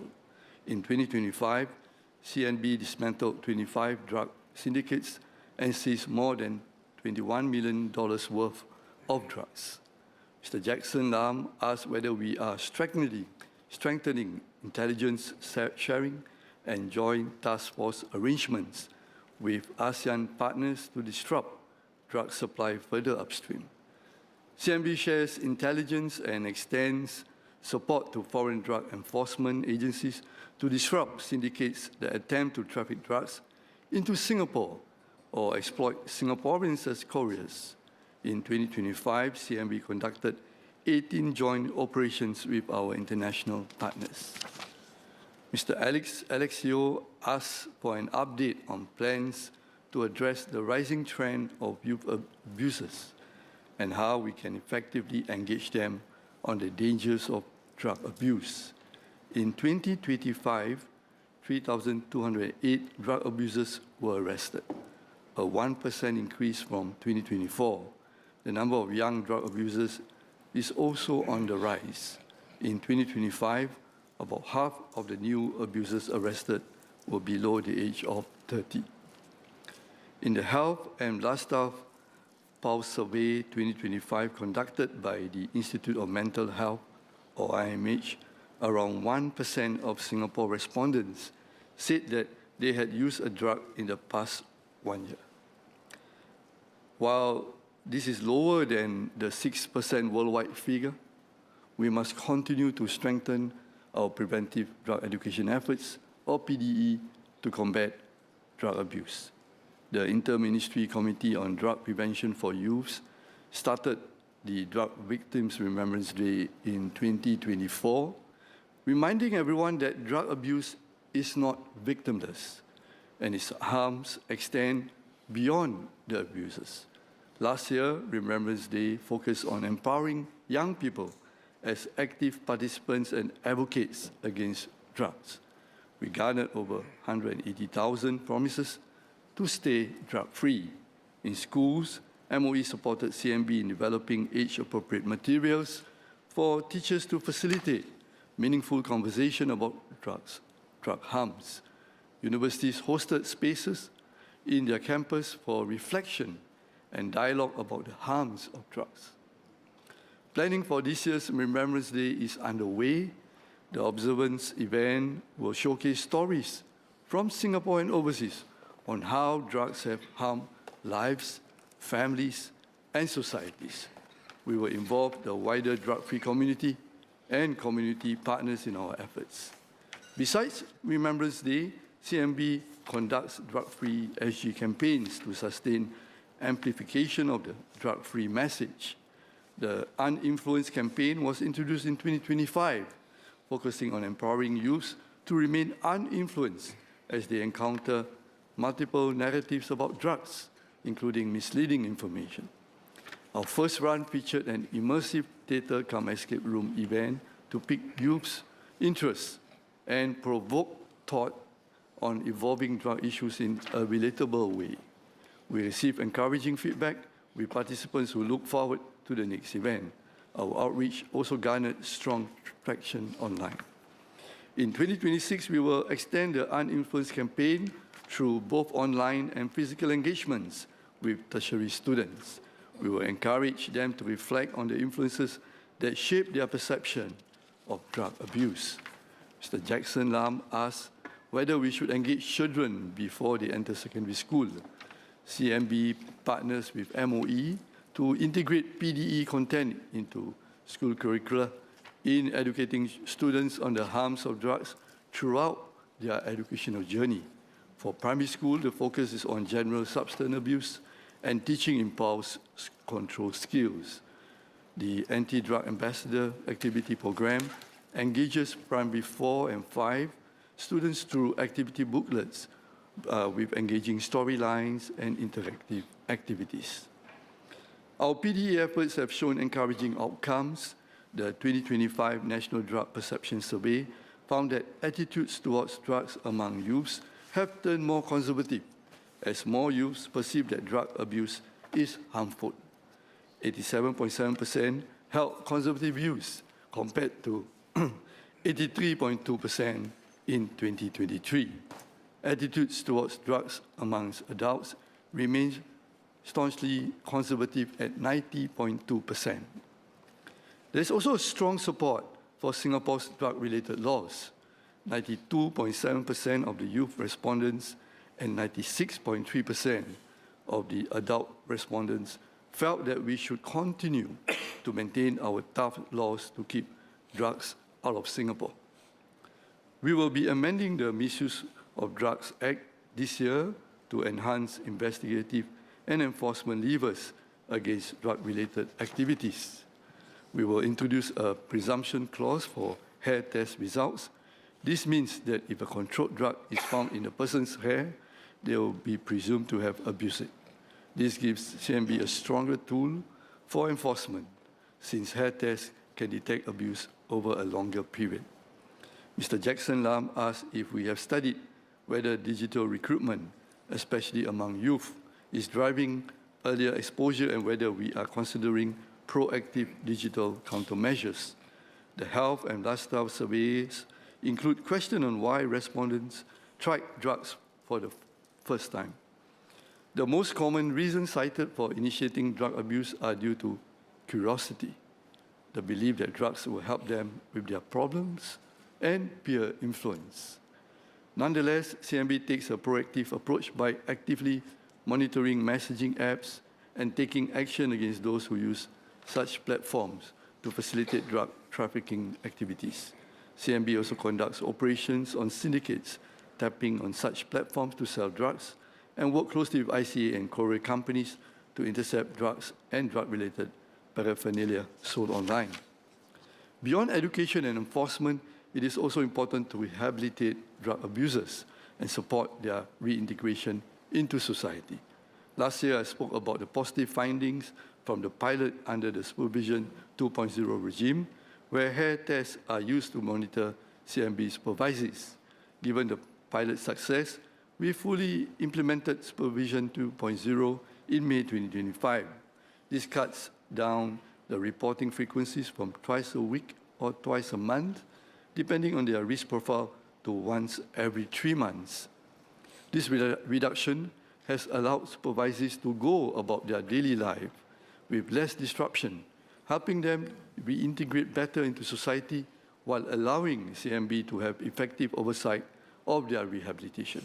We are also seeing encouraging results on the rehabilitation efforts of Singapore Prison Service, or SPS. The 2-year recidivism rate for the 2023 drug rehabilitation centers release cohort decreased by 4.7 percentage points to 26.1% compared to the previous cohort. Desisting from drugs is challenging. We stay committed to supporting drug abusers in their rehabilitation journey through evidence-informed true care, drug rehabilitation, and robust supervision. Drug abusers undergo differentiated drug rehabilitation, where programming pathways are customized based on the assessed risk of reoffending and severity of drug abuse. For repeat drug abusers who are of higher risk and require more intensive programs, SPS has implemented a new psychology-based correctional program, PCPs, that focuses on personal reflections, emotional processing, and practical skills building. Mr. Jackson Lam asked whether gender-specific prevention and rehabilitation strategies are needed for women drug abusers. SPS adopts a gender-responsive trauma and trauma-informed approach for women inmates, including women drug abusers. SPS effective gender-specific programming for women inmates received international recognition when it was awarded the Reducing Reoffending Award from the International Corrections and Prisons Association last year. Mr. Abdul Muhaimin Abdul Malik asked how mental health data and integrated support services are utilized to reduce recidivism. SPS assesses all inmates admitted to prison and DRC on the state of their physical and mental health. SPS partners IMH to support the rehabilitation needs of inmates with mental health conditions and special needs, including referral for assessment to the prison psychiatrist from IMH. Inmates with complex needs are referred to a multidisciplinary team for appropriate intervention. To support their reintegration, SPS partners community agencies to ensure continued medical care and support after release. I will now touch on rehabilitation and reintegration efforts for inmates generally, which Mr. Patrick Tay, Gabriel Lam, Christopher D'Souza, and Ms. Cassandra Lee have filed cards on. The two-year recidivism rate for the overall population remained low and stable at 21.9% for the 2023 release cohort. This continues to be one of the lowest two-year recidivism rates internationally. The two-year rate is a proxy indicator of the effectiveness of in-prison programs and reintegration services available for ex-offenders immediately after release. The 5-year overall recidivism rate has increased by 2.7 percentage points to 39.3% for the 2020 release cohort. It is low by international norms. The 5-year rate is a measure of the sustainable ecosystem of community and family support for ex-offenders to prevent reoffending in the long term. This cannot be done by SPS or the government alone and requires strong community support to increase human, social, economic, and community capital of inmates, ex-offenders, and their families. SPS has set out in Corrections 2030 its comprehensive strategies to reduce reoffending in the longer term. This involves strengthening the families of inmates, maximizing the employability and career opportunities of inmates and ex-offenders, and mobilizing community partners to support rehabilitation and reintegration. We will monitor and track the initiatives rolled out under these strategies to measure its effectiveness and impact. The building of economic capital through education and skills training is important for successful rehabilitation and reintegration, enhancing inmates' ability to secure jobs after release. SPS and Yellow Ribbon Singapore, or YRSG, have continued to enhance their efforts in these areas. First, more inmates will benefit from workplace literacy and numeracy, or WPLN certification, which is a recognized qualification for employment and upskilling opportunities in Singapore. Second, there will be more skills training pathways. This includes a pilot partnership with Temasek Polytechnic to develop a program that introduces Skills Future Singapore accredited courses in communication and graphics and media and content creation for inmates. Third, career resource centers have been set up in prisons to allow pre-release inmates to assess career-related materials, prepare their resume, submit job applications, and attend career talks, empowering inmates to take ownership of their employment journey. This expands on the present framework of career retention support provided by YRSG. By enhancing inmates' readiness for employment, we encourage a personal commitment to positive change, leading to sustained reintegration. Successful reintegration also depends on employers' preparedness to hire ex-offenders. YRSG conducts structured onboarding sessions with new employers and monitors the effectiveness of our partnership with employers through regular engagement sessions. For example, Project Beyond Hiring trains and equips workplace supervisors with the skills needed to manage ex-offenders effectively. This complements YRSG's career retention support and better prepares employers to integrate ex-offenders into their workforce. Since 2024, YRSG has partnered with training academies to deliver 5 workplace coaching and mentoring workshops, training 71 supervisors from 23 partner employers. As at end 2025, there were more than 6,400 employers who support the hiring of ex-offenders. YRSG provided employment statistics to over 2,100 inmates, of which 94% secured jobs in 2025. Mr. Patrick Tay asked if the spend regime for criminal records could be reviewed to support ex-offenders.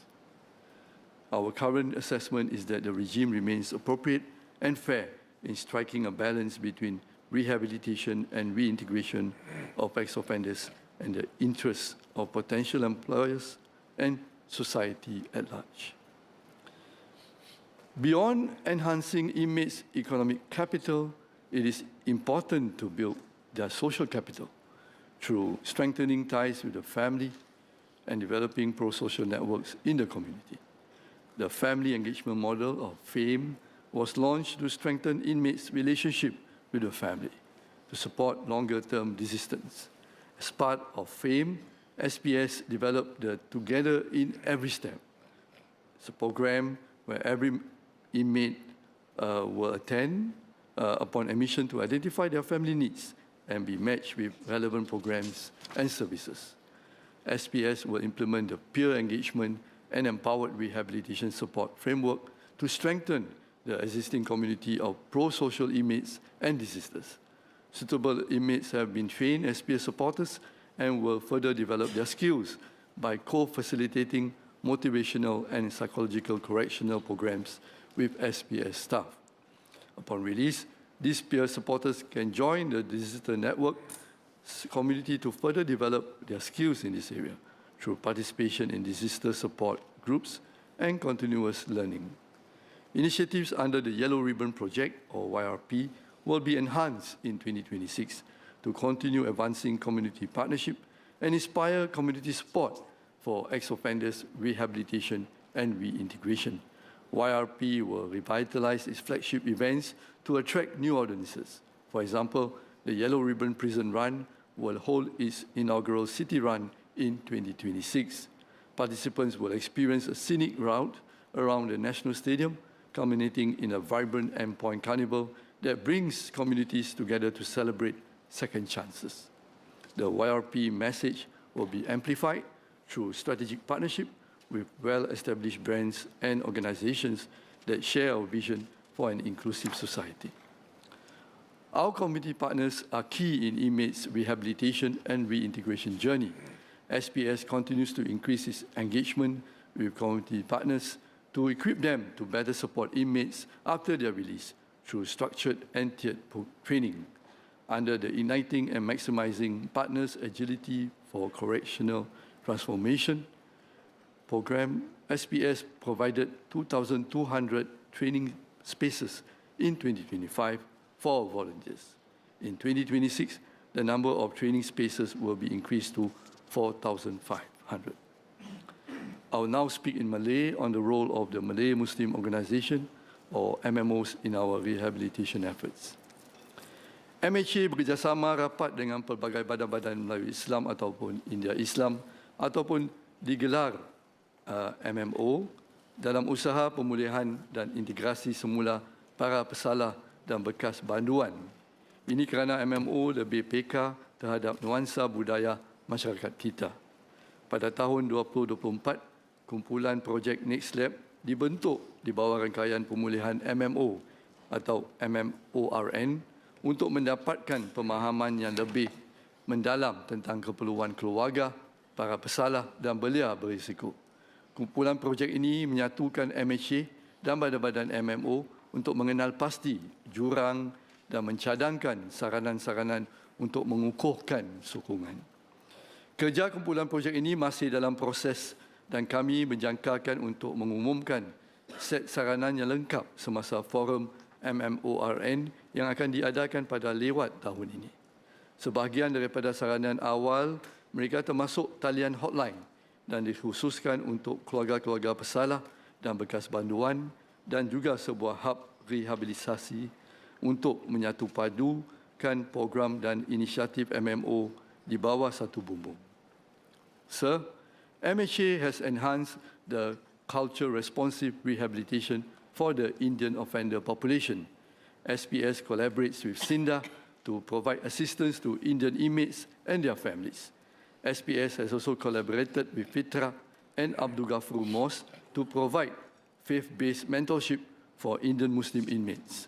SPS efforts to engage and build more partnership with Indian organizations is guided by SMS Murali. This will help to enhance the rehabilitation and reintegration of Indian offenders. Sir, in conclusion, I thank all members of this House for your support for drug control efforts and for our fight for a drug-free Singapore. We will continue to achieve even better rehabilitation and reintegration outcomes and reduce reoffending.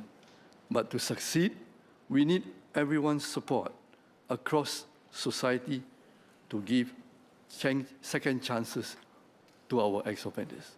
Thank you, Mr. Chairman. SMS Sim N.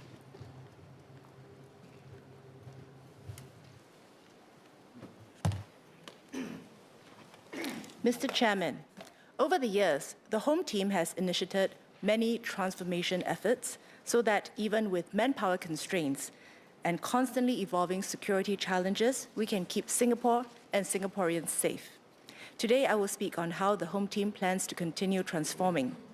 We will press on with leveraging smart and autonomous technologies across Home Team departments in 2026. At Singapore prisons, we will be trialling the use of Protect, a robot designed to support officers during patrols and yard supervision in the first quarter of FY 2026. Protect is able to patrol autonomously and can be remotely operated to mitigate potential hazards during incident response.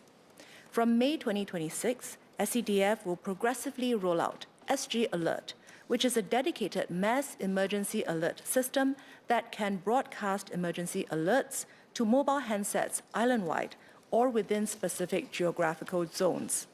Mobile users will not have to download any apps to receive SG Alert notifications.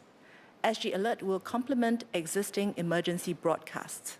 We believe this capability will significantly enhance Singaporeans' preparedness for serious emergencies such as major fire, chemical, or terror incidents. With the SPF's digitalization efforts over the years, more than 70% of all police reports are now lodged through self-help services, either online or at self-help kiosks located in neighborhood police centers or NPCs and neighborhood police posts. At selected self-help kiosks, the SPF has started using the Report Lodging Co-Pilot, or RCOP, an AI-enabled chatbot which prompts members of the public for relevant information when making police reports. This makes the reports clearer and more complete, reducing the need for follow-up calls from the investigating officer. Since its rollout at 7 police divisional headquarters from October 2025, over 90% of users gave positive feedback. Many found the chatbot easy to use and agreed that it helped to make reports more accurate. Police will roll out RCOP to more self-help kiosks by the middle of the year and continue to improve user experience. RCOP, alongside SPF's other investments in technology, has also helped the SPF to be more efficient in deploying limited police resources.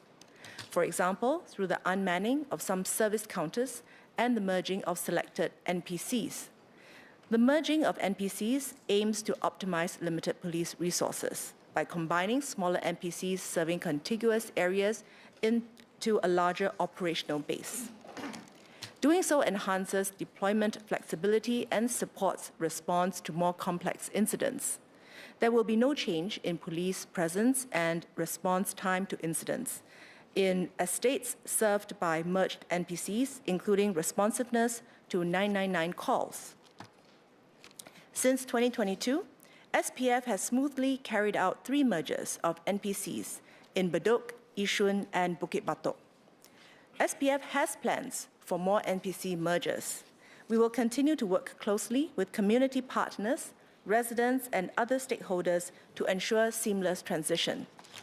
PM Lawrence Wong spoke about the importance of AI in his budget speech.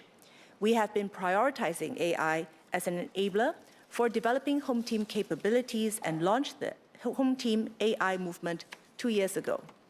Mr. Sanjeev Kumar Tiwari asked for an update on our AI efforts and how we are safeguarding the use of AI. We are seeing good progress. HDX's AI specialist workforce has grown to 250 as at end 2025 and is on track to reach 400 by end of 2026. HDX has also developed an AI training roadmap and launched upskilling programs to nurture AI interest and develop AI skills in all Home Team officers. Another milestone was in May 2025, when we launched the first in a series of Home Team proprietary large language models, codenamed Phoenix. This is a data-secure and self-contained model developed by HTX, which is trained on Singapore and Home Team data and does not require internet connectivity. Phoenix paves the way for us to develop AI solutions tailored to the Home Team's operational needs and for purposes which are security classified.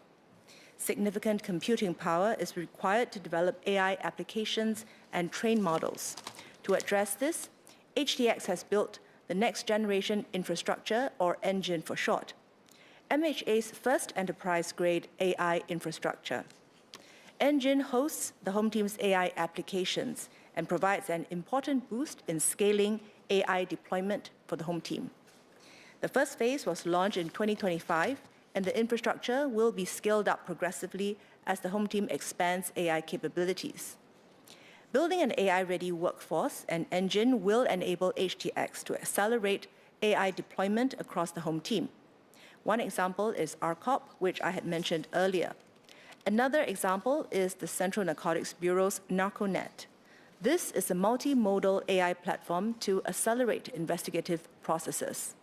There is also the Immigration Checkpoint Authority's Matrix, which leverages vision language AI models for greater accuracy in document classification and data extraction from documents submitted by applicants for immigration facilities.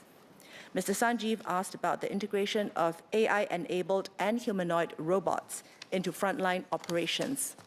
Such robots can reduce Home Team officers' exposure to high-risk environments.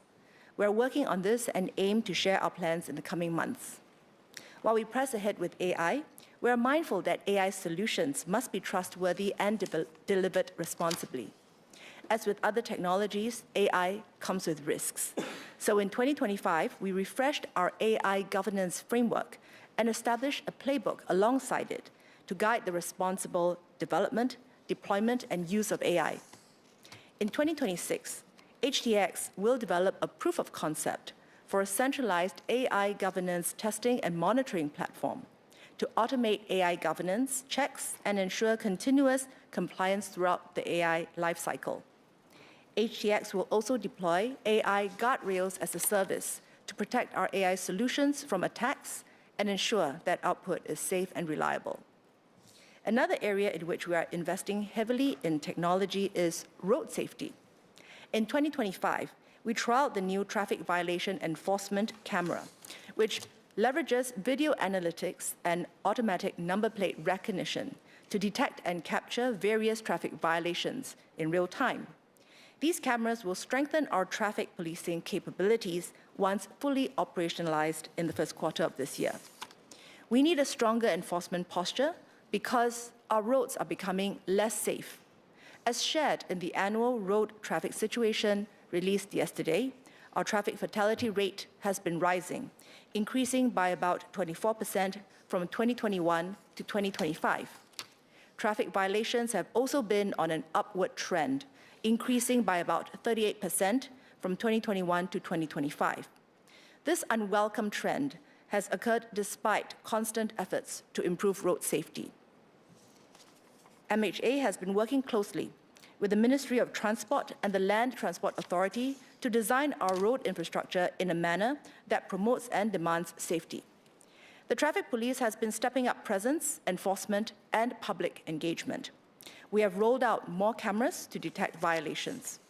Beyond enforcement by the traffic police, ground response force officers who come across traffic violations will also take enforcement action, supplemented by technology such as their in-vehicle video recording system. We will continue enforcement, but we will also need to look beyond enforcement to reverse these trends decisively, because accidents, injuries, and fatalities can all be prevented. It is possible to achieve zero road fatalities. From early July 2024 to early July 2025, Helsinki recorded zero road traffic fatalities for an entire year. They have been a strong proponent of Vision Zero, an approach that aims to eliminate all traffic deaths and serious injuries. There is no reason why we cannot aspire to zero road fatalities here in Singapore, but it requires collective recognition that our road culture needs to change. Now, it is true that life moves at a fast pace in Singapore. Most road users are pressed for time. Many are also distracted. It can be all too easy to disregard traffic rules or the needs of other road users, especially when we are rushing for time. Giving way does not seem to come as naturally to us as making sure that we do not concede any advantage to other road users. Can we do better? Ask any group of road users, and we're likely to be told that the problem lies with other groups. When we talk to drivers, they will point out that motorcyclists or cyclists or pedestrians are at fault. If we talk to motorcyclists, we're likely to be told that it is the drivers who are the problem, and so on and so forth. But it may well be that everyone is right, and that all of us, drivers, riders, pedestrians, all have to commit to making changes in our habits. Otherwise, our road safety situation is not going to improve. Ms. Cassandra Lee asked about how we can keep our families safe on the roads by strengthening road safety awareness and rules. In the coming months, MHA and the traffic police will work with partners on a new and sustained public engagement campaign on road safety, addressing all categories of road users. We hope to have the support of members of this House. At the same time, we will make further changes to our enforcement posture, starting with drink driving. Drink driving is a highly culpable offense. No one accidentally drinks and drives. They put themselves and others at great risk. There have been many horrific accidents caused by drunk drivers. Our drink driving limit today is 35 micrograms of alcohol per 100 milliliters of breath. Evidence show that impairment to driving skills occurs at lower levels of alcohol concentration and that crash risks increase with alcohol consumption. We will therefore lower the drink driving limit to 15 micrograms of alcohol per 100 milliliters of breath. This brings us in line with other jurisdictions in Asia, such as Taiwan, Japan, and South Korea. The message is simple. If you drink, don't drive. Legislative amendments will be made later this year to effect the changes. I thank Ms. Cassandra Lee for her suggestion to consider raising penalties for certain cases of dangerous driving. I agree with her that the penalties should be higher in cases where a driver puts another person in danger on purpose, as in Jared T's case. We will study this with a view towards introducing a new offense to tackle such behavior with a higher maximum penalty than the existing offense of dangerous driving causing death. Mr. Chairman, everyone must play our part to keep our roads safe. To motivate all drivers to adhere more closely to traffic rules, MHA is considering tightening the driver improvements point system, otherwise more commonly known as the demerit point system. This may include reducing the number of demerit points that can be accumulated before a driver is suspended, and also increasing the suspension periods. We will not decide on this lightly, but it may be necessary in order to arrest the deteriorating situation, increase deterrence, and keep dangerous motorists off the roads. We know that time is needed for attitude and behaviors to change, which is why we will engage stakeholders and members of the public to co-create solutions on what more can be done to improve our traffic safety situation. We will also give due consideration to the perspectives of vocational drivers, having consulted the transport-related unions. Another group that we are concerned with is foreign registered vehicles. Whether they are on our roads for economic reasons or for leisure, they have a significant collective presence, so there's also a need to strengthen deterrence and enforcement against violations by foreign registered vehicles. We are working on several measures and will announce details when ready. Mr. Chairman, please let me conclude this segment of my speech in Mandarin. 主席先生，我国公路变得越来越不安全。尽管我们持续推出更严厉的管制措施，交通事故死亡率和交通违规案例仍在上升。除了继续加强执法，我们也必须超越执法层面，果断地扭转这个趋势。因为交通事故和造成的伤亡其实都是可以避免的。新加坡的生活节奏快速，大多公路使用者都在赶时间，也容易分心。在这种情况下，人们很容易忽视交通规则，或忽略其他公路使用者的安全。公路使用者分不同群体，有驾车人士、电单车骑士、脚踏车骑士、行人等。我们时常会听到个别群体抱怨其他公路使用者不守规则。其实，不管使用什么交通工具，我们每个公路使用者都必须调整习惯，否则公路安全很难改善。在接下来的几个月里，我们将推出全新的宣导活动，来提升各类型的公路使用者对公路安全和相关措施的意识。与此同时，我们也会进一步加强执法。首先从酒驾着手。我们现有的酒驾标准已经过时，也不符合最新的科学证据和国际常规。因此，我们将把酒驾合法限度从目前的每100毫升呼气含35微克酒精下调至15微克，对标台湾、日本、韩国等地。为鼓励所有驾驶者更认真地遵守交通规则，内政部也正考虑收紧违例记分制度，其中包括降低吊销驾驶执照前的积分门槛，以及延长吊销驾照期限。我们的主要考量是减少危险驾驶行为，扭转日益恶化的公路安全情况。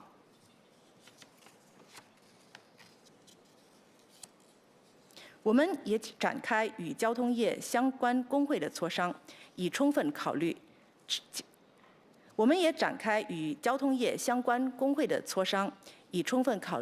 职业驾驶人员的观点。除了本地注册的车辆和电单车，我们也要求外国注册车辆和电单车遵守本地交通规则。我们正在研究几项措施，强化对这类车辆和电单车违规行为的执法，细节在准备就绪后会公布。Mr. Chairman, the Home Team increasingly has to do more with less. That is why we must fully exploit the opportunities today's technology affords us. Doing so allows us to maintain high levels of effectiveness to continue to keep Singapore safe and secure. Thank you. MOS Go Pei-ming.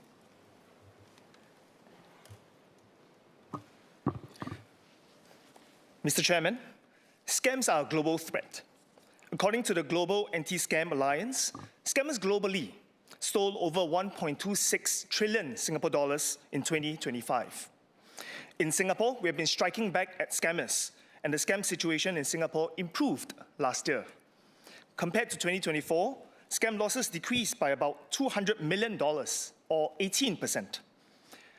The SPF's Anti-Scam Command also recovered more than $140 million in scam losses, and together with its partners, the SPF helped victims avert at least another $339 million in potential losses.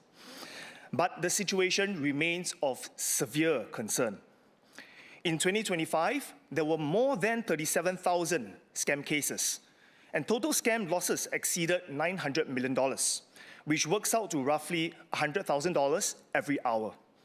Anyone can fall prey, the young, the old, from all walks of life. Ms. Silver Lim asked about law enforcement's response to scam victims who may suffer psychological distress. To support them, the police may refer them to the Victim Care Cadre program, where victim care officers, or VCOs, provide psychological first aid and crisis intervention. The VCOs may also refer the victims to community and professional resources for longer-term psychological and financial support. Victims will know that while the Victim Care Cadre program is available for all victims, members will know that while the Victim Care Cadre program is available for all victims, we will generally require consent for their participation. Last year, more than 150 victims have taken up the program. Even for cases where the VCOs are not activated, the police will provide information on the community support options and the steps that victims could take if they fall prey to scams. Ms. Silver Lim also asked about the guidelines on updating victims on the status of investigations. Victims will receive an acknowledgement letter or email within 7 days after the report is lodged. As every case is unique and the time taken to investigate each case differs, the police will then update the victims when there are significant developments to the case. As Mr. Vikram Nair mentioned, the highly sophisticated use of AI and social engineering by scammers is of concern. For example, the police have seen scammers impersonating high-ranking executives and government officials using deepfakes in live video calls and instructing the victims to transfer funds under the pretext of business payments. Despite the overall decrease in scam cases and losses last year, more Singaporeans fell prey to government officials' impersonation scams, or GOIS in short. The number of GOIS cases reported in 2025 more than doubled to over 3,000. It is among the top 5 most reported scam types in 2025. And compared to other scam types, GOIS has the most and highest average amount loss per case at more than $72,000. MHA has taken upstream steps to curb GOIS. Since September 2025, we issued 4 Online Criminal Harms Act, OCHA, implementation directives to Meta, Apple, and Google. The implementation directives issued to Meta in September 2025 and January 2026 required Meta to implement measures to remove scam advertisements, accounts, profiles, and pages that impersonate Singapore government office holders and persons assessed by the SPF to be at high risk of being impersonated. For Google and Apple, the implementation directives were issued to them in November 2025 to require them to put in place measures to prevent spoofing of government agencies. Meta has put in place measures required in the implementation directive issued in September 2025. And the SPF is assessing the platform's compliance with the directives issued in November 2025 and January 2026. This year, we will require online platforms to put in place more anti-scam measures, as Dr. Wan Rizal asked about. Similar to Apple and Google, we will soon require WhatsApp to implement measures against the spoofing of gov.sg and Singapore government agencies. We will also help Singaporeans identify legitimate calls from government agencies. The SPF is working with Open Government Product, OGP, and Infocom Media Development Authority, IMDA, to introduce a single, easily recognizable prefixed number, which all SPF officers will use to call members of public. Going forward, if you receive an unknown phone call and the caller claims to be an SPF officer, is likely a scam. My colleague from MDDI MOS, Jasmine Lau, will share more details about this measure and its implementation across government agencies. Ms. Khaw Boon Theng, Mr. Alex Yeo, Ms. Cassandra Lee, and Mr. Vikram Nair spoke about legislative levers to allow the government to take more decisive action against perpetrators. Members will be aware that many scammers are based overseas and have exploited local mules to perpetrate their crimes in Singapore. And this is why we have introduced several new offences to punish mules. In 2025, we operationalized the offences criminalizing the misuse of SIM cards. Since then, the SPF has charged 79 offenders under the new offences. We also introduced caning to punish scammers and mules. This is necessary given the harms they cause to victims and for strong deterrence. But those who are deceived into becoming scam mules will not be penalized with caning. MHA will work with the Interagency Sentencing Advisory Panel to introduce sentencing guidelines for the misuse of SIM cards. These sentencing guidelines will provide a framework on the factors to be considered in sentencing to ensure that the sentences meted out for egregious cases are sufficiently deterrent. Ms. Silva Lim asked about the government's assessment of the efficacy of OCHA.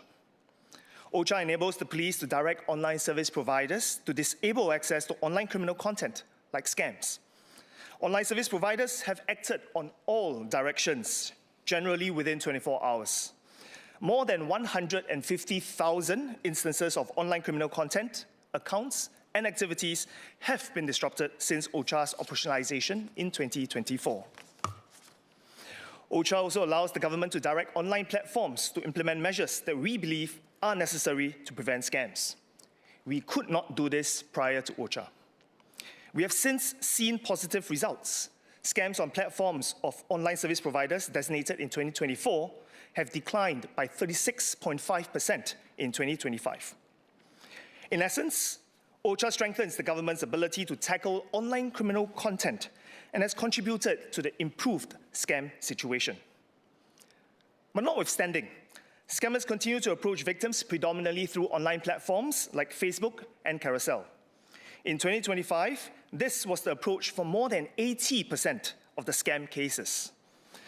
Accounts on these online platforms are often obtained through fraudulent means. For example, people relinquishing their SingPass verified Carousel accounts to scammers to make a quick buck. Now, MHA will adopt a multi-pronged approach to tackle this. First, as Dr. Wan Rizal mentioned, we'll work with online platforms to strengthen anti-scam measures, and they include enhancing existing OCHA codes of practice, to require stricter user verification, and to impose a response time for platforms to act on user reports on scams. Second, MHA is exploring new legislation to enable the police to enforce against mules who obtain or supply online accounts to facilitate scams and other crimes. Collaboration with our industry partners is a key part of the government's strategy to fight scams. The improvement in the scam situation in Singapore would not have been possible without our industry partners. The co-location of representatives from 7 major banks at the Anti-Scam Centre has allowed the SPF to stop scam transactions more effectively. I thank our industry partners for their strong support. Dr. Wan Rizal asked about the government's plans to work even more closely with the private sector, while Ms. Kwa Boon Thing asked about systemic changes to provide more tools to combat scams. Mr. Vikram Nair spoke about harnessing technology to improve our response to scams. I agree with the members. One feedback that our partners have raised is that they lack the information to detect and disrupt scam-related activities upstream before the transactions take place and the monies are lost. To overcome this challenge, MHA has started sharing more data with our partners, and we have seen the benefits. For example, in October 2025, Carousel identified more than 250 scam accounts from SPF's sharing of suspicious mobile numbers. Now, to fully reap the benefit of such data sharing, the Home Team Science and Tech Agency, HTX, and the SPF are developing a platform known as the National Scams List, and that will facilitate the automatic real-time exchange of information between the government and our partners. This will provide our partners with additional information on known scam enablers, such as bank accounts, phone lines, online accounts, as well as the identity of culprits behind these scam enablers. With this information, the banks can proactively uncover and suspend more potential scam enablers before they're even used for scams. The banks can then share information on these enablers with the police, who can in turn investigate further, identify even more scam enablers, thereby enhancing the overall effectiveness of our anti-scam efforts. We will be introducing legislation later this year to enable and safeguard these data sharing arrangements.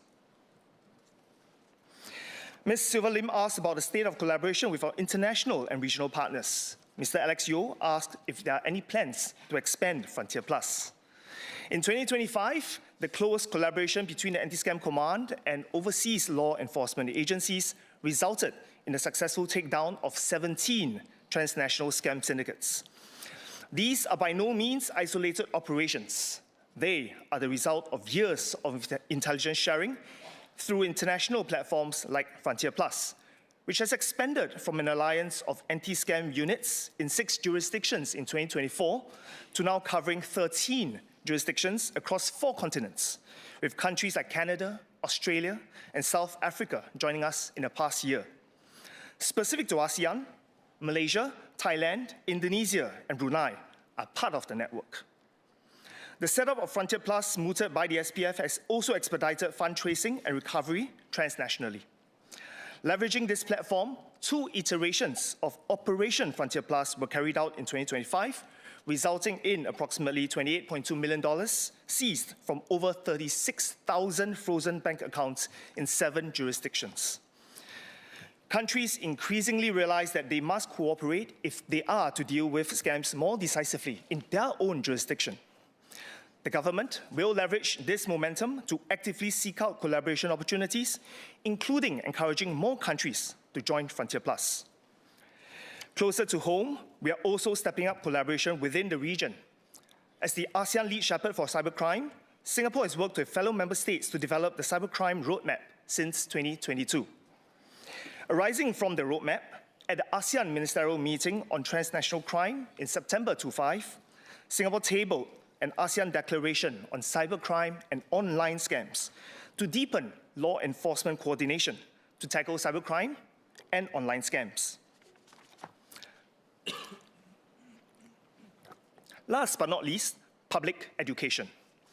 Mr. Vikram Nair and Ms. Cassandra Lee spoke about the need to strengthen public education and foster greater personal responsibility and digital vigilance. A vigilant and well-informed public is truly our most important and final line of defense. We have seen encouraging signs that the public has been adopting the Add, Check, Tell, ACT mindset. The Scam Shield mobile application now has 1.5 million downloads. Through the application, the public can report scam-related phone numbers, SMSs, and emails, so we can take action and warn others about them. In other words, by using the application, you not only protect yourself from scams, you also prevent a fellow Singaporean from being the next victim. The public can also call and check with the 24/7 Scam Shield helpline at 1799 when they're unsure if something is a scam. Since the launch of the helpline in September 2024, it has received more than 220,000 calls. Today, the helpline receives about 500 calls daily, and about 85% of it are made to check on a potential scam. Mr. Chairman, I'd like to conclude my speech with some comments in Mandarin. 2025年的诈骗情况呢有所改善，比起2024年，诈骗的案件呢减少了大约27%，诈骗造成的损失也减少了大约2亿元。不过，情况还是让人担忧，诈骗的损失总额呢仍然很高，超过9亿元，其中冒充政府官员诈骗的案件数量有所上升，而且每宗案件的平均损失呢超过72000元，因此令我们特别的担忧。这类诈骗案件的受害者呢大多是年长者，所以我希望提醒年长者呢特别要提高警惕。如果有疑问的话呢，请拨打 Scam Shield 的热线1799来求证。政府决心与国人一起打击诈骗。在2026年呢，我们将从源头着手，和业界的伙伴合作，推出防诈骗的措施，例如实行更严格的用户身份验证，以及防止不法分子呢冒充政府官员。我们会通过和国际伙伴合作，并善用科技，加强侦查和执法工作，从根源上辨认和打击诈骗的活动。我们也将加强立法，包括了授权警方呢对滥用网络账户的前裸呢采取行动。在此，我想呼吁国人下载 Scam Shield 的应用程序，为反诈骗尽一份力。Scam Shield 的功能呢，包括了在您的手机上设置防止诈骗的来电和过滤诈骗短信的功能。它也能举报可疑的电话号码。经过当局核实后呢，这些号码也将被列入拦截的名单，防止更多人受害。所以使用 Scam Shield 呢，一个简单的行动，它就能保护您和您的亲人免受诈骗的侵害。Let me conclude back in English. Scams are very difficult to eradicate because they prey on human emotions and our lifestyles. But we must also make it very difficult for the perpetrator to get their way. The government has, for several years now, built defenses across the life cycle of a scam. From upstream prevention to more efficient and coordinated enforcement and asset recovery. From tougher laws and penalties against the bad actors to extensive education to inform and inoculate the public. We remain committed to this mission to better protect Singaporeans against scams. Thank you, Mr. Chairman. We have some time for clarifications. Mr. Vikram Nair.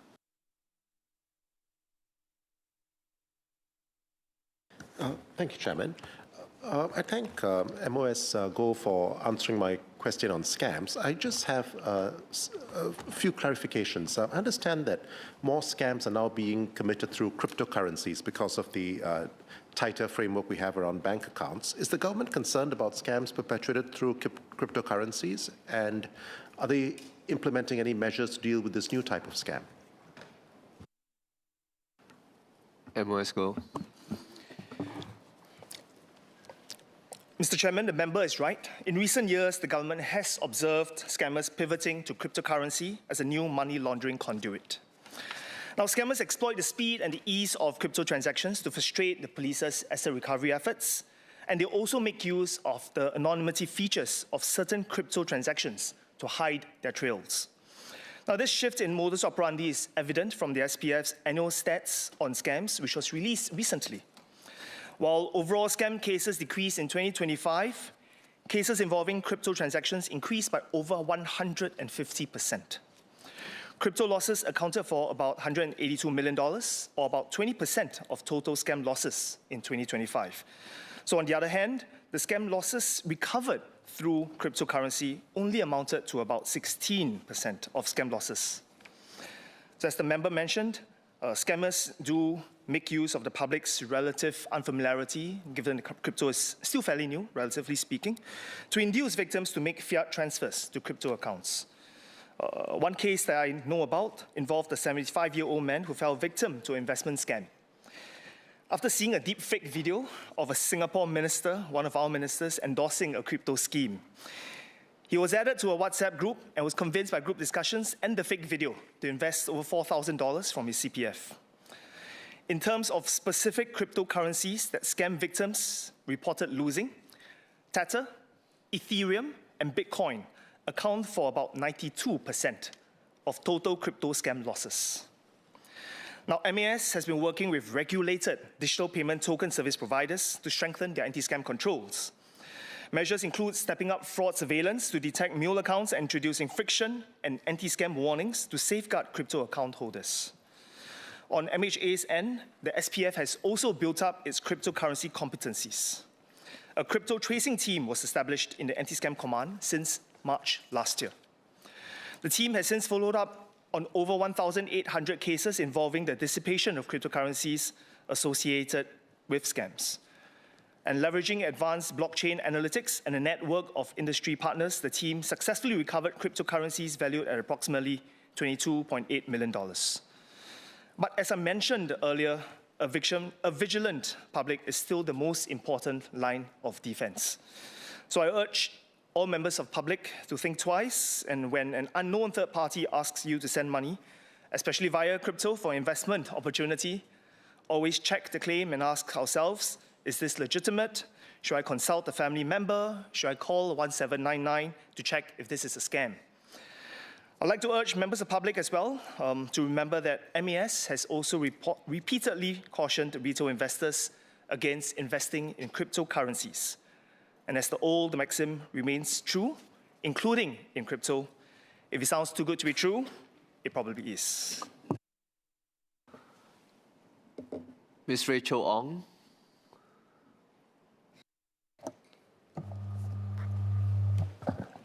I'd like to ask the Second Minister of Home Affairs if there are sufficient measures at this point to ensure the safety of our residents in high-rise buildings during a fire, especially the elderly and the mobility challenged. Mr. Edwin.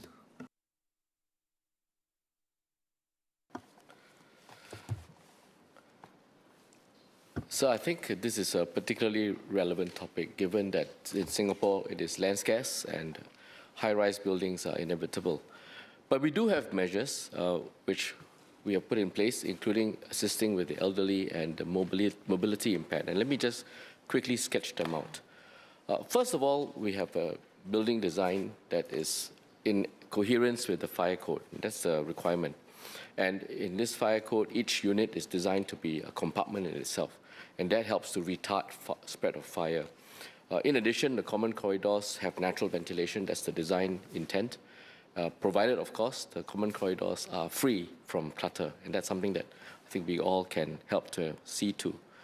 Second, beyond high-rise buildings complying with the fire code, there are also super high-rise buildings, or what we call super high-rise buildings, and these are 40 stories and above. And for that, there are additional measures, such as having wet rising mains and having at least 2 fire lifts. All of this helps SCDF in their firefighting measures, rescue measures, and these facilities are maintained by the Town Council or the MCST as may be appropriate. If you put this together, then the evacuation protocols by SCDF can be better carried out. And in the SCDF protocols, SCDF prioritizes the evacuation of the occupants on the floor affected by the fire and the 2 floors above. The usual instruction is for residents in the unaffected floors to remain in their units, and SCDF will assess on the ground whether evacuation is necessary. For those who require special assistance and those who can't or are unable to evacuate themselves independently, they should stay in their own unit or in a room that is furthest away from the fire, close the door, and as far as possible, inform the authorities of their location and wait for assistance. I would like to add that in addition to that, SCDF is equipped with firefighting capabilities using aerial appliances that can reach up to 90 meters or about 30 stories tall, as well as the use of surveillance drones to effectively conduct firefighting and rescue operations, particularly in high-rise settings.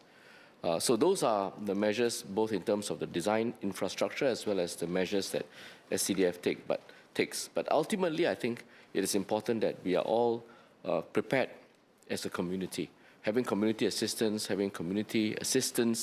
and support for residents, and having the awareness and the wherewithal as well when that happens.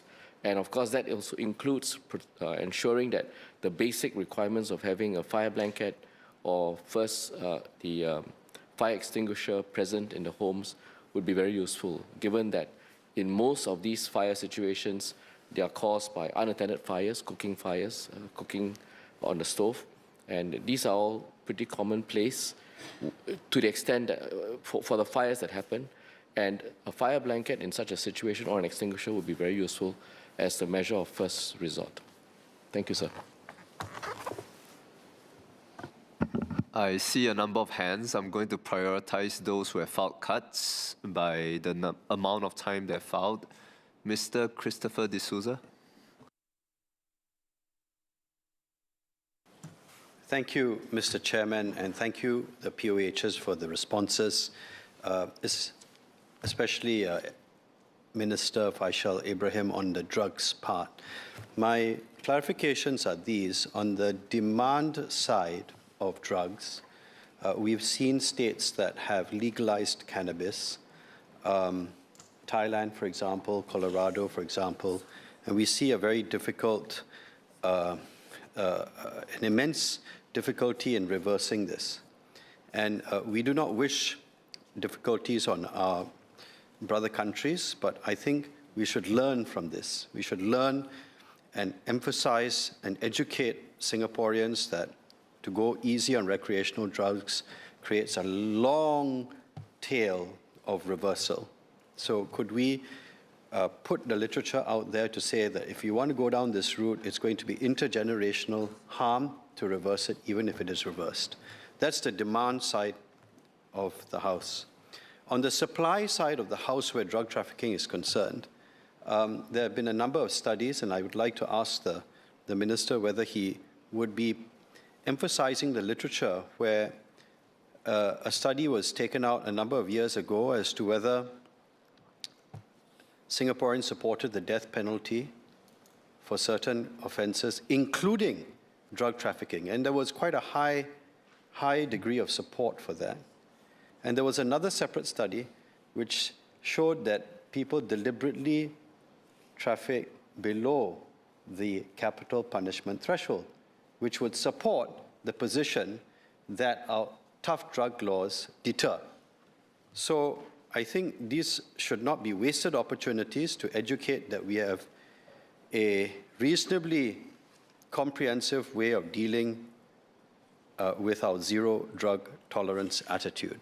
And would that go out in the educational realm to Singaporeans? Thank you very much. SMS Faisal.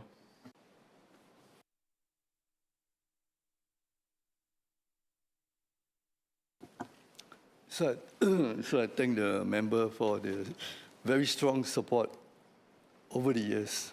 And we share your passionate quest for us to continue this effort of keeping Singapore safe and secure and drug-free. I thank the member for the suggestion in how we can share some of these studies, research, and also lessons learned, lessons that we can learn from some of these countries. And we not only refer to articles or literature, we also work with our counterparts. Sometimes when we visit them, we also learn from them. We see what's happening around there, and we bring some of these learning points back. So I assure the member we will do that. And so that's actually from a societal point of view. But within, especially on the demand side, we have worked, or we are working with desisters who share their experiences with community at large, right? Schools, and even parents who are concerned about their children. So we have built an ecosystem whereby we have readily available desisters who avail themselves and are very passionate about reaching out to them. So we take on at two levels. One is at the national level, but I think equally, I would say, or more important, see how we can navigate this on the ground, right? Where we really reach out through the various programs like Dadai to Haram, with the IMC that we have to prevent youth from taking or abusing drugs. And at the same time, I shared with you about the cultural nuancing. Mr. SMS Murali also going on the ground to reach out to the different communities. So we thank you for your strong support, and we hope that you will continue to partner with us and to keep Singapore drug-free. Sir, Minister Edwin, would you like to? Mr. Jackson Lam. I have one clarification for SMS Faisal. Can I ask, how is CMB dealing with drugs trade on virtual platforms like e-commerce marketplaces and encrypted messaging apps? Thank you. SMS Faisal.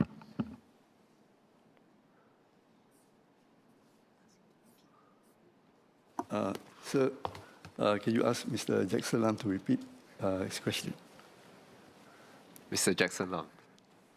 How is CMB dealing with drugs trade on virtual platforms like e-commerce marketplaces and encrypted messaging apps? SMS Faisal. Sir, I thank the member for the SQ.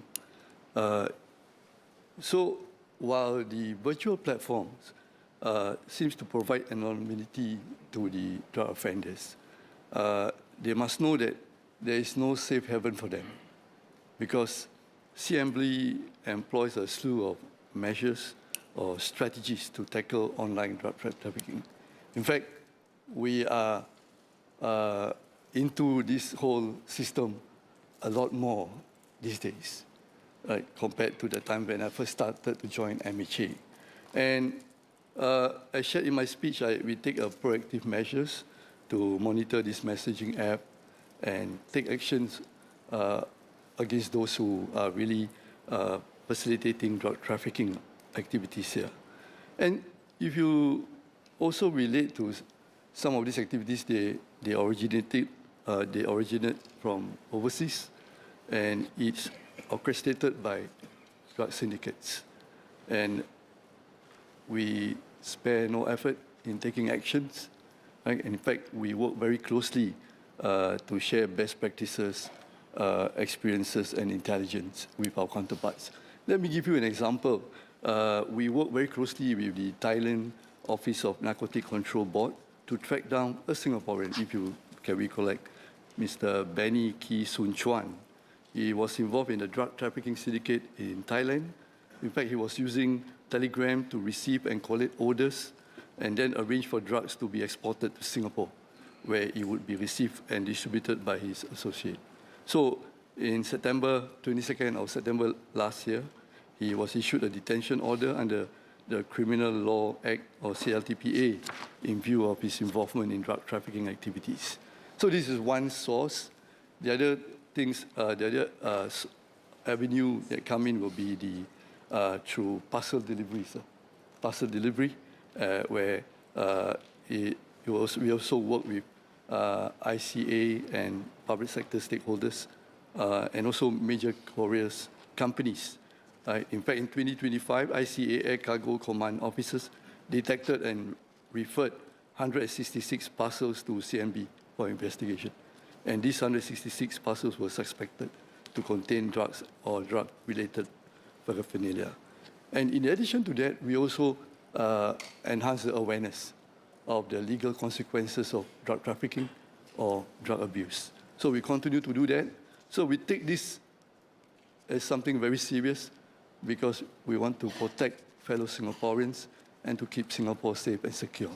And there was a question by about the death penalty survey. Yes, this is something that was asked by Christopher D'Souza earlier. I missed the SQ. In fact, we continuously do survey. It's something that we also want to make sure that we get support from Singaporeans. And I must tell you that, because I work actively on the ground, I must say the large majority of Singaporeans want us to have a very strong stance against drug, and also want us to make sure that we keep themselves, their families safe. And one of the things that they support is the death penalty. MOS Goh Pei Ming. Thank you, Mr. Chairman. I'd like to respond to Mr. Jackson Lam's question. There's not just a drugs problem, but actually there's also a scam angle to this question. I've personally received quite a few messages on platforms such as Telegram, for example. I've also received messages forwarded from fellow members of the House telling me that actually they've received such messages peddling soft drugs from their own residents, highlighting that this is a concern, especially if youths who tend to be more on social media receive such messages and are tempted that it's easy to get, seemingly affordable, and anonymous.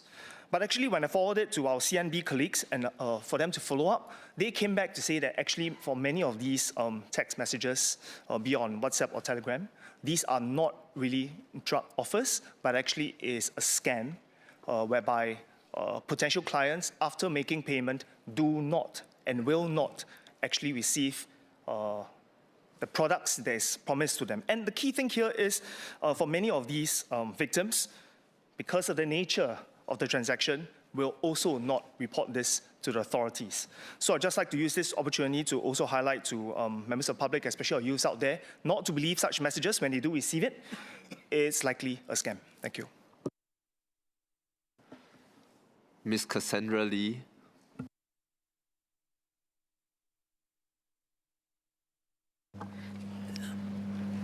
I'd like to thank the Ministry for looking into our suggestions. Very grateful for the Ministry's update. I would like to ask SMS on a point that she raised earlier about drink driving. She mentioned that MHA will be revising the threshold to 15 micrograms of alcohol per 100 milliliters of breath. I'm wondering whether how MHA arrived at that revised threshold and how MHA intends to enforce this. Thank you. SMS Siman.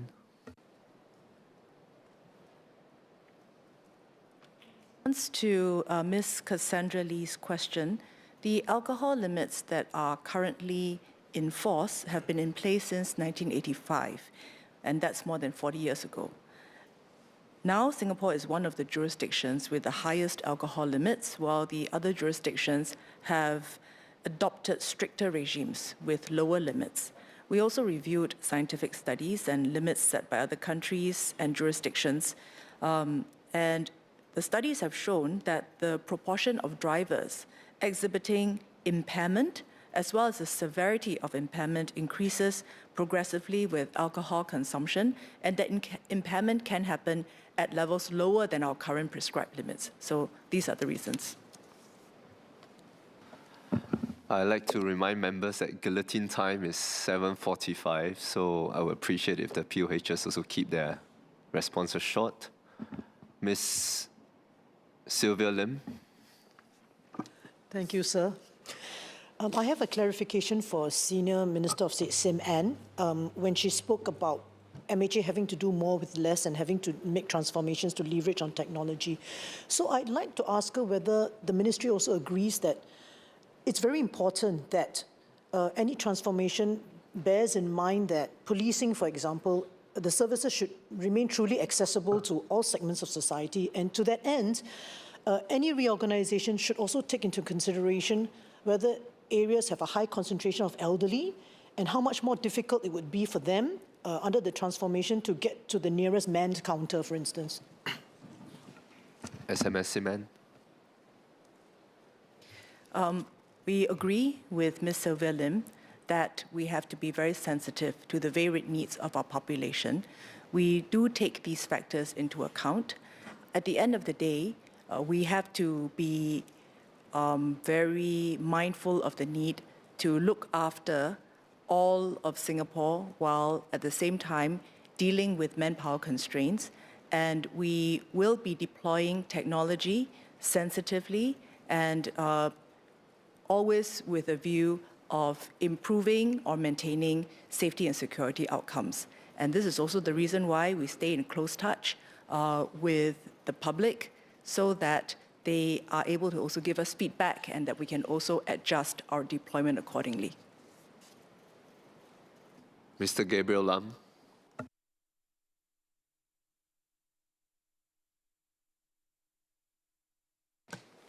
I thank our POHs for their comprehensive answer. My question pertains to Yellow Ribbon itself in terms of employment. We know that the employment ecosystem is very important, and in certain sectors, actually, each offender before they are released into the system, they undergo an interview process, and they actually have multiple job offers. So I just wanted to know how often is the review of this job review ecosystem, and whether it looks at the number of employers. It's not so important to have that many number of employers, but more important to actually have the ecosystem of care where the case manager, the employer, and everyone is included in the aftercare of the ex-offender. So I just wanted to know how often is that review done? Thank you. SMS Faisal.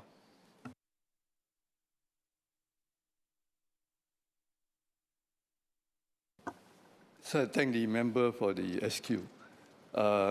So one thing that I'd like to share with the member is that we not only look at the numbers of the employers that work with us, we look at the process and the effectiveness of the efforts being undertaken. For example, you look at the type of industries that we have been exposing our inmates to. We have included new areas of growth, and at the same time, the kind of jobs that they do, also there's a diversity of that kind of jobs. And in addition to that, we have the career coach who will journey with the ex-inmates to see how can navigate this process of getting a job and having the job and trying to sustain it. And we also train the employers, the staff of the organization, so that they understand, they know how to handle our friends who are really wanting to get a job, find meaning in the job. And I must say that I'm very happy that I've met quite a number of them who, upon release, they may be working with a company, and some would have progressed. Others found an opportunity in the similar industry to continue to progress to another company. So it is not only about review, we continuously do a review, but we continuously enhance the ecosystem that we have. We expand the number of employers, we train the employers, we also better prepare the inmates so that they can have more, not only more opportunities, they are able to sustain their job. And you are right to say that one inmates may receive more than one offers. This is something that we want to continue to provide them with the opportunity, and at the same time help them not only provide that beyond second chances, grow as high as they can. Mr. Abdul Muhaimin Abdul Malik. Thank you, Mr. Chairman. I would like to thank SMS Faisal for the response earlier. I have three clarifications. I welcome the prison services screening process where mental health history collected upon admission to prison or the DRC is then used to tailor individualized rehabilitation programs for each inmate. I would like to ask whether outcomes are tracked to assess whether those with mental health conditions have higher recidivism rates compared to the general inmate population. Second, given that the screening relies partly on self-reported questionnaires, is the ministry concerned that the actual prevalence of mental health conditions among drug abusers may be significantly underreported? And finally, a reply to my earlier PQ states that CNB does not collect mental health data on arrested drug abusers. This means there is a gap. Does the ministry see value in closing this gap so that we have a more complete picture of the mental health needs of all drug abusers in contact with the system, not just those in the prison or DRC, in our fight to reduce recidivism? Thank you. SMS Faisal.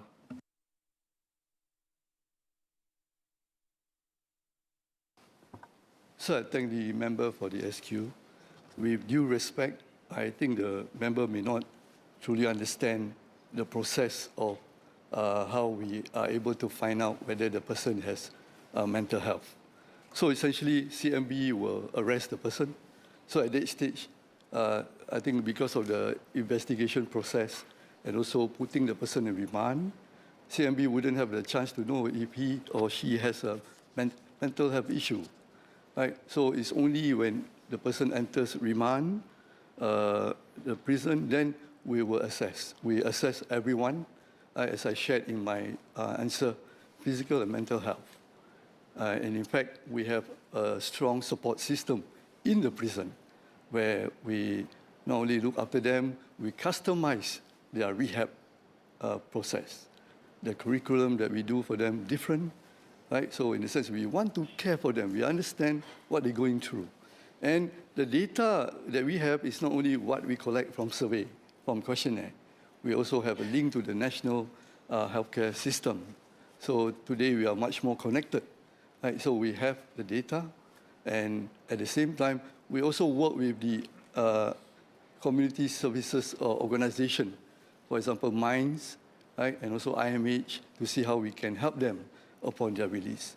So this is something that we are not only familiar, we have been doing this for many years. We understand their needs, and we want to continue to take care of them. But I must say, it is not easy, right? But we do our best. Mr. Vikram Nair.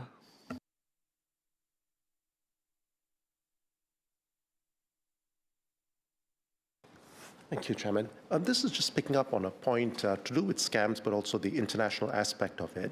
I think a lot of scams originate from abroad, and one of the pieces of feedback we have is quite often MHA recovers sums from scams, but the time it takes to reach the victims is quite long. It can be a few years, has to go through a disposal hearing and so on.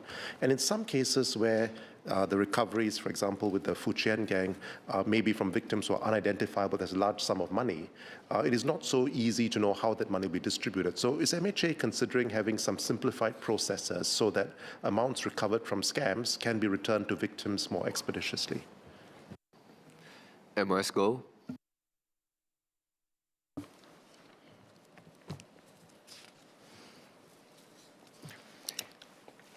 Mr. Chairman, I thank the member for the question. Indeed, it's MHA and SPF's priority to try and return the funds as quickly as possible. However, in many of these financial crime cases, including cryptocurrency, including scams, the money trace often is very, very complex. So what the police needs to do is they'll freeze all the assets, the bank accounts, the properties, and for as long as it takes to fully investigate and track where the monies come from, they will have to do so, and only when they have fully resolved and the freezing is not frozen, assets are no longer required to be frozen, can they then apply to the court for the property to be returned to the rightful owners. I think the key thing here, as much as we want to simplify the process, it's also important, it's also difficult, because more often at times, many of the seized proceeds and many of the cases are not just about scams. It also involves illegal money laundering, illegal money lending, and therefore many a times the assets, be it assets, cash or property, are often commingled.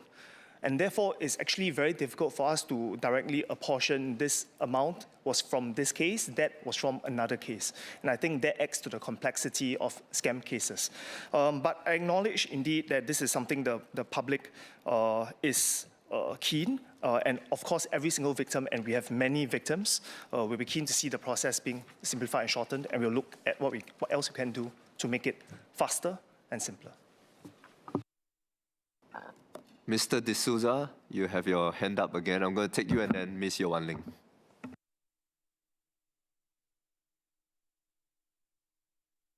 In relation to the study on the drug trafficking and the death penalty. In fact, in response to that, I think there's a very good statistic that we should elaborate on in this House and also out there in education, that 15 grams of diamorphine feeds 180 drug abusers for 1 week. And each of them, half of them are married, that's 90 spouses, that's 270 people. If each of the married couples have one child, that's another 90. That's 360 people. That's one HDB block that I'm responsible for. So I think we have to be harsh with people who come and seek to do damage to lives over intergenerations.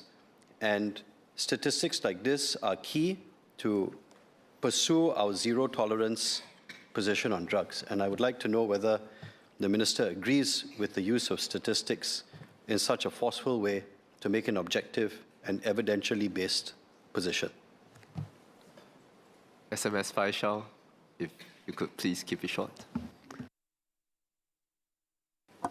So I thank the member for the point that he has made.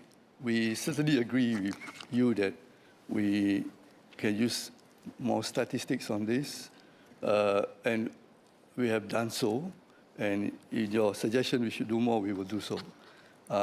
We also recognize that it is an issue that requires a lot of discussion, a lot of justification, and winning the hearts and minds of the people. So it is a journey that we want every Singaporean to be part of the journey. And some may not even understand the real consequences, like what you shared earlier. You know, if you look at it, and if the person is your child or your loved ones, you will have a different perspective about this. So I'm very happy to see members here supporting our effort. We need your support, we need fellow Singaporeans to support, and we need the global community to be on board this journey as well, because then we can save the global community from the scourge of drugs. Ms. Yeo Wan Ling.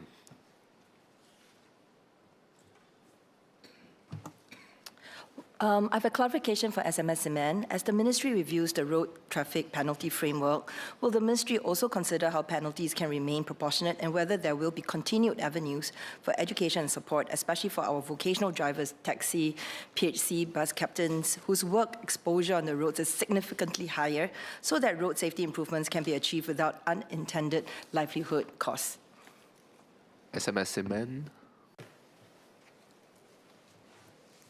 Sir, we want to see everyone get home safe every day. If safety is compromised, then livelihoods and many other good things in life are going to be at risk.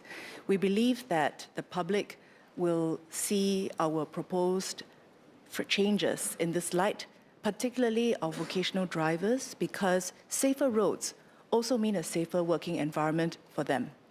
Nonetheless, it is also very natural for road users to ask, what do these proposed changes mean for me?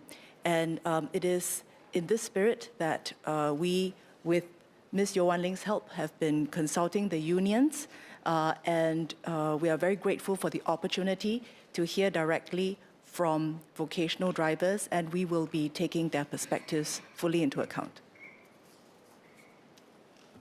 Mr. Vikram Nair, do you wish to withdraw your amendment? Thank you, Chairman. I'd like to thank Minister Edwin Thong, SMS Faisal Ibrahim, SMS Siman, and MOS Goh Pei Ming for sharing with us the ministry's work. And of course, a big thank you to all the staff at the ministry, the uniformed personnel. MHA has a big task, and of course, in support of the budget, so I'll be withdrawing my cut. I seek your leave to do so. Thank you. Is the honourable member given leave to withdraw the amendment? I think leave of the majority is given. The amendment is withdrawn. The question is that the sum of $9,242,695,600 for head P stand part of the main estimates. Those who agree say aye. Those who disagree say no. I think the ayes have it. The ayes have it. The question is that the sum of $2,672,087,400 for head P stand part of the development estimates. Those who agree say aye. Those who disagree say no. I think the ayes have it. The ayes have it. Head R, Mr. Vikram Nair.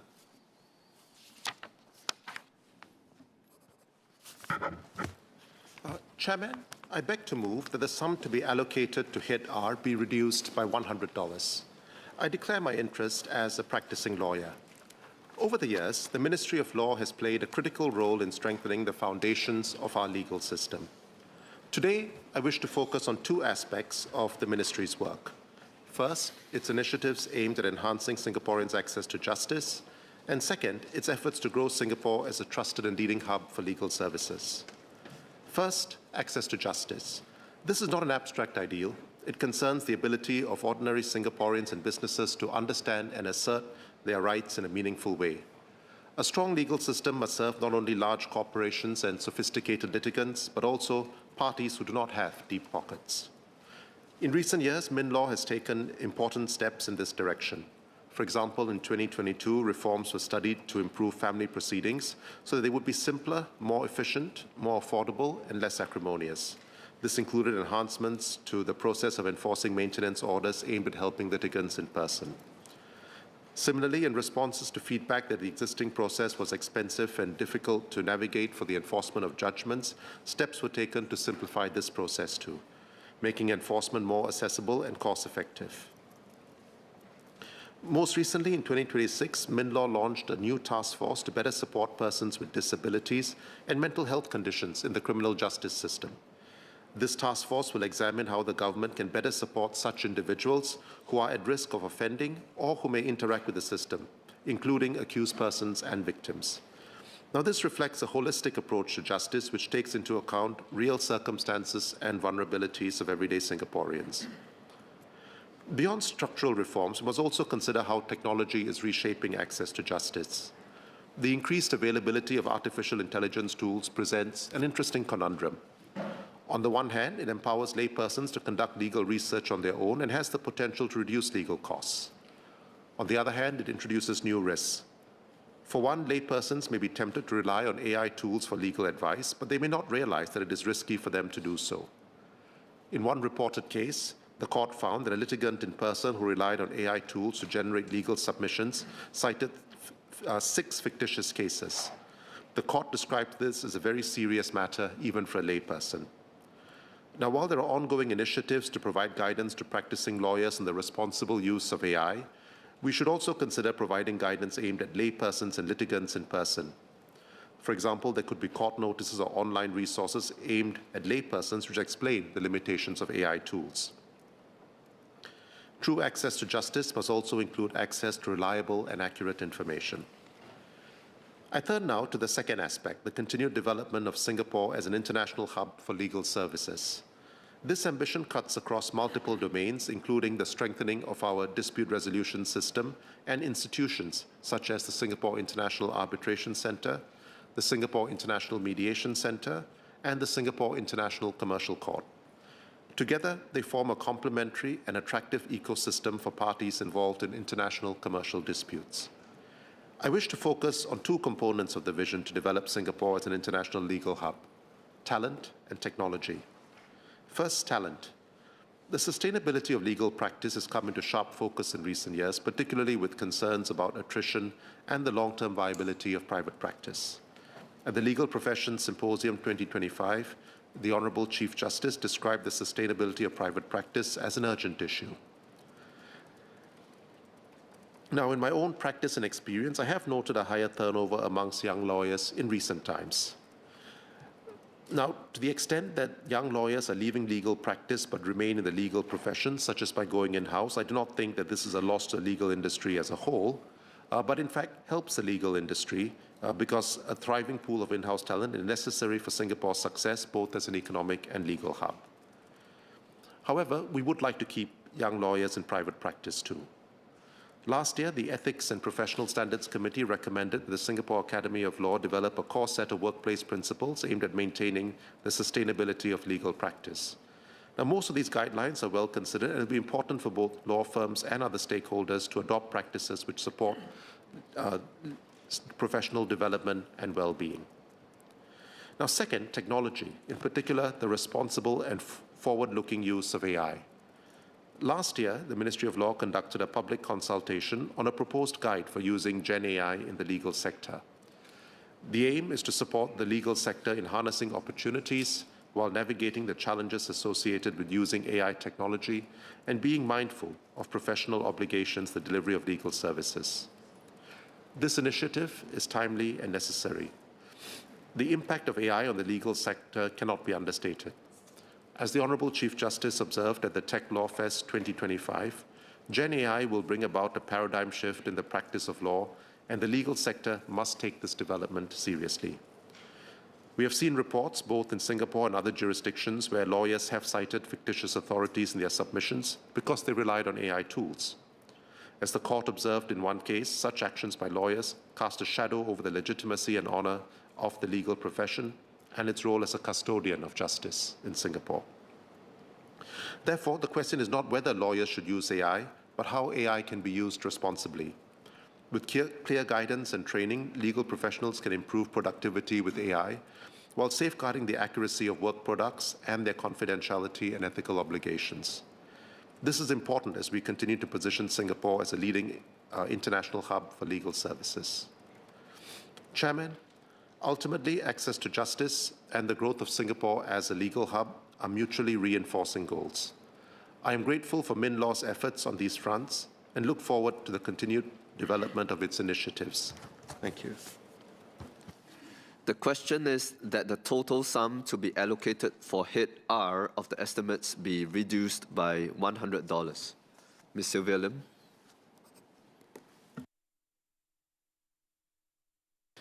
Chairman, in November last year in Manila, ASEAN member states signed up to the ASEAN Treaty on Extradition. According to its preamble, there is a desire among all member states to, quote, strengthen ASEAN's resilience and capacity to combat crime, particularly transnational crime, by enhancing effective legal cooperation in the field of extradition within ASEAN to ensure respect for the rule of law, unquote. In recent years, we have felt the limitations of existing extradition arrangements. During the MinLaw COS debate 8 years ago, I spoke about the case of Canadian David Roach, who robbed Stan Chart Bank at Holland Village in 2016. He fled to Thailand but could not be extradited to Singapore. It was only 2 years later, when Roach arrived in London en route to Canada, that Singapore could make an extradition request to the UK government. While it certainly makes sense to have an ASEAN extradition treaty, I have two questions. First, I understand that the treaty is not yet in force, as it requires 6 member states to ratify it. What needs to be done before ratification, and has Singapore indicated its ratification? Second, extradition arrangements need to take into account differences in legal systems, and ASEAN countries are a mix of common law and civil law jurisdictions. The region also has varying levels of corruption among public officials. MinLaw has previously stated that there is a need to protect Singaporeans before agreeing to any extradition arrangements. What protections are there? Ms. Haniso. Chairman, I declare that I'm a practicing lawyer and my areas of practice include estate matters. The government's national legacy planning campaign is commendable, and we should build on this momentum to help even more Singaporeans plan ahead. An LPA protects a donor while alive but ends upon death. Then, a will is essential to legally express the testator's wishes. My first proposal is to waive the $50 registration fee and the $50 update fee for every will deposited with the SAL's Wills Registry. This fee deters many, unlike the successful LPA fee waiver by MSF that drove higher uptake. Free registrations would encourage more deposits and transforming the Wills Registry into a reliable, comprehensive database. Today, we lack accurate data on how many Singaporeans have made wills or whether a found will is the latest one. A no-fee system would address these gaps, just as the 6-year LPA fee waiver did. Second, as we encourage more will making, we must also strengthen safeguards. Feedback from the lawyers and the public highlights concerning experiences with non-legal providers offering wills writing courses or services. I raised a PQ in October on regulating such businesses. The ministry replied that wills and probate causes are not restricted to lawyers, but non-lawyers cannot give legal advice or perform solicitor services. Doing so risks criminal liability under the Legal Profession Act. Yet, can we fairly expect an average Singaporean to discern whether a course provider is rendering a legal advice or not? Without registrations or mandatory professional indemnity insurance, vulnerable individuals risk relying on flawed advice with little recourse. Unscrupulous operators also risk tarnishing the reputations of our legal professions, which has upheld high standards for decades. It is our duty to protect Singaporeans from such risks and ensure legacy is both encouraged and safe. Mr. Gerald Giam. Sir, the Community Disputes Resolution Tribunal served as an avenue of last resort for neighbour disputes. Between 2020 and 2024, only 1,031 claims were filed, a fraction of the 2,500 neighbour dispute cases reported to HDB monthly. Having observed residents attempting to navigate this process, I've seen how digital and financial requirements can be a deterrence and could account for the relatively low utilization of this channel. The mandatory pre-filing assessment requires a 17-question checklist where the system repeatedly persuades applicants to seek alternative channels. For residents who have already exhausted these channels, such persistent redirections can be frustrating. Completing the 5-part form is equally taxing. Residents who do not know their neighbor's name must pay $5.25 at the Integrated Land Information Service portal before even paying that $150 filing fee. The English-only interface and the assumption that all residents can manage PDF downloads and the digital evidence create massive barriers for those with lower digital literacy. How many individuals has the State Court Service Hub assisted to successfully file applications each of the last 3 years? And will the ministry consider reducing the initial filing fee to $20 with only the unsuccessful party paying the remaining $130? Thank you. Ms. Sylvia Lim. Chairman, in October last year, the Attorney General's Chambers announced that the President had reappointed the AG for a 4th term of 3 years until January 2029. That was the extent of the information disclosed. Due to the high constitutional office of the AG and the significant powers he is entrusted with, I believe that the Prime Minister can and should be more forthcoming about the selection process for the AG. Hence, I filed my cut with the PMO, but it has been redirected to MinLaw. The AG occupies a uniquely sensitive position under our Constitution. He has the discretion to institute, conduct, or discontinue any criminal proceedings. For instance, he can decide to treat co-accused in the same case differently or to let someone off with a warning. His discretion is practically unfettered unless he is found to have acted in bad faith or irrationally. Unlike judges who have to make pronouncements in open court, his decisions need not be explained publicly and are not subject to appeal. The most the public can hope for is a voluntary media release from the AGC giving reasons for prosecutorial decisions that are deemed controversial. So, on the one hand, it is important that the AG can act unencumbered by political pressure. However, on the other, it is equally important for the AG to be consonant with public values so that he can act in the public interest. The selection process is critical. However, the appointment process required by the Constitution is currently thin. It merely says that the PM should consult the Chief Justice and the incumbent AG before making a recommendation to the President, and that the President has discretion to disagree. There is no requirement for public disclosure about any of these deliberations. But the public would have an interest in knowing more about the selection process for such a critical post. For example, in the present case, the AG has had a distinguished legal career in private practice, but the fact is that he will turn 75 at the end of this current term. On the other hand, there appear to be many qualified persons for the post. Did the Prime Minister shortlist other candidates before recommending the reappointment of the AG for a 4th 3-year term? It will also be instructive to know what experience each new AG brings to the post, in the light of the fact that the AG is expected to perform several roles. He is the public prosecutor and has the right of audience in any court or tribunal in Singapore in precedence to others. So experience in related areas of practice would be very useful. At the same time, the AG is the government's chief legal advisor, so experience in other areas like civil law and business practice are also relevant. So addressing these issues publicly would promote greater trust in our legal system. I therefore invite the Prime Minister to provide more clarity on the selection process, both now and for the future. Mr. Christopher D'Souza, please take your 2 cards together. The Singapore first cut, thought leadership on the global stage. The global commons is a shared space to be nurtured and contributed to.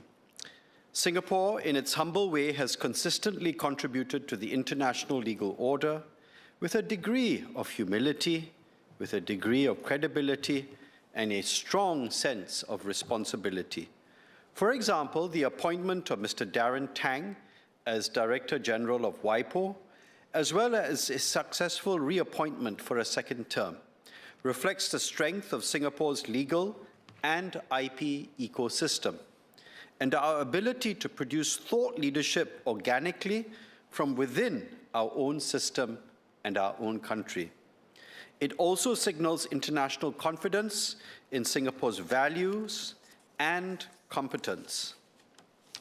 In addition to WIPO, we should continue to try to play a small part in the global commons.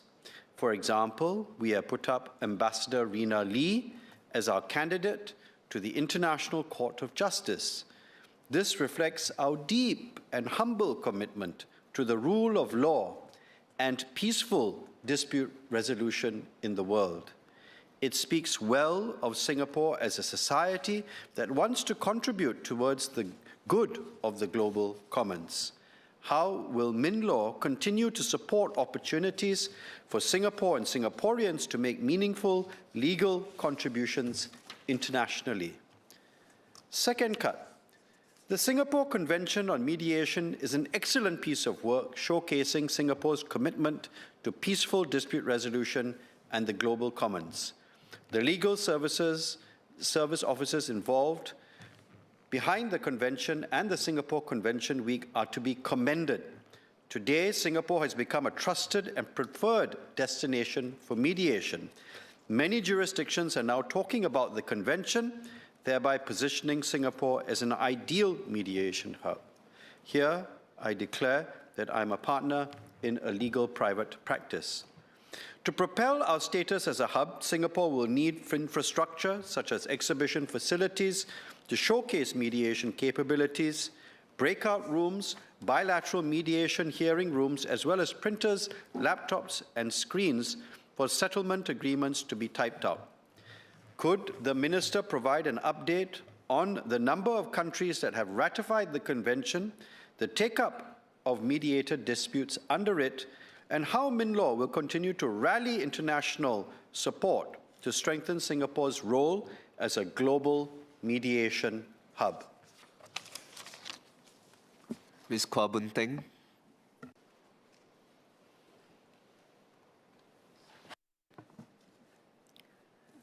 Mr. Chairman, I rise to speak on a subject that is close to my heart.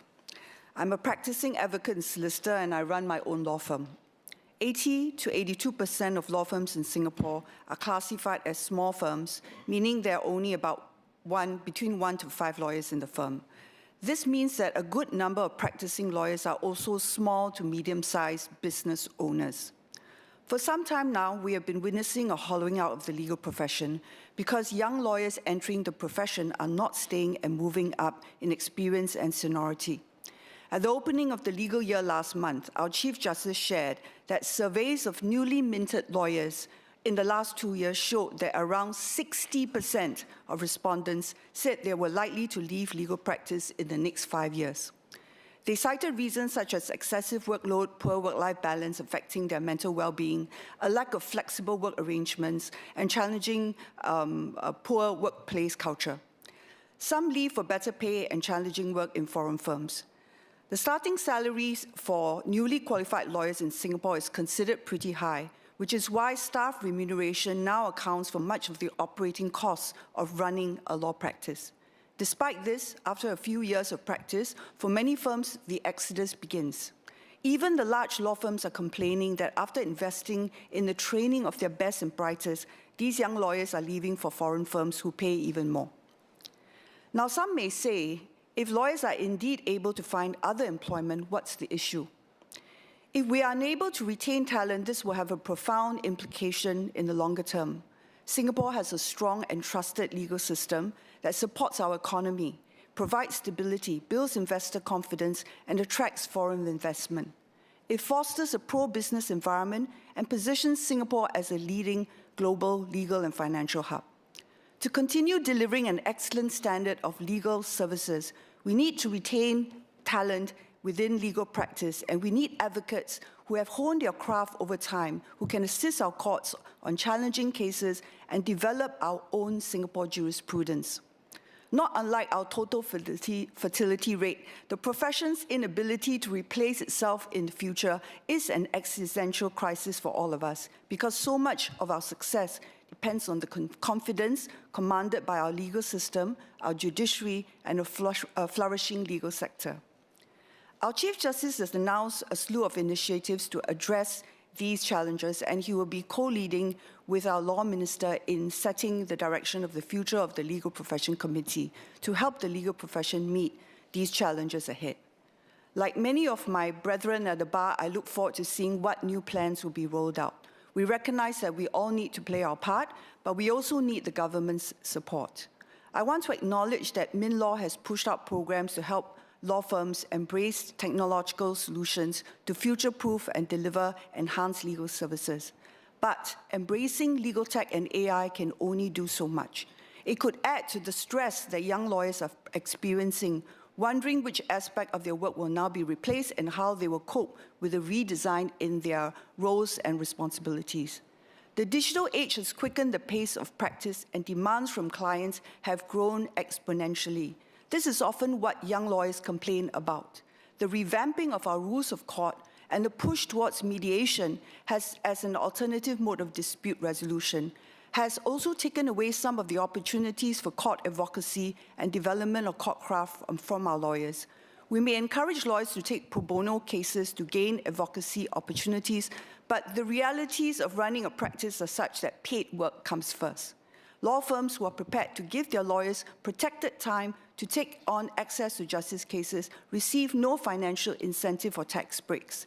And if lawyers still have to carry a full caseload, they are unlikely to heap pro bono on their plate. I believe that at the heart of a lot of the stress within the profession is simply the financial stress of running a business, which is then shifted onto the shoulders of the lawyers who work there. Law is a tough business. We cannot simply focus on the firms that are prepared to make sizable financial commitments towards modernizing their practice. Let's not forget that most of our law firms are small businesses who have far fewer resources and may need a lot more help. It is my hope that in looking to future-proofing the legal profession and to retain and nurture talent, we will look at more than technological solutions and understand that the issues relating to morale, career insecurity in the age of AI, financial and business stress are just as important. Thank you. Ms. Cassandra Lee.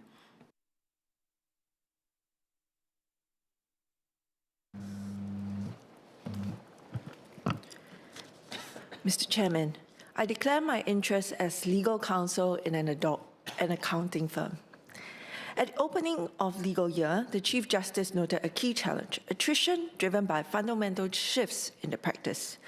Clients now expect higher quality work delivered faster. This is placing real pressure across the profession. At the same time, our legal sector is more open than before. With more international firms and regional competition, there are pressures to do more, faster, and at lower cost. And these pressures will only intensify as AI becomes embedded in legal practice. I wish to speak on 3 areas. A, maintaining a Singapore core. B, the evolving role of lawyers in the age of AI. And C, support for in-house counsel. First, maintaining a Singapore core. The committee report on the regulatory framework for law practices proposed changes to the QFLPs and caps on Singapore lawyers in FLP. These proposals reflect a concern, sustaining a strong pipeline of local legal talent. In essence, local firms build Singapore law capability, while foreign firms deepen foreign law expertise. The ministry has yet to respond, with consultations just closed. This raises a key tension: openness versus preserving a Singapore core. Some of the young lawyers and law students I have spoken to shared their anxieties with me. They're not sure where they fit in the larger plans that the ministry has for the legal profession. How does the ministry intend to balance market forces with regulation to protect that core? And how will the ministry ensure Singapore lawyers continue to access high-value international work? Second, on the evolving roles of lawyers in the age of AI. Senior and mid-career lawyers are not AI natives. They did not grow up with AI, and it may not come naturally to them to use AI. We must consider carefully the impact of AI on our mid-career professionals. What is the ministry's plan to ensure that seniors and mid-career lawyers are equipped to learn AI skills, reskill, and redesign their job roles? At the same time, how do we train our young lawyers when AI can already do so much that juniors do today, but faster? Junior lawyers must learn to think like lawyers, grounded in legal rigor. But they must also interpret technology, review AI outputs critically, and exercise human judgment in complex cases. How does the ministry plan to support new training pathways so young lawyers build fundamentals while learning to work alongside AI? We need a sector-wide approach to job redesign so that the whole profession moves together. I encourage the ministry to take the lead. Third, support for in-house legal counsels. The Ministry of Law said at the APAC Legal Congress 2024 that the Ministry of Law is committed to better support in-house legal counsels. In-house counsels play a critical role in supporting business and strengthening Singapore's attractiveness as a regional hub, yet their needs are often underemphasized. Against this backdrop, I asked the Minister, what is the Ministry's plans to better support in-house legal counsels, especially in AI adoption? Will the Ministry support access to AI tools and target upskilling so that in-house legal counsel can continue to deliver value in an AI-enabled economy? Thank you. Ms. Goh Han Yen.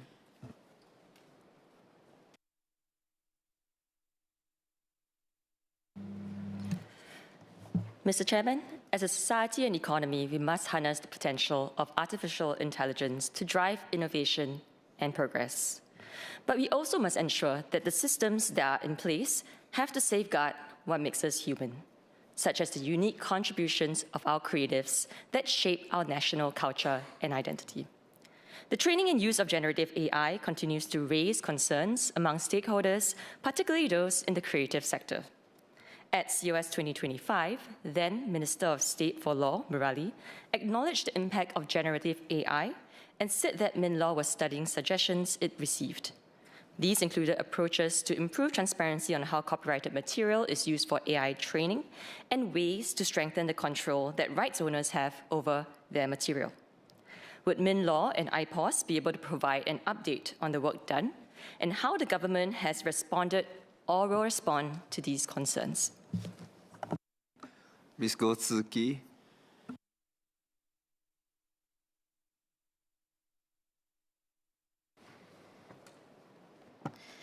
Mr. Chairman, I declare my interest that I am a practicing lawyer.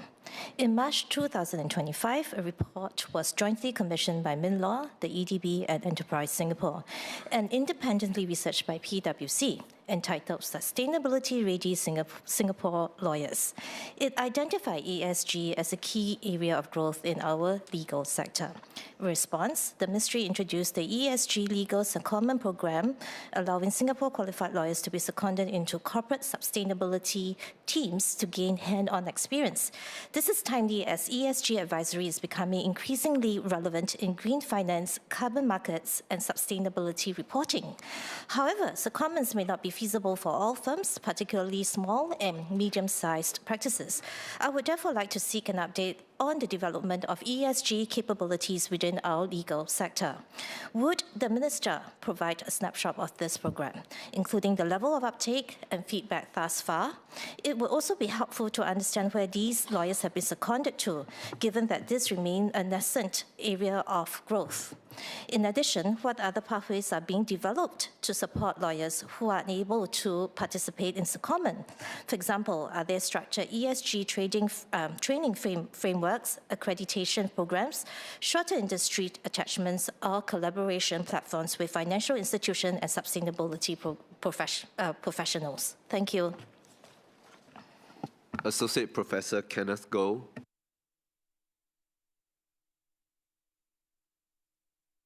Deputy Chair, I start by declaring my interest as a president of a National Sport Association.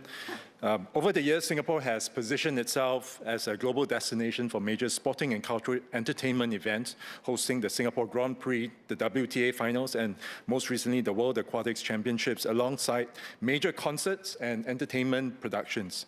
As we build on this trajectory, there may be scope to consider how our legal and land use architecture can further support Singapore's evolution into a regional sport and entertainment hub. First, on event hosting. As we continue attracting global competitions and productions, are there plans to periodically review whether our legal and intellectual property frameworks remain fully competitive and fit for purpose? Legal certainty is often a key consideration for organizers and rights holders. Second, on dispute resolution, Singapore is already a respected arbitration center.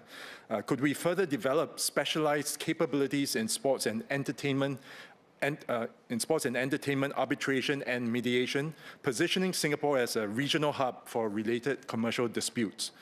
But global ambition must ultimately rest on strong local participation. So in land scarce and our tropical environment, usability is often constrained by heat and rain. Working with agencies such as SLA, could we explore greater tenure certainty for organizations that demonstrate clear community impact? And could structural shading or lightweight roofing for open-air spaces be more systematically considered to enhance climate resilience and expand all-day, all-weather use? If we want world-class events, we must also ensure world-class everyday access. Both events and daily access are essential to a thriving sports, arts, and cultural entertainment ecosystem. Thank you. Mr. Mark Lee. Chairman, beyond the broader discussion on enterprise competitiveness, I would like to raise two specific issues: accelerating IP commercialization for SMEs and strengthening IP financing. On commercialization, many SMEs struggle to translate publicly funded research into market-ready products. The gap is often not invention, but execution, bridging laboratory innovation to deployable solutions.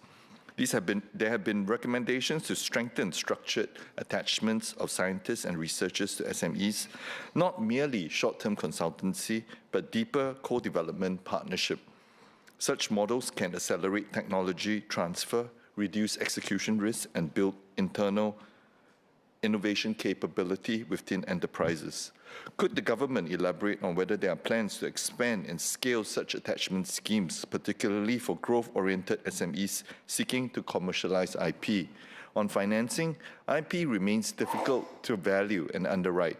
Without tangible collateral, SMEs often struggle to leverage their IP for expansion capital.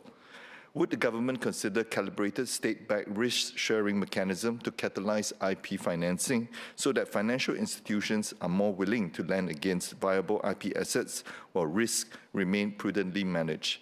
If we want to move from research excellence to enterprise scale, commercialization pathways and financing frameworks must evolve alongside IP creation. Mr. Jackson Lam.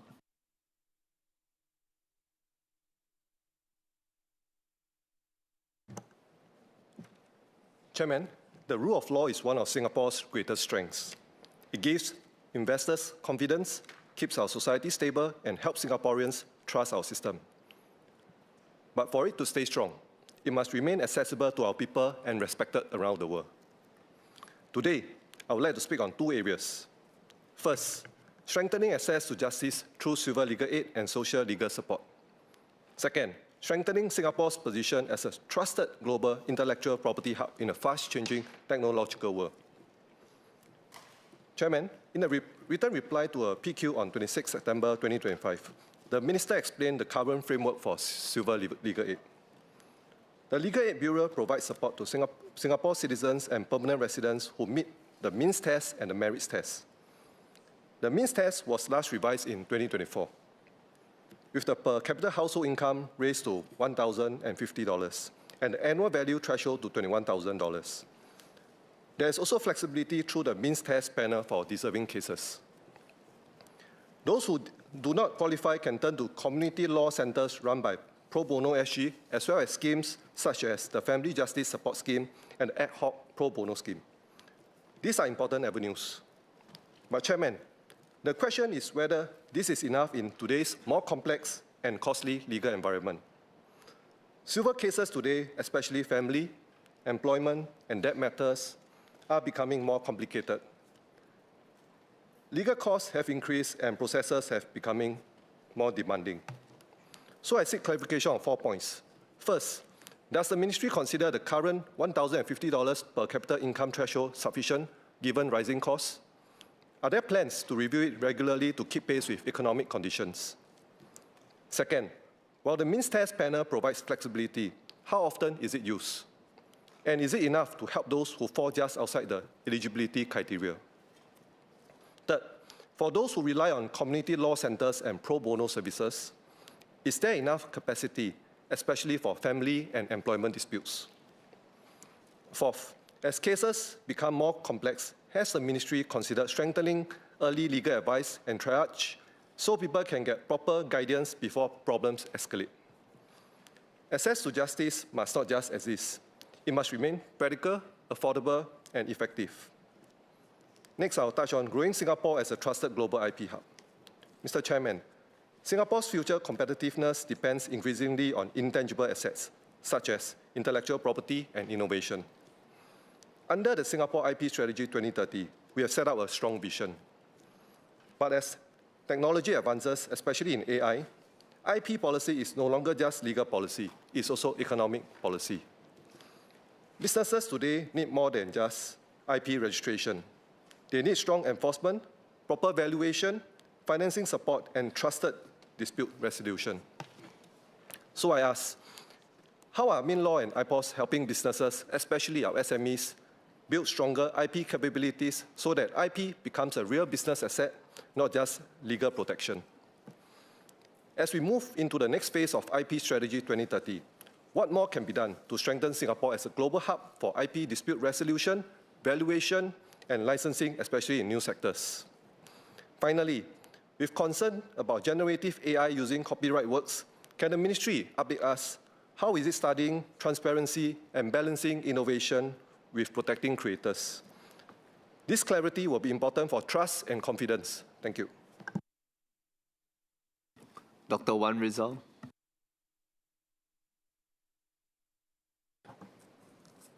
Chairman, cost of living pressures have tightened budgets for many Singaporeans. And when life hits, retrenchment, separation, caregiving strain, debt, and legal problems don't come with a warning. In these moments, access to justice cannot become what we call a justice tax. For lower-income Singaporeans, legal aid is sometimes not optional. It is the difference between getting timely advice and being forced to navigate complex process alone. When families are already stretched, they should not be priced out of basic legal protection. But accessibility is not just about whether a scheme exists. It is whether residents can actually use it when they are under stress, worried about bills, juggling work, caring for family, and trying to keep life together.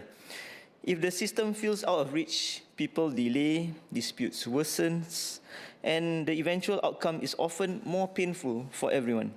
Sir, I also want to flag a growing group we see on the ground, the lower middle income families. They may fall outside the legal aid threshold, but they too struggle to afford private legal fees. They are not asking for special treatment, they are asking not to be stuck in a gap where they are told they don't qualify, yet cannot realistically pay for help. This matters because when the squeezed middle cannot access advice early, problems escalate, creating avoidable stress for families and greater strain on the system later. So, sir, I have two questions for the Minister. Given cost of living concerns, how will the Ministry continue to ensure that legal aid remains accessible to lower-income Singaporeans? Secondly, will the Ministry also review whether there is a growing access gap for lower-middle-income Singaporeans who may not qualify for legal aid but cannot afford private legal representation, and how can we prevent them from falling through the cracks? Order. Pursuant to Standing Order number 91, Section 3, I extend the time of this day's committee sitting for a period of up to 30 minutes. Mr. Alex Yeo.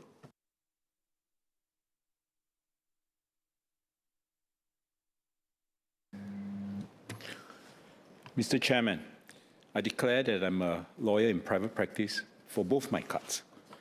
Disputes are distressing, but sometimes an inevitable consequence of personal and/or commercial interactions. If unresolved, some disputes end up before the civil courts or tribunals for resolution. Now, if you are individual, legal proceedings can often be a frustrating and stressful process. And yet, even after you obtain a judgment in your favor, it does not necessarily mean that you have succeeded. There is still the matter of enforcing the judgment. The enforcement process can sometimes be an equal, if not more, trying process. It requires a successful litigant to invest more time and resources with no guarantee of recovery.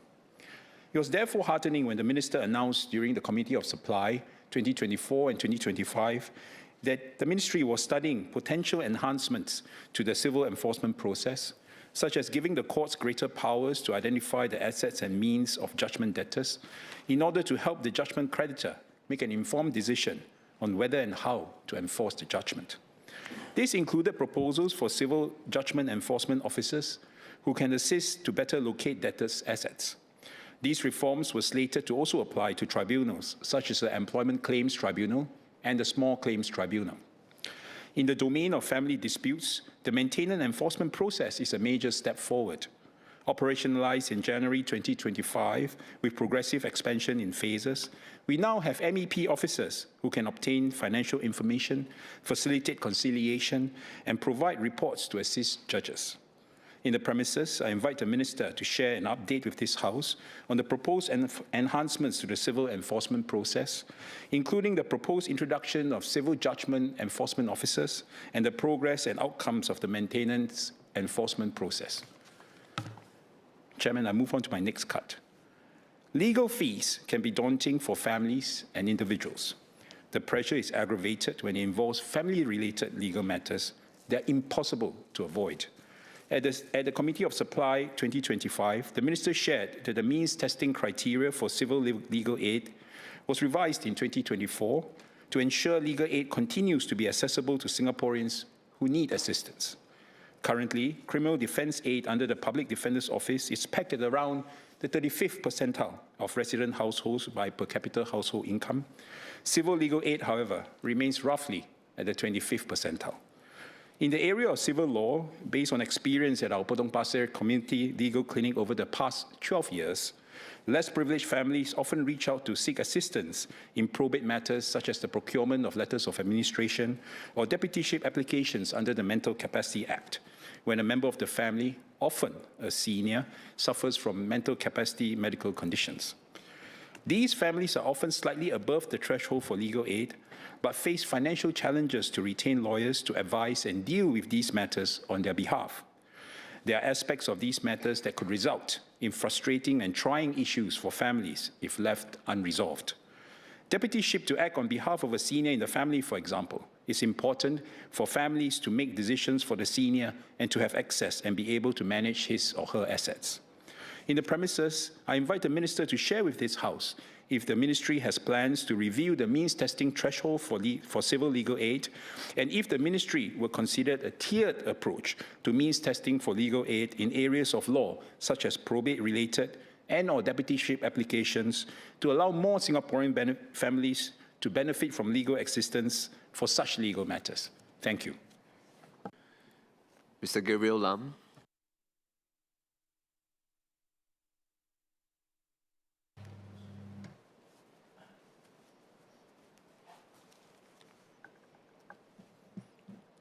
Mr. Chairman, in previous debates, the Ministry said it was studying reforms to strengthen civil enforcement, including greater powers to identify the assets of judgment debtors and stronger deterrence against non-compliance with court orders. These reforms are necessary. For many Singaporeans, especially small businesses and middle-income households, obtaining judgment is only half the battle. A judgment may declare one's rights, but without enforcement, it is only a piece of paper. Today, enforcement can be costly, slow, and uncertain. Creditors must spend more time and money tracing assets, initiating further applications, and navigating complex procedures. When debtors conceal assets or ignore court orders, the burden falls back on the successful party. This is not just inconvenience, it is destabilizing. For a small business, delayed recovery can affect cash flows and survival. For individuals, it prolongs stress and financial strain. If court orders are ignored without consequences, confidence in the rule of law is weakened. Our justice system may not only decide cases I repeat that. Our justice system must not only decide cases fairly, it must ensure that its decisions are obeyed. I therefore ask, what is the current status of the ministry's review? Has a policy direction been settled? When will we see legislative amendments or pilot measures introduced? Mr. Chairman, access to justice is not only about enforcement, it is also about affordability. We are in a period of cost pressures. Civil litigation is expensive. While legal aid schemes are valuable, many lower and middle income Singaporeans may fall into a difficult gap, earning too much to qualify, yet too little to afford sustained legal representation. Access to justice should not depend on one's ability to pay substantial upfront legal fees. Eligibility thresholds and coverage frameworks must keep pace with living costs. At the same time, more can be done to support litigants in person. Simplified procedures, clearer guidance, and enhanced assisted self-help tools can reduce costs while preserving fairness. I therefore seek clarifications on 2 points. First, will the ministry review legal aid eligibility criteria to ensure continued accessibility? Second, will further procedural simplifications or assisted self-help mechanisms be introduced to ease the burden on middle-income litigants? This policy cut is modest in amount, but serious in purpose. Court judgment must have real effect, and the doors of justice must remain meaningfully open. Strengthening enforcement and expanding accessibility are not optional refinements. They are foundational to public confidence in our legal system. Thank you, Mr. Chairman. Mr. Christopher D'Souza.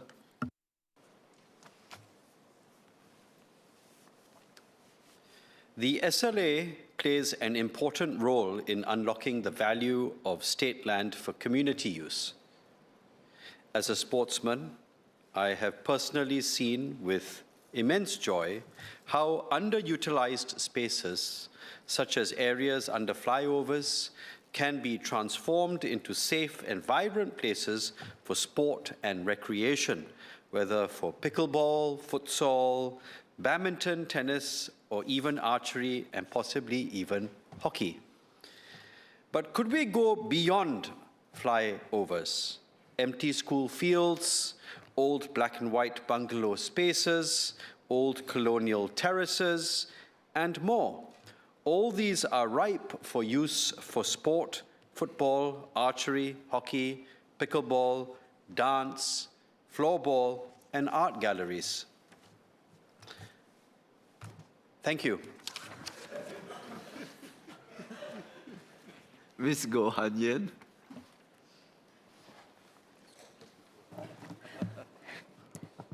Mr. Chairman, the land betterment charge was introduced in 2022 to capture part of the land value uplift that accrues to landowners when the government enhances development potential through planning decisions.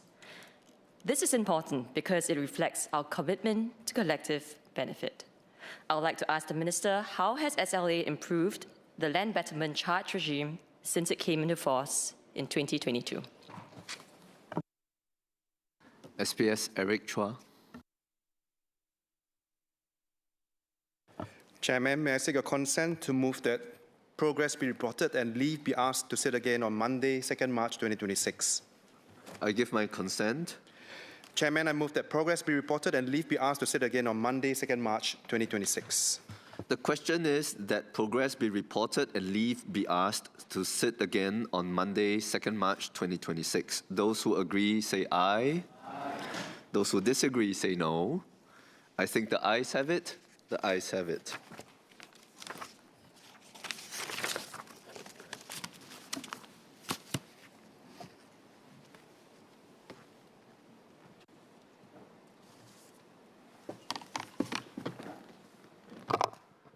SPS Eric Chua. Mr. Speaker, I report that the Committee of Supply has made progress on the estimates of expenditure for the financial year 2026-2027 and asked leave to sit again on Monday, 2nd March 2026. So be it, Leader.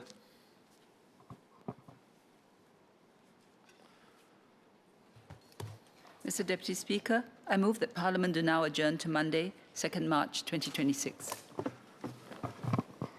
The question is that Parliament do now adjourn to Monday, 2nd March 2026. Those who agree say aye. Those who disagree say no. I think the ayes have it. The ayes have it. Order, order.